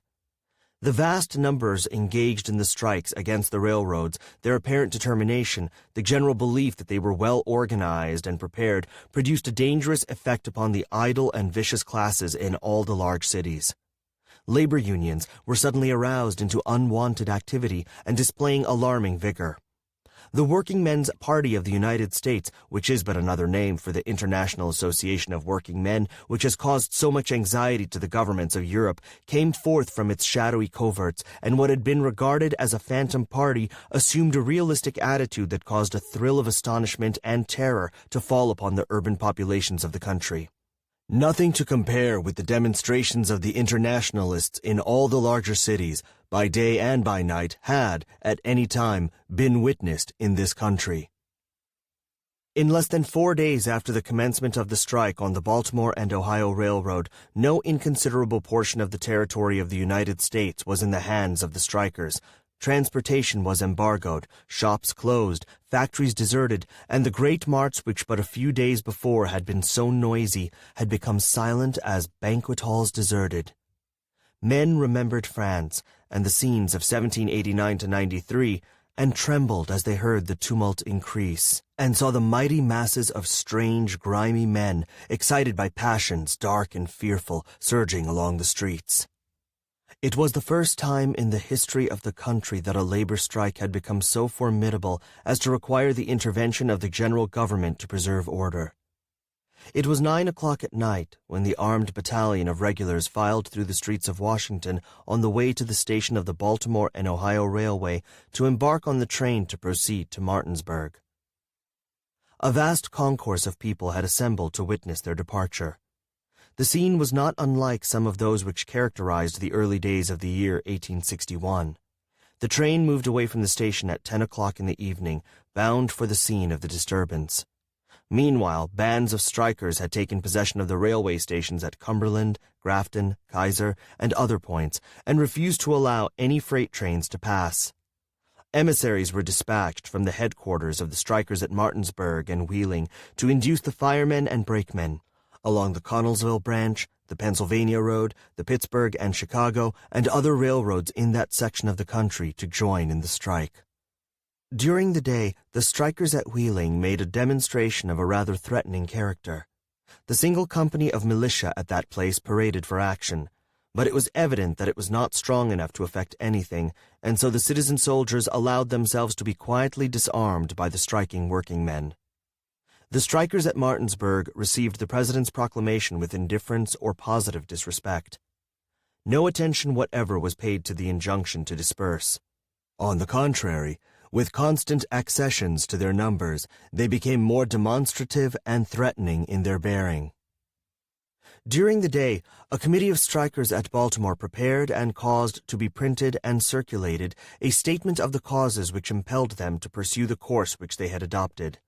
They declared that they had submitted to 3 reductions of wages in 3 years, that they would have acquiesced in a moderate reduction, that they were frequently sent on a trip to Martinsburg, and there detained 4 days at the discretion of the company, for which detention they were allowed pay for but 2 days' time, that they were compelled to pay their board during the time they were detained, which was more than the wages they received, that they had nothing left with which to support their families, that it was a question of bread with them, that when times were dull on the road, they could not get more than 15 days' work in a month, that many sober, steady, economical men became involved in debt last winter, that honest men had their wages attached because they could not meet their expenses, that by a rule of the company, any man who had his wages attached should be discharged, that this was a tyranny to which no rational being should submit, and that it was utterly impossible for a man with a family to support himself and family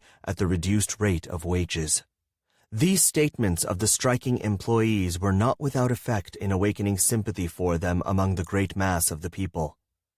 It was formally announced that the Baltimore and Ohio Railroad Company would make no further efforts to run trains on their line for the time being.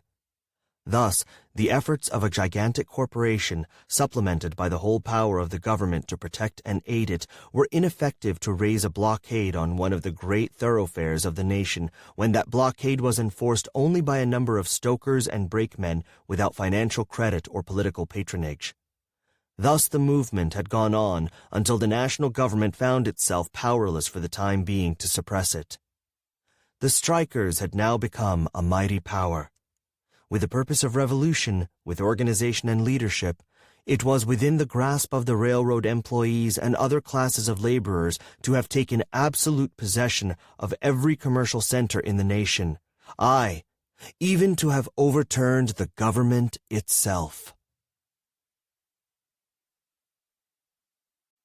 Chapter 11. Strikers and Populists in the Gilded Age. In the period between the Civil War and the end of the 19th century, the United States became a great industrial power. Steam and electricity replaced human muscle, iron replaced wood, and steel replaced iron. Machines could now drive steel tools and change the nature of farming. Oil could lubricate machines and light homes, streets, factories. People and goods could move by railroad, propelled by steam along steel rails. By 1900, there were 193,000 miles of railroad. All of this industrial progress had an enormous human cost.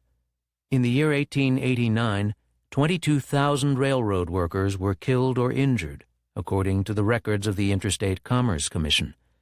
Thousands of others died or were crippled in the mines, in the steel mills, in the textile mills.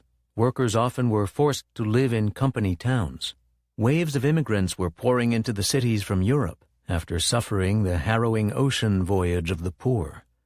They worked on the railroads, in the garment factories, in the mines, long hours, at puny wages. Their families were crowded into city slums. People rebelled against these conditions. The farmers formed granges, then the People's Party. Workers went on strike for the 8-hour day. Radicalism grew. Anarchism and socialism took root. Millions of people began to imagine that there might be a different kind of society, a different way of sharing the wealth of the nation. Their ideas, often put into words by writers like Henry George and Edward Bellamy. Henry George was an itinerant typesetter and newspaper editor who became a skilled lecturer and critic of the economic system. His book, Progress and Poverty, made him famous, and he ran unsuccessfully for mayor of New York several times in the 1880s and 1890s. In this address, delivered in an opera house in Burlington, Iowa, George examines the social roots of poverty in the United States in the 19th century, challenging the myth of individual blame. Henry George, The Crime of Poverty, April 1st, 1885. I propose to talk to you tonight of the crime of poverty. I cannot, in a short time, hope to convince you of much.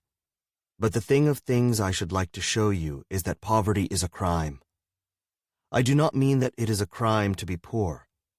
Murder is a crime, but it is not a crime to be murdered, and a man who is in poverty I look upon not as a criminal in himself so much as the victim of a crime for which others, as well as perhaps as himself, are responsible. That poverty is a curse, the bitterest of curses we all know. Thomas Carlyle was right when he said that the hell of which Englishmen are most afraid is the hell of poverty. And this is true, not of Englishmen alone, but of people all over the civilized world, no matter what their nationality. It is to escape this hell that we strive and strain and struggle, and work on oftentimes in blind habit long after the necessity for work is gone. The curse born of poverty is not confined to the poor alone. It runs through all classes, even to the very rich. They too suffer. They must suffer, for there cannot be suffering in a community from which any class can totally escape. The vice, the crime, the ignorance, the meanness born of poverty, poison, so to speak, the very air which rich and poor alike must breathe. I walked down one of your streets this morning, and I saw 3 men going along with their hands chained together. I knew for certain that those men were not rich men, and although I do not know the offense for which they were carried in chains through your streets, this I think I can safely say that, if you trace it up, you will find it in some way to spring from poverty. 9/10 of human misery, I think you will find, if you look, to be due to poverty.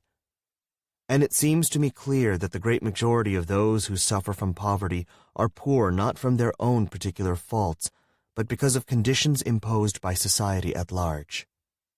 Therefore I hold that poverty is a crime, not an individual crime, but a social crime, a crime for which we all, poor as well as rich, are responsible. I hold, and I think no one who looks at the facts can fail to see, that poverty is utterly unnecessary. It is not by the decree of the Almighty, but it is because of our own injustice, our own selfishness, our own ignorance, that this scourge, worse than any pestilence, ravages our civilization, bringing want and suffering and degradation, destroying souls as well as bodies. Look over the world, in this heyday of 19th century civilization. In every civilized country under the sun, you will find men and women whose condition is worse than that of the savage, men and women and little children with whom the veriest savage could not afford to exchange. Even in this new city of yours with virgin soil around you, you have had this winter to institute a relief society. Your roads have been filled with tramps, 15, I am told, at one time taking shelter in a roundhouse here. As here, so everywhere. And poverty is deepest where wealth most abounds. Poverty necessary. Why, think of the enormous powers that are latent in the human brain. Think how invention enables us to do with the power of one man what not long ago could not be done by the power of 1,000.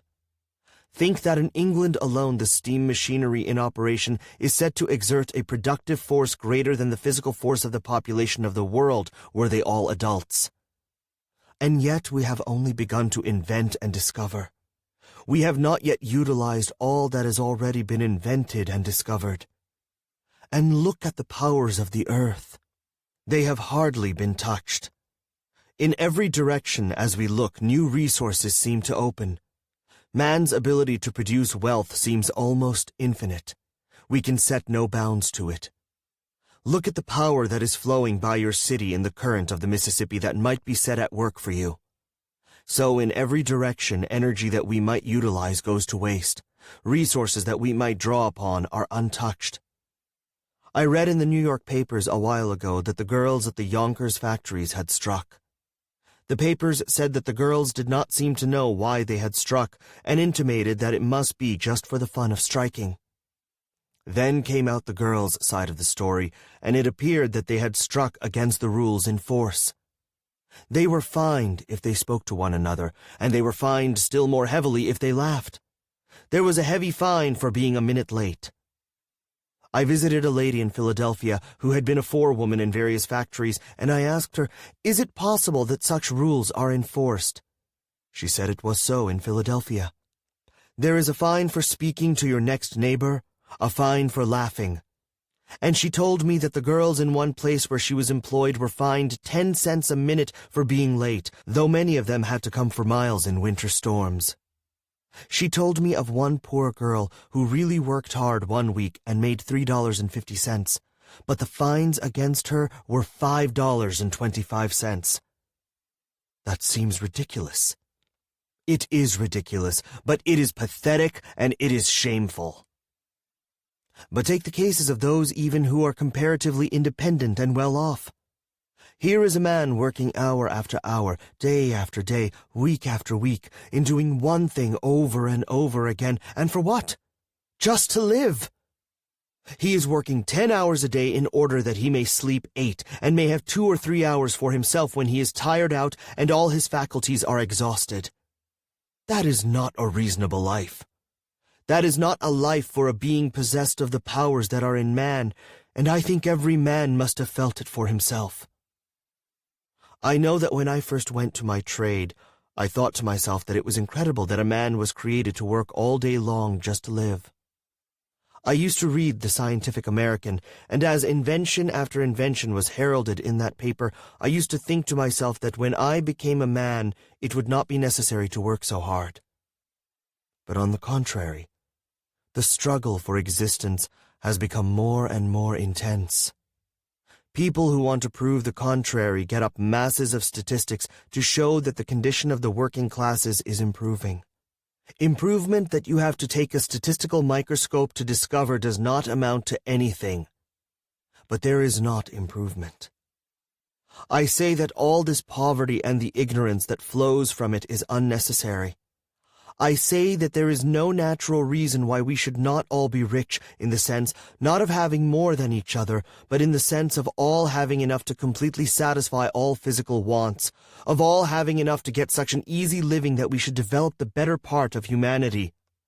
There is enough and to spare. The trouble is that, in this mad struggle, we trample in the mire what has been provided in sufficiency for us all. Trample it in the mire while we tear and rend each other. There is a cause for this poverty, and if you trace it down, you will find its root in a primary injustice. Look over the world today. Poverty everywhere. The cause must be a common one. You cannot attribute it to the tariff, or to the form of government, or to this thing or to that in which nations differ. Because, as deep poverty is common to them all, the cause that produces it must be a common cause. What is that common cause? There is one sufficient cause that is common to all nations, and that is the appropriation as the property of some of that natural element on which and from which all must live. Did you ever think of the utter absurdity and strangeness of the fact that, all over the civilized world, the working classes are the poor classes?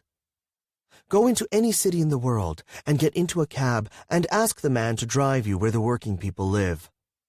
He won't take you to where the fine houses are. He will take you, on the contrary, into the squalid quarters, the poorer quarters. Did you ever think how curious that is?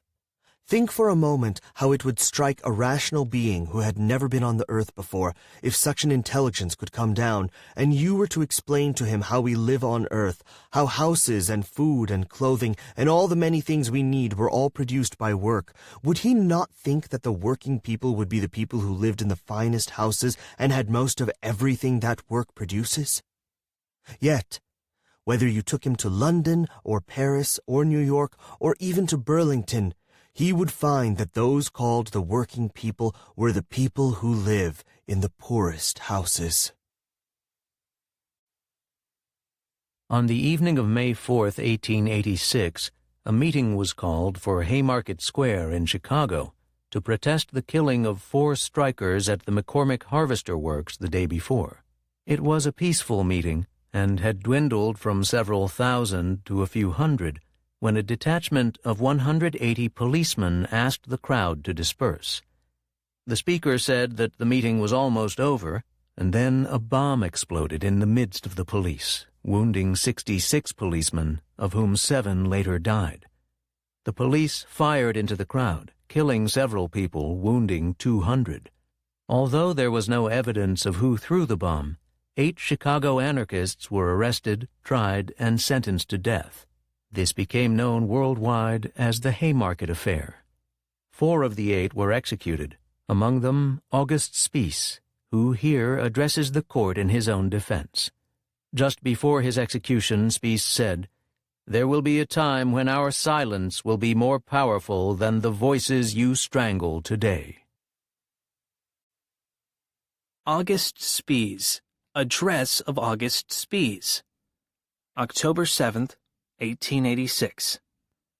Your Honor, in addressing this court, I speak as the representative of one class to the representative of another.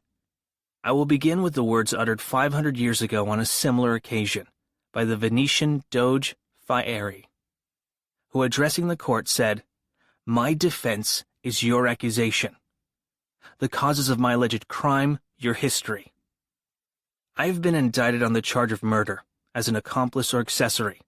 Upon this indictment, I have been convicted. There was no evidence produced by the state to show or even indicate that I had any knowledge of the man who threw the bomb, or that I myself had anything to do with the throwing of the missile, unless, of course, you weigh the testimony of the accomplices of the state's attorney, Julius Grinnell and James Bonfield, the testimony of Malvern Thompson and Harry Gilmer, by the price they were paid for it. If there was no evidence to show that I was legally responsible for the deed, then my conviction and the execution of the sentence is nothing less than willful, malicious, and deliberate murder, as foul a murder as may be found in the annals of religious, political, or any other sort of persecution. There have been many judicial murders committed where the representatives of the state were acting in good faith, believing their victims to be guilty of the charge accused of.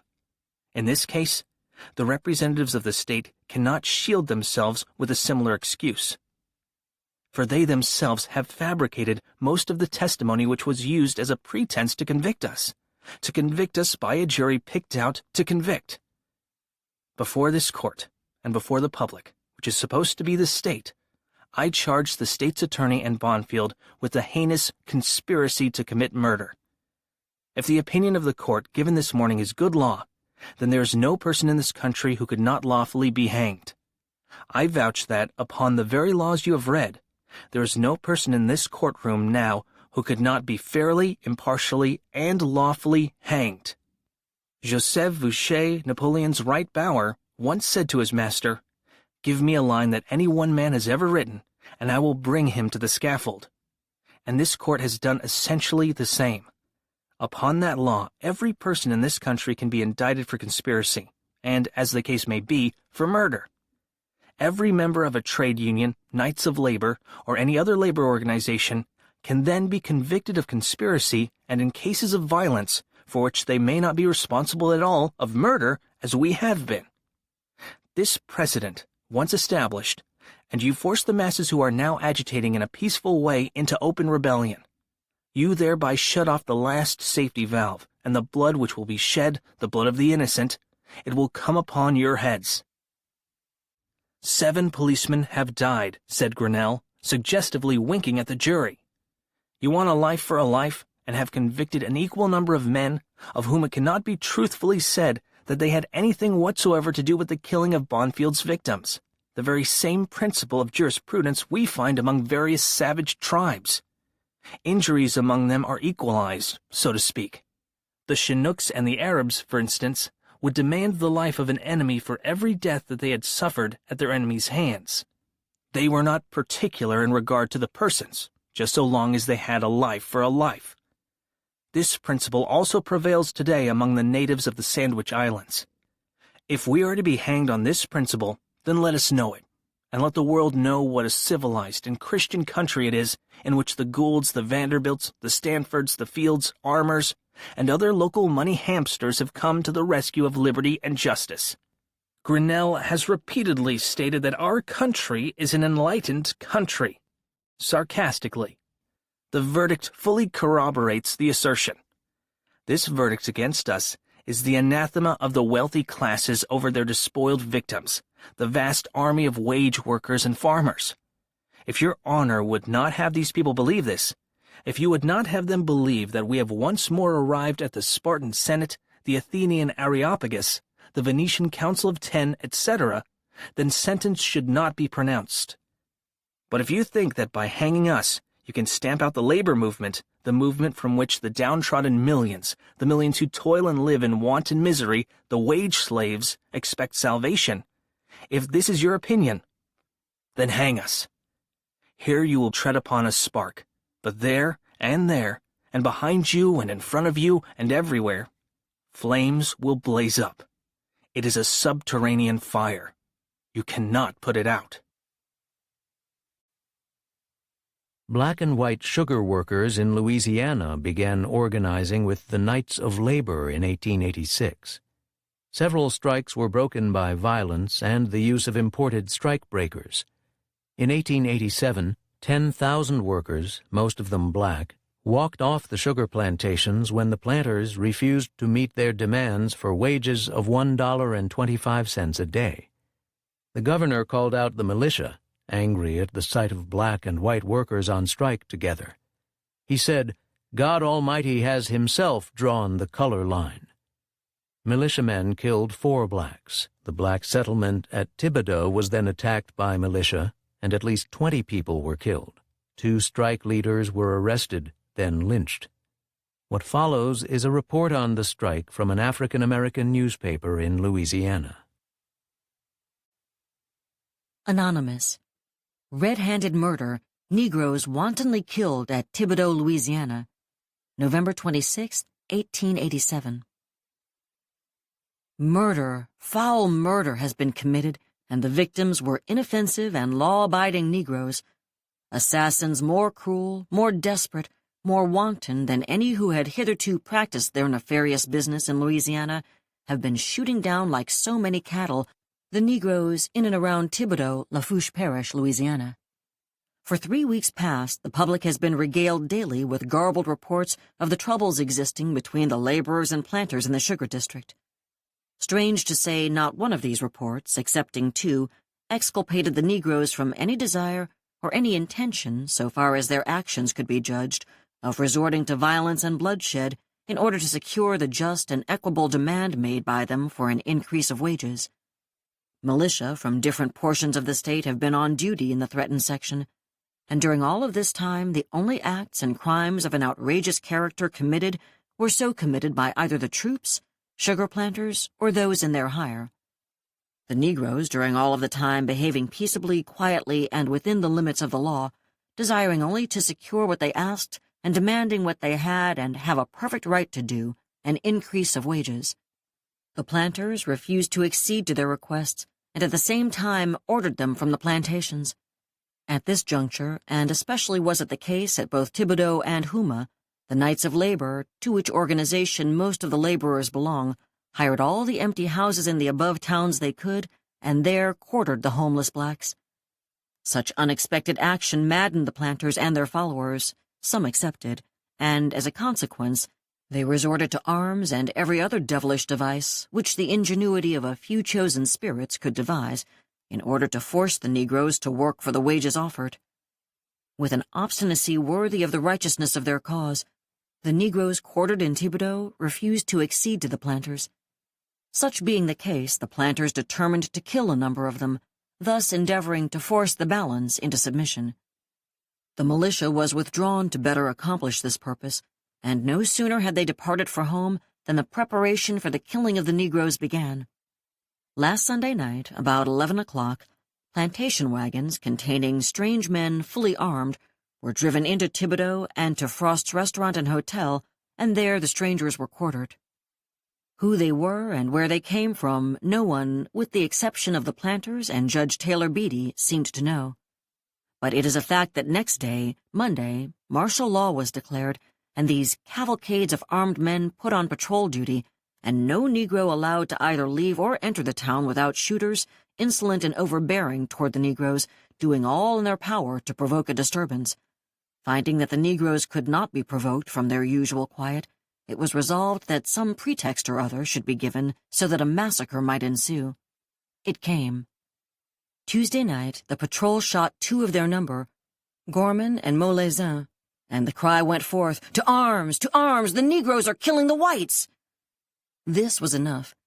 The unknown men, who by this time had turned out to be Shreveport guerrillas, well versed in the Washita and Red River plan of killing niggers, assisted by Lafourche's oldest and best, came forth and fired volley after volley into the houses, the churches, and wherever a Negro could be found. 6 killed and 5 wounded, is what the daily papers here say, but from an eyewitness to the whole transaction, we learn that no less than 35 Negroes were killed outright. Lame men and blind women shot.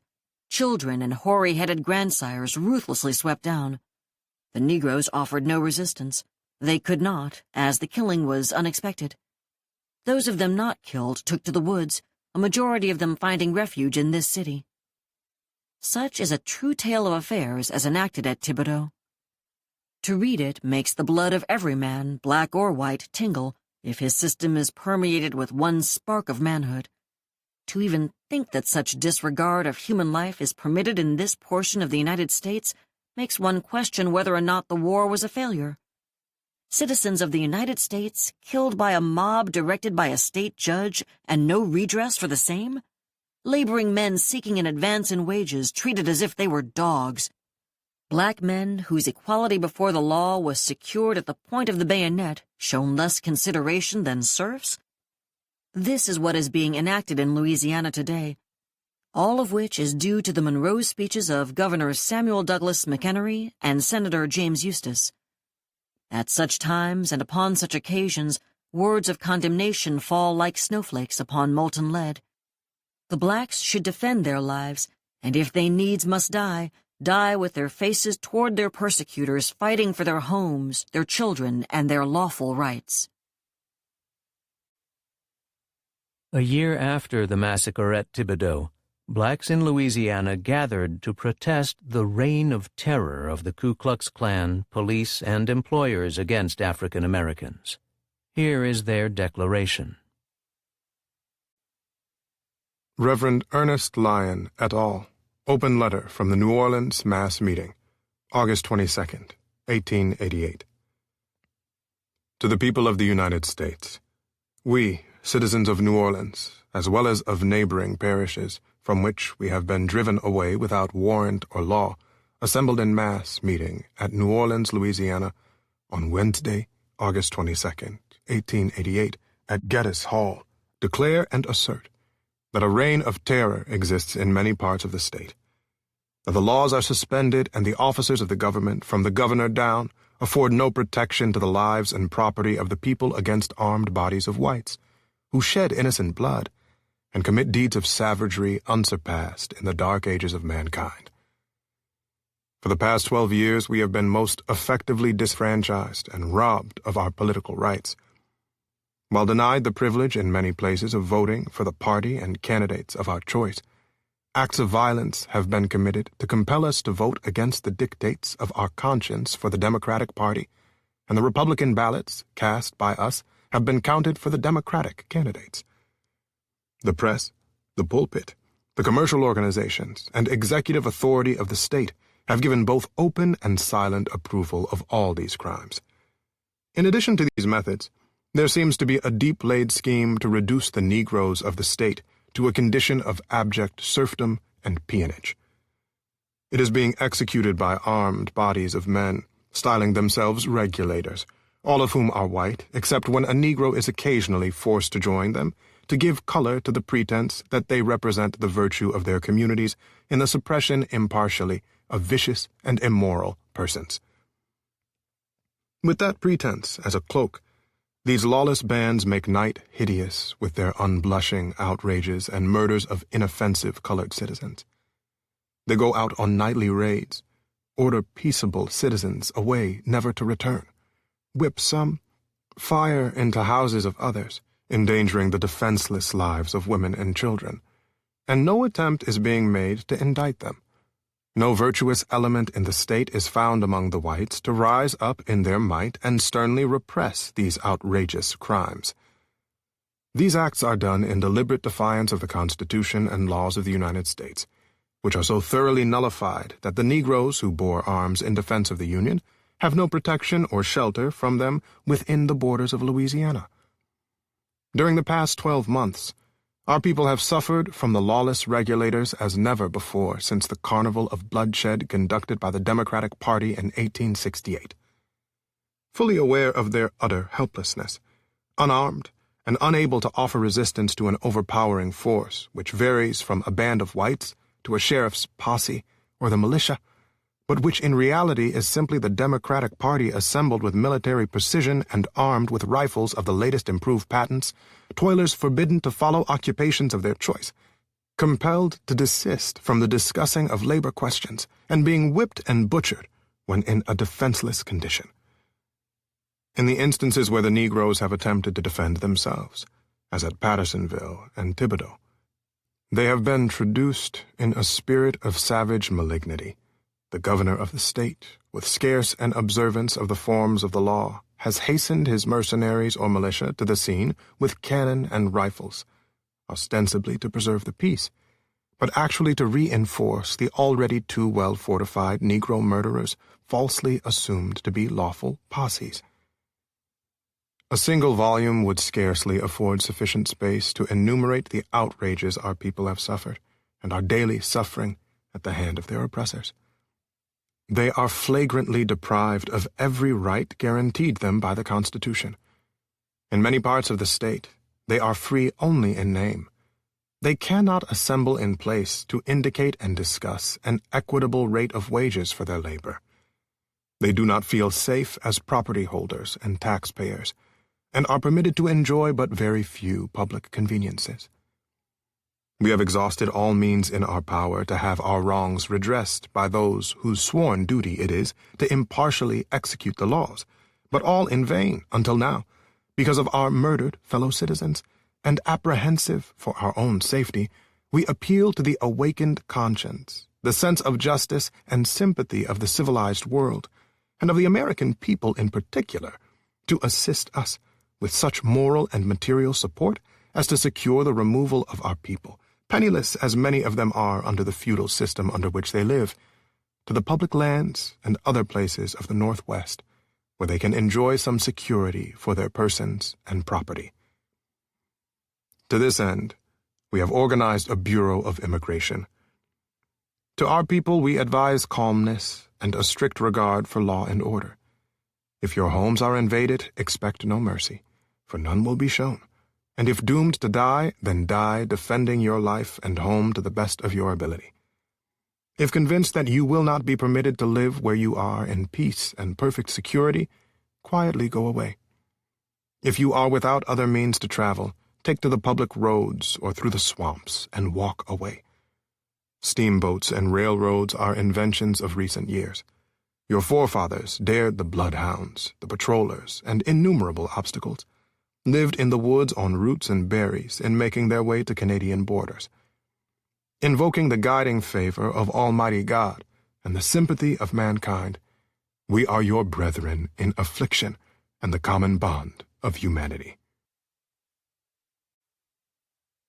The mechanization of farming in the late 19th century forced small farmers to borrow money to pay for their equipment. When they could not pay, their farms were taken away. They began to organize, first in farmers' alliances, North and South, black and white, and then came together in the populist movement of the 1880s and 1890s to fight the banks and railroads that they saw as their enemies. Populism became a powerful force involving several million farmers, black and white. Its lecture bureau sent 35,000 lecturers throughout the country, and there were more than 1,000 populist journals. The movement ultimately fell apart after it threw its support in the 1896 election to the Democratic candidate William Jennings Bryan, but its influence lasted long after that, and its program was partly realized in the New Deal farm programs of the 1930s. Here, one of its most respected leaders, Mary Elizabeth Lease, also known as Mary Ellen Lease of Kansas, presents the ideas of the movement. Two speeches by Mary Elizabeth Lease, circa 1890. Wall Street owns the country, circa 1890. This is a nation of inconsistencies. The Puritans fleeing from oppression became oppressors. We fought England for our liberty and put chains on 4 million of blacks. We wiped out slavery and our tariff laws, and national banks began a system of white wage slavery worse than the first. Wall Street owns the country. It is no longer a government of the people, by the people, and for the people, but a government of Wall Street, by Wall Street, and for Wall Street.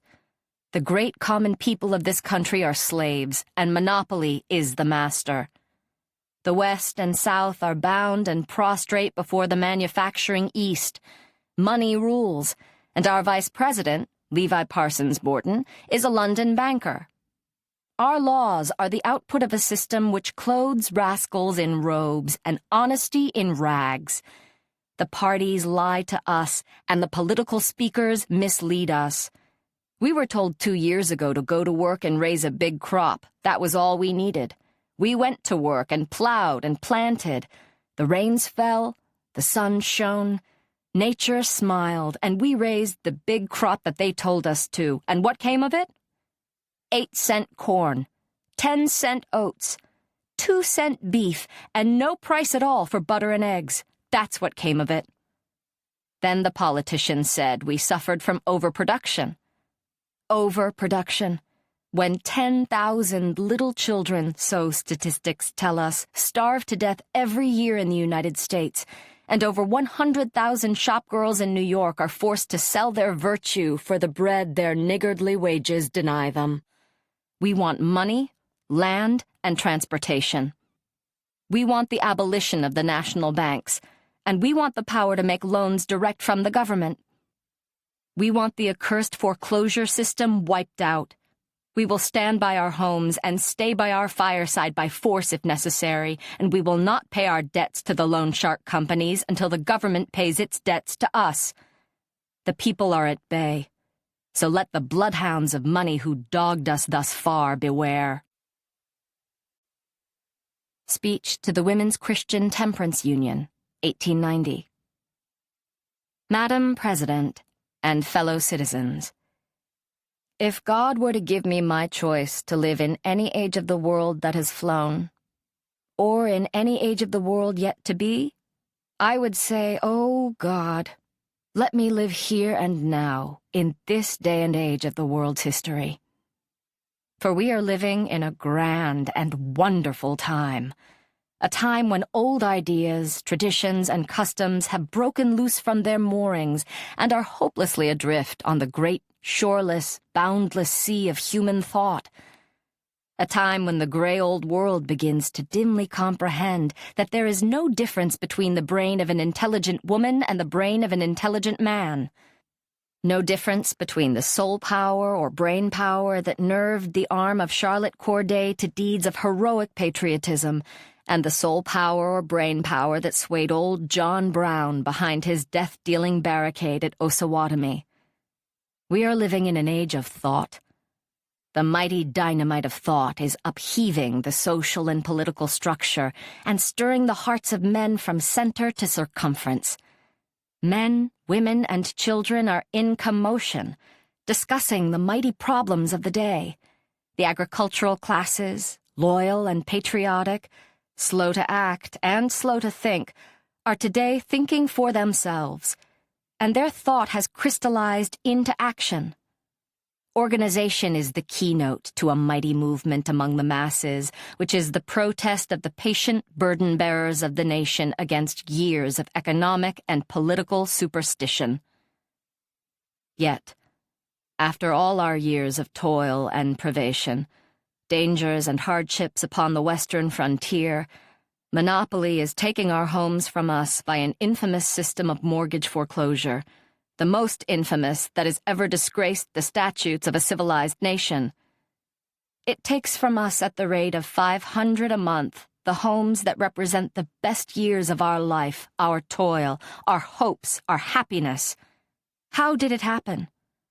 The government, at the bid of Wall Street, repudiated its contracts with the people. The circulating medium was contracted in the interest of Shylock from $54 per capita to less than $8 per capita. Or, as Senator Preston Plum tells us, our debts were increased, while the means to pay them was decreased. Or, as Grand Senator William Morris Stewart puts it, for 20 years the market value of the dollar has gone up and the market value of labor has gone down. Till today, the American laborer, in bitterness and wrath, asks which is the worst, the black slavery that is gone or the white slavery that has come. Do you wonder the women are joining the alliance? I wonder if there is a woman in all this broad land who can afford to stay out of the alliance. Our loyal, white-ribbon women should be heart and hand in this Farmers' Alliance movement, for the men whom we have sent to represent us are the only men in the councils of this nation who have not been elected on a liquor platform, and I want to say here, with exultant pride, that the 5 farmer congressmen and the United States senator we have sent up from Kansas, the liquor traffic, Wall Street, nor the gates of hell shall not prevail against them. It would sound boastful were I to detail to you the active, earnest part the Kansas women took in the recent campaign. A Republican majority of 82,000 was reduced to less than 8,000 when we elected 97 representatives, 5 out of 7 congressmen, and a United States senator. For to the women of Kansas belongs the credit of defeating John J. Ingalls. He is feeling badly about it yet, too, for he said today that women and Indians were the only class that would scalp a dead man. I rejoice that he realizes that he is politically dead. I might weary you to tell you in detail how the Alliance women found time from cares of home and children to prepare the tempting, generous viands for the Alliance picnic dinners, where hungry thousands and tens of thousands gathered in the forests and groves to listen to the words of impassioned oratory, oft-times from women's lips, that nerved the men of Kansas to forget their party prejudice and vote for Molly and the babies. And not only did they find their way to the voters' hearts through their stomachs, but they sang their way as well. I hold here a book of Alliance songs, composed and set to music by an Alliance woman, Mrs. Florence Olmsted of Butler County, Kansas, that did much toward molding public sentiment. Alliance glee clubs, composed of women, gave us such stirring melodies as the nation has not heard since the Tippecanoe, William Henry Harrison, and John Tyler campaign of 1840. And while I am individualizing, let me call your attention to a book written also by an Alliance woman. I wish a copy of it could be placed in the hands of every woman in this land. The Fate of a Fool is written by Mrs. Emma G. Curtis of Colorado.